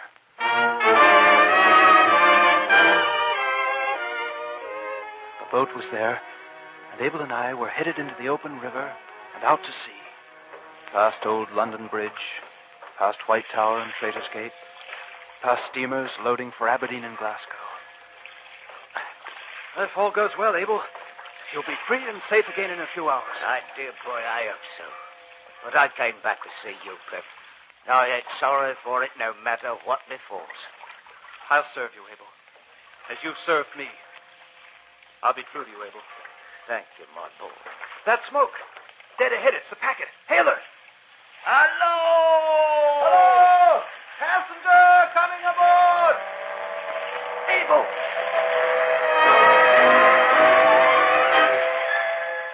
Patrol boat, manned by 4 men in uniform, loomed up out of the fog to our right. Stop your boat! You will escape convict there!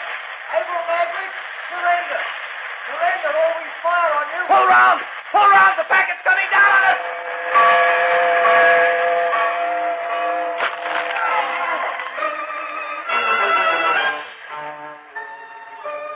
Suddenly I was in the water, and the boat had disappeared from under me.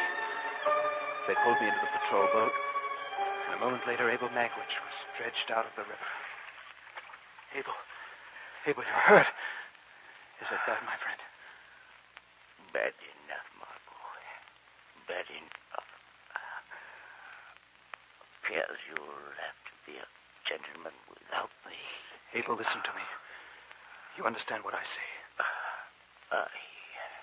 You had a child once, whom you loved and lost.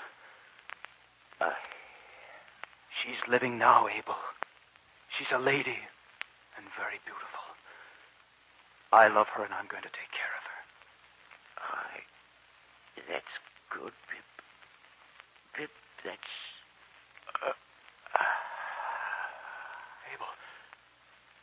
Abel! Oh, Lord, be merciful to him, the sinner.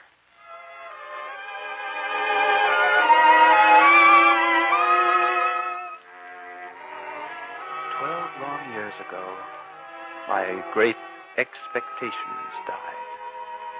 Abel's fortune was confiscated by the crown, and for 12 years I had not seen my village, or Joe, or that house on the moor where I first learned despair. Today I've come back to the moor, but the house is gone. Only the gate remains upright, standing desolately in the silvery mist. Estella. Pip. No, it can't be Pip. Yes, Estella. Come from the forge to play at beggar with you. I'm changed, Pip. I wonder that you know me. Only more lovely. You come back often, Pip? I've not been here since. Not I. Poor old place. What's happened to it? And to Miss Havisham? She died 6 years ago. She left everything to me. When she'd gone, I had the house torn down. And you, Pip? I've seen the world, Estella. Nothing in it matches your beauty. I've often thought of you, Pip. Have you? Very often. There was a time when I couldn't bear to remember what I'd thrown away. How little I realized its value. But now I've given it a place in my heart. Your heart, Estella. Is it still closed to me? I don't deserve. Listen to me, Estella.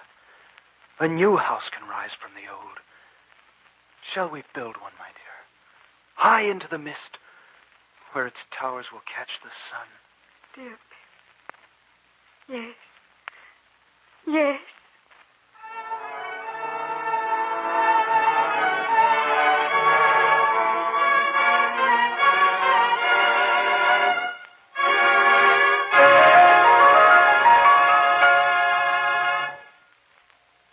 So ends our radio impression of Great Expectations by Charles Dickens, the favorite story choice of the distinguished actor, Mr. Walter Hamden.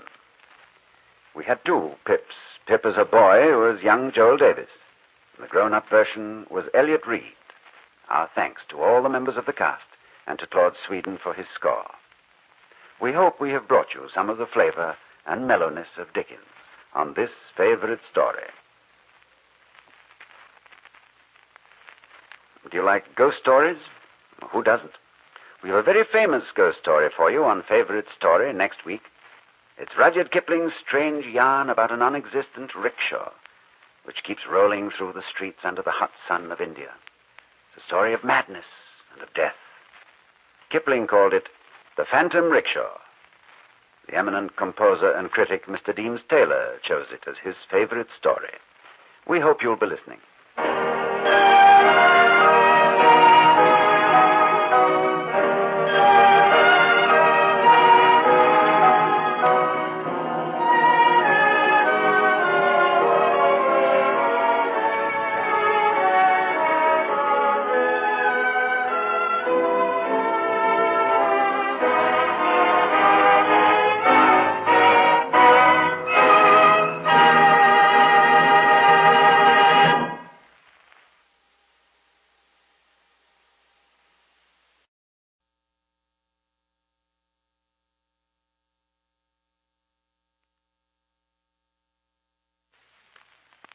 This is Ronald Coleman, inviting you to radio's most dramatic half hour, Favorite Story.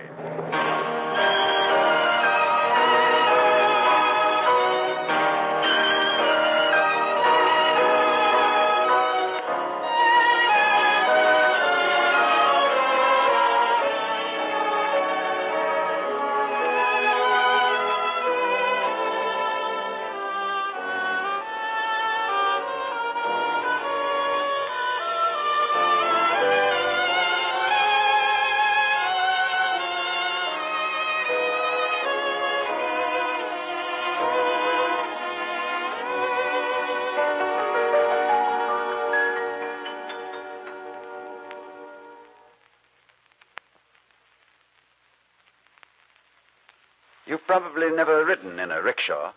Frankly, I can't recommend it as the most comfortable means of travel. But in certain areas of India and China, where taxicab stands are several thousand miles apart, you either use a rickshaw or you walk. Now, a rickshaw is a rickety contrivance with two wheels and a couple of bamboo poles sticking out in front. The engine of the rickshaw develops exactly one manpower. Our favorite story this week is about a rickshaw, a phantom rickshaw. It really didn't exist except in the mind of a British administrator in India. But to him, it was real, incredibly, startlingly real. The story of the phantom rickshaw was written by the one and only Rudyard Kipling, and it was chosen for you as the favorite story of Mr. Deems Taylor, composer and music critic. Mr. Taylor is an old radio friend of yours, I know you've heard him many times in his commentary on symphonic and operatic programs. He picks good music for your radio, and he knows how to pick good stories, too. When you've heard Phantom Rickshaw, I'm sure you'll agree. Here it is, then, Deems Taylor's favorite story, Act One.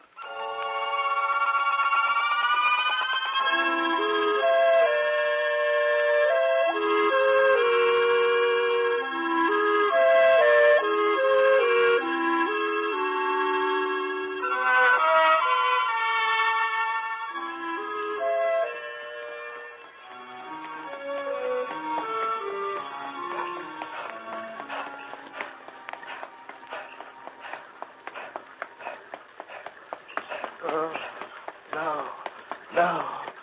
Not the rickshaw again. Not again.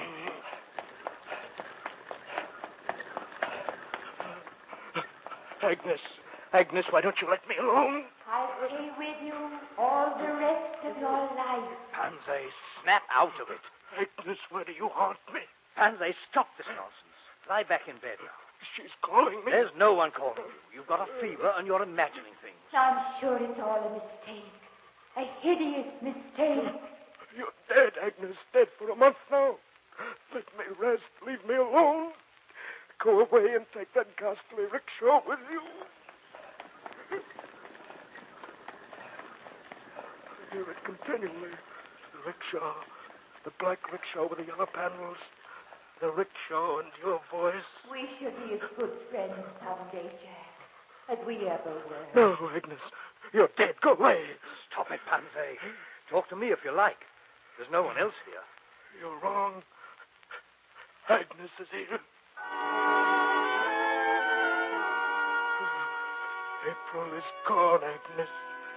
April is over, and you're dead. And now there's Kitty, Agnes. I'm sure it's all a mistake. A hideous mistake.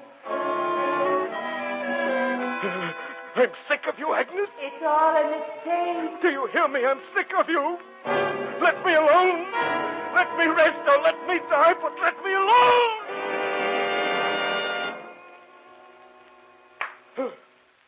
Man, you've got to snap out of this if I have to slap it out of you. Pansy, are you listening to me? Yes, I'm listening. There's no one here. Do you understand? There's no one here. It's no use. She keeps calling me. No one's calling you. And I want you to stop this nonsense about a phantom rickshaw. Is it nonsense, Doctor? Take my word for it. The hospital has handled hundreds like you. It's the fault of the system. They expect you over at the Catabundi settlement to do the work of 3 men. That's India. But it's no reason for you to get these strange, spectral illusions. I don't know. I don't know. In cases like this, what we need most is a brain purge. Now lie back and tell me all about it. From the start. From the start. This woman, Agnes, was she married? Widowed. The wife of a fellow on the Bombay side. Keith Wessington. Where did you meet her? On the boat coming back to Bombay. But it only got serious when we were together again the next spring in December.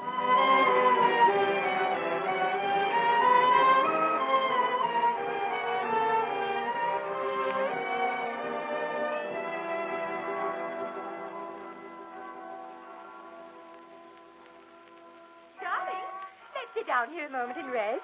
All right, my dear. Oh, I could listen to those temple bells forever.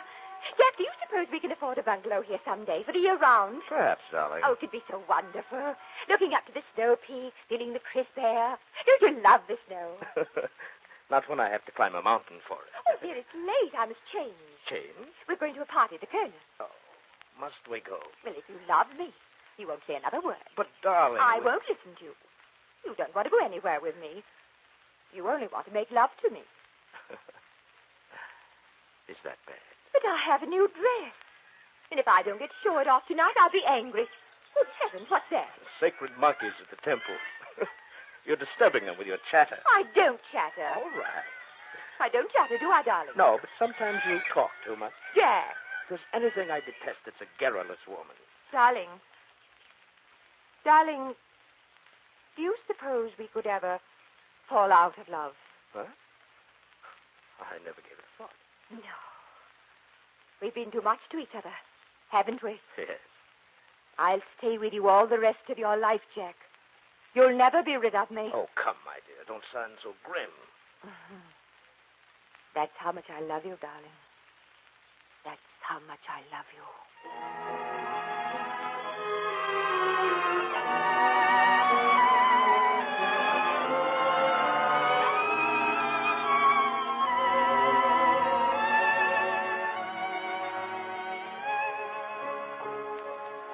That's how it was that first year in Simla, Doctor. Did you love her? At first, she was very beautiful. The most golden hair. But then she became possessive. She hung on me every moment and everywhere we went. When did you see her again? The next year. But then things were different. I had not seen Agnes for many months. I'm afraid I had purposely not seen her. And then one day I had business that took me into the bazaar. It was there that it happened, the incident that was to change the course of my life. The incident that I shall have cause to regret till the hour I die.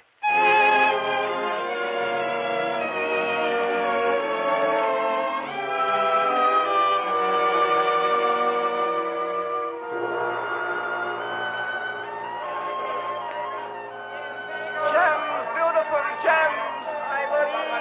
Gems, beautiful ivory.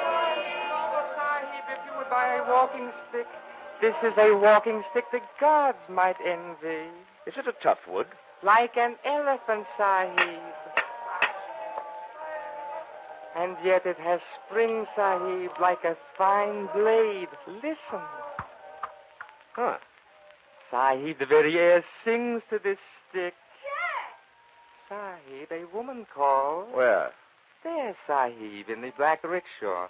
The woman with the golden hair. Sahib, you will take this wonderful stick? I suppose so. Here.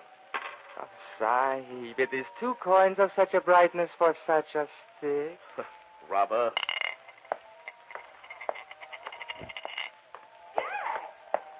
Sahib, there's the best from China. From Persia, Sahib, the finest Persian wine. Red wine, Sahib, red wine from the south side, right? Jack, there you are. Oh, for a moment, I was afraid you weren't going to hear me. Oh, come to me if you did. Don't be ridiculous, Agnes. How are you? Oh, darling, it's good to see you again. Is it? Jack, why do you treat me like this? Like what? You've been avoiding me deliberately. Have I? Last year it was different. How? Well, we walked together. We rode together. Had tea, had dinner. Now you don't even want to see me. People change. Yes, they do. You've changed so much I hardly know you. 12 months is a long time, especially in India. You were very happy here last year. That was last year. Sahib, I have lovely gems. No, nothing today. I have here a ruby most crimson. We don't want anything. The man Sahib in the black rickshaw has hair as golden as the wheat of Samarkand. Go away. For hair so golden, I have 2 exquisite combs set with the tiniest and finest of sapphires. The blue Sahib on a steel of gold. The Mem Sahib wants nothing. A crown fit for Queen Sahib. Get away or I'll have the Mem Sahib's rickshaw boys beat you. Sahib, in another land it was once said, whom the gods would destroy, they first drive mad. Then I am ready for destruction, for fools like you will drive me mad. Before the gods was their will on you, Sahib. You would perhaps buy for the Mem Sahib a brooch of purest gold, fashioned by the craftsman of Kashmir. One more word and I'll use a stick on you myself. May Allah preserve you from Sire, Sahib. You devil! My back is broken in 1,000 places. Oh, Allah have pity on my children. May you have a short life, Sahib, and one of misery. May the gods of darkness creep into your mind and fill it with the fear of night. Jack, you shouldn't hit him. The swine deserved it. Jack, you've changed so. You were never like this before. Flowers fade, grass turns yellow when the bloom of love is gone with the dawn. For last year's rains. Oh, please. Please forgive me, dear. What for? I must have failed you somehow, or you wouldn't treat me like this. I can't pretend to love you any longer. Oh, Jack, don't. I'm fed up. I'm tired of your monotonous voice and weary of your appeals. I'm sick to death of your whining. Oh, I'm sure it's all a mistake, Jack, a hideous mistake. We shall be as good friends someday as we ever were. Can't you get it through your head that I don't want to be friends? I want to be rid of you, completely rid of you. I wish you were dead.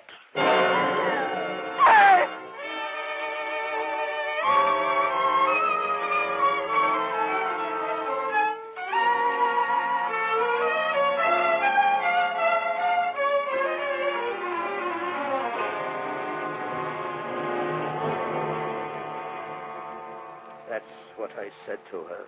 That's what I said. And a week later, she was dead. Dead? Had she been ill? For several months. Only hope had kept her alive, and then I took the last hope from her. I'll never forget her sitting there in a black rickshaw, her golden head bowed. I'll never forget it. Did you know this other woman then? Kitty? Yes, we'd become quite thick all of a sudden. And everything was going fine until the afternoon we bought the ring. The ring? Yes, we had just left the jeweler's. Hamilton's, just outside the bazaar.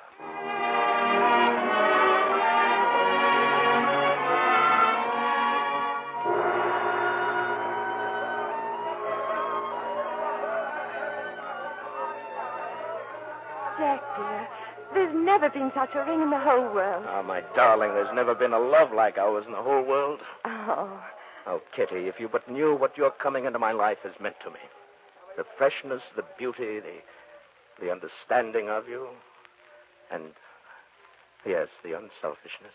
Jack, you don't have to say such things, you know. We're already engaged.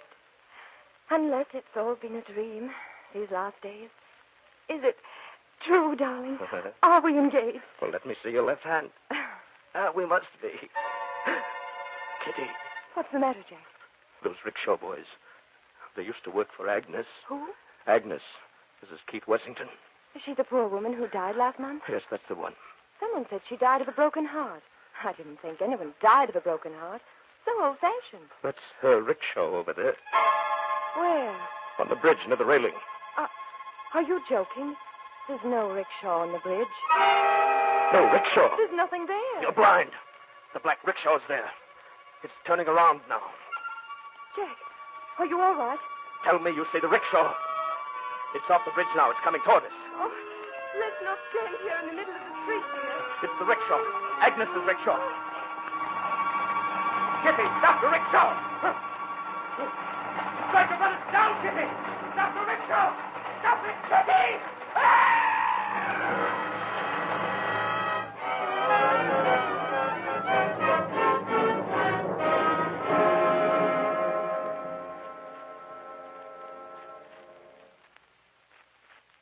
We're ready now with Act 2 of Mr. Deems Taylor's favorite story, The Phantom Rickshaw, with William Conrad as Pansy.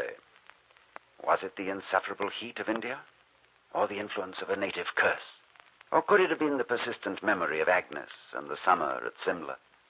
One of these things, or a combination of them all, has driven Pansy to the edge of insanity.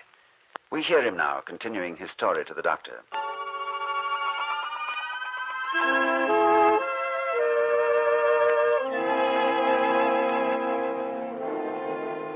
When I woke up, Doctor, I realized that Kitty knew. She knew about Agnes. Doctor, don't you see how I've paid for it? As surely as any woman was ever killed by man, I killed Agnes. And now she won't let me alone. Pansy, that's ridiculous. You're suffering from some spectral illusion. Nothing more. An illusion. If it only were, Doctor. If it only were. Pansy, listen to me. In medicine, we have something we call a shock treatment.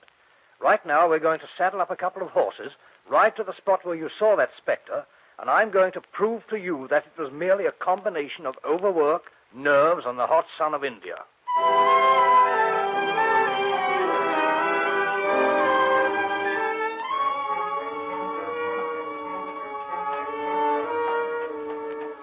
Shall we take it to the faster gate? It's only a mile to the bridge. You don't have to go to the bridge, Doctor. It's there, just ahead of us. What's ahead of us? The Phantom Rickshaw. It left the house when we did. It's about 20 yards ahead of us. Maybe it's your eyes. I'll examine them more closely when we get back. Doctor. Pansy, you're sweating and trembling like a frightened pony. Yes, I think it's your eyes. Perhaps. My eyes see the rickshaw as surely as they see you riding beside me. My eyes see the 4 rickshaw boys. Do you know that all 4 of them died of cholera on their way to their new owner? And the rickshaw was broken up by the man she hired it from? Told me he'd never used the dead Mem Sahib's rickshaw. Spoiled his luck. Queer notion, wasn't it? Pansy, the presence of the rickshaw is in itself enough to prove the existence of a spectral illusion. Perhaps one may see ghosts of men and women, but surely never of a carriage. The whole thing's absurd. Fancy the ghost of a carriage. Yes, fancy. And yet there it is, ahead of us. The dead travel fast, and by shortcuts unknown to ordinary rickshaw boys. Wait a minute. Pull up. What's the matter, Pansy? The rickshaw's come to a dead stop. Where? By the cliff. Well, what do we do? Spend a cold night on the hillside for the sake of a blasted illusion? Let's ride on. Wait. Good Lord, Pansy, the whole cliff's coming down.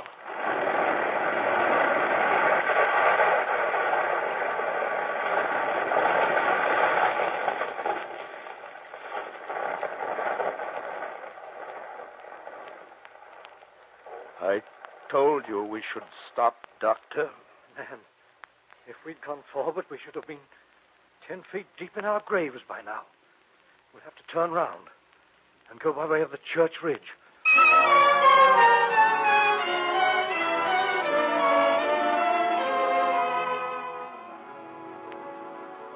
Well, you've had 10 days of my treatment. How do you like it? It's simple enough. Liver pills, cold water baths, and strong exercise.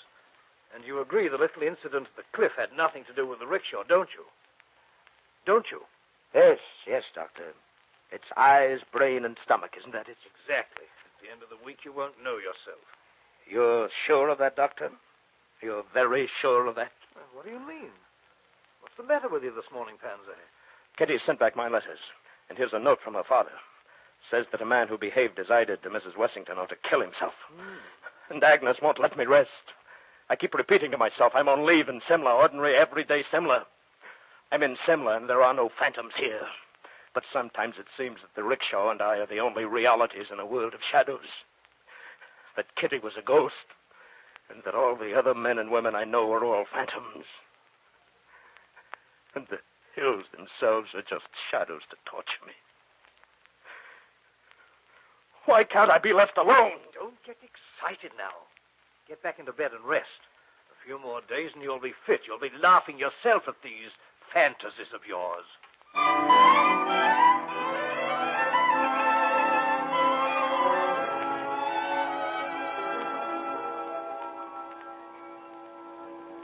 Well, Pansy, after much examination of pupil and pulse, I'm ready to dismiss you. I certify to your mental cure, which is to say I've cured most of your bodily ailments. Now get your traps out of here as soon as you can. You've been very good to me, Doctor. And very good for me. Go out and see if you can find this phantom rickshaw business again. I'll give you a rupee for each time you see it.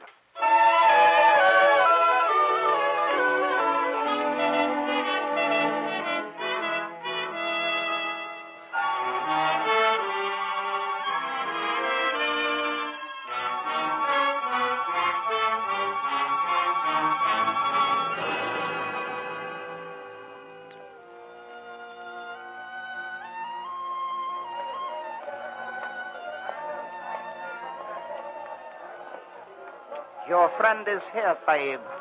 He was carried into my humble shop just after he fell hurt in the street.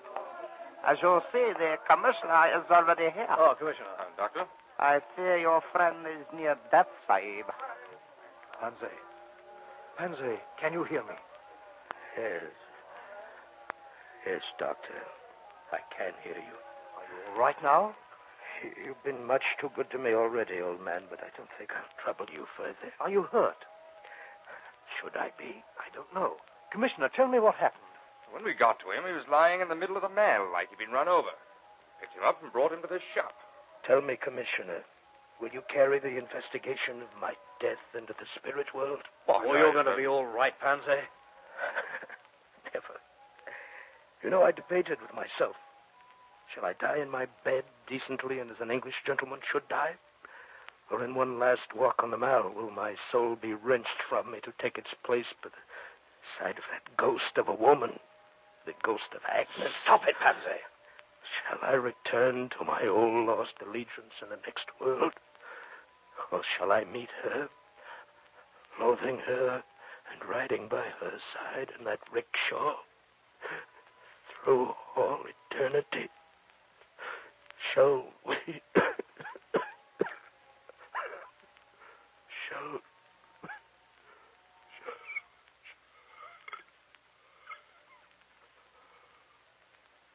Pansy, it's an awful thing to go down quick among the dead. Only one half of your life completed. Commissioner. Yes? There are no marks on his body. But he must have been struck. Did anyone see him fall? No, that's the strangest part of it all. He was found on one of the busiest streets, and yet no one saw him go down. How about the sadhu? The holy man? Yes. Oh, all right, I'll bring him in. Go on with your examination, Doctor. You there, you say you own this shop. Yes, it is my shop. I sell gems, beautiful gems, Sire. What do you know of this? Only that a man was cursed, Sire. How do you know? It came on the wind and died in the tree, Sire. What does that mumbo-jumbo mean? That a man was cursed, Sire. Commissioner, what nonsense is... Oh, yes, there you are, Commissioner. Here's the holy man. Let's see what he has to say. Do you know this man, Sadhu? The one who stands there and sells bits of glass signs, or the one on the floor who now sells his soul to the powers of darkness? None of that nonsense now. You know who I am, don't you? You are the commissioner of police, sir. I want you to tell me if anyone was with this man when he fell in the street. All men are alone when they die, sir. After he fell. Did you see anything? When the soul is in flight, no one can see it or know whence it goes. Did you see something on a more material plane? Anything on the street after the man fell? Yes. What? A rickshaw, Sahib, moving very fast. What did it look like? It was a black rickshaw, Sahib. A black rickshaw with yellow panels.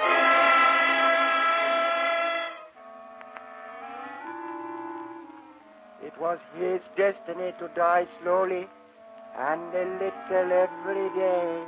You can go. Yes, sir. Commissioner, I don't know what you want to make in the nature of an examination, but I don't need to go any further. I'm satisfied as to the cause of death. You are? Yes. What are you going to put on the death certificate? I'll just say he was run down by a phantom rickshaw.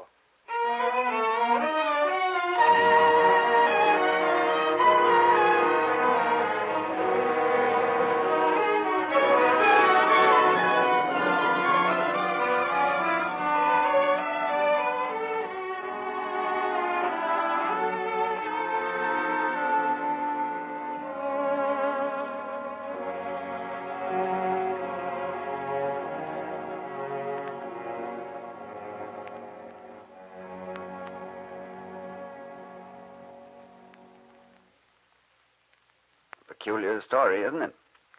Would you call it a natural death? Suicide?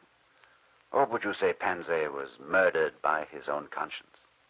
Who can tell? Well, it's not difficult to understand why Deems Taylor picked The Phantom Rickshaw as his favorite story. It's one of Kipling's most memorable works. In future weeks on Favorite Story, we hope to match it, bringing you dramatizations of the great yarns of all times. The entertaining, the astonishing, the bizarre. This we promise you on every broadcast of Favorite Story. Next week, a shotgun wedding. Well, with a rope instead of a shotgun and the threat of death in a smoothly gloved hand. It's the Sire de Maletroit's door, an unexpected romance between two young people in an embarrassing and extremely dangerous predicament. It's the favorite story of the distinguished American author and critic, the editorial chairman of the Book of the Month Club and the Saturday Review of Literature, Mr. Henry Seidel Canby. We hope you'll be listening.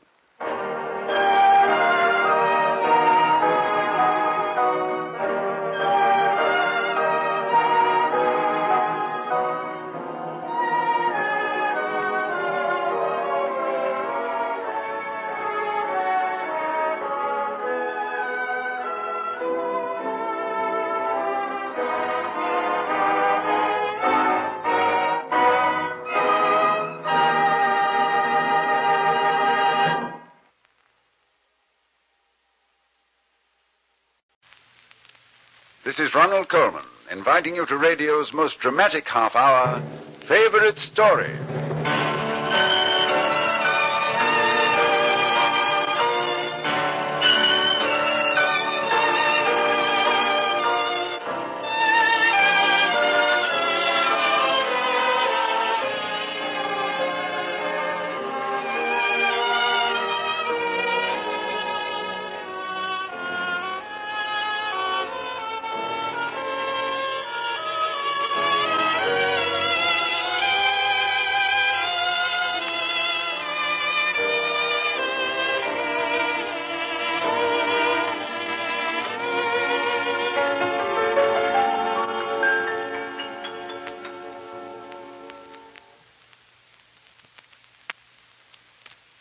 A man slips into a doorway to escape some pursuers and steps into one of the most sinister traps ever planned.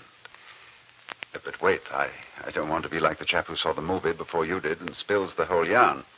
This week it's the favorite story choice of the eminent author and critic, Mr. Henry Seidel Canby, chairman of the editorial board of the Book of the Month Club and the Saturday Review of Literature. The story Mr. Canby chose is Stevenson's unusual romance, Sire de Maletroit's Door. Now, there's an odd thing about this favorite story. To really enjoy it, you must see what happens. So we're giving you a pair of radio eyes for the next half hour. We're going to dramatize the story as if it were a motion picture, which you might see on the screen of your local theater. In addition to the microphone, we're introducing a camera to tell you about the long shots and close-ups, to describe what you might see as well as hear. And we're giving the camera a voice. Let me introduce the voice of the camera.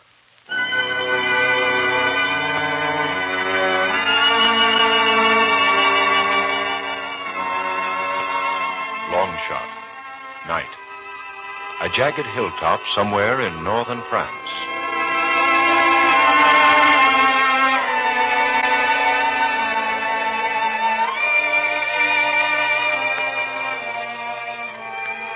The moon emerges for a few seconds from the hurrying clouds, and we see a shield half buried in the dirt.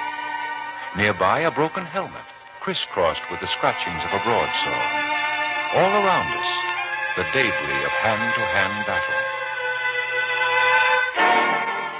There, pinned beneath the carcass of his horse, a knight in chain mail, a spear shoved through his chest, his sightless eyes staring at the moon.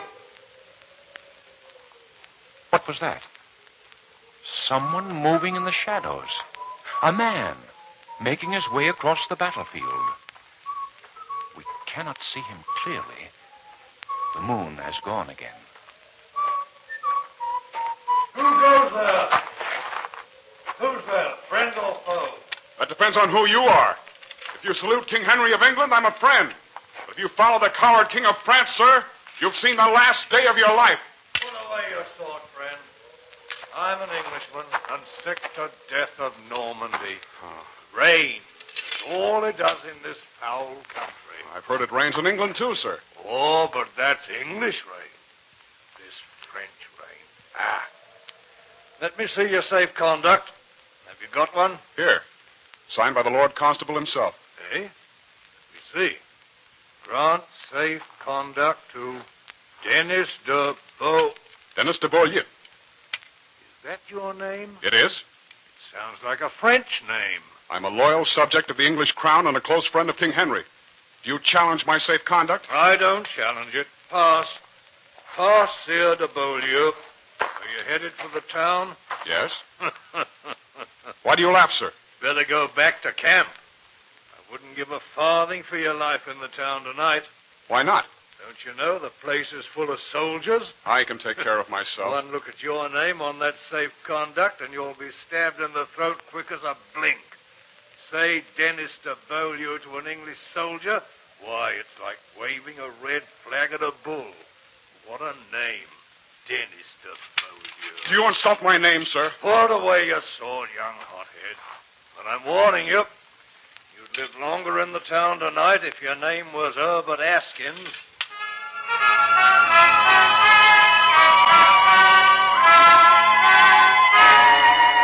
Medium close shot.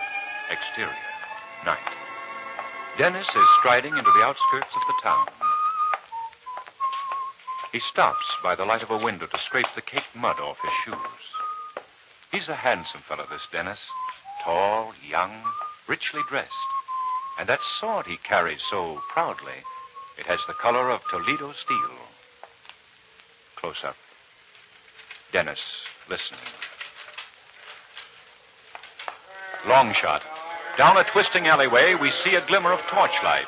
A dozen English soldiers come into view, swaying, leaning on each other's shoulders. That's right. Blood of a Frenchman! Before the night is over, we are going to spill the blood of a Frenchman. Close up. Dennis. The torchlight plays on his face. He looks apprehensive. Suddenly, he dashes away. What was that? Oh, come back!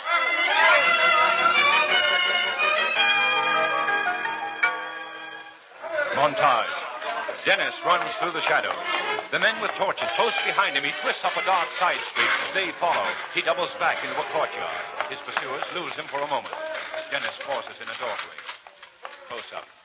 Dennis, breathing hard. This way, you fool! I swear to you, he went into the courtyard. Medium close up. Dennis looks for a new hiding place. The moon comes out. No other place to go, no other entrance to the courtyard. Long shot. The men with the torches coming nearer. Close up. Dennis, torchlight on his face. He flattens himself against the door. He presses against it. Well, he slips inside the open door, quickly closes it behind him. Oh. Darkness. Complete darkness. Saints be praised. Goodbye. Goodbye. Have a pleasant evening, gentlemen, and I hope I never see you again until the life everlasting. Preferably not then. Where the devil is the knob on this door? No knob? No latch string? No handle? It's absurd. I can't even get a finger hold along the edge.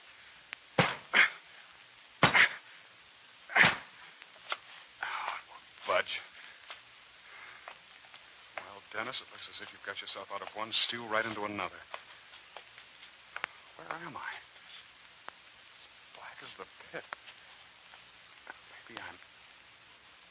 No. Oh, that's ridiculous. I'm alive. I think. Hello! Hello!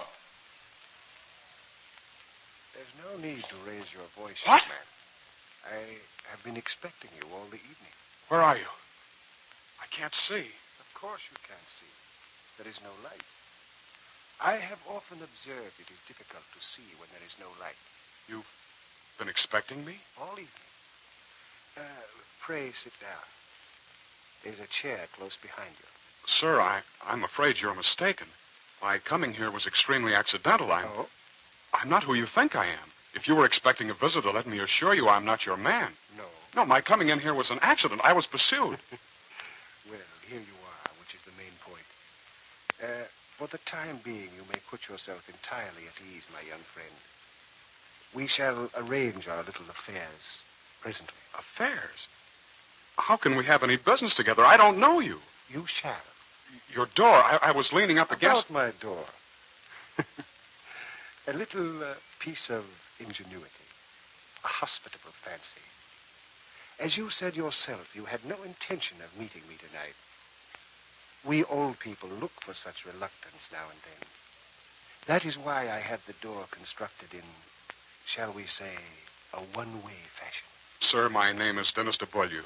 I burst into your house purely by chance. I'm a stranger. But now you are a friend. Please allow me to have my own ideas about our relationship. They probably differ from yours at the present moment. But time will show which of us is right. God, this is a madman. Let's have a look at you, Dennis. Was that your name? Dennis something or other. No matter. We'll have a light in here in a moment. Two-shot. Interior.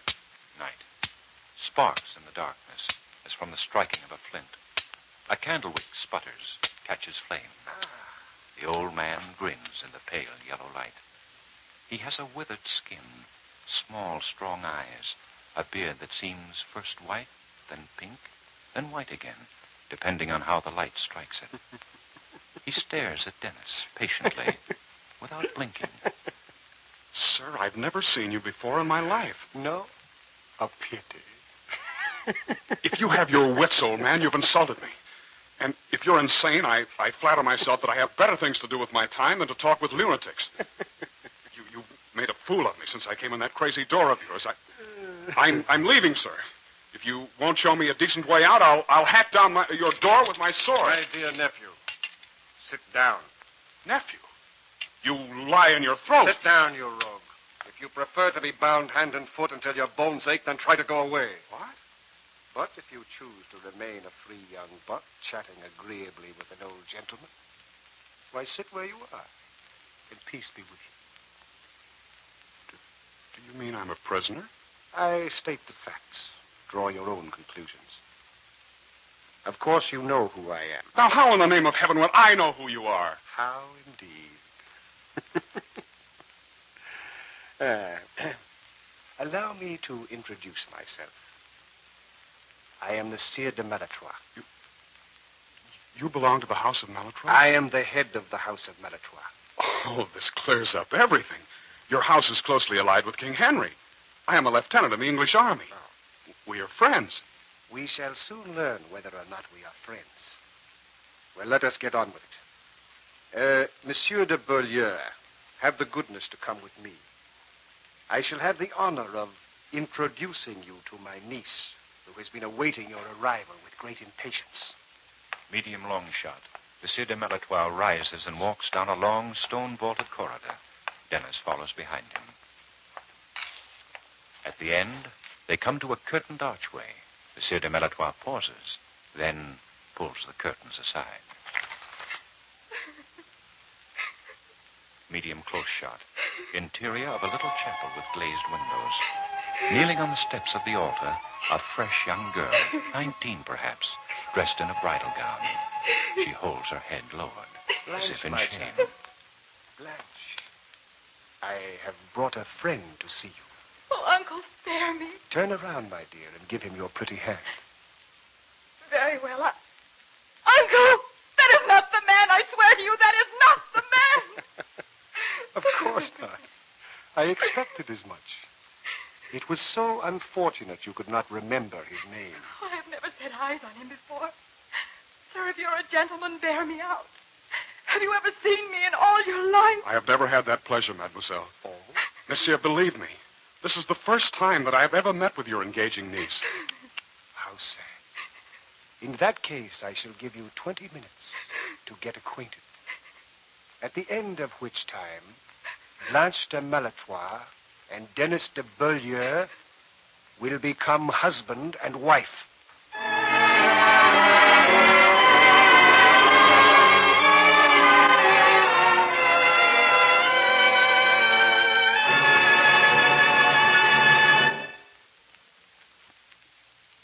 Here's Act 2 of Henry Seidel Canby's favorite story, a dramatic reminder to all young men never to open a door without knocking.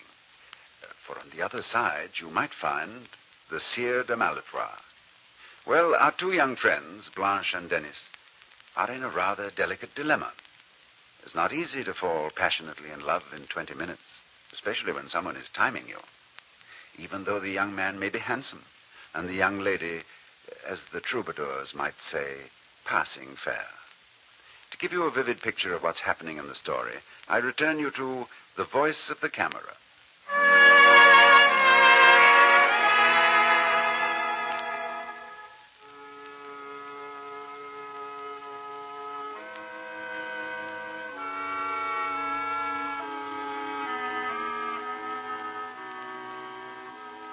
Boom shot.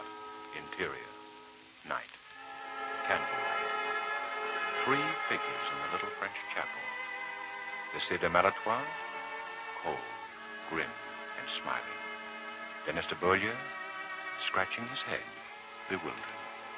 And the delicate young woman in a bridal gown, crumpled on the stone floor, the salt track of tears down her cheeks.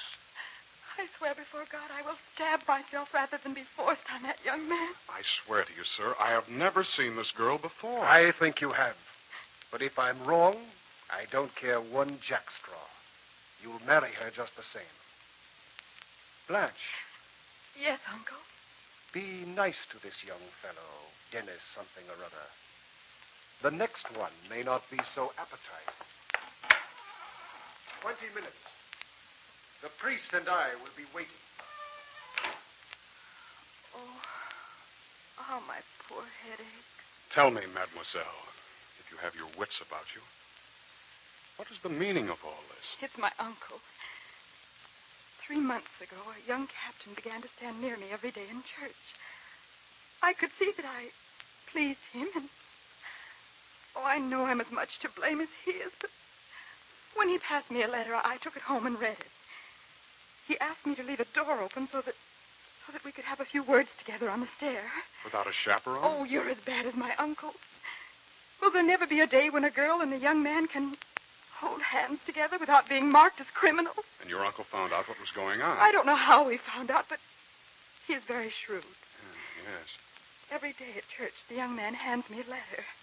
Such nice letters, but this morning on my way home from Mass, my uncle seized my hand, forced it open, took the letter, and read it. And that has been the ruin of us all. What was in the letter, pray? It was merely another request to have the door left open. So my uncle contrived to fix our door so that it would open easily enough from the outside, but it would trap whoever came in. And of all the doors in France, I had to choose that one. Well, now what do we do? I don't know.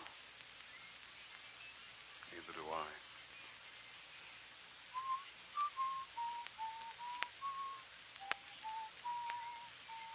What are you doing? Hmm? That noise. I'm whistling. Whistling? Yes. Everybody does it in England. I've never seen anyone whistle before. Really? Well, we can't whistle our way out of here, it's certain. Listen, Blanche, the young man, you love him? I think so. Aren't you sure? I think I'm sure. Now, suppose we look at it this way. Is he in love with you? He said he was. He said he'd love me always. What was the fellow's name? I don't remember. You don't remember? No. You love a man passionately, but you don't remember his name. Well, not passionately. Well, somehow we should be able to locate this fellow, explain the situation to him. No. I'd rather die than be so disgraced. It's very trying on a young girl's modesty to be forced on a gentleman. It certainly is. It's disgraceful. Madam, I'm going to show the Sire de Maletroit the error of his meddling with your courtship, and by heaven, I'll make him come back here and apologize to you. The young gallant returns so soon. I do, sir. With a decision? Sir, I have come to a decision. It is beastly of you to torture your niece this way. If I'd been offered her hand freely, I would have been proud to have her as my wife. But under these circumstances, I must refuse. Indeed. And I advise you, Sire de Maletroit, to beg her forgiveness for this harsh treatment. Monsieur, I am afraid you don't understand the choice I am giving you in this matter. You had 20 minutes to decide whether or not you would marry my niece. Those minutes have now dwindled to fewer than 15. And just to help you arrive at the correct decision, I'd like to have you look out this window. Medium shot. Night. Through the window casement, we can see the moonlit courtyard, the battlements of the castle of the Sire de Maletroit. The camera rolls in closer to show an iron ring fixed in the masonry. Dangling from it, a rope. And at the end of the rope... A noose. Exactly. Made of very stout rope, you will notice. You would hang your niece? No. I would hang you. You... Frankly, I have no desire to see you kicking your heels in my courtyard. But you have been with my niece, alone and unchaperoned. Do you still believe I believe what I choose. And if you aren't the guilty person, at any rate, you're in on the secret. So if you won't marry the girl, at least I can stop the scandal. You can't hang me. I still have my sword. And I still have 100 loyal knights awaiting my command. They will take away your sword as one takes away a bright toy from a baby. Nephew, choose whichever embrace you prefer. My niece's arms about your neck, or a rope.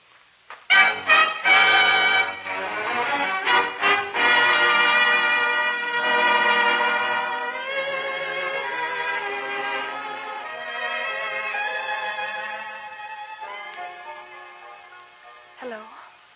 Hello. You didn't have a very long talk with him? No. Did you show him how wrong he was? Well, not exactly. He's going to hang me unless we're married. No. In 10 minutes. Either I marry you or I hang in your uncle's courtyard. Oh, no, you can't die. You will marry me after all. You will. Do you think, madam, that I'm afraid of death? Oh, I know you aren't a coward, but I couldn't bear to have you killed. Come, we'll tell my uncle to prepare the ceremony. How is it possible for me to accept your generosity Why? in a moment of noble feeling toward me to save my life? You forget what you may owe to someone else. Oh. You said you loved him. I said I thought I loved him. And you said that he loved you. So, believe me, dear young lady, I should be the last person in the world to allow my life to be saved by the wrecking of somebody else's romance. I'm not afraid to die. Is there nothing I can do to help you? No. No, thank you, my dear. Yes, there is something. I have perhaps 5 minutes more before I'm introduced to your uncle's rope. Yes? Let me sit beside you as if I were a friend instead of a foolish intruder, and let's try to make my last moments go as pleasantly as possible. You are so gallant. And no tears. I'm selfish. I will be brave, Dennis, for your sake. Would you like to put your arm around me? Oh, your shoulders are like ivory. Blanche, to think a few seconds from now I shall have to leave you. Forever. Don't cry. Please. Look, whenever you feel sad, the best way to keep from crying is to whistle. Whistle? Yes. You can't cry and whistle at the same time, so if you're whistling, that keeps you from crying. How do you do it? Like this. Pucker up your lips. Like this? No, not so hard. More easily. Just breathe. Try again. Oh, that's it. That's better. I'll try it again. There, isn't that better than crying? Let's do it again. Oh, Dennis, how can we do this whistling when you're going to die? Believe me, when I asked you to marry me, I didn't ask you out of pity. It was love that made me ask you, pure love. I know we've known each other less than an hour, but from the moment you took my part against my uncle, I've loved you with my whole soul. Listen to me, Blanche. If there were no rope out there, and if you had a free choice, no uncle, no family, no trick doors, would you marry me? Yes. For myself alone? Yes. What about the other fellow? Do you think he could have meant anything to me when I don't even know his name? Of course not. Blanche, I love you. Under any other circumstances, I would give my right arm to marry you. And here I am, giving up my life to avoid it. It doesn't make sense. No, it doesn't. You're sure you love me? Positive. Are you sure you love me? Of course. No, I think so. No, I think. Then we'll do it. We'll do it. There's only one thing. What's that? It makes me boil to think how happy this will make your uncle. Oh, the devil with him. Blanche de Maletroit, most beautiful of all women, will you take me to be your knight and your protector? Until the last day of the world. Well, young man, your time is up. What is your decision? Get out of here and find us a priest, you old rogue. I want to be alone with my bride. Congratulations, nephew. Congratulations.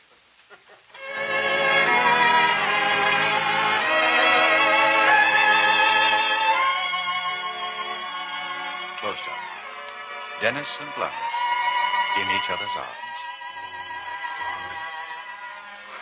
I can't believe that this night, which started out so badly, could end up as beautifully as this.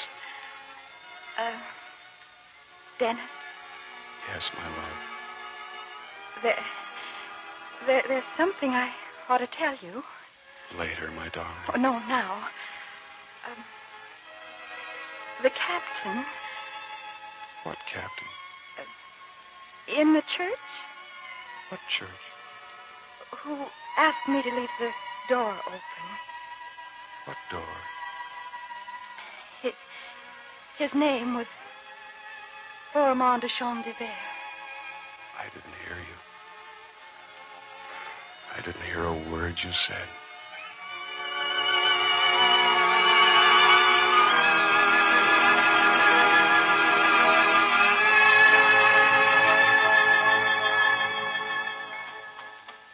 Medium shot. Day. A handsome young knight on horseback with his bride seated behind him on the palfrey.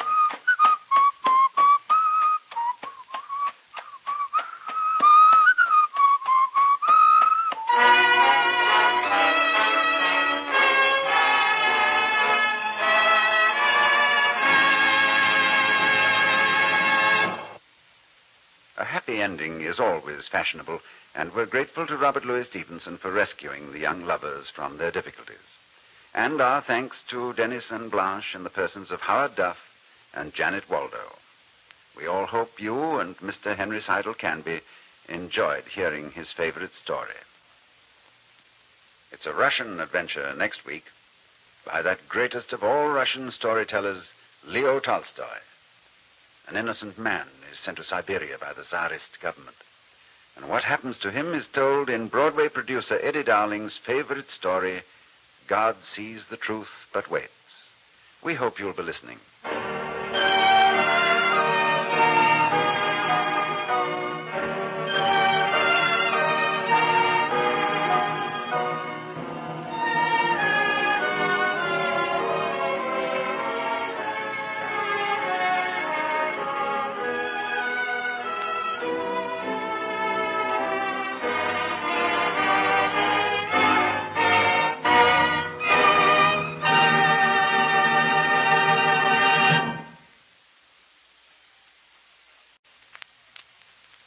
This is Ronald Coleman, inviting you to radio's most dramatic half hour, Favorite Story.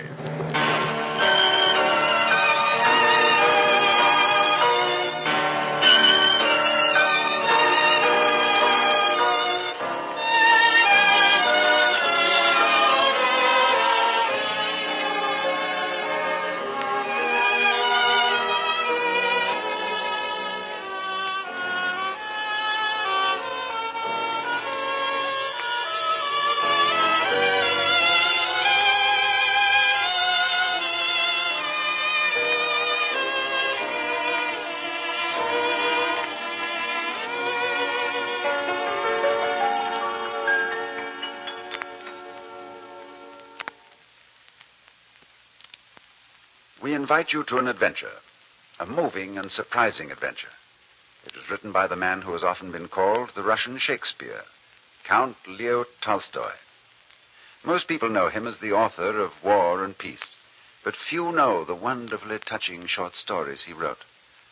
It was once said that when you read Russian stories for the first time, you're like a man who all his life has seen only pictures of trees, and then suddenly comes upon a real forest. I think you'll agree when you hear this week's favorite story. It was chosen by the celebrated Broadway actor and director, Mr. Eddie Dowling. Mr. Dowling, as you know, starred in and directed The Glass Menagerie, as well as most of the Saroyan plays. The story Eddie Dowling chose has been translated into English under various titles. One of them was God Knows the Truth But Won't Tell Anybody. We invite you to Russia of half a century ago, and our dramatization of the Tolstoy story, which we call God Sees the Truth But Waits.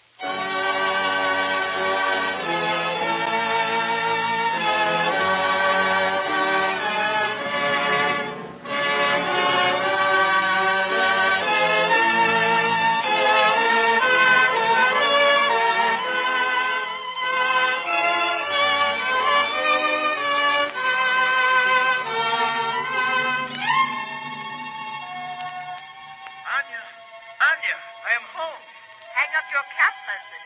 Dinner will be ready in just a moment. Tonight we're having... Oh! What's wrong, Anya? Your hair. In one day, your hair has turned completely white. White. White! Completely white! Anya, wake up. You've been having a bad nightmare. Ivan, are you all right? I'm fine. But you have been tossing about and crying out in your sleep. Oh, quickly. Light a candle. In the middle of the night. Light a candle. There's something I must see. Very well. Now, bring the candle close. Your hair. I must look at your hair. At 4 o'clock in the morning. Oh, it is still the same. How well should it be? Ivan, do not go on your journey today. I've had a bad dream about you. If each time a person dreamed it affected his business plans, who would go to sleep? Oh, it was so clear. In the dream, you returned from town, and when you took off your cap, your hair was white. That is a lucky sign. See if I don't sell all my goods and bring you some presents from the fair. But your nice black hair, your nice thick black hair was white. White as snow.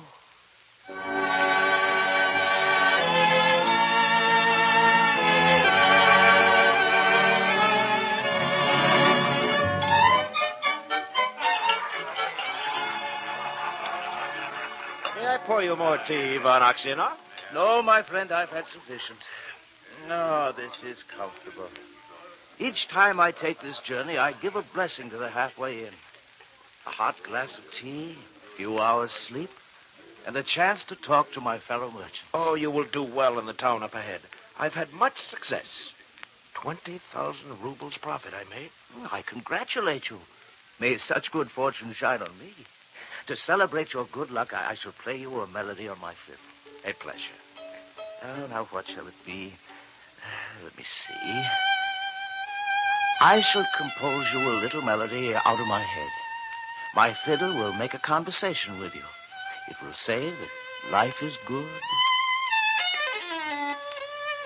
Tea feels warm inside. That we are all getting a little sleepy. And then it will say good night.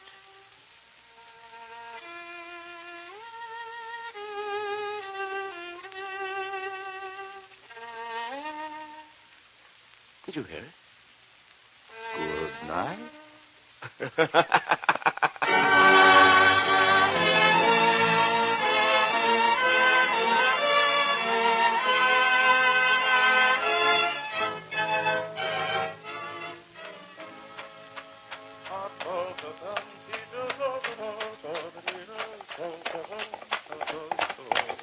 You there! Stop your horse! Me? Dismount. I beg your pardon. Dismount. Get down from your horse. Very well. What is your name? Ivan Aksionov. Where do you live? In the town of Vanity. But what kind of question? Just answer my questions. Did you spend the night at the inn a few miles back, the halfway inn? Yes. Why did you get up before dawn and sneak out before anybody was up? Sneak out? I paid my bill. Answer my question. I'm heading for the next town. I am a merchant. I wish to get there ahead of any others. A fellow merchant at the inn told me what success he had had. I merely wished Oh, you admit you knew the merchant you met at the inn had much money on him. Well, why do you cross-question me? There is no need. I am the police officer of this district. The merchant with whom you spent last night has been found with his throat cut. So? We must search your things. Unstrap your bag from your saddle. But I have nothing to do with this. I'm a peaceful, God-fearing man. If you will not cooperate, I will have to do it myself. You will spill all my goods on the ground. This is my living. Ah! There. That is what I have been looking for. Whose knife is this? Knife? How do you explain the blood on this knife? I don't know. Mine? This morning, the merchant was found in his bed with his throat cut. You are the only person who could have done it. This blood-stained knife in your bag and your face and manner certainly betray you. That knife is not mine, I swear. This is your bag. Yes, but somebody must have put it in there. Yes. I slept with my head on this bag all night. How could anyone have put the knife in it without waking? How indeed? I swear to you, Tell me quickly, how did you kill him and how much money did you steal from him? I have no money. You can see. Search me. Except the few rubles of my own. You have undoubtedly hidden the money someplace. It will be found. It would be obvious to a mere child how guilty you are. You're trembling and pale. Guilty? Certainly of robbery of 20,000 rubles and of murder.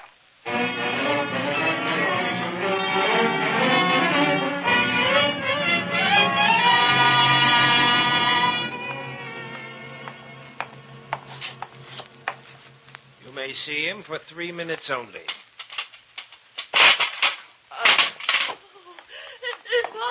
Do not cry.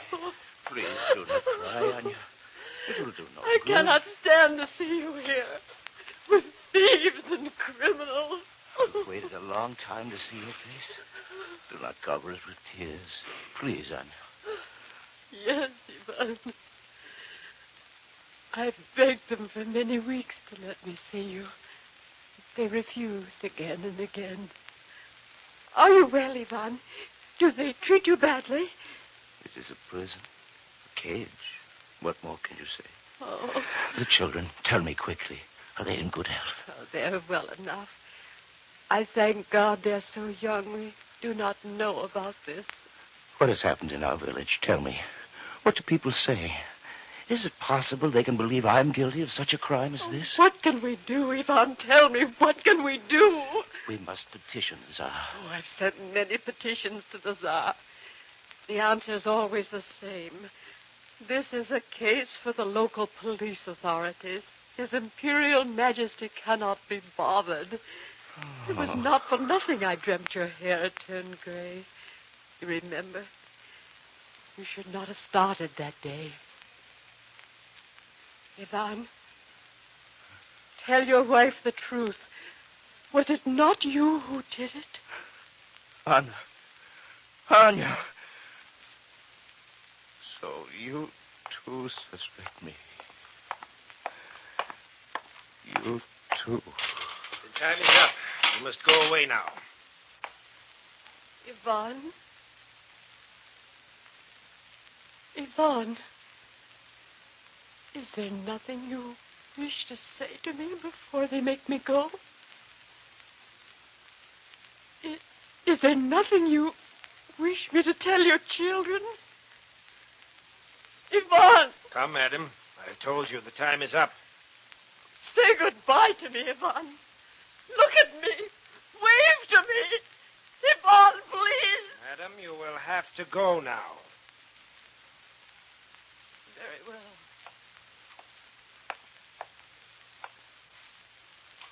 Goodbye, Ivan.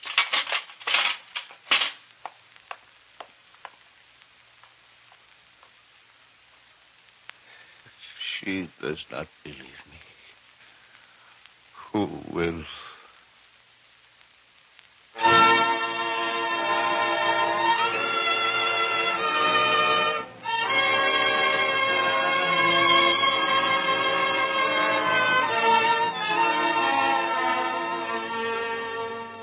Hear the sentence of this court.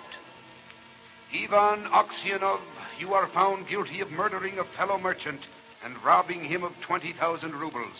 You are sentenced to be flogged by a knot. And when the wounds made by it are healed, you will be driven to Siberia, there to spend your life in exile from the realms of His Imperial Majesty.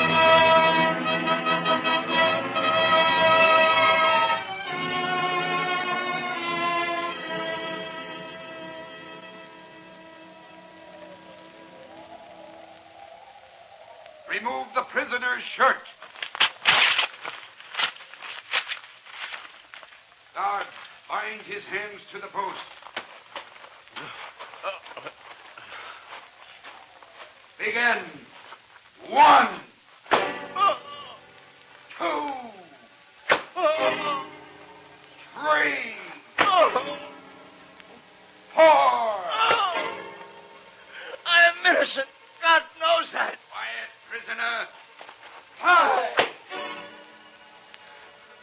God sees the truth, and one day he will reveal it.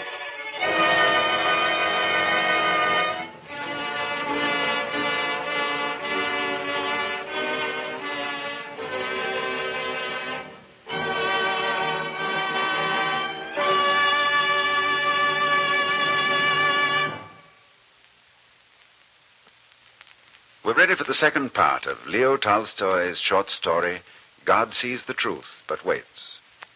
It's the choice of Broadway actor-director Mr. Eddie Dowling.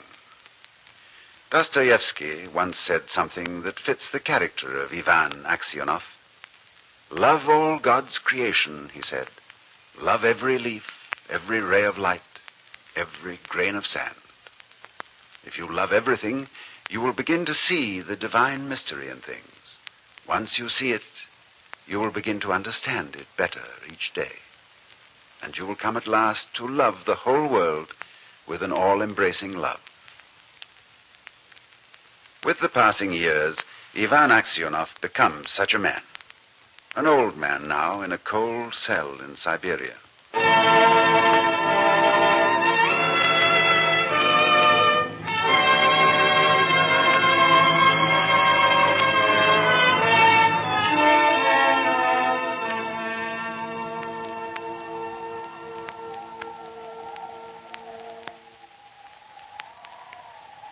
Ivan?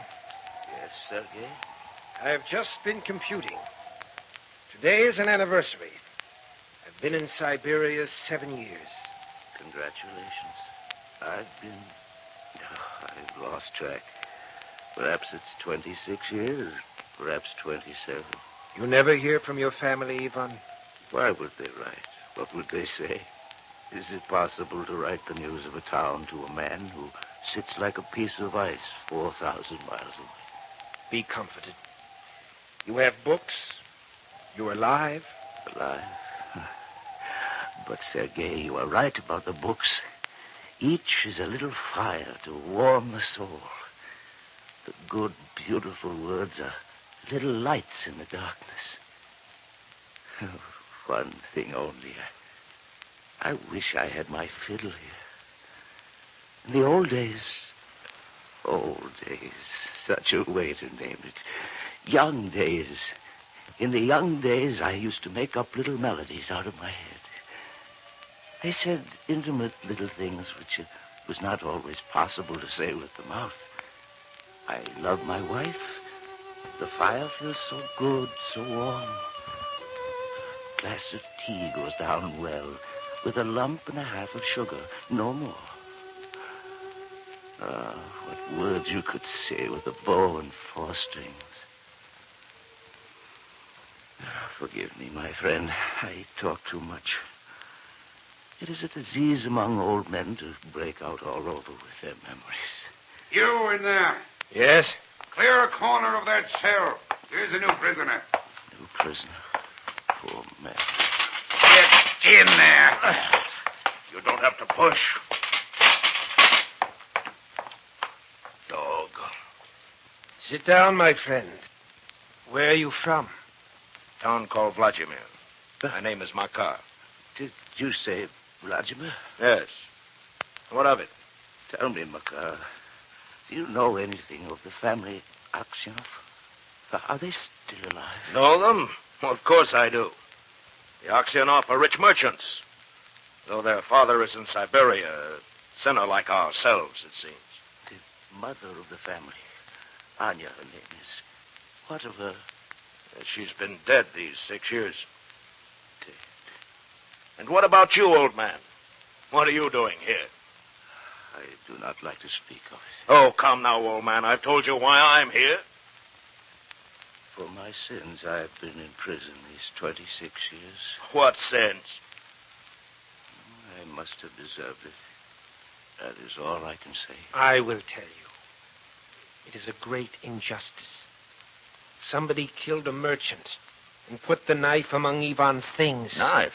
He was condemned unjustly. Well, this is wonderful.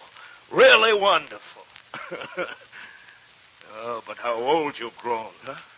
Your hair is white as snow. You have seen me before? No matter. It's just wonderful that we should meet here like this. A perfect joke, you might say. Have you heard of this affair? Have I? How could I help hearing the world's full of rumors? Perhaps you heard who killed the merchant. It could have only been one person. The one in whose bag the knife was found, huh? Maybe someone else hid the knife there. Who knows? But remember the old saying, he's not a thief until he's caught. And besides, how could anyone have put a knife into your bag while it was under your head? It would surely have woke you up. Sergei, I must talk to you. This man, Hyde. Tucker! Yes? Come out. You are to be assigned your duties with the work gangs. You are to receive instructions. See you again, brother sinners.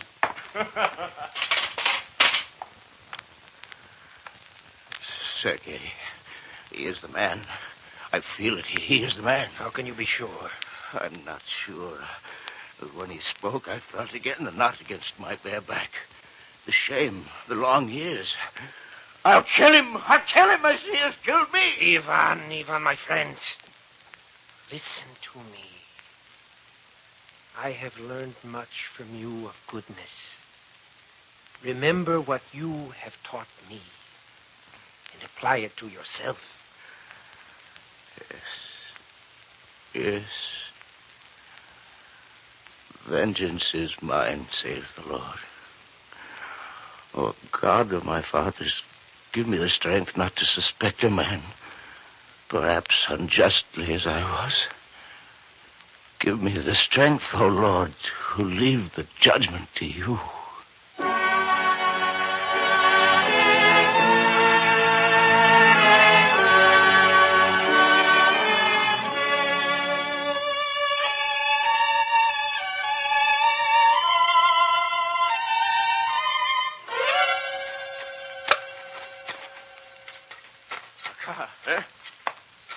What are you doing under the shelves at this time of the night?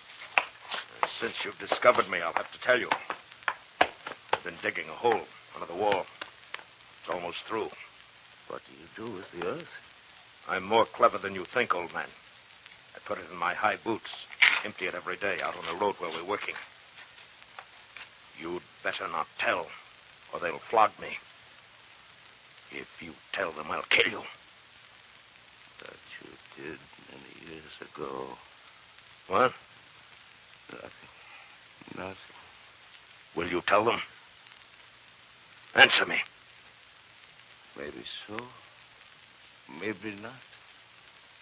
God shall direct me.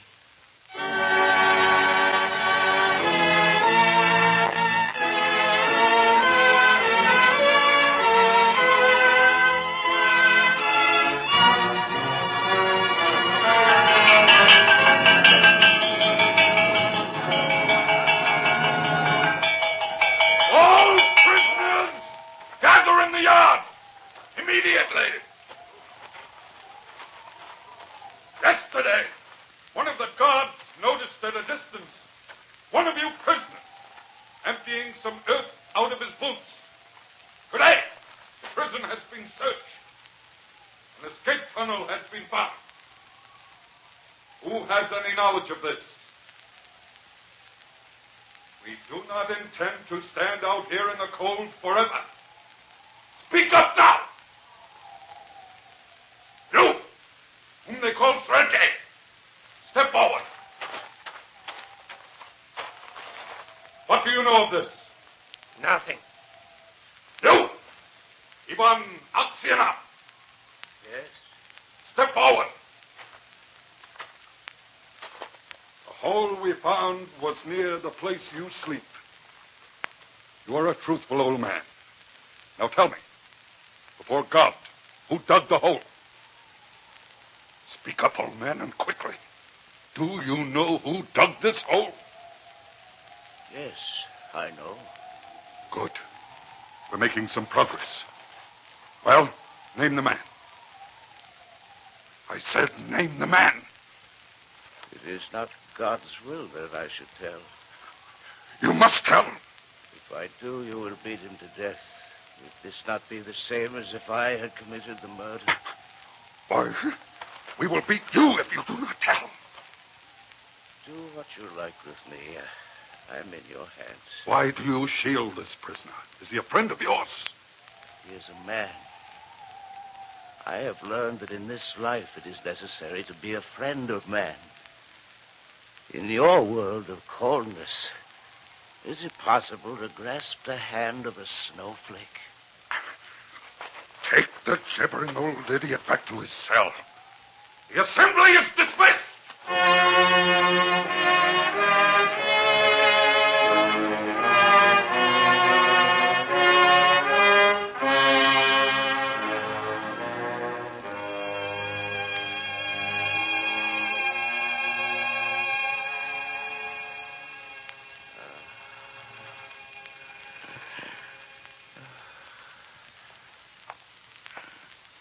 Ivan? Who is it? Who is it? I cannot see in the darkness. Ivan? Makar? Yes. What do you want? Why have you come here? Leave me alone. I'm ill. I stood too long in the snow today. Ivan Aksionov, forgive me. Forgive you? For what? It was I who killed the merchant and hid your knife among your things. For the love of God, forgive me, wretch that I am. God will forgive you. Who knows? Maybe I am 100 times worse than you. Guard! Guard! Listen to me! Ivan Aksionov is innocent! I killed the man! It was I! Come, let him free! Kill me! Guard! Ivan, you're all right. Close. All of a sudden, my heart is so light. And the little melody, which told the story of my young days, sings again. Remember how I used to say it, Sergei, in the long days, in the cold nights. Remember how I used to say.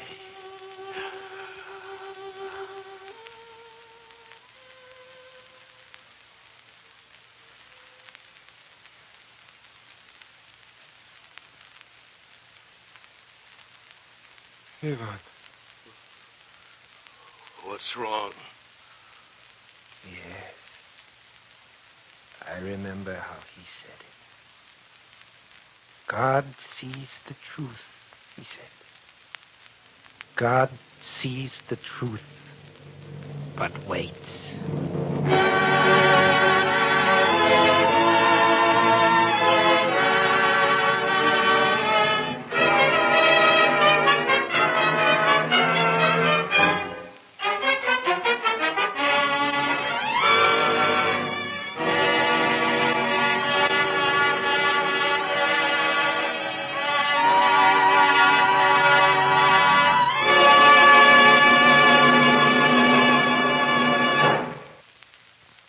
You've been listening to God Sees the Truth But Waits, a famous short story by Count Leo Tolstoy. Our thanks to Edmund MacDonald, who played Ivan, and to all the members of the cast. And a nod of thanks across the miles to Mr. Eddie Dowling of Broadway for selecting this week's favorite story.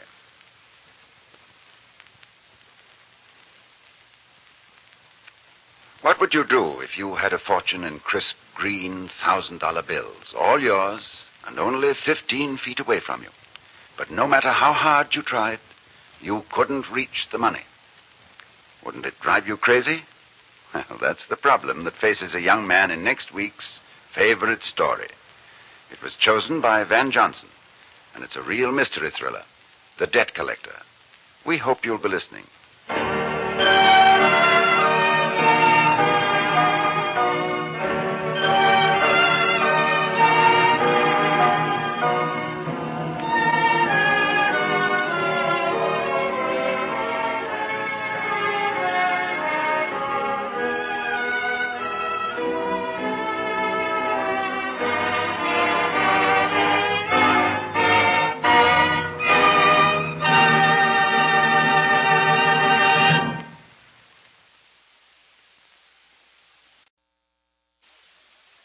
this is Ronald Coleman, inviting you to radio's most dramatic half hour, Favorite Story.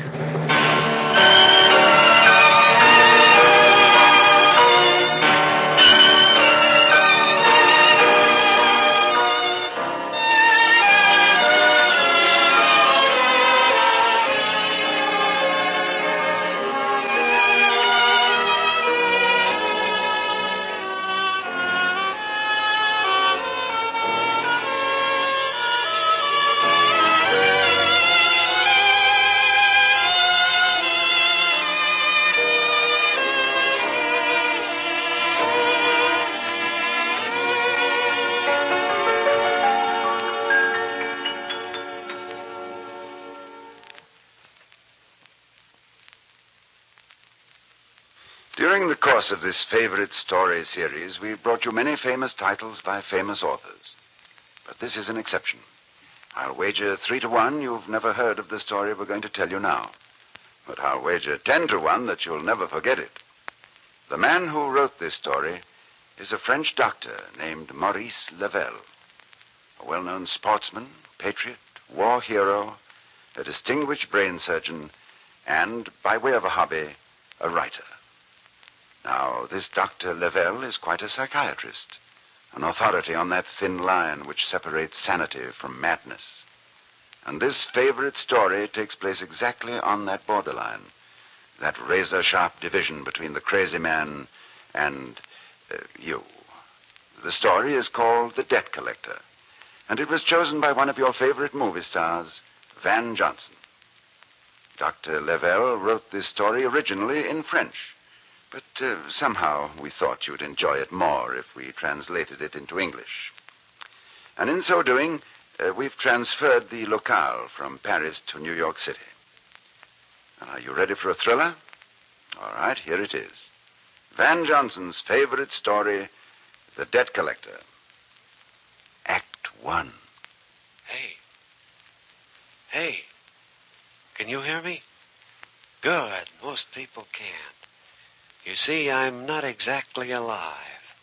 I'm not exactly dead either. It's pretty hard to figure out just what I am. Let me put it this way. I can see, hear, and think. But other people can't see or hear me. It's an interesting condition. Handy sometimes. It's handy when you want to wander up and down through a place like Manhattan Island. Couple of million people batting their brains out between the Staten Island ferry slips and Harlem. But nobody knows anybody else. Not really. But with me, it's different. I can be with them when they think they're alone. I can walk the beat with a copper down on Pell Street. Or I can be with a waitress at Child's when she gets off work and meets her boyfriend for a stroll in Central Park. Or I'm there, maybe, when a tough cab driver is crying on his steering wheel because his wife left him.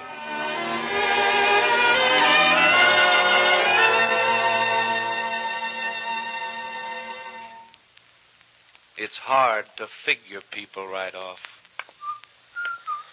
Take that guy in the gray double-breasted suit, that fellow walking up Madison Avenue between 23rd and 24th Street.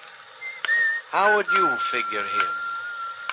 He seems happy enough from the way he's whistling. Would you say he looks prosperous? At first glance you might think so, but notice his shirt collar. Isn't it a little frayed? And aren't his shoes a trifle run down at the heels? Where do you think he's going? Goes into that office building, walks down the corridor to a frosted glass door, puts his hand on the doorknob, hesitates, looks around the hallway. Bailey? Yes, sir? Where have you been? You're late. I'm sorry, sir. Well, our business is built on punctuality, dependability. That's why people trust us. You've told me that before, Mr. Prain. Remember it. I have some collections here, Mayerling. I want you to take them to the Uptown branch as cash. $43,000. Yes, sir. It's all counted out, large denominations mostly. Ask the cashier at the Uptown branch to give you a receipt. Yes, sir. Oh, Mr. Crane, there's one thing I'd like to know. Well?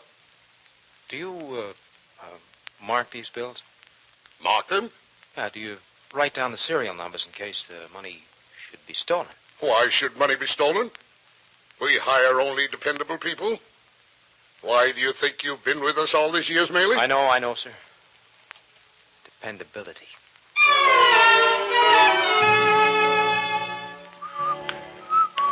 Now we see the same man walking down the same street with the same frayed collar and the same run-down heels.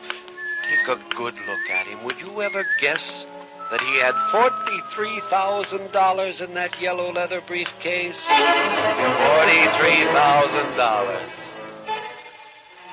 Maley, just a moment. He said distinctly that you were to take the money to the uptown branch. Why are you going downtown?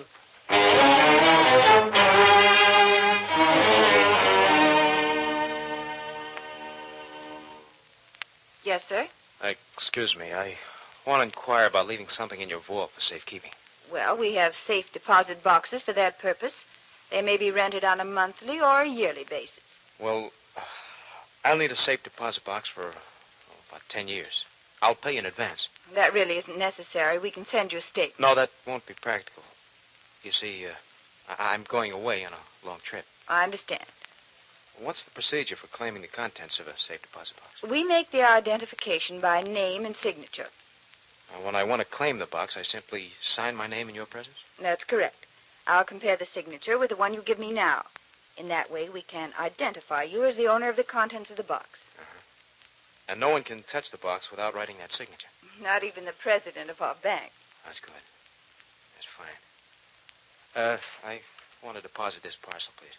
No, don't open What? it. I'm sorry. I didn't mean to raise my voice. The parcel just contains something very personal, see. I understand, sir. In what name shall I register this? Shackleton. Shackleton. Shackleton. Shackleton. Jonathan R. Shackleton. But Mr. Crane called you Maley. M-A-L-E-Y. Which are you, anyway? Do you think they aren't going to find out? Do you think they aren't going to miss that $43,000?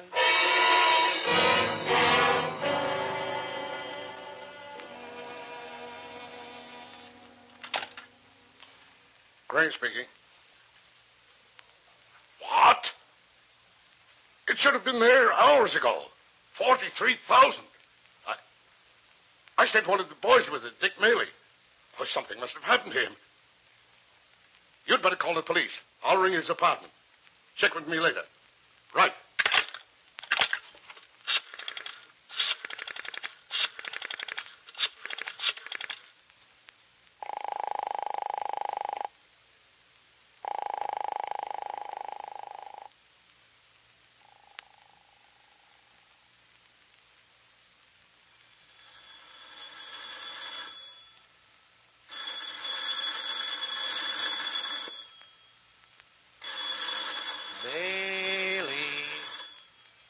Your phone's ringing, Maley. Aren't you going to answer it? Might be important. Might be Mr. Crane. Or it might be the police wondering if you mislaid something. Oh, let it ring, Maley. That's right. Take a good long look at yourself in the mirror. Pretty sharp. That's a new shirt, isn't it, Mayerling?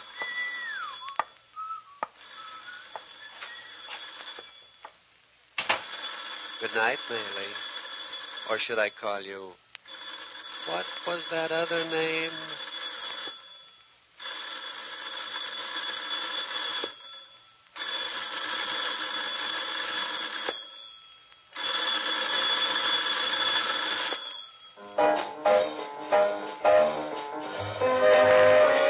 I've got those early in the morning, deep down in the evening blues. I've got those early in the morning, deep down in the evening blues. And when those blues done come and get you, they're mighty, mighty hard to lose.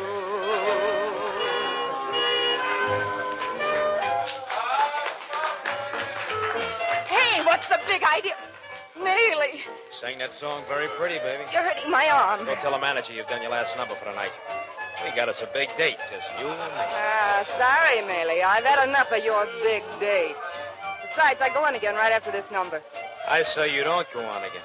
Hey, where do you get off talking to me like that, you two-bit messenger boy? That's all over, baby. Bailey is through with those quarters and dimes. You listen to me, baby. This is my last night to have a good time, see? And I want to have it with you. What if I've got other plans? I just made your plans for the night, baby. I'll be waiting for you in the lobby. Get your food.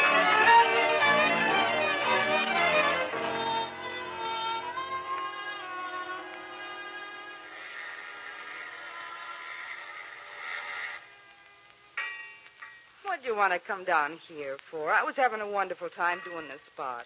Were you? Sure. Maybe you want to treat me to a swim in the East River. Not a bad idea, baby. Of course, you have to teach me how to swim. You know something, Mayerling? You're crazy. Am I? Yeah, you're crazy, Mayerling.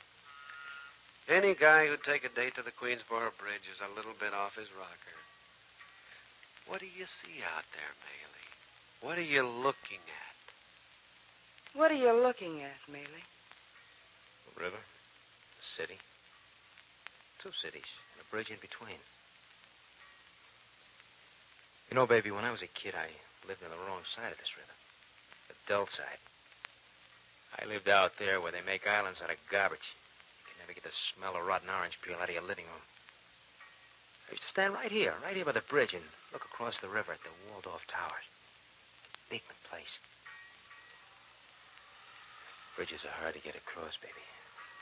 You don't just get on a trolley or put a nickel on a turnstile. What are you talking about, Mayerling? You live in Manhattan. Yeah.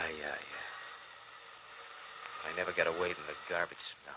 She doesn't know what you're talking about, Mayerling. Say, why don't you brag to her? Tell her about the safe deposit box. Baby, I've hit the jackpot. You have? You're going to hear some funny things about me, some lies. But I got a fortune, baby. Right where I can put my fingers on it. My fingers only. Your fingers only, Mayerling. Not even the president of the bank can touch that box. Why not keep it that way? If you brag, it could spoil this thing. You might be sorry later. How did you get the money, Mayerling? Didn't you know? It grows on trees. All you have to do is reach up and pick it off. Mayerling, there's a cop over there. They must be looking for you. They've missed the money by now, and if you're caught, you know what'll happen. They'll lock you up. 5 years, if you're lucky. That cop's walking this way. He's coming right towards you. Hello, officer. Nice night. That's all right. Say, you folks better be getting off the bridge. They close this level at midnight, you know. Thanks. Yeah, thanks a lot. Good night. Oh, officer. Yeah? Thought maybe you might be looking for me. My name is Mayerling.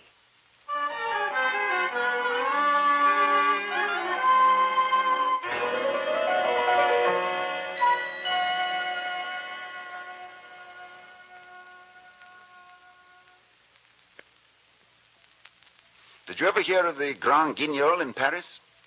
It's up in the Montmartre district. A little theater where they do nothing but horror plays, in which most of the actors usually wind up in an acid bath.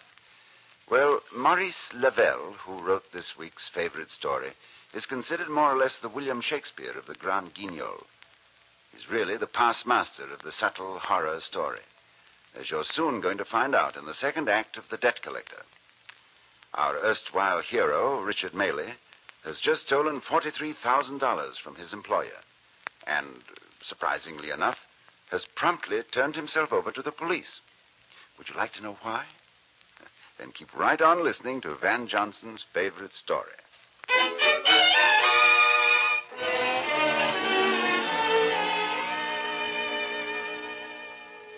You're Richard Manley. That's right, sir. The state's appointed me attorney on your behalf. I want to get the facts straight. You're accused of stealing $43,119.84 from your employer, the J.D. Crane Collection Agency. How do you want to plead? Guilty. Oh? Well, where's the money now? I don't know.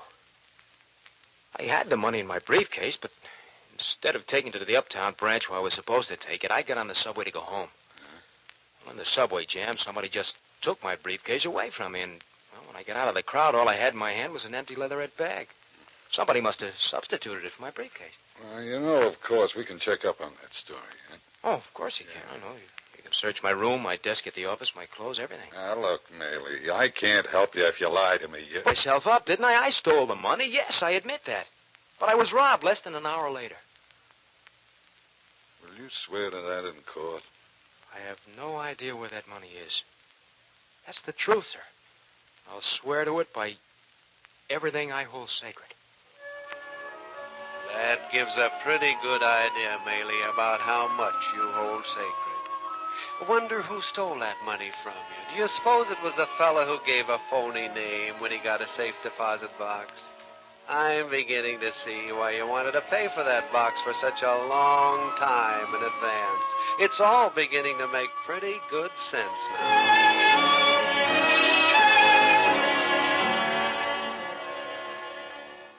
The prisoner will stand to hear the sentence of this court. You have entered a plea of guilty to a charge of theft and embezzlement. The court, however, recognizes a recommendation of leniency in view of the fact that this is a first offense. I hereby sentence the prisoner to penal servitude for a period of 5 years. What are you grinning for, Maley? Did you get off easier than you expected? You missed the ball games and the dances and the movies. But think how much you'll be making while you're there. $43,000 clear profit. That's $8,500 a year, tax-free and all yours, in return for spending 5 years as a non-paying guest of the state of New York.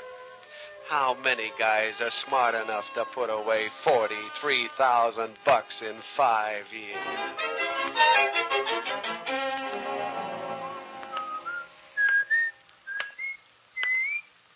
Hey, do you recognize that guy in the double-breasted suit walking down Madison Avenue between 23rd and 24th Street? Sure, that's our boy. Lost your suntan, haven't you, Maley? Couple weeks in Bermuda will fix that. You can afford it. Feels pretty good to be free again, doesn't it? Oh, you're going to the bank, are you, Mayerling? I wonder what for. Perfectly all right, sir. Yes? Excuse me, I want to claim the contents of a safe deposit box. Certainly. If you'll just sign your name here, I'll compare it with a signature on the identification card. There's a fountain pen right there in the stand. Yes, I know. What's the name? I said, what is the name, sir? Hey, Maley, the girl wants to know what name you gave for the safe deposit box. What? What's the matter? Did it slip your mind? Your name, sir. She's looking at you very strangely. Well, you can't blame her. It does seem a little peculiar that a fellow doesn't remember his own name. I'm sorry, sir. There are people waiting. Unless you care to give me your name, I can't give you access to the safe deposit box. Oh, that's bad. You'll have to think of that name or she won't give you your money. Why, I suppose you think this is silly, but I've had a little lapse of memory. I'll be right back. Yes, sir.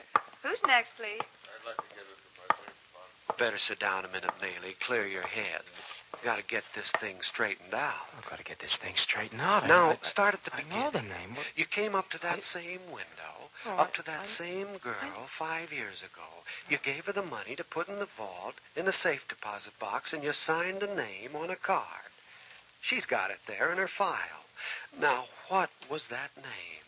What was the name? It was sort of an unusual name, wasn't it? Sort of a long one, 3 or 4 syllables. What letter did it begin with? F. F. It began with an F. F, Maylie? Oh, but it was an S.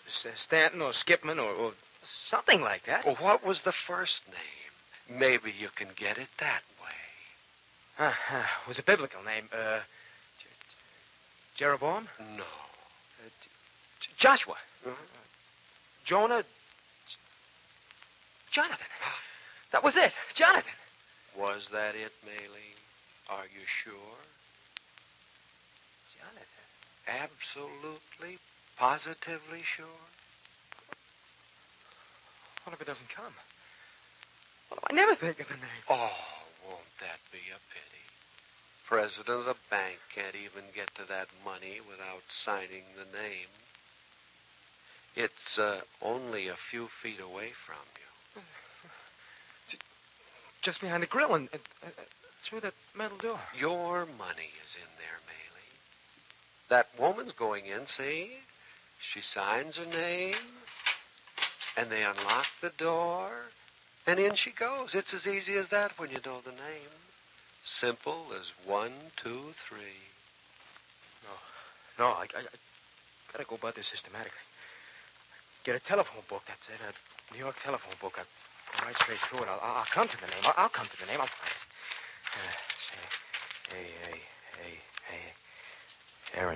Aronson, Arant, Abba, Abak, Abachrome, Abadi, Abaji, and Abilene. Abba-labba-dabba, Abba-ding-dong-dabba. Oh, this is dumb, Maylie. You'll get so punchy looking at all those names, you'll never find it. I've got to think of it. I've got to get that name. Did you write it down anyplace? No, you were too smart for that, weren't you, Maylie? Did you tell anybody? You wanted to brag about it, remember? You were going to tell the girl about it, the nightclub singer. The club? I told her. She knows. She knows the name. I've got those early in the morning, deep down in the evening blues. I've got those early... Stop the music! Stop it! Maylie, good Lord. What is it, baby? The name, what is it? What are you talking about, Maylie? What name? You know the name I gave at the bank for the safe deposit box. What is it? I don't know what you're talking about. Baby, you gotta help me. You can't do this to me. What are you talking about, Maylie? What's the name? What's the name? What's the name? Maylie, get out of here! Get out!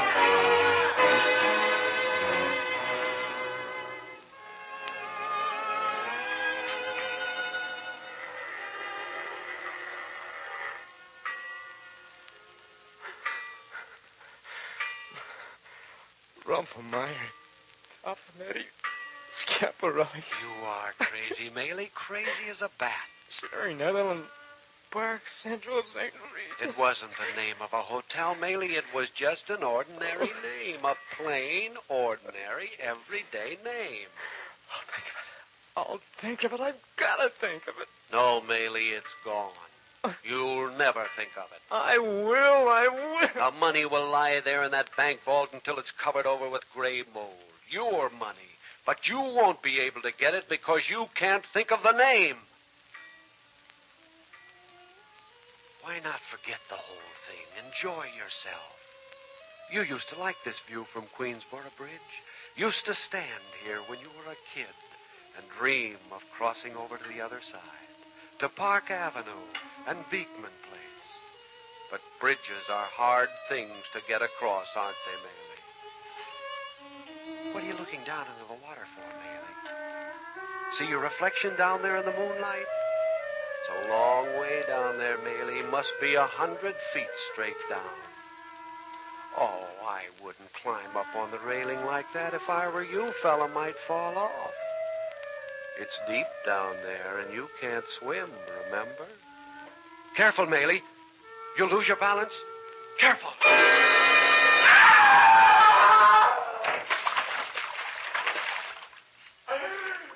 Shackleton! The name, I can't help. I remember Jonathan R. Shackleton.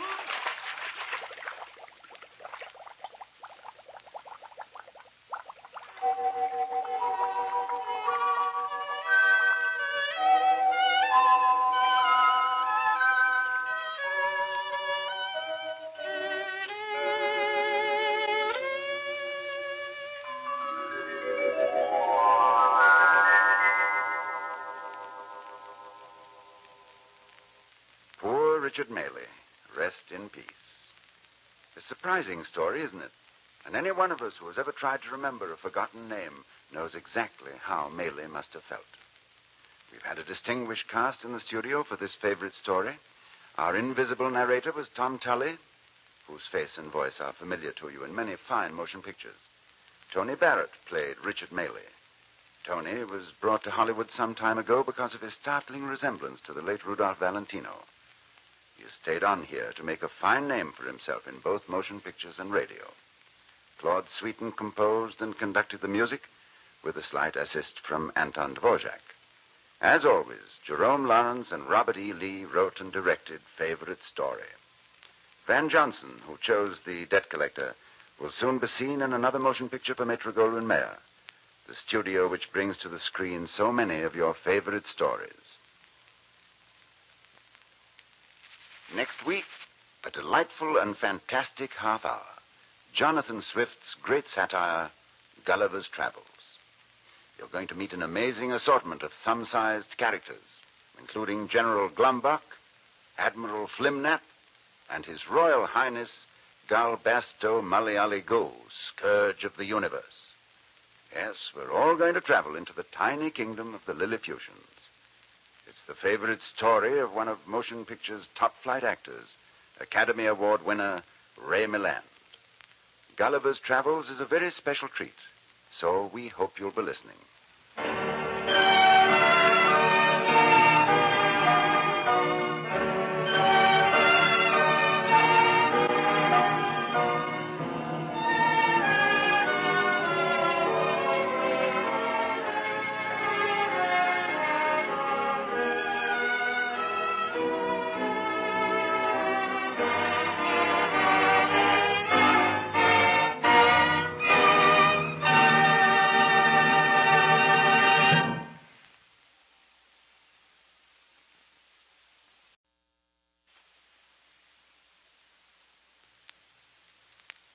This is Ronald Coleman, inviting you to radio's most dramatic half hour, Favorite Story.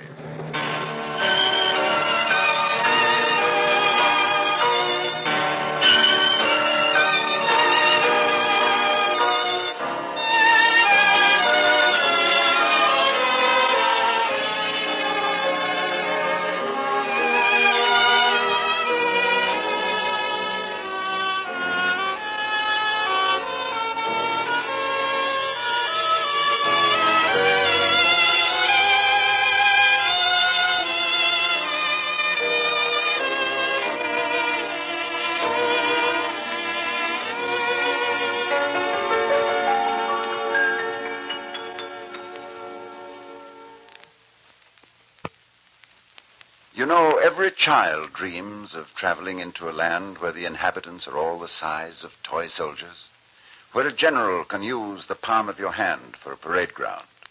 But it remained for a clergyman in a little church in Larricaw, Ireland, to bring this fancy to life in one of the most charming tales of our language.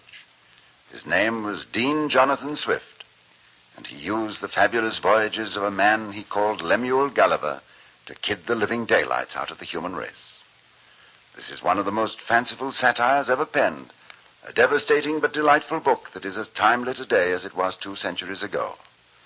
The man who selected this as his favorite story is an Academy Award winner, the Paramount star Ray Milland. Dean Swift's Mr. Gulliver took 4 voyages in all. One was to the land of Brobdingnag, where all the inhabitants were towering giants. One voyage was to Laputa, the land of the scientists, where one philosopher worked for 8 years to extract sunshine from a cucumber.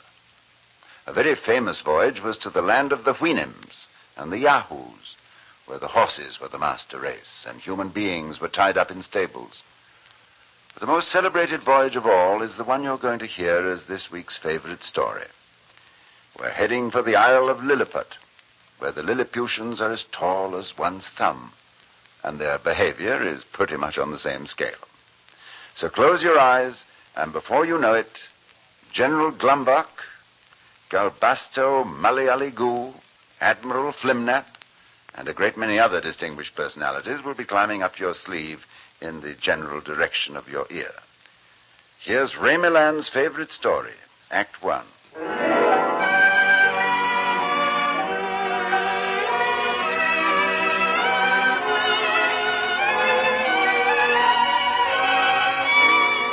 My story opens on a stall. Stand the club, Mr. Gulliver, lend a hand! Aye, sir! Rock the head to starboard! We're driving against the reef! Abandon ship, Mr. Gulliver, pass the order! Abandon ship!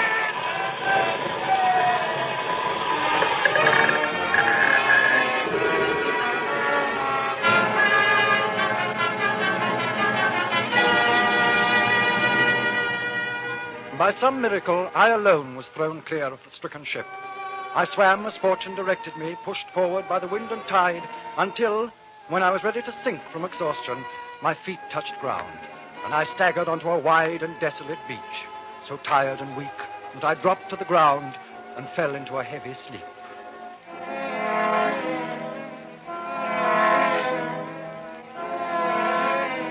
Then suddenly I seemed to hear voices pounding and throbbing in my ears, strange little voices. Brigade! Halt! Soldiers of Lilliput, I read you a message from our glorious king. Courageous Lilliputians, buckle on your courage and subdue this terrible monster which lies sleeping on our shores. Lumos, Kelman, Pefo, Lilliput. Forward, sons of Lilliput, to victory! Forward to victory! Captain Zigzag, deploy your men along the Man Mountain's left flank. I want 100 volunteers to stake the monster to the ground. Have the cables arrived? The strongest ever forged in Lilliput. We must bind him down before he awakens. The volunteers are ready, sir. I'll speak to them. Men, your deed will be spoken of by your children and by their children. Remember, the Man Mountain is to be made fast from head to foot. The armies of Lilliput stand ready for action. If the Man Mountain dares threaten you, the order is charge.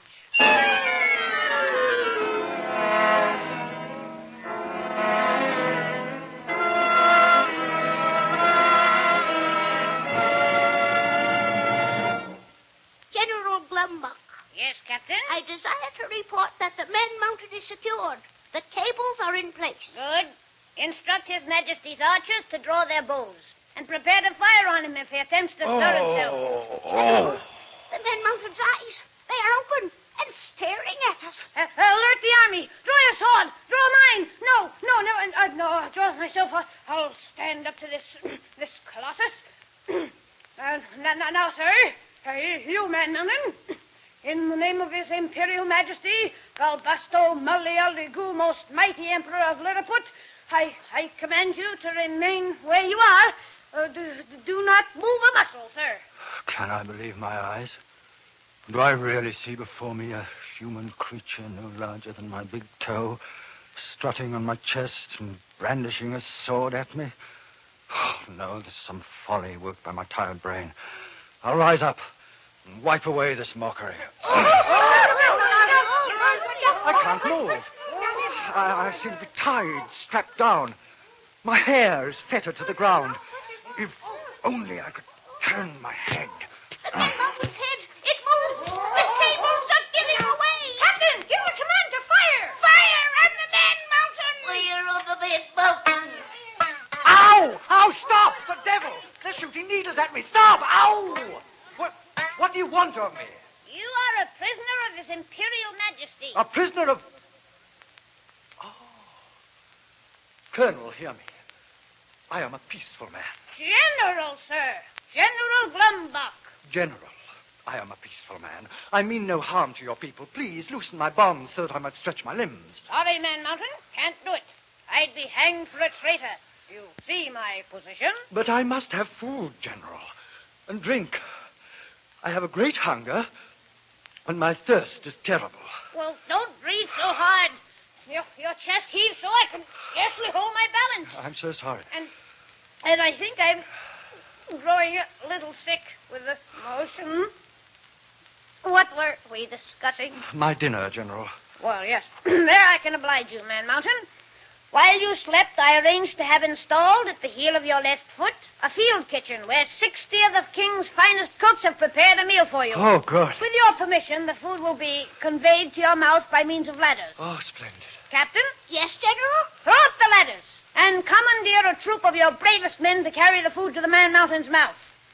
And, Captain, you understand His Majesty's orders? Yes, General.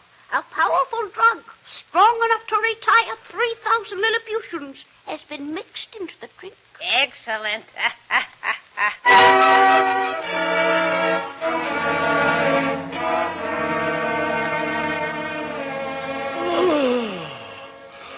Most delicious. Though your barrels look like our thimbles.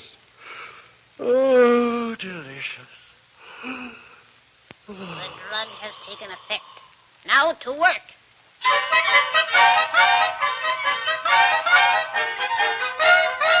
And while I slept, 1,000 engineers and carpenters set to work to build the greatest wagon ever conceived in Lilliput.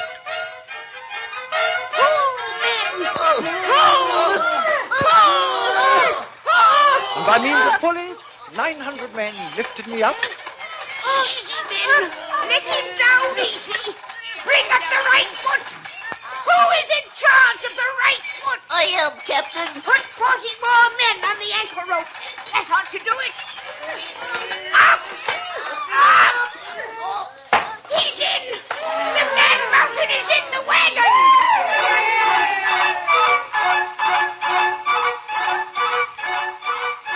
And 1,500 of the Emperor's strongest horses, each nearly a quarter of an inch long, drew me to the city, where the king, standing on a scaffold erected to the level of my eyes, saluted me and addressed himself to my left ear. Man Mountain, will you swear a peace with my kingdom, and will you render homage to me, its king? I will, your majesty. Then hear the articles under which you will be granted your freedom. 1.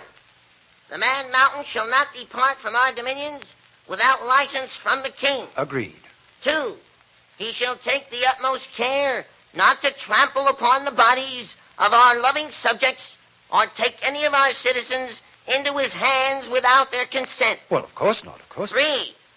The Man Mountain shall be our ally against our enemies on the island of Blefuscu and do his utmost to destroy their fleet, Destroy? which is now preparing to invade us.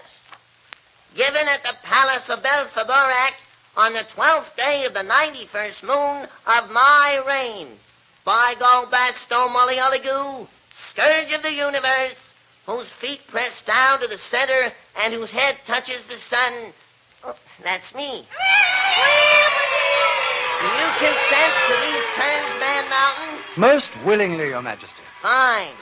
Now release the Man Mountain from his bonds, so that he may swear an oath of allegiance, according to the custom of Lilliput. That's them way the Man Mountain rolls.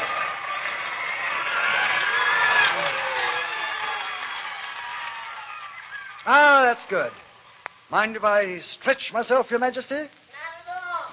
What's that? I said not at all. Oh, thank you, your majesty.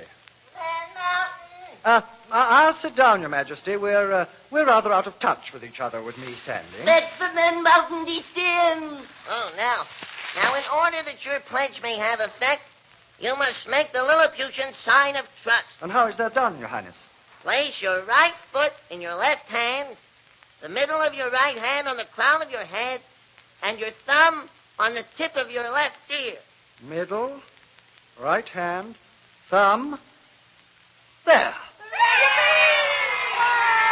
I congratulate you and welcome you to Lilliput. Your Majesty, the search. You've forgotten. We are to examine the Man Mountain's pockets. Yes. Man Mountain, one thing more. Yes, Your Majesty. Do not be offended now, but we think it's prudent that you be searched. You understand? A mere formality.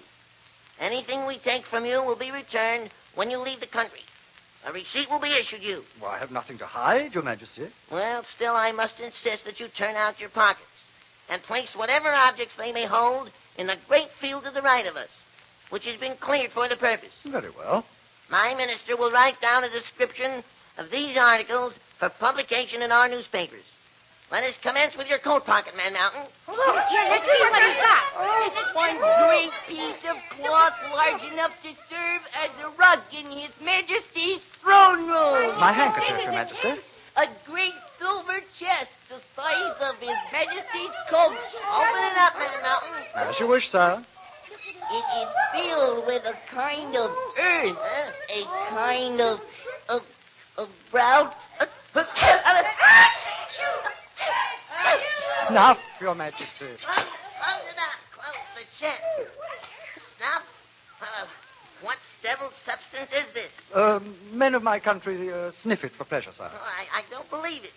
Minister, let this chest be buried in the ground, lest this strange powder get loose and afflict our whole nation. Yes, Your Majesty. Well, what else, Man Mountain?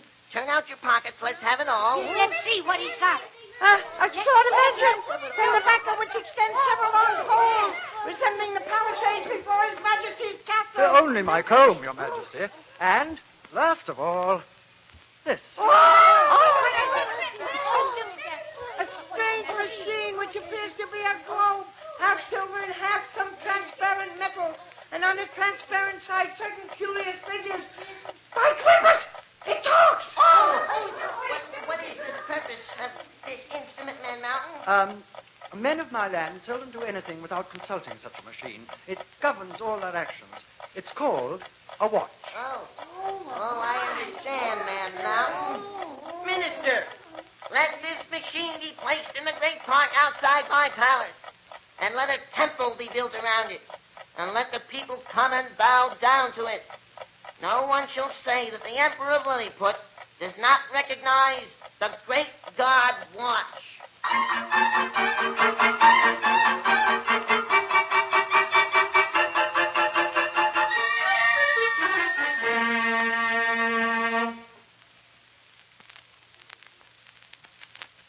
By Quinbus, we're ready for Act 2 of Ray Milland's favorite story, Gulliver's Travels. Like our friend Gulliver, I feel a bit tall in this company, so if you'll scale your imagination back to Lilliputian size, we'll continue the fabulous adventures of a man-sized man in a thumb-sized isle. The usual high tariff fee, 30 flicknocks, has been waived, so without cost to you, you are cordially invited to travel a few short glumgluffs to the... Mr. Gulliver, will you carry on?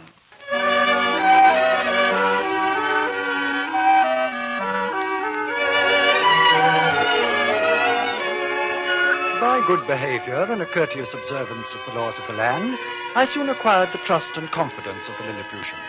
I would sometimes lie down and let 5 or 6 of them dance on my hand, and the children delighted to play hide and seek in my hair. One day, the king ordained that I should have a new suit. The measurements were taken by the chief mathematician of the kingdom. Twice around the thumb is once around the wrist. Twice around the wrist is once around the neck. Twice around the neck is once around the waist. Therefore, if the Man Mountain will graciously submit his finger for measurement, we shall know the dimensions of his entire body. To be posted throughout the kingdom. Wanted 500 seamstresses to fashion a shirt for the Man Mountain. Wanted 700 tailors to shape a coat for the Man Mountain. Wanted 600 cobblers. The Man Mountain requires a new pair of shoes.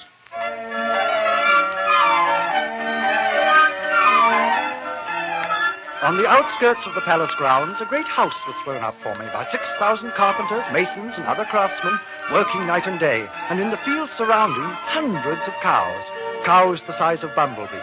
When roasted whole, 2 of them made a mouthful. But alas, I had an enemy in those days, Flimnap, Admiral Flimnap of the Imperial Navy, who took a strange and sinister dislike to me. Your Majesty. Yes, Flimnap? This man mountain is a menace to our kingdom. Ah, when he walks, the earth trembles. Cracks appear in the ground, swallowing up your subjects. His head scrapes against the clouds, discharging rains which flood our rivers and drown our villages. I say the man mountain must be destroyed. I have heard nothing of these calamities, Admiral Flimnap. I think you are jealous of him because he has allied himself with us against the Blefeskins. What do you say of this, General Glumbock? I'm inclined to agree with your Majesty. The Man Mountain has announced a plan for the total elimination of the Blefeskin fleet. And this does not sit so well with our admiral, who desires the glory of such a triumph for himself. Bah! Mark you, this Man Mountain bodes no good for Lilliput.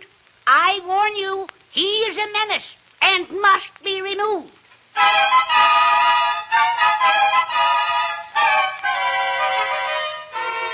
I was curious to know more of this minute kingdom and petitioned the king to reveal its history to me. You see, Man Mountain, my kingdom has been engaged in a mighty war with the Blefeskins for 36 moons. But what is your quarrel, sire? I'm about to tell you. If you'll be good enough, Man Mountain, to stretch out your fingers so that I might lie back and rest my head. Thank you. Now then, as all men know, Man Mountain, in the old days, the way of breaking an egg was upon the large end. Oh? But my royal grandfather, who was only a child at the time, happened while opening his egg at the large end to cut his finger. Oh. Whereupon the emperor, his father, published a decree commanding all his subjects to break their eggs from that day on at the small or safe end. Small or safe end? Yes, you follow me, Man Mountain? Perfectly, Your Majesty. Eggs. Eggs. Many Lilliputians rose up against the small end edict. Oh, those were gory days. Very gory days. Thousands of people suffered death rather than agree to break their eggs at the little end. Oh, dear. And thousands more fled to the island of Blefescu and raised powerful armies and waged war against the kingdom of Lilliput. And now the Big Enders are preparing to attack us with a mighty fleet. Are you ready, Man Mountain, to assist in the defense of our empire according to the articles of your emancipation? I am ready to defend the state of Lilliput against all invaders, Your Majesty. I have devised a plan for the capture of the entire Blefescan fleet. Glorious, Man Mountain.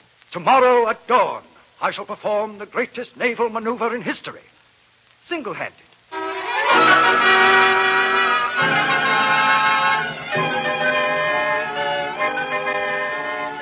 The Empire of Blefescu was an island separated from Lilliput by a channel about 1,800 yards wide, which at its deepest part was 50 glumgloves. That's about 4 English feet. At dawn of the following day, I equipped myself with some strings and fish hooks, and putting off my shoes and stockings, waded across to the harbor of Blefescu. I arrived at the Blefescan fleet, which consisted of 60 men of war and a number of transports. I fixed a hook to the bow of each ship, clipped off the anchor lines with my knife, and returned to Lilliput with the entire Blefescan fleet in tow. The Blefescans were too amazed to offer any resistance whatever. Come back! Come back with our fleet! Fleet! Come back! Come back with our ship!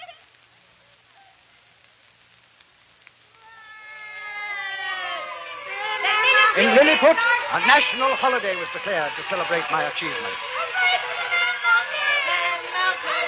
Yes, Your Majesty. I desire you to stand erect in our public square with your legs asunder while my armies pass beneath you in a victory parade.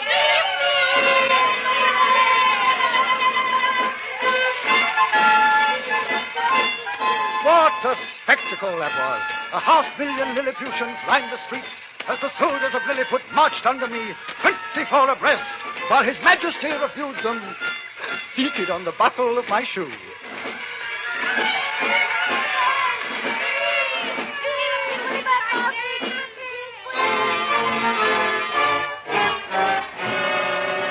But my triumph was short-lived. The Blefeskins are at our mercy. They know that with the great Man Mountain as our protector and ally, we are invincible. Now let us sweep away these big-end infidels. Just a moment, Your Majesty. I agreed only to assist you in the defense of your country. And now that the danger is gone... Well, the danger is never gone. While these Blefeskin barbarians continue to break their eggs at the big end, I will eliminate them. I will turn their kingdom into a Lilliputian province. Only I shall rule. The scourge of the universe.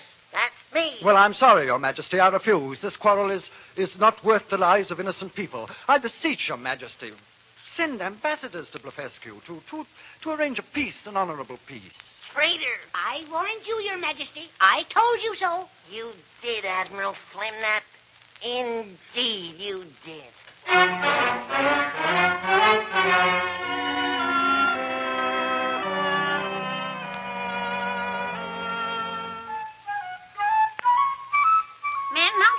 Man Mountain, lift me up.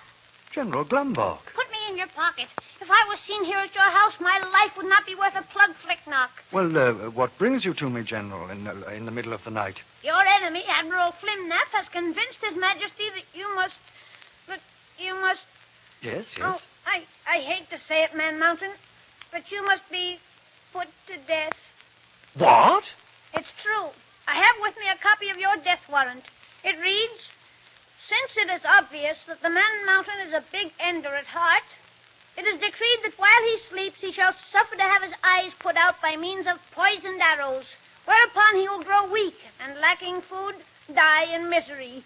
Signed, Gau Basto Malialigu, Emperor of Lilliput.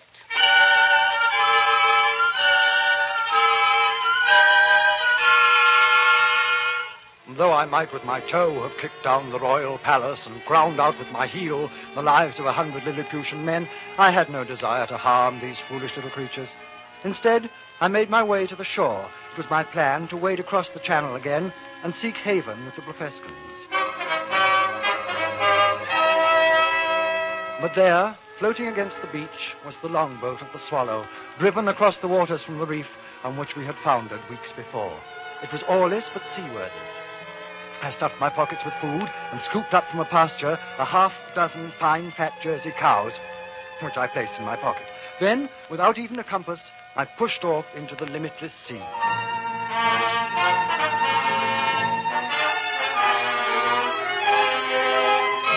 Days later, I was pulled aboard a merchant ship. All right, take him aboard, men. Over the side. Captain John Biddle, sir, commanding the Dolphin, bound for England. Are you all right, man? By thunder, another Man Mountain. Another what? Oh, no, nothing, Captain, nothing. My name is Lemuel Gulliver. I was surgeon to the merchant ship Swallow. We struck a rock and all hands went down. Huh? I managed to reach the longboat. I've been floating on the seas for days, for many days, watching for a sail and dreaming of men the size of my big toe, horses and cows I could put on my fingernails. Well, now you've had a nasty time of it, Gulliver.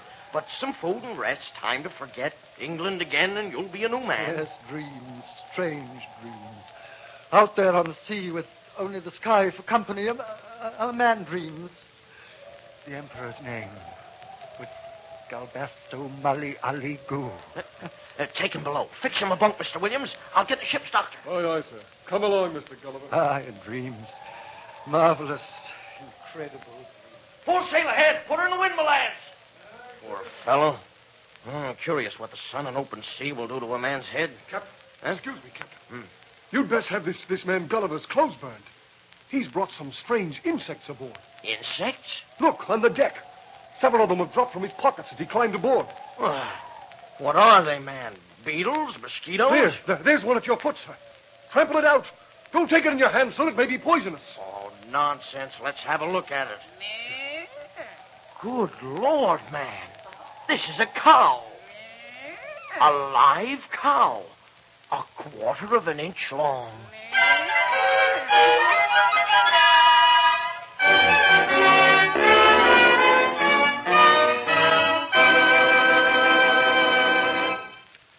been listening to Jonathan Swift's famous satire, Gulliver's Travels, the favorite story of the star of so many screen hits, Ray Milland. We want to say right now that any resemblance to Lilliputians, living or dead, was purely coincidental. Our cast this week featured Carl Harbord as Gulliver and a celebrated assortment of famous voices from Hollywood's cartoon studios. Claude Sweeten and the Favorite Story Orchestra tooted some strange and tiny instruments this week to march in the Lilliputian parade. All in all, it's been a delight to bring you Gulliver's Travels. Next week, an intriguing love story. All the more fascinating because the people are real and the events actually took place. Mayerling, the tragic story of the woman who dared to love the most dangerous young man in Europe, Rudolph of Habsburg, Crown Prince of Austria-Hungary. It was chosen as the favorite story of Mr. Gregory Peck. When we bring you the moving romance of Mayerling, we hope you'll be listening.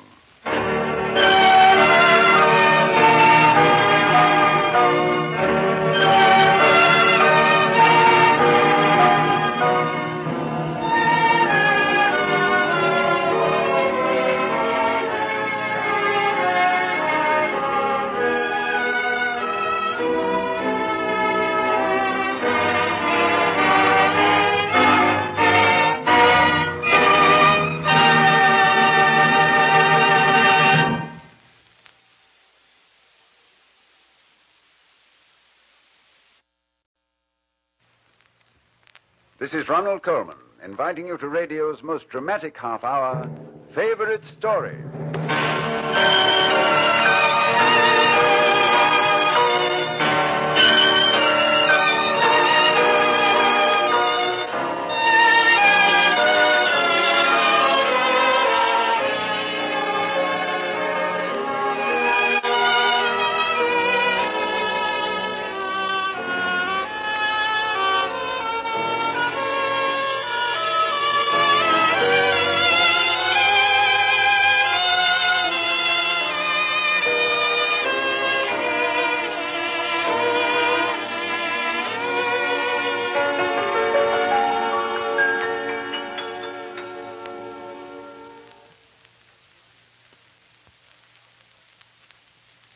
We always like to think that this is the program which stars the story. And this week we're bringing you a great love story, Mayerling, the chronicle of Rudolph of Habsburg, the Crown Prince of Austria-Hungary, of Marie Wetzera, the woman he loved, and of a hunting lodge called Mayerling in the green Vienna woods. For 100 years, this royal love affair has been one of the mysteries of Europe.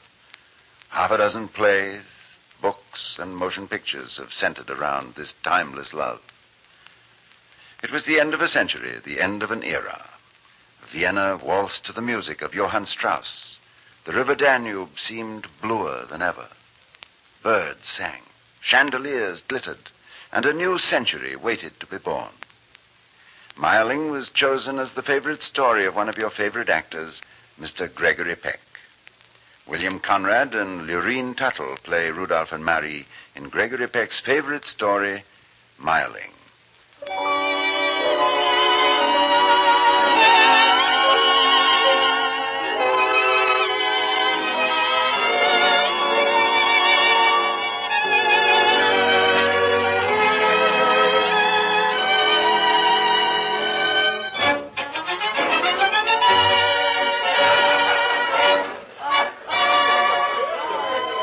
Round and round and round.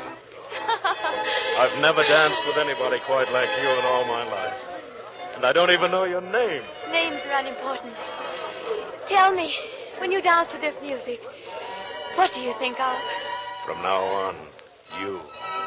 You speak so well, princely, as a crown prince should speak.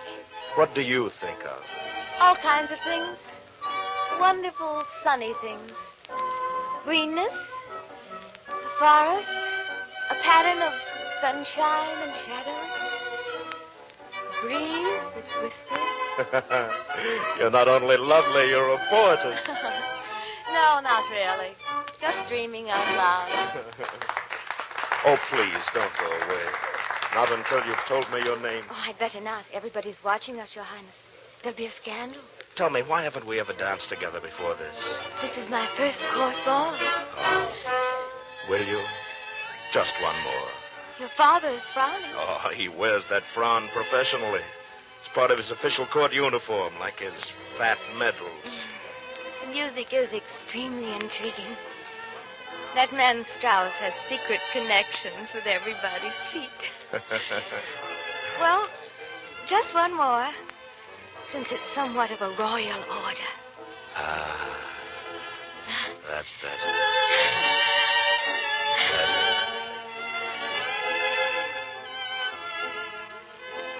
You won't disappear at midnight like Cinderella, will you? No. What do I call you? What do I call you during the long hours I walk the silent halls of Hofburg Palace, remembering a waltz? My name is Marie. Marie. Do you know, Marie, that for the last 10 minutes I've been ecstatically happy? For the first time in years and years.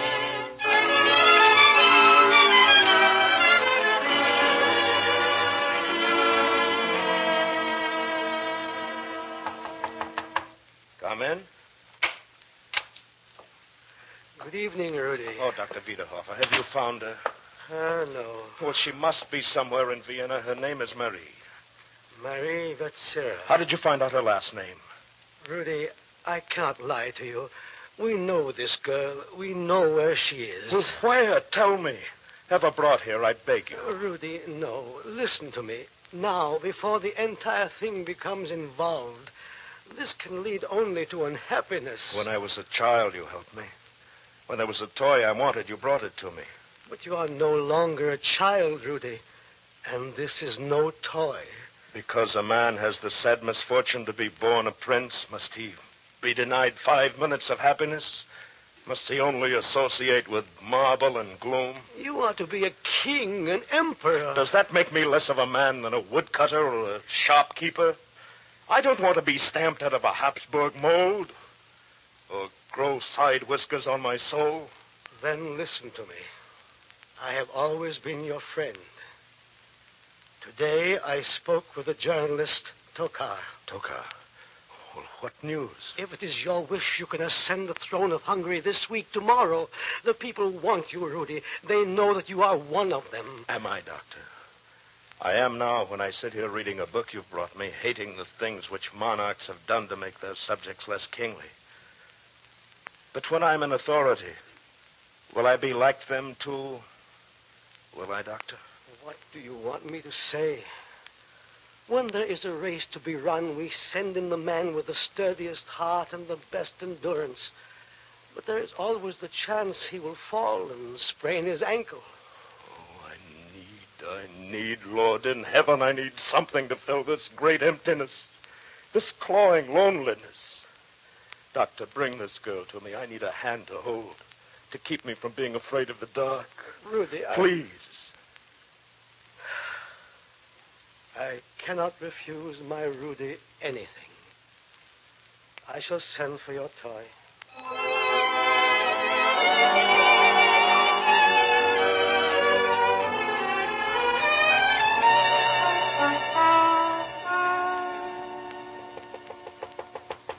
Yes? It's Marie. Marie. Oh, Marie. How beautiful you are, so pale, so fragile. Rudy. Half child, half angel. Oh, I hardly dare touch you for fear you'll dissolve. Do you know how many months I watched you from such a distance? Riding by on your horse, walking up the palace steps, so tall and proud. I never dreamed the day would come when I could be with you like this. Are you a gambler, Marie? My Marie with the starlight in her eyes. For the stakes are the highest ever. This is not a man with his arms around you, but an institution, a piece of public property. And so you'll be swimming in the world's largest fishbowl. Are you willing to chance such unhappiness? Oh, yes. For there are so many who spy on me. My father's so suspicious, so afraid. I'm sick of it. Don't talk about it. Oh, Mary, you're the only breath of freshness and honesty I've ever known. The entire court is filled with people who bow and scrape for favors or privileges. Then I'll ask a privilege too, my lord. Yes? The rare privilege of loving you. Nothing more. Mary, Mary, Mary. I'm going to my father, and I'll tell him there's nothing in the world I want but you. Rudy, you can't. I'm nobody.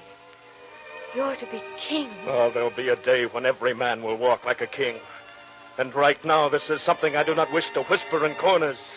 I want to shout it to all Vienna, that Rudolph of Habsburg is in love with the beautiful Marie Betzera.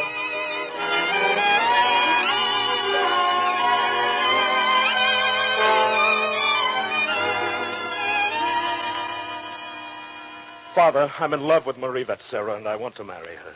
Your democratic ideas, my dear son, may pass for a hobby, but not as a life work.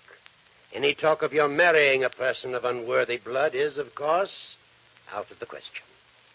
What kind of a father are you?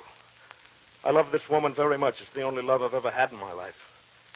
You froze me away from my mother, and all you thought of was discipline. I thought of your welfare as I do now. Let us close the subject. I do not wish to discuss it. I intend to do as I choose, whether you give me permission or not. You will do nothing of the kind. You are king stuff. If the matter goes any further, I'll have the woman sent out of the country. Then I'll go with her. Rudolph, listen to me. Maybe this will change your mind. Did you know that Marie Betzera is employed by me to watch you? That's a lie. No, I think not.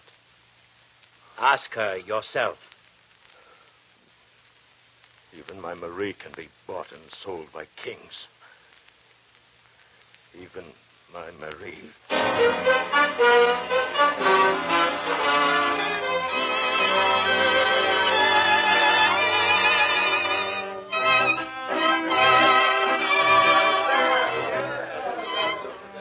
Rudy, where have you been? I haven't seen you for days. I've missed you so very much. Have you? Rudy, what's wrong? I must know from your own lips. Are you in my father's employ?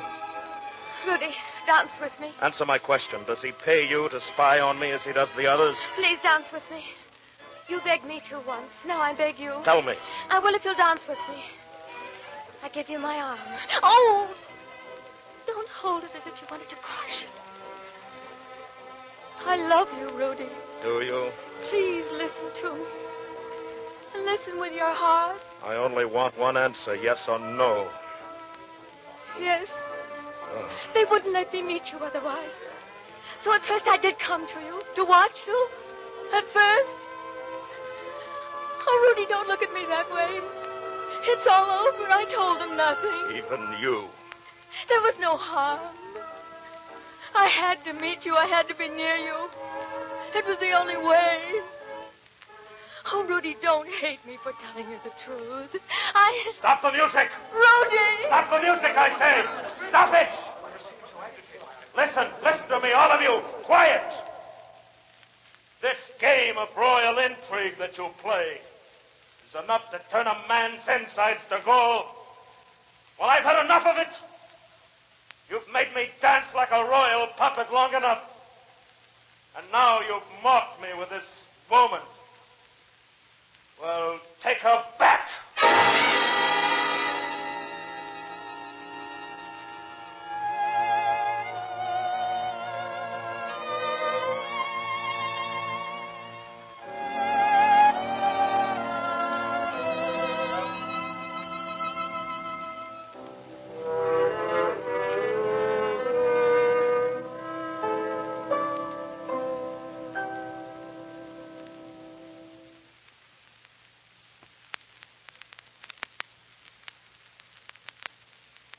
We're ready for Act 2 of Gregory Peck's favorite story, Mayerling.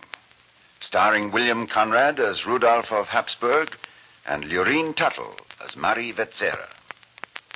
The Crown Prince of all of Austria-Hungary sits alone in his cold marble room in Hofburg Palace. A face, a girl, a dream. And suddenly the dream vanishes into the night. Then up the dark stairs of the palace, a man comes with a secret message for Crown Prince Rudolph. He slips quietly through the halls. He has a message from the people of Hungary, this man named Tokar. Tokar, quietly, in here. Did anyone see you? I think not. We must move quickly. I give you my full permission, my complete cooperation. You will not back out? I will not back out. I had faint heart before, not now. Dr. Wiederhofer is our ally here within the palace. The arrangements have been completed. You will be in Budapest by noon tomorrow. There will be a dual monarchy by sunset. We will not have to wait for your father to die to get some justice for the people in at least half of Austria-Hungary. You were a good friend. Help me, Tokar. Help me when I am king to forget my father and all the things that he stands for. Help me to remember that a king is a man like all others, ruling only by accident. Help me to have benevolence and no despotism. Help me to be honest. It is so easy for a king to lose touch, to forget. I promise all these things. Good. Well, the plan then, quickly. Be at the north gate of Hofburg. Yes. When you hear the clock in the tower strike 2, slip out. Our men will be waiting for you. They will give you further instructions. At 2. At 2, my friend. A new life begins.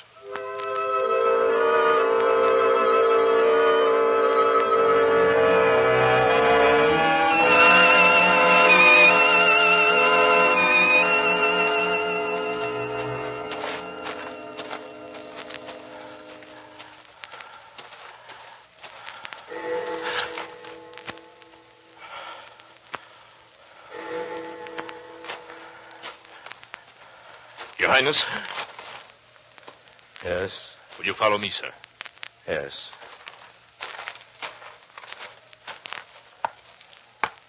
Well, we're going back into the palace. Are we to meet Wiederhofer inside? These are my orders. Are the plans intact? Does everything go well? Everything goes extremely well, Your Highness. In here, please. Just a moment. Won't you step in, my boy? Father. How nice to see you so concerned with affairs of state that you stay up during the small hours of the night. Excuse me, sir. I have business elsewhere. Do you? I believe your business is of a very dangerous sort, and it seems to be part of my duty as your emperor, and incidentally your father, to protect you against stubbing your toe in the dark. How smug you can be at 60, Father. Not smug, Rudolph. Merely careful. Maybe not careful enough. I need only go to that window and call out, and my men will be here. Go, call, shout from every tower of Hofburg, and see how much good it does you. I have no desire to wrench you from your throne. No, merely split me in two, eh? My, how impatient young men are these days. I had the courtesy to wait until my father's funeral before I did any succeeding to the throne. By half measures or by whole. The people of Hungary want me. They've been silent too long. Who says so? Who says what the people want? I tell the people what they want. And if you knew that much about government, you'd know that people are lazy thinkers who want to be led like sheep and nothing else. And I say your thinking's 3 centuries old. The world goes round, the sun rises every day, the whole cosmos moves ahead. But not this room. Oh, no. These marble walls stand still like living death. We're museum pieces, all of us. Walking these cold halls like fossils of strange, extinct creatures. We're the world's prized anachronisms. Pomp and circumstance in the century of the people. You talk well. Smooth as oil. Get up on a box in Budapest, and the rabble will cheer for you. But if you think they'll die for you, you're wrong, my boy. because they know that you'll become like every other king. Every new tenant of a palace has brave ideas of refurnishing the place.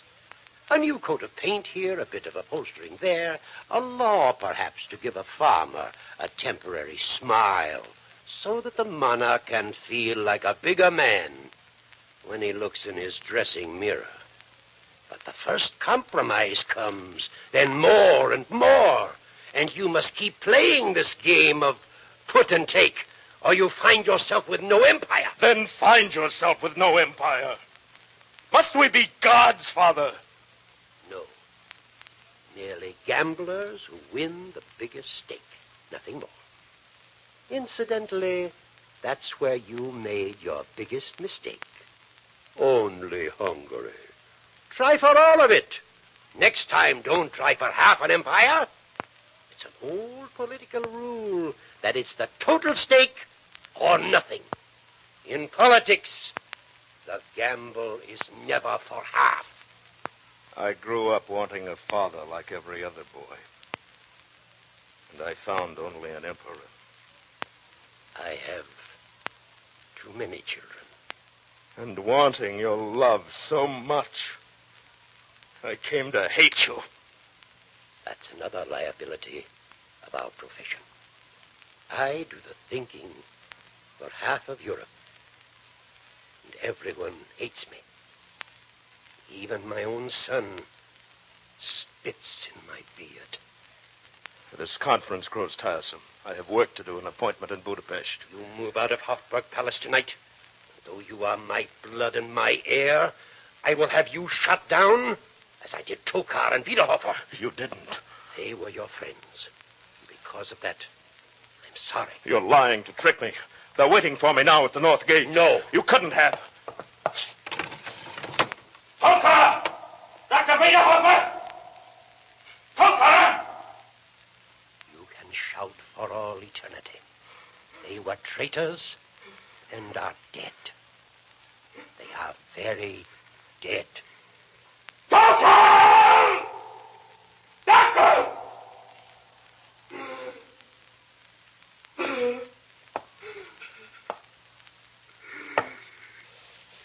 God keep me from ever being like you.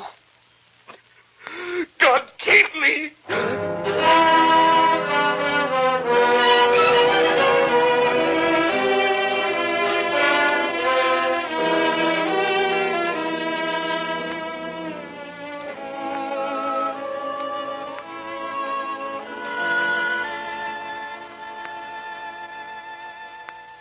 You shouldn't have followed me. What I must do, I'll do alone. Rudy, say you forgive me. I forgave you long ago. You didn't know what you were doing. They were at fault, not you. Now, go back to Vienna. If I go back, I'll be the same as I was. I want to stay with you. Unless you go back too, let me stay here. Marie, have you ever seen my mother? She was like you once, young, with an angel's face. She walks the halls of Hofburg now like a lost ghost. Tear mist in her eyes, and no dreams left. I wouldn't want that to happen to you. Why have you come to Mayerling? There's greenness here, and a breeze that occasionally seems to blow away the taint of the Austrian court. But not for long. But you can be different. You can, Rudy. If I go back, Mary, if I am the dutiful son and heir, they'll make me more like them every year, a puppet king, a cheat to what I believe. Even Mayerling's no escape. They'll be here soon with their promises and their treachery. Be patient 1 year, or 5, and let me love you. And then you will be king. And you can shape your own pattern. I thought that once. But it was a boy's fancy. I have learned a man's common sense. This king business is a disease of the Middle Ages. Belongs to the darkness. Mary, I had a dream once. Every man has a dream that lights the inside of his head. And my dream was to be a new kind of king, of the people and not over the people. But the light's gone out, Mary. I know I would be no different from the other Habsburgs. And then I would be twice cursed. I love you, Rudy. I love you too, Mary. You're all I've ever loved. Is there no way out? For two people so much in love. Yes, Mary. There is one way. Rudy. Would you be afraid to die with me? When I was very young, I told myself that if ever I found something worth living for, it would be worth dying for, too. Oh, let me hold you very tightly.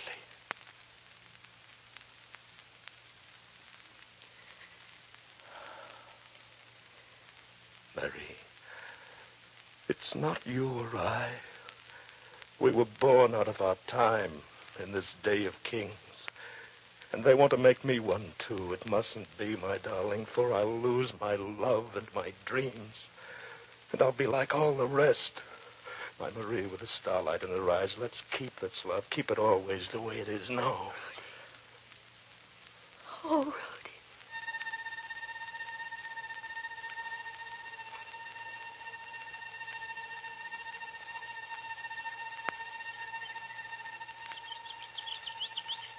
Look, Marie. It's dawn. How lightly the sun touches the treetops. Close your eyes, my darling. Think of the waltzes we've danced together. Think of the birds along the Prater. And the blue, blue sky. And smile, my darling. We're just children, you and I.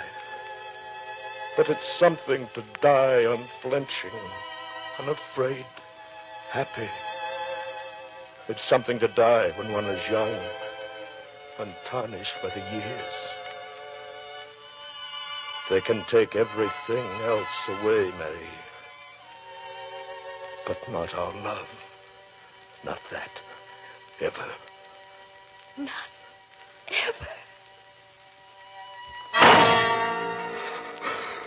My love.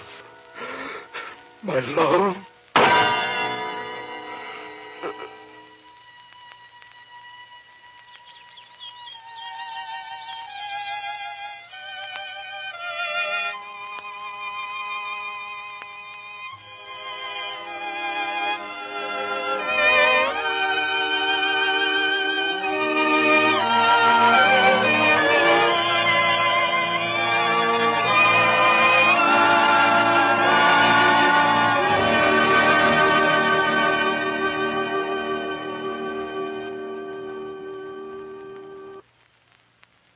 You've been listening to Mayerling, the favorite story choice of Gregory Peck. I've walked through the Vienna woods. I've seen Mayerling, and the memory of these two who were in love fills the air. It's still there, in the green of the forest, in the blue of the sky, in the distant music of a waltz. We want to extend our congratulations to William Conrad and Lurene Tuttle, who played the two lovers, and to Earl Ross, who was the Emperor Franz Joseph. The Johann Strauss music was arranged and conducted by Claude Sweeten, and Lawrence and Lee wrote and directed. It's been a real pleasure for all of us to bring you Mayerling as this week's favorite story.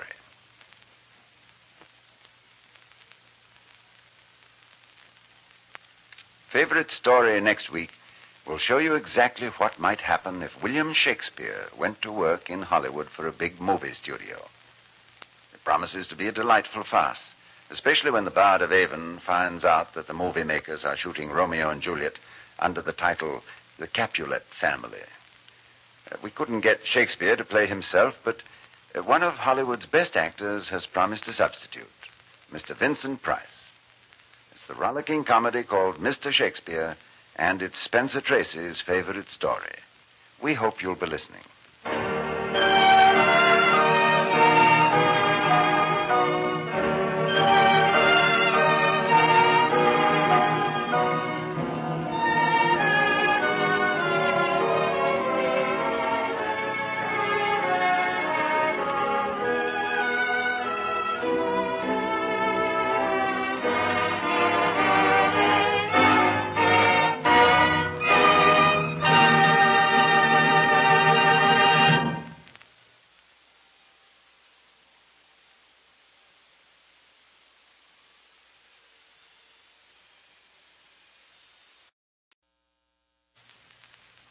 This is Ronald Coleman, inviting you to radio's most dramatic half hour, Favorite Story.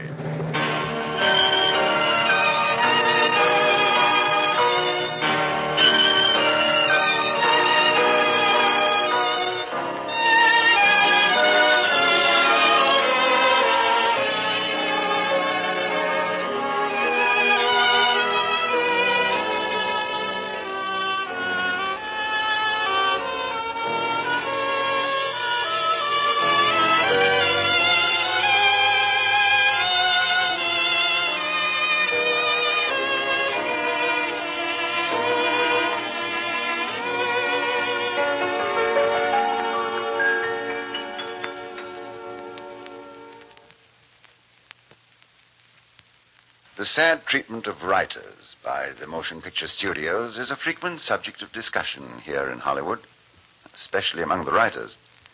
They will tell you that they slave and strain over their hot typewriters day in, day out, writing magnificent screenplays which are slashed and butchered before the cameras.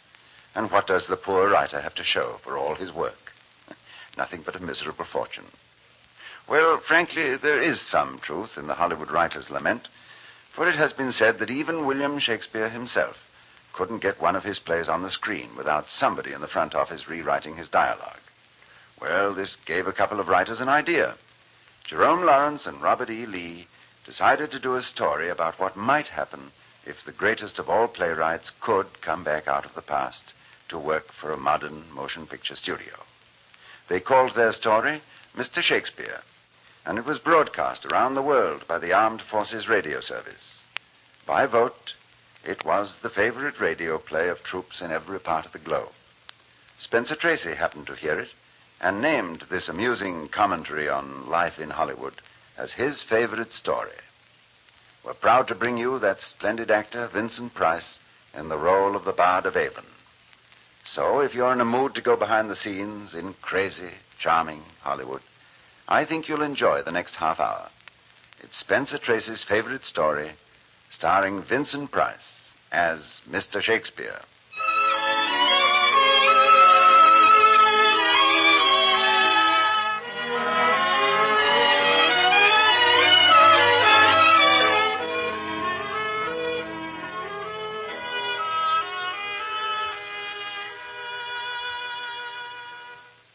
It can be done. It's the most absurd proposition of... This is a gag. Nat Wolf sent you here. I don't know, Mr. Wolf. You have my references right there. I'm not a fanatic, and I'm not a fake. I suppose you want money in advance. I wouldn't touch it. Mr. Green, I've come to you with a perfectly honest, straightforward proposition. If you're not interested, there are other studios in Hollywood. No. Wait a minute, Mrs. Tidball. Mrs. Tidball. What do you expect me to do when somebody walks into my office and asks me to put a ghost under contract? Mr. Green, I do not believe in ghosts. The individual I shall recreate from the past will differ from your other employees only in that he shall consist of ectoplasm instead of protoplasm. Yeah? When this individual has arrived, materialized, shall we say, and you are completely satisfied, then you may draw me a check for $10,000. Uh-huh. You must understand why I'm doing this. My young niece, to whom I'm very devoted, will be ready for college this fall.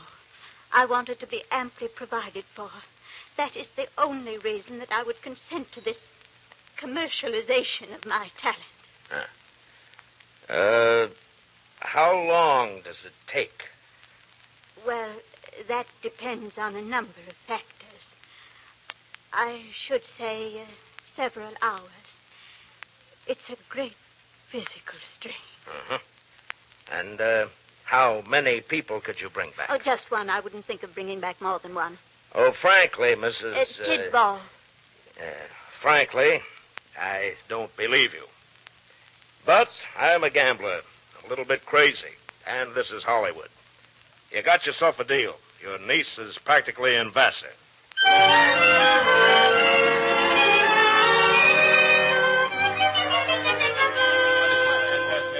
I've got a great idea. Have a get Boccaccio. No. Boston will never stand still for it. Then how about Milton? Are you kidding? In 14 years in the motion picture business, this is the craziest conference I've ever been in. Now, look, guys. I know that this sounds out of this world, but somehow I have a feeling that this dame is legit. Okay, Arthur. You're the doctor. Can we get a team? Gilbert and Sullivan, maybe. No. She'll only bring back one. They could do a great hunk of stuff for the Andrews sisters. Hey, how about Sarah Bernhardt? She'd die at the box office. Get a name you can plaster on the billboards. Cleopatra. Helena Troy. I say, let's get the biggest name in music. Beethoven, Bach, Tchaikovsky. No, Meredith. I think that's too specialized. We ought to get somebody who knows theater. Every department. You'd look a long time for a better man than Shakespeare. Yeah. How about that? He's lasted. You can't deny that. He's a good name. I'll buy that.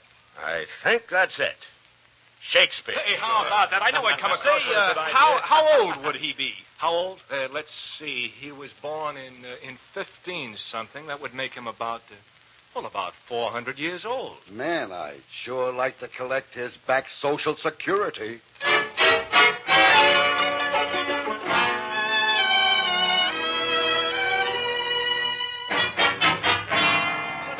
Stand out all night in a rain. Some people have a very... Why did I have to Arthur, what gold? I don't know. We'll just have to wait and see. 1:15. I don't mind standing here in the rain, but we can't keep these newsreel boys here all night. We're going to see this through, Tommy. What's she got in there? Nothing. Just an empty soundstage. When I left, she was just sitting in there in the dark. Now she'll probably knock on the door when she's ready. Hey, Tommy. What cooks? Who you got in there? Fellas, I'd tell you if I could. All I can say is it's a surprise. The biggest surprise in show business. Hang on to him, Tommy. This will make the cover of Life. Hey, that's it. Get those cameras ready, guys. Hey, how about those lights? Is everything set? Here she comes. This is what we've been waiting for. All right, slide back to the door, boys. Wait a minute, Arthur. What's the matter? Hold everything. All right, hold everything, boys. What's the matter, Maury? We've been checking up in the legal department. Arthur, you got to get rid of all these reporters and newsreels. Hey, what is this? Why? Listen, the thing's a washout if it gets out. Just a minute, Mrs. Tidball. You can't write a binding contract with this guy. If Metro finds out you've got him, they'll have him in Culver City by tomorrow morning. But how? The guy's been dead 3 centuries. He's public domain. Oh, I never thought of that. Tommy, clear these guys out of here. Oh, Lord. Gang, I'm terribly sorry, but I'll have to ask you to leave. I'm terribly sorry, Arthur, but ectoplasm just won't stand up in court. That's okay, Maury. You're right. Well, I guess I'll be getting back to the legal department. Maury, don't go away. All right, I'm coming, Mrs. Tidball. Give me a hand, Maury. All right.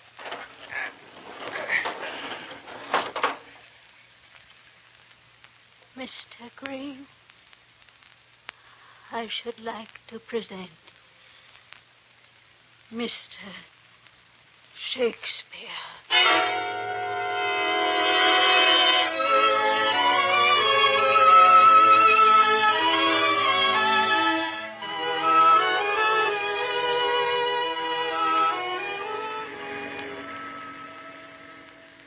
Hey, Arthur.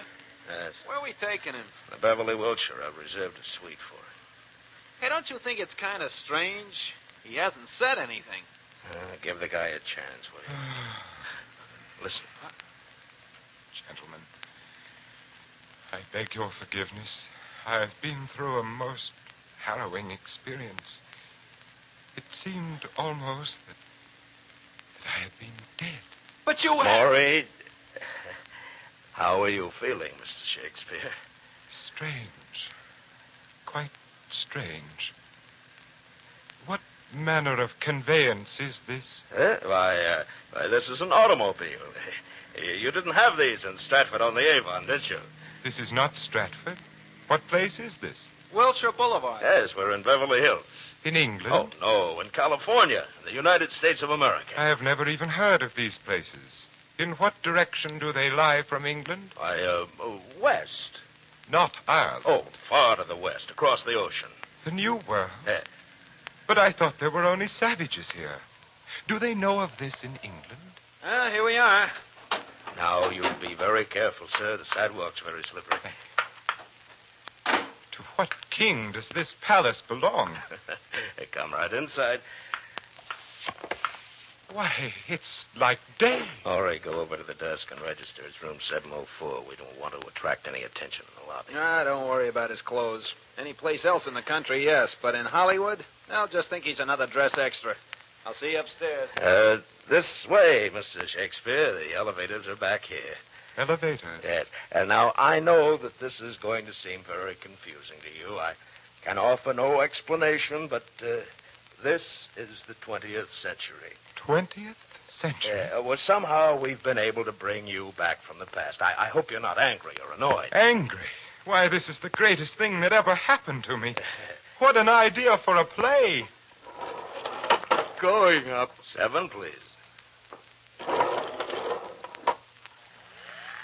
What's happening? We're going up. Well, hey, nonny. 7 out. Does this contrivance also descend? Yes. I should like to descend. Descend, please. Okay. Oh, yes. That's far enough. Back to 7, Yes, please. I like this. Up now. Here. This is our floor. This is where we get out. Oh, no, please. I want to elevate some more. Elevate and descend. Elevate and descend. All night.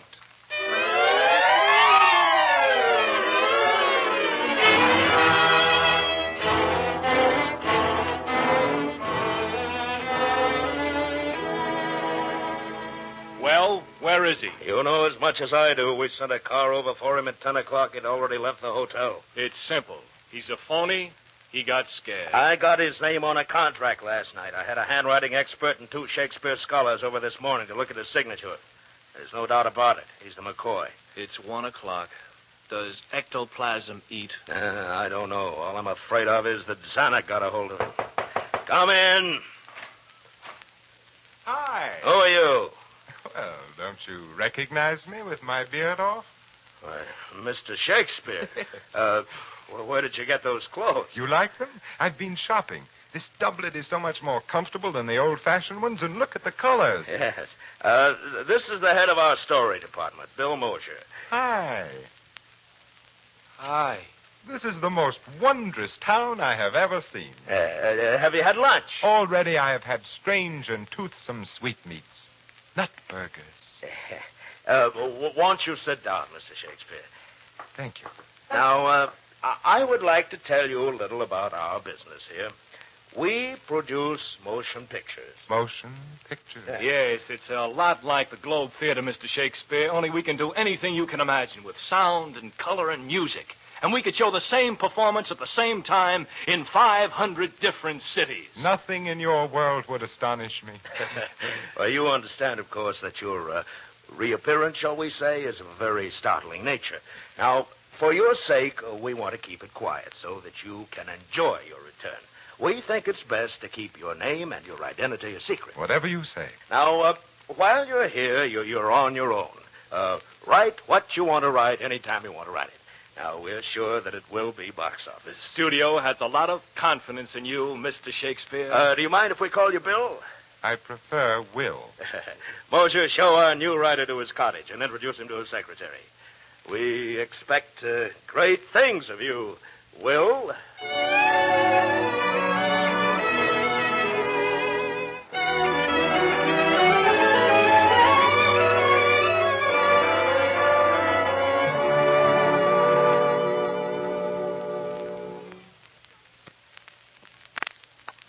Here's Act 2 of Spencer Tracy's favorite story. We rejoin our star, Vincent Price, as he brings to life the somewhat confused author of the Comedy of Errors. A peculiarly talented woman named Mrs. Tidball has managed to bring William Shakespeare back from the past, and he finds himself under contract to a big motion picture studio. However, the Bard of Stratford-on-Avon seems to be causing the studio executives a great deal of trouble.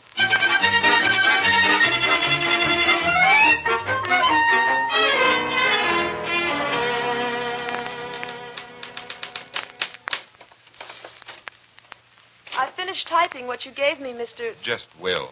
It's quite difficult working for someone when you don't even know his last name. Oh, last names are a nuisance. I wish your name were only Anne. It is. But nothing else. I once knew a woman named Anne. You loved her. It was a long time ago. Here, now, let me see that manuscript. Oh, I like it. It's a beautiful sonnet. Nobody writes them anymore. Oh, that's too bad. It's so strong. It's almost Shakespearean. What did you say? It's like Shakespeare. How did you know? Well, I studied him in school. I've read everything he wrote. You studied me in school? I beg your pardon. Where did you pick up that name, Shakespeare? Everybody knows Shakespeare. Do they? Certainly, right here in your own bookcase. Here, look at it. The complete works of William Shakespeare, illustrated and annotated. For the love of heaven, where did they ever dig up this stuff? The Tempest, Coriolanus, Measure for Measure, that old wheeze. Romeo and Juliet. Say, as I remember, that one wasn't so bad. Twelfth Night, Hamlet. I used to play the ghost in that. I was sensational. Now, where the devil did they get a hold of these folios? I never even had copies of some of these myself. Look, here, in As You Like It. I remember when I made up this scene. It sagged in rehearsal. I thought up these changes and gave them to Burbage, and he memorized them. I never even set them down on paper. Oh, no. This part they have wrong. This isn't the way we used to do it. What the deuce is this? Titus Andronicus, indeed? I never wrote that tripe. Oh, Anne, you think I'm mad? No. I can't explain. You're crying. What would my mother back in Elyria, Ohio, say if she knew that I was secretary to... You see, the only other job I ever had in Hollywood was working for Stanley Roberts on an Abbott and Costello picture.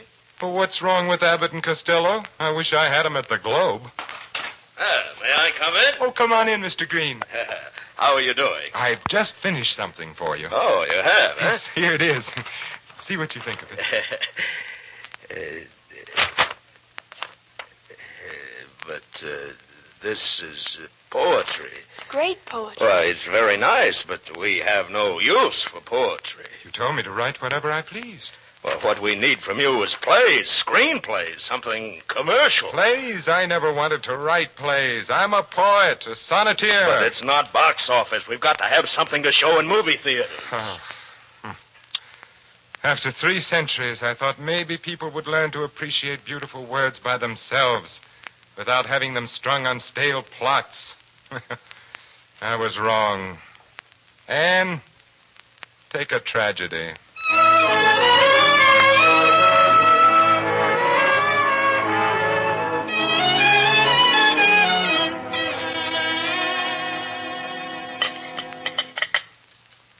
Let me have another cup of coffee, mine host.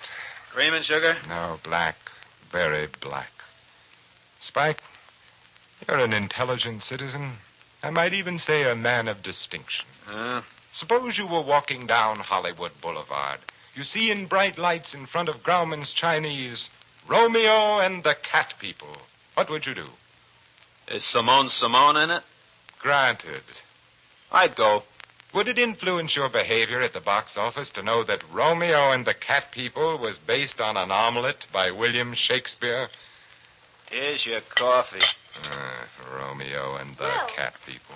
Oh, hello, Anne. Will, everybody at the studio's been trying to find you. Welcome to Barney's Beanery, milady, the Mermaid Tavern with a jukebox. Where did you go after they finished showing the rough cut? Anne, where would any intelligent man go after seeing that picture? But everybody at the studio's very happy with it.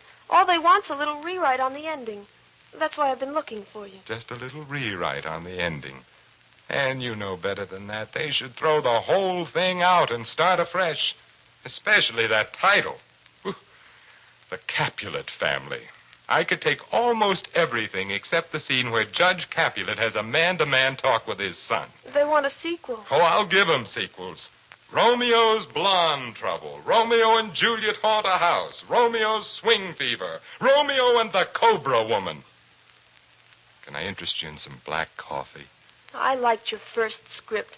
It's a shame they brought in all those other writers. Have you seen today's Variety? The studio's dickering to sell my story on the radio as a summer replacement for Milton Berle. They want to call it A Date with Juliet. Will, don't give up. You know why they do things like this, because they're afraid. They know these things work, and they're afraid to try anything else. But you can show them how. Your lip rouge is... it's on crooked. Will, you're 400 years away. 300. Don't go back. Give me the script. I'll fix the ending. I'll see you in the morning. I'd better go. What's her trouble? She's in love. With you? No. No, she's in love with a state of mind. She hasn't found the body to go with it. She's lovely. She's the kind of gal you like to write about. She's alive, you know? You a writer? I think so. Hey, listen to this. I just wrote it down. The jukeboxes mourn us. You like it? Good line. You a writer, too? Yes. How old are you? 22. Oh, I don't know where I get off calling myself a writer. I never sold anything. But it's all there. As if I had it in my fist. Words and lines they want to sing. Do you put them down? I got a closet full of them. But there's no beginning and middle and ending. They just flow. Nobody buys that kind of stuff. Well, then give them what they want to buy. I don't know how to write plots. Stories, that's what they want, but I can't come up with any new storylines. You know why? There aren't any. Ever read any Shakespeare? Sure. That guy never had an original plot in his life. The Comedy of Errors is a steal from the Menachmi by Plautus. As You Like It is straight out of Rosalind by Tom Lodge. Hamlet's just a rewrite job. Romeo and Juliet was lifted title and all from a dull little dilly by Arthur Brooke called Romeos and Juliet. But do you know what he gave that old stuff? He gave it heat. And a few good lines. Yeah. You know what Shakespeare had when he was 22? The same thing you have. A fist full of words. My name's Jimmy O'Neill. What's yours? Me? Oh, call me Francis Bacon.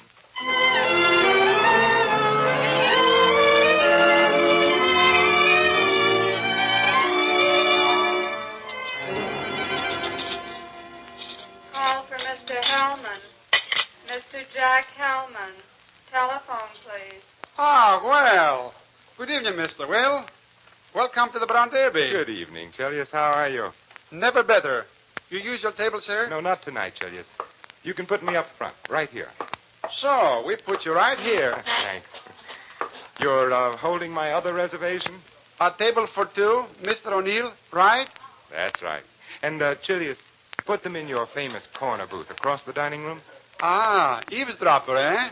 No, I'm playing puck tonight, and I want to hear what goes on. The way every word from that booth carries clear over here is one of the wonders of Hollywood. What a great acoustical accident. You think it was an accident? Oh, see, there's Jimmy and Ann now. Be sure they get the right table. Leave them to me. Thank you. Here we are, Mr. O'Neill. A table for you and the young lady. Thank you. Oh, thanks a lot. Waiter, a menu for Mr. O'Neill. Everything is set. How's the reception, sir? Fine. Man, you know, the first time I saw you, you hit me smack between the eyes, you know? But, well, I never thought we'd ever have a date like this. You haven't told me yet how you got my phone number. Well, that's a secret. Let's order. They have pot roast Can you on the see wagon them from with where potato you're standing, pancakes. Chilius? Yes. Are they sitting close to each other? Well, so. A foot and a half, maybe. I'd like to order from the wagon, too. Oh, we like the same kind of things. That's good. What else do you like, Jimmy? Oh, spaghetti, open cars, Joe Stafford, all kinds of things, lots of things, almost everything. Great Dane? Oh, love them. Chilius, how far apart are they now? Oh, 8, 9 inches, maybe. You've seen a lot of couples come and go, Chilius. To your expert eye, Do those two look like star-crossed lovers? I don't know. This young lady still needs a little defrosting. Oh, I'm sorry to hear that. Chelius, I want to close my account as of tonight. Oh, you're going away? Yes. Yes, I'm going away. Flash, they're about 4 inches apart now. You know what kind of poetry I like? I'm a sonnet man myself. Well, what do you know? I like the real old sonnets best. Me too. This one's my favorite. Shall I compare thee to a summer's day? Hey. Thou art more lovely and more temperate.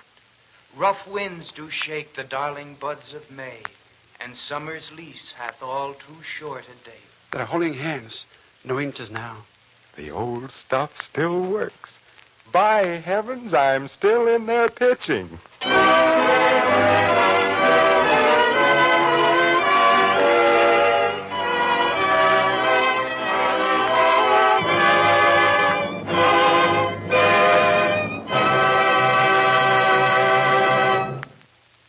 Well, there you have it. An approximate idea of what might happen if William Shakespeare had tried to write for the movies. Jerome Lawrence and Robert E. Lee imagined this fantasy called Mr. Shakespeare, and Spencer Tracy chose it as his favorite story.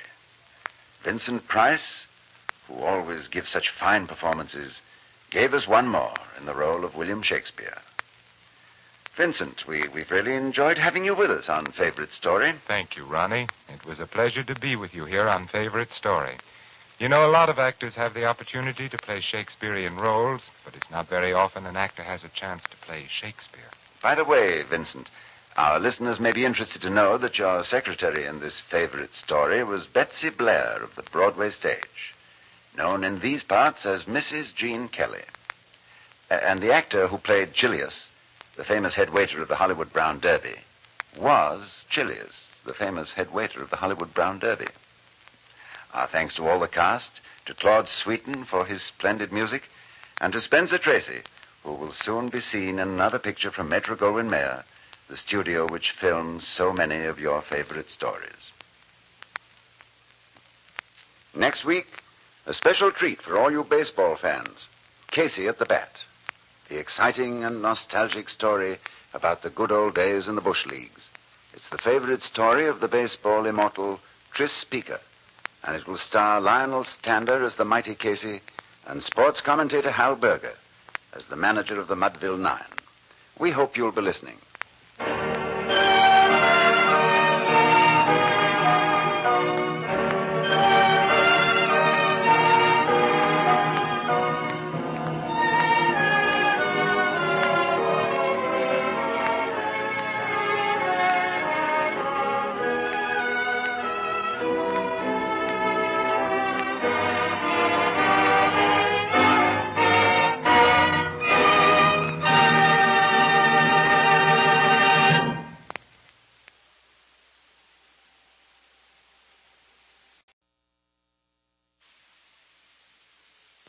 This is Ronald Coleman, inviting you to radio's most dramatic half-hour, Favorite Story.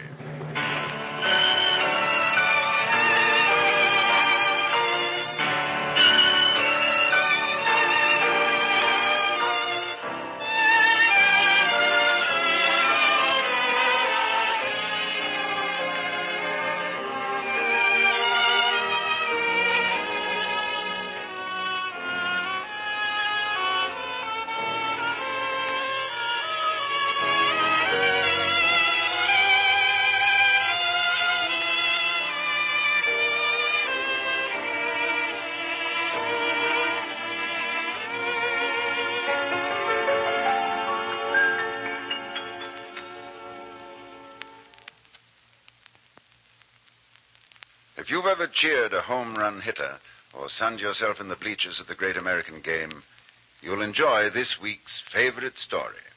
It's Casey at the Bat, a yarn that's full of laughter and memories. It's based on the celebrated poem by a newspaper man named Ernest Lawrence Thayer, who wrote the Chronicle of Casey back in 1888 when he was grinding out a daily sports item for the San Francisco Examiner. Nobody was more surprised than Thayer himself when his poem turned out to be an American classic, the favorite of every schoolboy and baseball fan. He thought it no better and no worse than his average daily item. As a matter of fact, shortly after he wrote it, Thayer quit the newspaper business altogether and became a successful manufacturer of woolens. Ah, but nobody's forgotten the saga of the mighty Casey and the Mudville Nine. Grantland Rice once said that he'd take his chances on fame and immortality if he had written Casey and nothing else. 100 legends have come down the years about the real Casey, the swinging hero of the bush leagues. We're presenting a yarn about Casey as this week's favorite story. It was chosen by a baseball great, one of the few players in baseball's Hall of Fame, Tris Speaker. He is the goodwill ambassador for the Cleveland Indians and copped the pennant for them as their manager back in 1920. Like Casey himself, Tris Speaker is a baseball immortal. We have an unusual cast. The stage and screen star Lionel Stander will play Casey, and baseball announcer Hal Berger will play the manager of the Mudville Nine. So here it is, Tris Speaker's favorite story, Casey at the Bat. Play ball.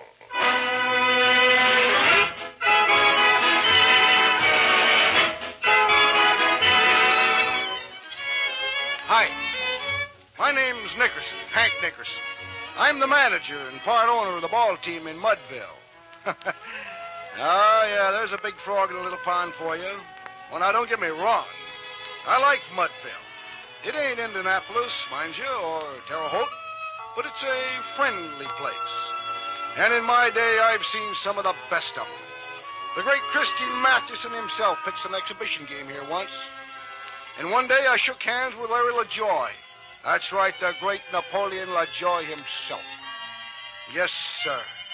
But when you come right down to it, the most colorful ball player I ever seen was a member of this here team, Casey. What a sweetheart of a ball player, I tell you. You want to sell tickets to a ball game? Give me a character like Casey every time. Take any summer day. This one, for example. The Mudville fans were out, screaming their tonsils out for this big silly goof who knew the format for popping them right over the center field fence onto the roof of the hand laundry. Okay, boss, where do you want it? Any place you want to put it, out of the field. I consider that an order. And watch that pitcher.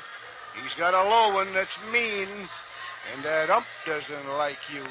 Why, that pitcher hasn't any more on that ball than September morn wears. Batter up! Don't rush me. Boss, take that worried look off your face. That pitcher is out there on the mound with nothing but a belt buckle and a prayer. Casey, I said batter up! I got ears, I heard you. Don't get sassy. Okay, let's get this over with. And try putting the ball somewhere inside this county. Quit badgering the pitcher. Play ball! Keep your eyes open, ump. You take care of your job, Casey, and I'll take care of mine. All right already. Stay right! What? Strike! You crazy or something? That ball was so low it would have to reach up to touch bottom. What kind of idiots do they send to this league anyhow? Casey, keep your big mouth quiet. If the gentleman behind the plate wishes to be a stupid, no-good, blind numbskull, let him. But leave us not insult him. I can see that we got to beat 10 men today, and one of them's blind. Okay, Timmy, this one's for you. There she goes. It's up, and over. Don't hurry, Casey, don't hurry.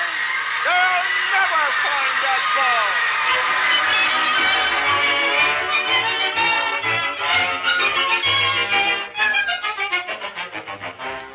Do I need to tell you that we won that game? 3-1 the score was. Casey made 2 home runs and a long 3-bagger. On the triple, he stole home. And was that ump ever mad when he had to call him safe? Like I say, Casey was batting way up in the 400s in the ballpark. But with his misses, he was batting a fat 0-0-0. And when I seen his kid, Timmy, in the stands, I knew we'd be having a visit from Mrs. Casey. She was a swell gal. But you'd get a little distemper, too, if you was married to a big walrus like Casey. Sure enough, she storms right into the locker room. Where's that baseball player? Mrs. Casey, please. There are gentlemen in various stages of undress. Ladies are not permitted in the locker room. Where's Timmy? Your boy Timmy? Why, Mrs. Casey. What makes you think he'd be here? Miss Abernathy at the public school said that Timmy didn't return to class after lunch. Mrs. Casey, I am very perturbed to hear this. But your boy is definitely not like here. I say, Timmy, watch those pitches. The good ones and the bad ones, too. I got Sometimes you can learn as much from the bad ones about what not to do as... hello, honey. Hi, Mom. Don't talk to me, either of you. Well, gee whiz, if you didn't want to talk, why'd you come all the way to the ballpark for? Huh, honey? Don't honey me. Timmy, look at me. Yes, Mom? Did you play hooky again this afternoon? Well, Mom, I didn't exactly... I told him he could. There was a pitcher he hadn't ever seen, and I figured his Just as I thought. Timmy, how do you ever expect to be educated? I don't want to be educated, Mom. I want to be a baseball player. You see? Are you listening, Casey? I hear good. I heard him. Oh, Timmy, what am I going to do with you? But, Mom, what good's long division? I want to learn how to pitch an outside curve. Miss Abernathy don't know a thing about curves. Oh, Casey, you big dumb ox. I don't think I mind Timmy running off from school, but I can't see you're encouraging him. I just can't see it. Kiss her, Pop. That'll do the trick. Oh, honey. Honey, come here. What do you want?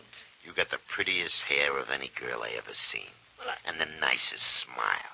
And the cutest little crazy nose. And the bluest eyes. Oh, Casey. Casey, what am I going to do with you? Look, honey. Timmy and me'll never cut school again.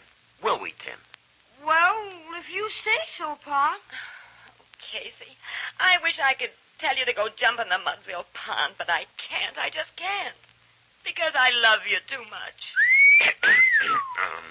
Excuse me, gentlemen. I got to put on some pants. Well, in long woolen underwear, you're the strangest Romeo I ever seen. Hank, you're a card. Ain't he a card, honey? Make like a hoop and roll away, boys. That's it. A good laugh never hurt nobody.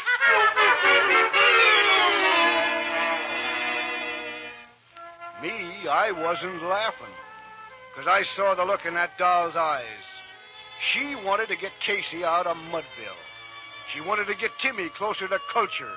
And in this town, they've taken that word out of the dictionary. Her folks were in Philadelphia. And I tell you, every time I even saw her looking southeast, I got visions of losing my cleanup man. Mind you now, I liked her.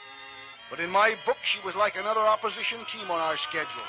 And I had to figure her tactics the same way and try to match them. The way I heard it, things began to come to a boil one Saturday afternoon when we didn't have no game. Casey gets awful bored when he just sits around. Well, it happened like this. I'm going to the meeting at the church. Fine, Peg, fine. Now, Timmy, keep practicing your piano for an hour. Okay, Mom. Casey, you see that he does, understand? Oh, sure, honey. Timmy, you stick to that piano. I will, Pop. Well, I'll be back in a couple of hours. Behave yourself.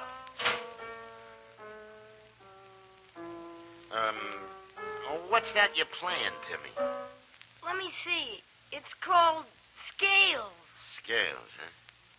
It ain't much, is it? No. You want to hear a piece? Sure.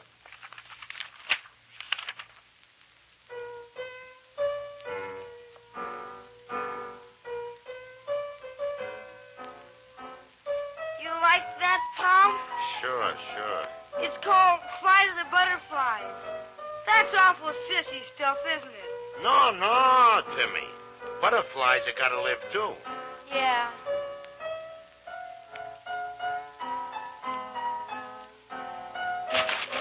Timmy, I can't stand it. You and me, we're ball players. You said it, Pop. Come on, son, grab your glove. I'll show you how to throw an out drop. Gee whiz, will ya? Come on. Butterflies. Yeah. Okay, throw me a couple. Then I'll show you how to put something special on it. Here we go. Get that left leg up. Wind up slow. Atta boy, let it go. A good one, a strike in any man's league. Swell. Keep working, Timmy, and you'll be a great pitcher someday. Over my dead body, he'll be a pitcher. Jiggers, it's mine. Hey, I guess honey. baseball is the only language you understand, Casey. So you better know this right now. As far as I'm concerned, you're up to bat. And just now you swung hard for strike 2. Hey, you just One more admitted. strike, champ, and you're out. And I'm going home to Philadelphia. One more strike, and I'm leaving you for good. Timmy, your mother has the soul of an umpire.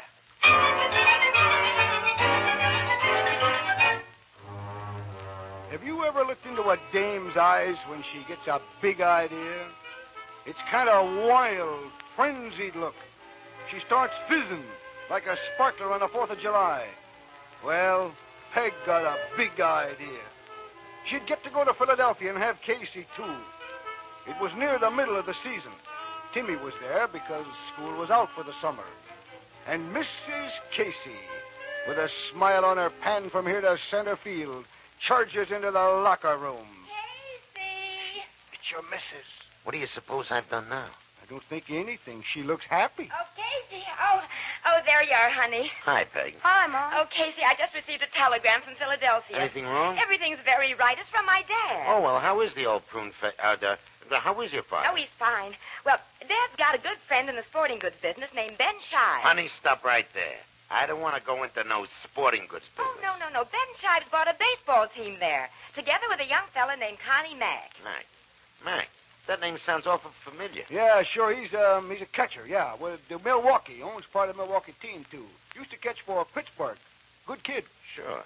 Well, what about it, honey? Well, Dad's told Mr. Shive and young Mac about you, and they're sending a scout down to see you tomorrow. That's great, honey. Why's your old man doing all this? Because you'd be stuck in Mudville all your life if somebody didn't pull you up by the bootstrap. Peg, don't count on this. Scouts sometimes look at you cross-eyed, and sometimes they don't like the color of your hair or something. Just don't count on it. Well, I'm keeping my fingers crossed, Casey. You get in there tomorrow and play your heart out. And the first thing you know, we'll be living in Philadelphia.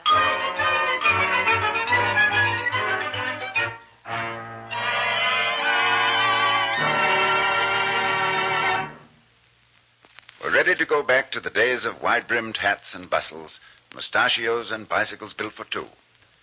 One of the great players of American baseball has chosen Casey at the bat as his favorite story, Mr. Tris Speaker. The deep-voiced Lionel Stander is playing the mighty Casey in our radio dramatization, and baseball commentator Hal Berger plays manager Hank Nickerson. Now, if you'll slip back into the locker room of the Mudville clubhouse with us, we'll continue with the saga of Casey at the bat.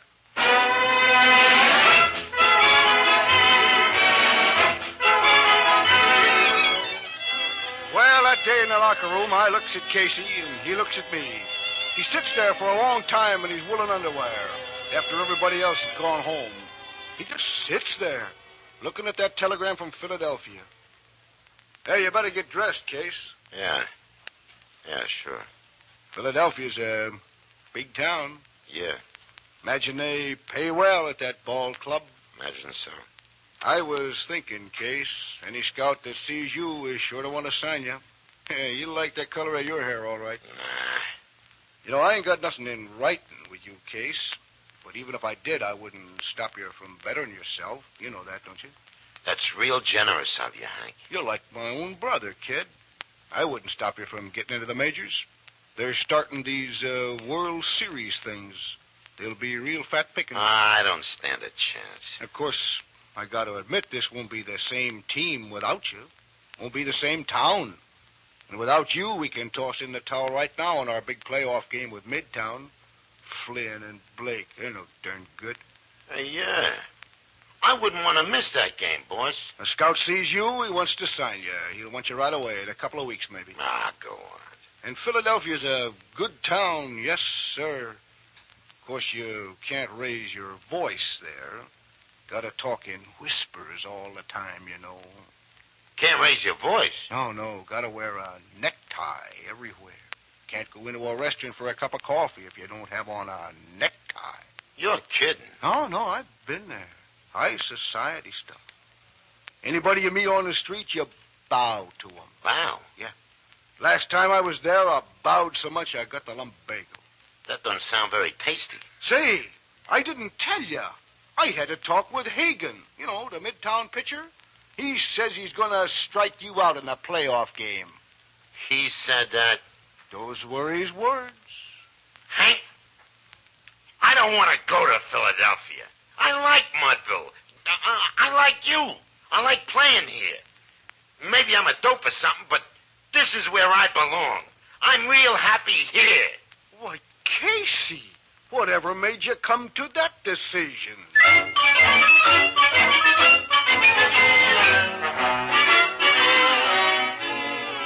The next day, sure enough, a stranger shows up in one of the good reserved seats.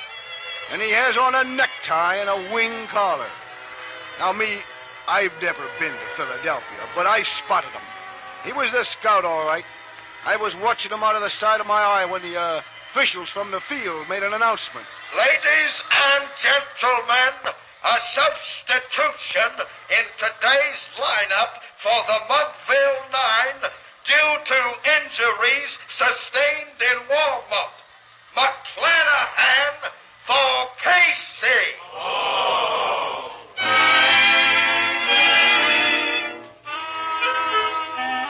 I strolled into the locker room to kind of comfort the wounded Casey, when in comes a tornado. It was Mrs. Casey doing a slow burn.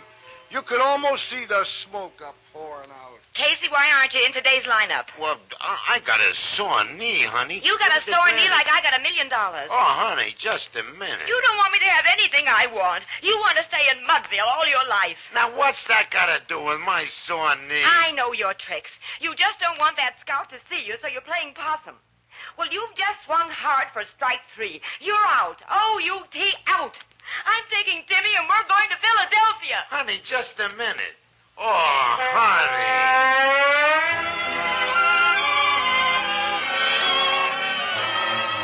Do you know that dame packed up and went home to mother? Can you match that? Well, you never saw a batting average go down so fast in all your life. It's like I always say, you gotta think home runs before you can hit them. And Casey was walking around in a daze, like a lame bunt. The day of the big game with Midtown, I gives him a pep talk. Yeah, it's no use, Hank. I might just as well get a job in a sporting goods store. I'm through. So the gal walks out on you. Try to forget her. I can't, Hank. I'm in love with Peggy. And I miss Timmy awful. This one day, try to forget her. It's the big game, Case. We need you. We need you with your old spirit. Try to be spunky, Case. Give the fans their money's worth. They like their old cocky, swaggering Casey. Yeah, I guess I have been letting the fans down, Hank. I guess I've been letting my own troubles make me a bad ball player. And like you always said, boss, the fans are the most important part of the game. I'll swagger today, plenty. But I wish I felt more like swaggering in my old ticker.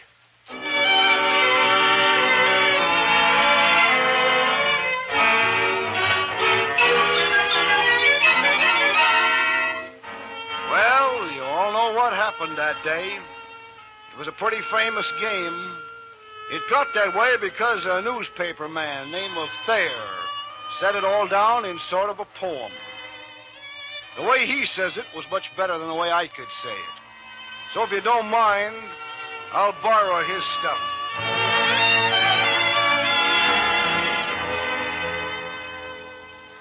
It looked extremely rocky for the Mudville Nine that day. The score stood 4-6, with but an inning left to play. And so when Cooney died at first, and Burroughs did the same, a pallor wreathed the features of the patrons of the game. The straggling few got up to go, leaving there the rest, with that hope which springs eternal within the human breast. For they thought if only Casey could get a whack at that, they'd put up even money with Casey at the bat. But Flynn preceded Casey, and likewise so did Blake. And the former was a puddin', and the latter was a spake. So on that stricken multitude a death-like silence sat, for there seemed but little chance of Casey's getting to the bat. But Flynn let drive a single, to the wonderment of all, and the much despised Blake tore the cover off the ball. And when the dust had lifted and we saw what had occurred, there was Blake, safe on second, and Flynn a hugging third. Then from the dreading multitude went up a joyous yell. It bounded from the mountaintop and rattled in the dell. It struck upon the hillside and rebounded on the flat. For Casey, mighty Casey, was advancing to the bat. There was ease in Casey's manner as he stepped into his place. There was pride in Casey's bearing and a smile on Casey's face. And when responding to the cheers, he lightly doffed his hat.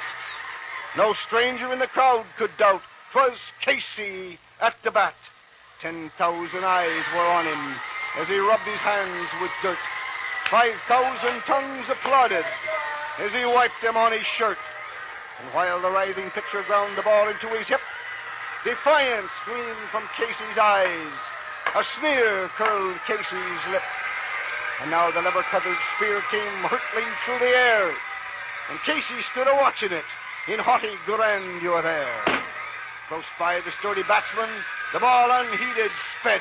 That ain't my style, said Casey. The right one! The umpire said. From the bleachers black with people, there rose a sullen roar, like the beating of the storm waves on a stern and distant shore. Get it! Get the umpire! Shouted someone from the stand, and it's likely they'd have done it had not Casey raised his hand. With a smile of Christian charity, great Casey's visage shone. He stilled the rising tumult, and he bade the game go on. He signaled to the pitcher, and again the spheroid flew. But Casey still ignored it, and the umpire said, "The right two!" "Broad, broad," yelled the maddened thousands, and the echo answered, "Broad." But one scornful look from Casey, and the audience was awed. They saw his face grow stern and cold. They saw his muscles strain, and they knew that Casey would not let that ball go by again. The sneer is gone from Casey's lip. His teeth are clenched with hate. He pounds with cruel violence his bat upon the plate. And now the pitcher holds the ball, and now he lets it go, and now the air is shattered by the force of Casey's blow.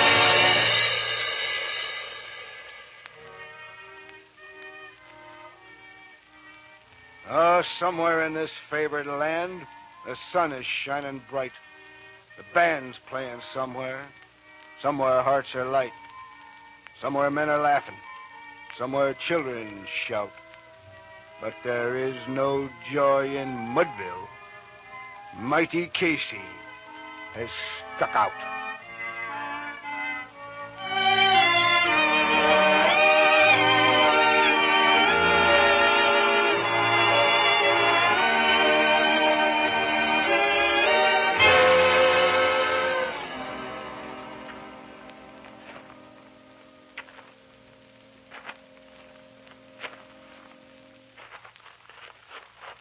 Hank, I'm awful sorry. I'm sorry I let you down. You and the fans. Forget it, Casey, forget it. Turn around. See who's here. Huh? Hi, Pop. Timmy! Oh, Timmy! When you get back from Philadelphia? You shouldn't have run away from your mother. Well, Pop, I'll tell you how it happened. Mom and me, we were sitting in Philadelphia. I was practicing the piano. I guess she didn't like Flight of the Butterflies either, because she started to cry. So I went up to her and I said, "Mom, no good ball player only gets one crack at the plate. Why, even Ty Cobb himself strikes out once in a while." I guess she agreed, because she came back with me. Is she here, Timmy? Right there in the stand. Hiya, Casey. Oh, gee whiz. Gee whiz. Go on, kiss her, Pop.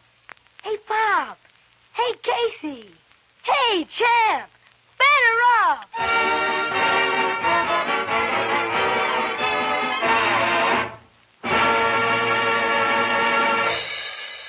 You've been listening to Casey at the Bat, an original story concocted by Jerome Lawrence and Robert E. Lee from the famous poem by Ernest Lawrence Thayer.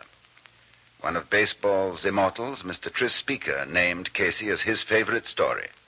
Our stars were Lionel Stander and Hal Berger, and we want to tip a baseball cap to Ann Stone, who played Mrs. Casey, and Tommy Bernard, who played Timmy. So we file out of the baseball park with regret. It's been great fun for all of us here to have a good grandstand seat to watch Casey at the Bat. It was during my school days in England that I first became fascinated by the rousing tales and verse of Rudyard Kipling. One story in particular deeply impressed me, and many years later I was lucky enough to take part in the production of The Light That Failed. Next week we bring it to you on Favorite Story, when once again I will play the part of Dick Heldar. Miss Heather Angel will provide both love interest and hate interest as the unpredictable Bessie. Next week on Favorite Story, Rudyard Kipling's The Light That Failed. We hope you'll be listening.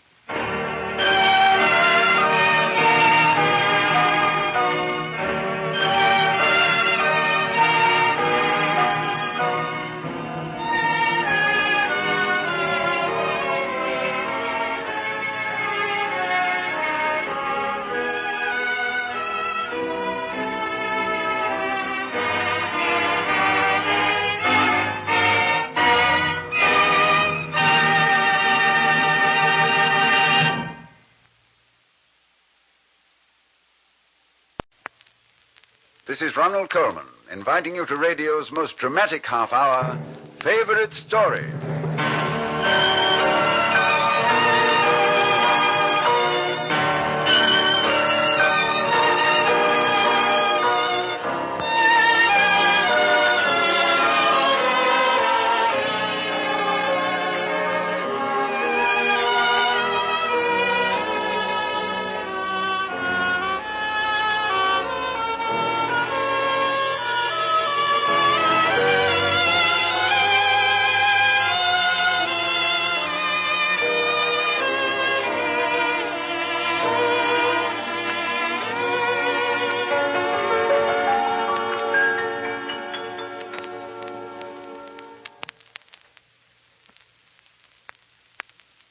Many distinguished men and women have selected their favorite stories for this series, and we're especially proud to have this week's story selector here in the studio with us.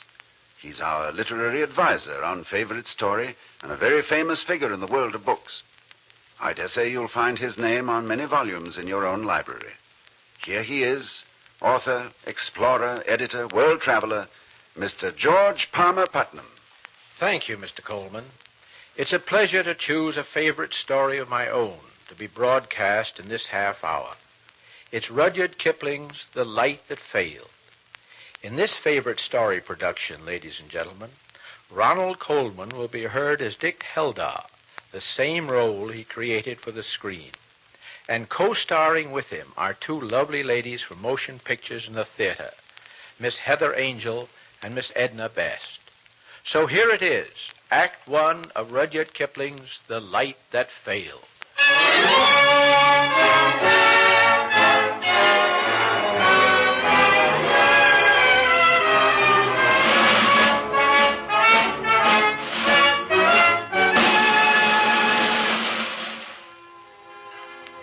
My name's Torpenhow. That's a deuce of a name for a man to carry through life with him, isn't it? But most people call me Torp. I'm a war correspondent for a London newspaper syndicate. I've been covering the fighting up the Nile in the Egyptian Sudan. It was there that I met the most remarkable man that I have ever known, Dick Heldar. He was an artist, drawing action sketches of the campaign against the Fuzzy Wuzzies. One night, we were encamped with the Camel Corps out under the desert sky, not far from Khartoum. Oh, why don't you turn in, Dick? It's past midnight. Have to finish this picture first. You work too hard. No newspaper expects a man to send back 10 sketches a day. I know, but there's so much to draw. Think the column on the march. The star shell bursting over the camp at Bergerac. And look at this one, Torp. A soldier lying dead outside Suakin in the moonlight. Ah, they're jolly good sketches, Dick, my boy. I hope they like 'em back in England. Like them? Well, they're fools if they don't. Nobody's ever sent back such pictures as yours. They live and they move. Yes, it were nice to have a taste of success, wouldn't it? After all these months of sand gritting in your teeth. Ah. Tell me something, Dick. What are you running away from? Running away? Uh-huh. Every Englishman out here on the desert is running away from something. A woman, usually. No, bad guess, Torp. There's never been any woman in my life. Well, unless it would be Maisie. Yeah, I'd almost forgotten about Maisie. And who is Maisie? Just a little girl with pigtails. A proud pug nose with freckles all over it. Maisie and I were brought up together as orphans. I used to fancy that she and I were in love. I wonder what became of her. Married to a butcher's boy, no doubt. Oh, no, not Maisie. Listen. Something moving. Out there in the scrub. It's the Fuzzies. We're ambushed. Quick, the camp. They're charging. Fuzzies, the scrubs are full of them. Fight on the square, men! Fight on the square! Going to be hand to hand, Torp. Bloody business. Here they come. Yeah! Look out, Torp. That devil's right on top of you. No! You must get him. Get away, you brute!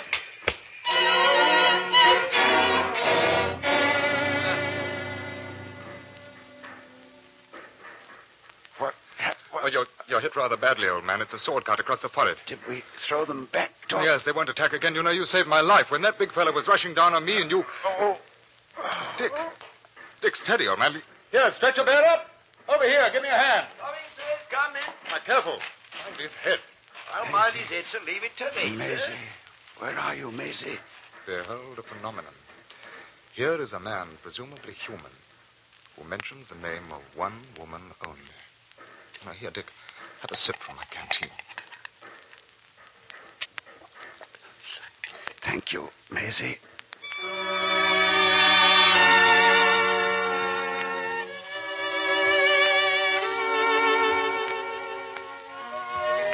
It was a bad gash, just above the eye. But Dick recovered. And when the war was over, he came back to London to find himself famous. We took lodgings in the same house in London, a rickety affair overlooking the river. And each evening, Dick would take my fox terrier, Binky, for a walk in the park. And it was on one of these walks that the inevitable happened.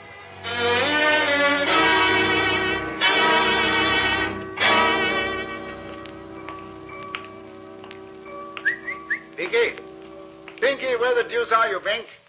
Can't find you in this pea soup fog. I beg your pardon, miss. Yes? Have you seen a small white fox terrier with a... Maisie. What? Well, it is Maisie, isn't it? How did you know my name? I'm Dick. Dick Heldar. Dick. Oh, well, why, this is a surprise. You've not changed. Well, nor have you. I'd have known you anywhere, Maisie. Even in a London fog. How long's it been? Oh, school days. Oh, only a few centuries. Where do you live? Oh, I'm in the Black North, St. John's Wood. I'm very busy. Oh? What do you do? I paint a great deal. I've got my own studio. Do you sell much? Now and again, not often. I'm painting, too. Oh, of course. I've seen your sketches in the papers. The war in Egypt and all those horrid things. You don't like them, eh? They seem to be all blood and thunder. Oh. How did you get that scar on your forehead? Oh, it's nothing. Fuzzy gave it to me in the Sudan. Where can I see you, Maisie? I'm at 14 Elm Street, but I work every day. Oh, not on Sundays. I'll come by for tea this Sunday, huh? You can show me your work, and perhaps I can help you.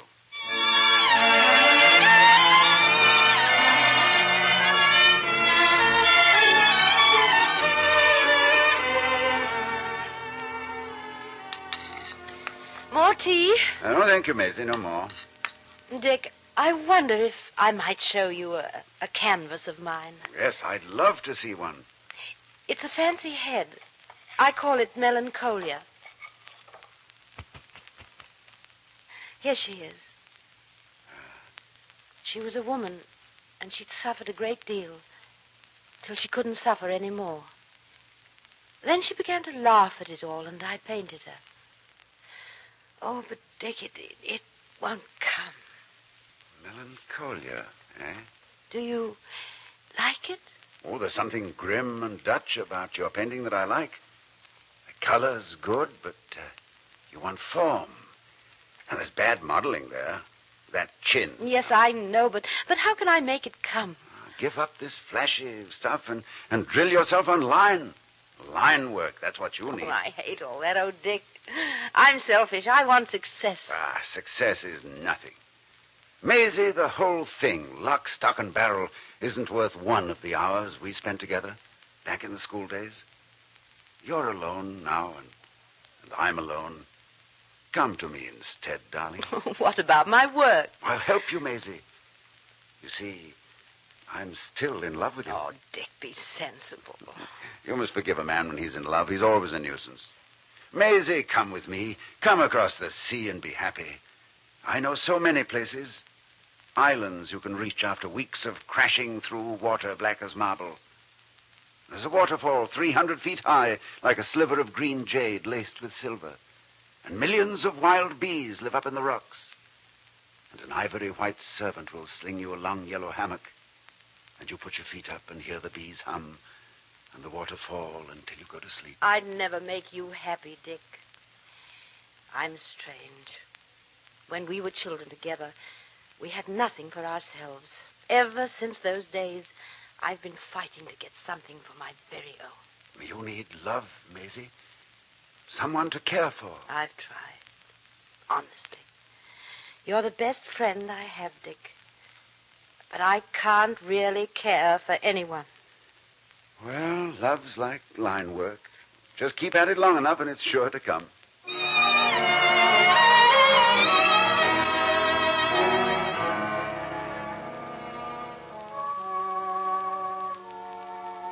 Dick didn't tell me much about his meetings with Maisie, but I knew something was wrong. He sloughed his work, forgot his meals, complained of frightful headaches. I'd have given my right arm for Dick if it could help him, but there was nothing I could do. And then one night I found a young girl huddled in the doorway just outside our diggings. She'd fainted from hunger, and I carried her into the house, and I was trying to bring her around in spite of the protests of our fox terrier, Mr. Binkle. Oh, now, see here, Bink. Let's show the lady a few manners, She's had a hard time. Hello. Oh, is that you, Dick? Come in here, will you? Give me a hand with this girl. Well, for the... Why, Top, the moment my back's turned. Oh, no, she was lying outside in the cold. She's nearly starved. Hush, Binky. Bink knows too much about women. Why didn't you turn her over to a policeman? Well, I haven't your ice water in my veins. Then are you feeling better? Yes, sir. Thank you, sir. There aren't many gentlemen as kind as you are. I say, turn your face to the light, will you? No, to the light. Don't let him hit me, sir. Please don't. No, he's not going to hit you. He's an artist. They're all mad. Do you know what artists do? Well, they draw things, don't they, on the sidewalk? No, I've not risen to that yet. Look, what's your name? Bessie. Bessie what? It's no use giving the rest. Bessie Broke, you can call me. Stony Broke, if you like. All right, Bessie. Now, I'll give you £3 a week just for sitting still and letting me paint your picture. Hello, this is news. Yes, I'm going to show Maisie how to do a melancholia, Top. The real face of sorrow. What's he talking about? Marvelous eyes. Terror in them. Futility, despair. Give me a month, Bessie Stonebroke. 1 month and I'll make you immortal.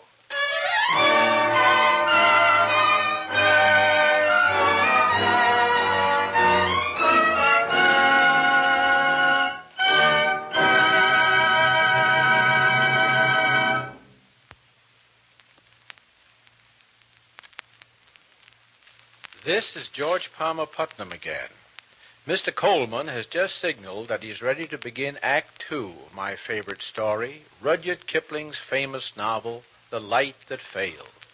Our stars are Ronald Coleman, Edna Best, and Heather Angel. Now we return to the London studio of Dick Helda for Act 2.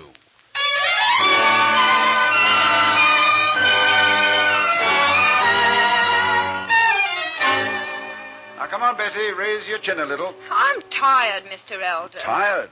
When all you have to do is sit there like a lady? For shame, Bessie. Come on, head up. You don't think much of me, do you? Well, that depends on how you behave. You treat me like dirt.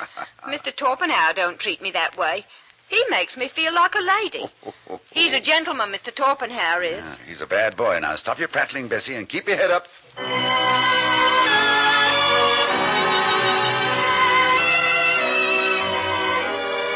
I'd never seen Dick work so strenuously in all my life. The fever of creation was upon him, and Bessie posed from sunrise to dusk. Oh, it was good to see her moving about the rooms as if they belonged to her. It gives a lonely man a sort of hankering. I began to think how nice it would be to have Bessie become a more or less permanent fixture in my life. And I suspect that Bessie was thinking the same thing. But Dick and my own common sense convinced me that it would be better if I went away for a while. Where's Mr. Torpenhow today? He's gone away. You sent him away, didn't you? Turn your face toward the window, please. I know you did. Just because he was taking a little notice of me. If you don't mind, I think we'd better take a little notice of the picture. Picture. What do I care about your picture? Oh, Bessie, I can't do any more today. My eyes are bothering me. You may as well run along home. You got that headache again? Yes. Good. I hope it splits your skull. That's right, Binky. Say thank you to the lady. Oh, these eyes of mine. Binky, we'll have to see a medicine man. We can't have our eyes interfered with, for by these we get our bread and mutton chop bones for little dogs.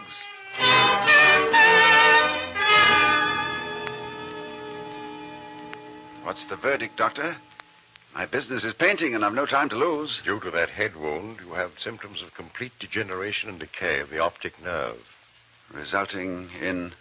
Blindness. Blindness. Under these conditions, there's very little we can do. How much time do I have? About a year, if you take care of yourself. And if I don't? I really could not say.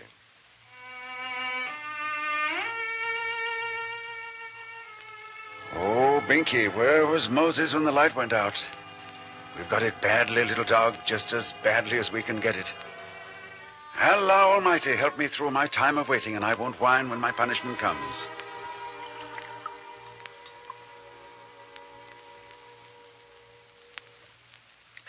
That's better. Now, time is short. What can I do? Work. One good piece of work before the night closes in. All right, but what? No more soldiers. Oh, no. Death comes home too nearly, and this is battle and murder both for me. How about the Melancholia? Yes, I've got to finish it. Yes, I can see it now. There'll be Maisie in the picture, because I'll never get Maisie.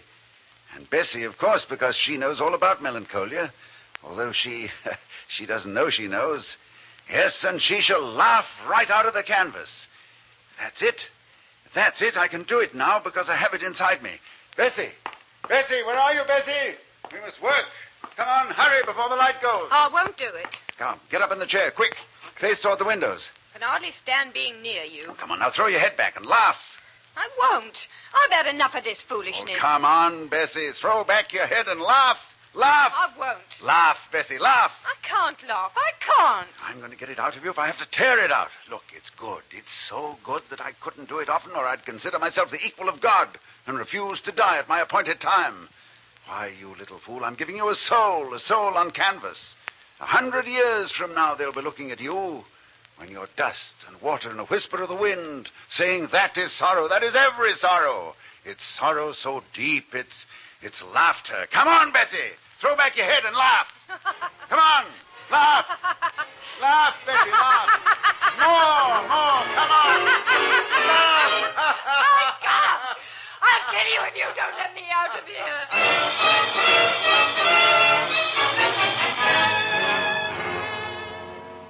Laugh. Go on, laugh. One more, Bessie. Laugh. Laugh. Laugh.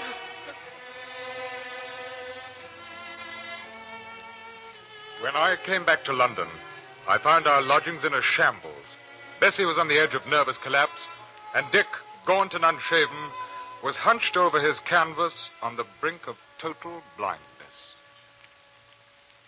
You see, Torp, I had a job of work to do and so little time. But I've done it. And, oh, Torp, I'm glad to see you. Oh, Dick. Dick. No, don't say it, Torp. Look at the picture. What a face. Yeah, I've been down to hell to get her, but isn't she worth it? Isn't it thundering good? Allah Almighty, what couldn't I do in 10 years if I could do this now? Amen. Yes, she is a beauty. I can feel it. Yes, so will every man who has any sorrow of his own. He shall see his trouble there, and by the Lord Harry, just when he's feeling properly sorry for himself, he'll throw back his head and laugh, just as she's laughing. Put the life of my heart and the light of my eyes into her, and I don't care what comes now.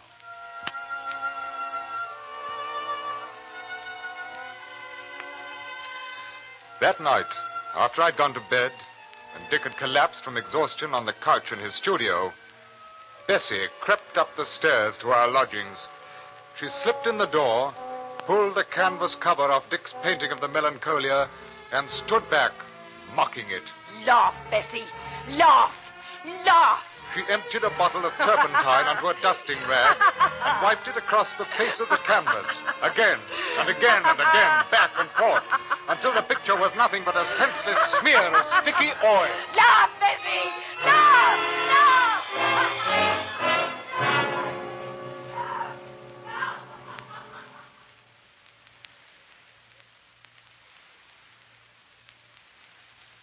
Torp, where are you? For pity's sake, come here. What's the matter, Dick? What is it?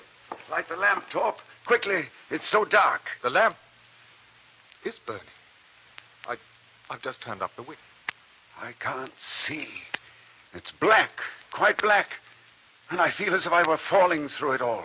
Steady, Dick, steady. Yeah, that's right. If I keep very quiet, this darkness will lift. No, it won't. My God, I'm blind. And the darkness won't go away. Lie down, old man, and don't let them think that you're afraid. Yes, we mustn't let them think we're afraid, must we? All the powers of darkness and that lot. Torp, would you mind letting me hold on to you? One drops through the dark so.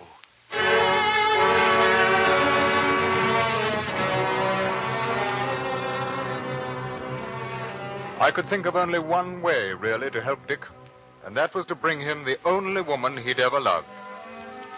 I found Maisie in the north of France, where she was painting hopelessly bad pictures. And a day later, we were back in London. The meeting between Dick and Maisie was strained and quite formal. Won't you sit down, Maisie?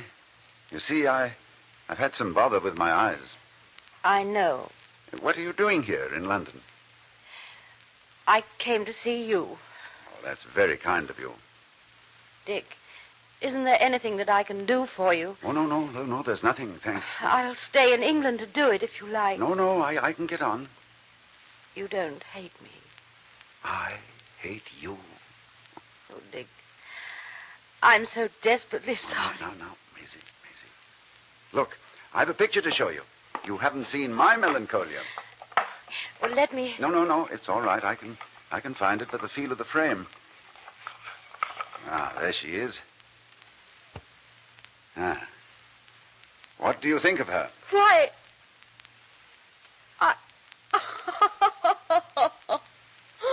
I can't believe it. Is it that good? Now, you see what I mean about line work and all that? Stick to line, Maisie. I see. You're in it, too. Do you see yourself? Yes. I see myself in all my futility. Well, I think you've looked at it long enough. It's not a thing you can look at too long. It seems to strike everybody that way.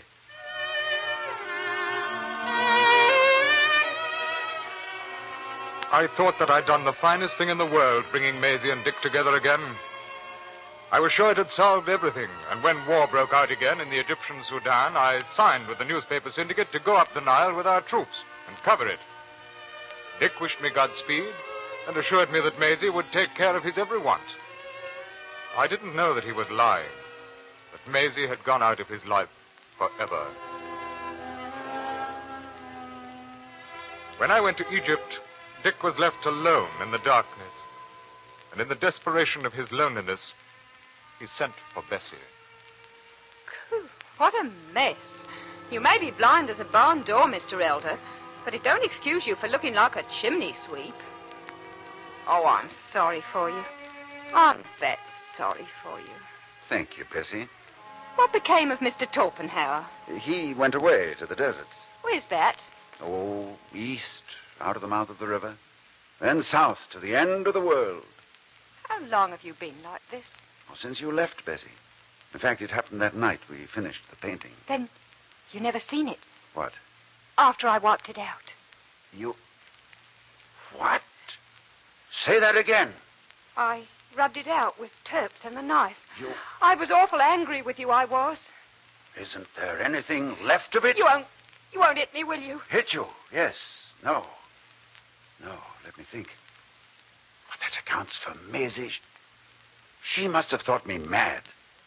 Great heavens, to think that a little piece of nothing like you could throw me out of my stride. I ain't a little piece of nothing, and you got no right to call me that. I did it because I hated you, and I'm sorry. I'm sorry now because, well... I know. You didn't know what you were doing, and you don't know what you've done now. Torp would understand, and I saved him from you. Oh, what presumption, what arrogance. Oh, how it serves me right. The Lord is a just and terrible God, Bess, with a very strong sense of humor. Did you ever go to Sunday school? What are you talking about? Strengthen me, I pray thee, only this once, and let me die with the Philistines. Now, Bessie, help me pack my things, show me to the bank and to the steamship offices, and then you can see me off at the pier. Mr. Elder, where are you going? East, out of the mouth of the river. Then west, then south, then east again. All along the underside of Europe. Then south again to the end of the world.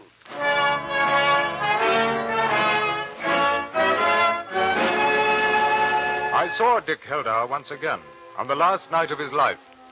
Somehow, in spite of his blindness, he traveled all the way from England to the Egyptian Sudan. And somehow he found his way, on camelback, to the distant desert outpost where I was quartered.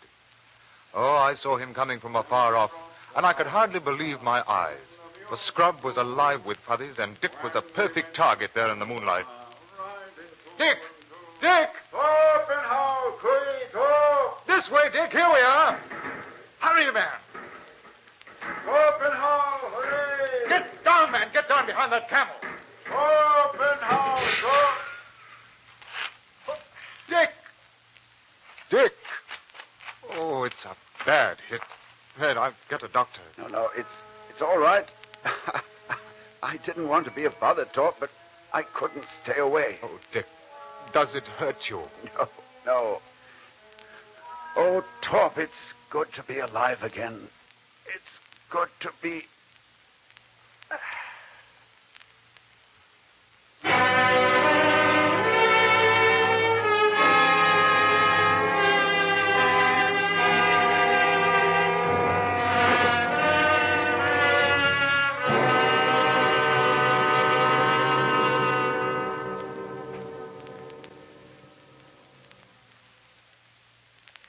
You've been listening to Rudyard Kipling's The Light That Failed. We have a guest star on Favorite Story next week. The young man who thrilled you as the Little Minister with Katharine Hepburn, and as the Sergeant in the Broadway hit Voice of the Turtle, Mr. John Beale. He will play The Man Without a Country, a gripping story by Edward Everett Hale, chosen for you by the Theatre Guild's Teresa Helburn. It promises to be another distinguished occasion on our Favorite Story calendar. John Beale in The Man Without a Country. We hope you'll be listening.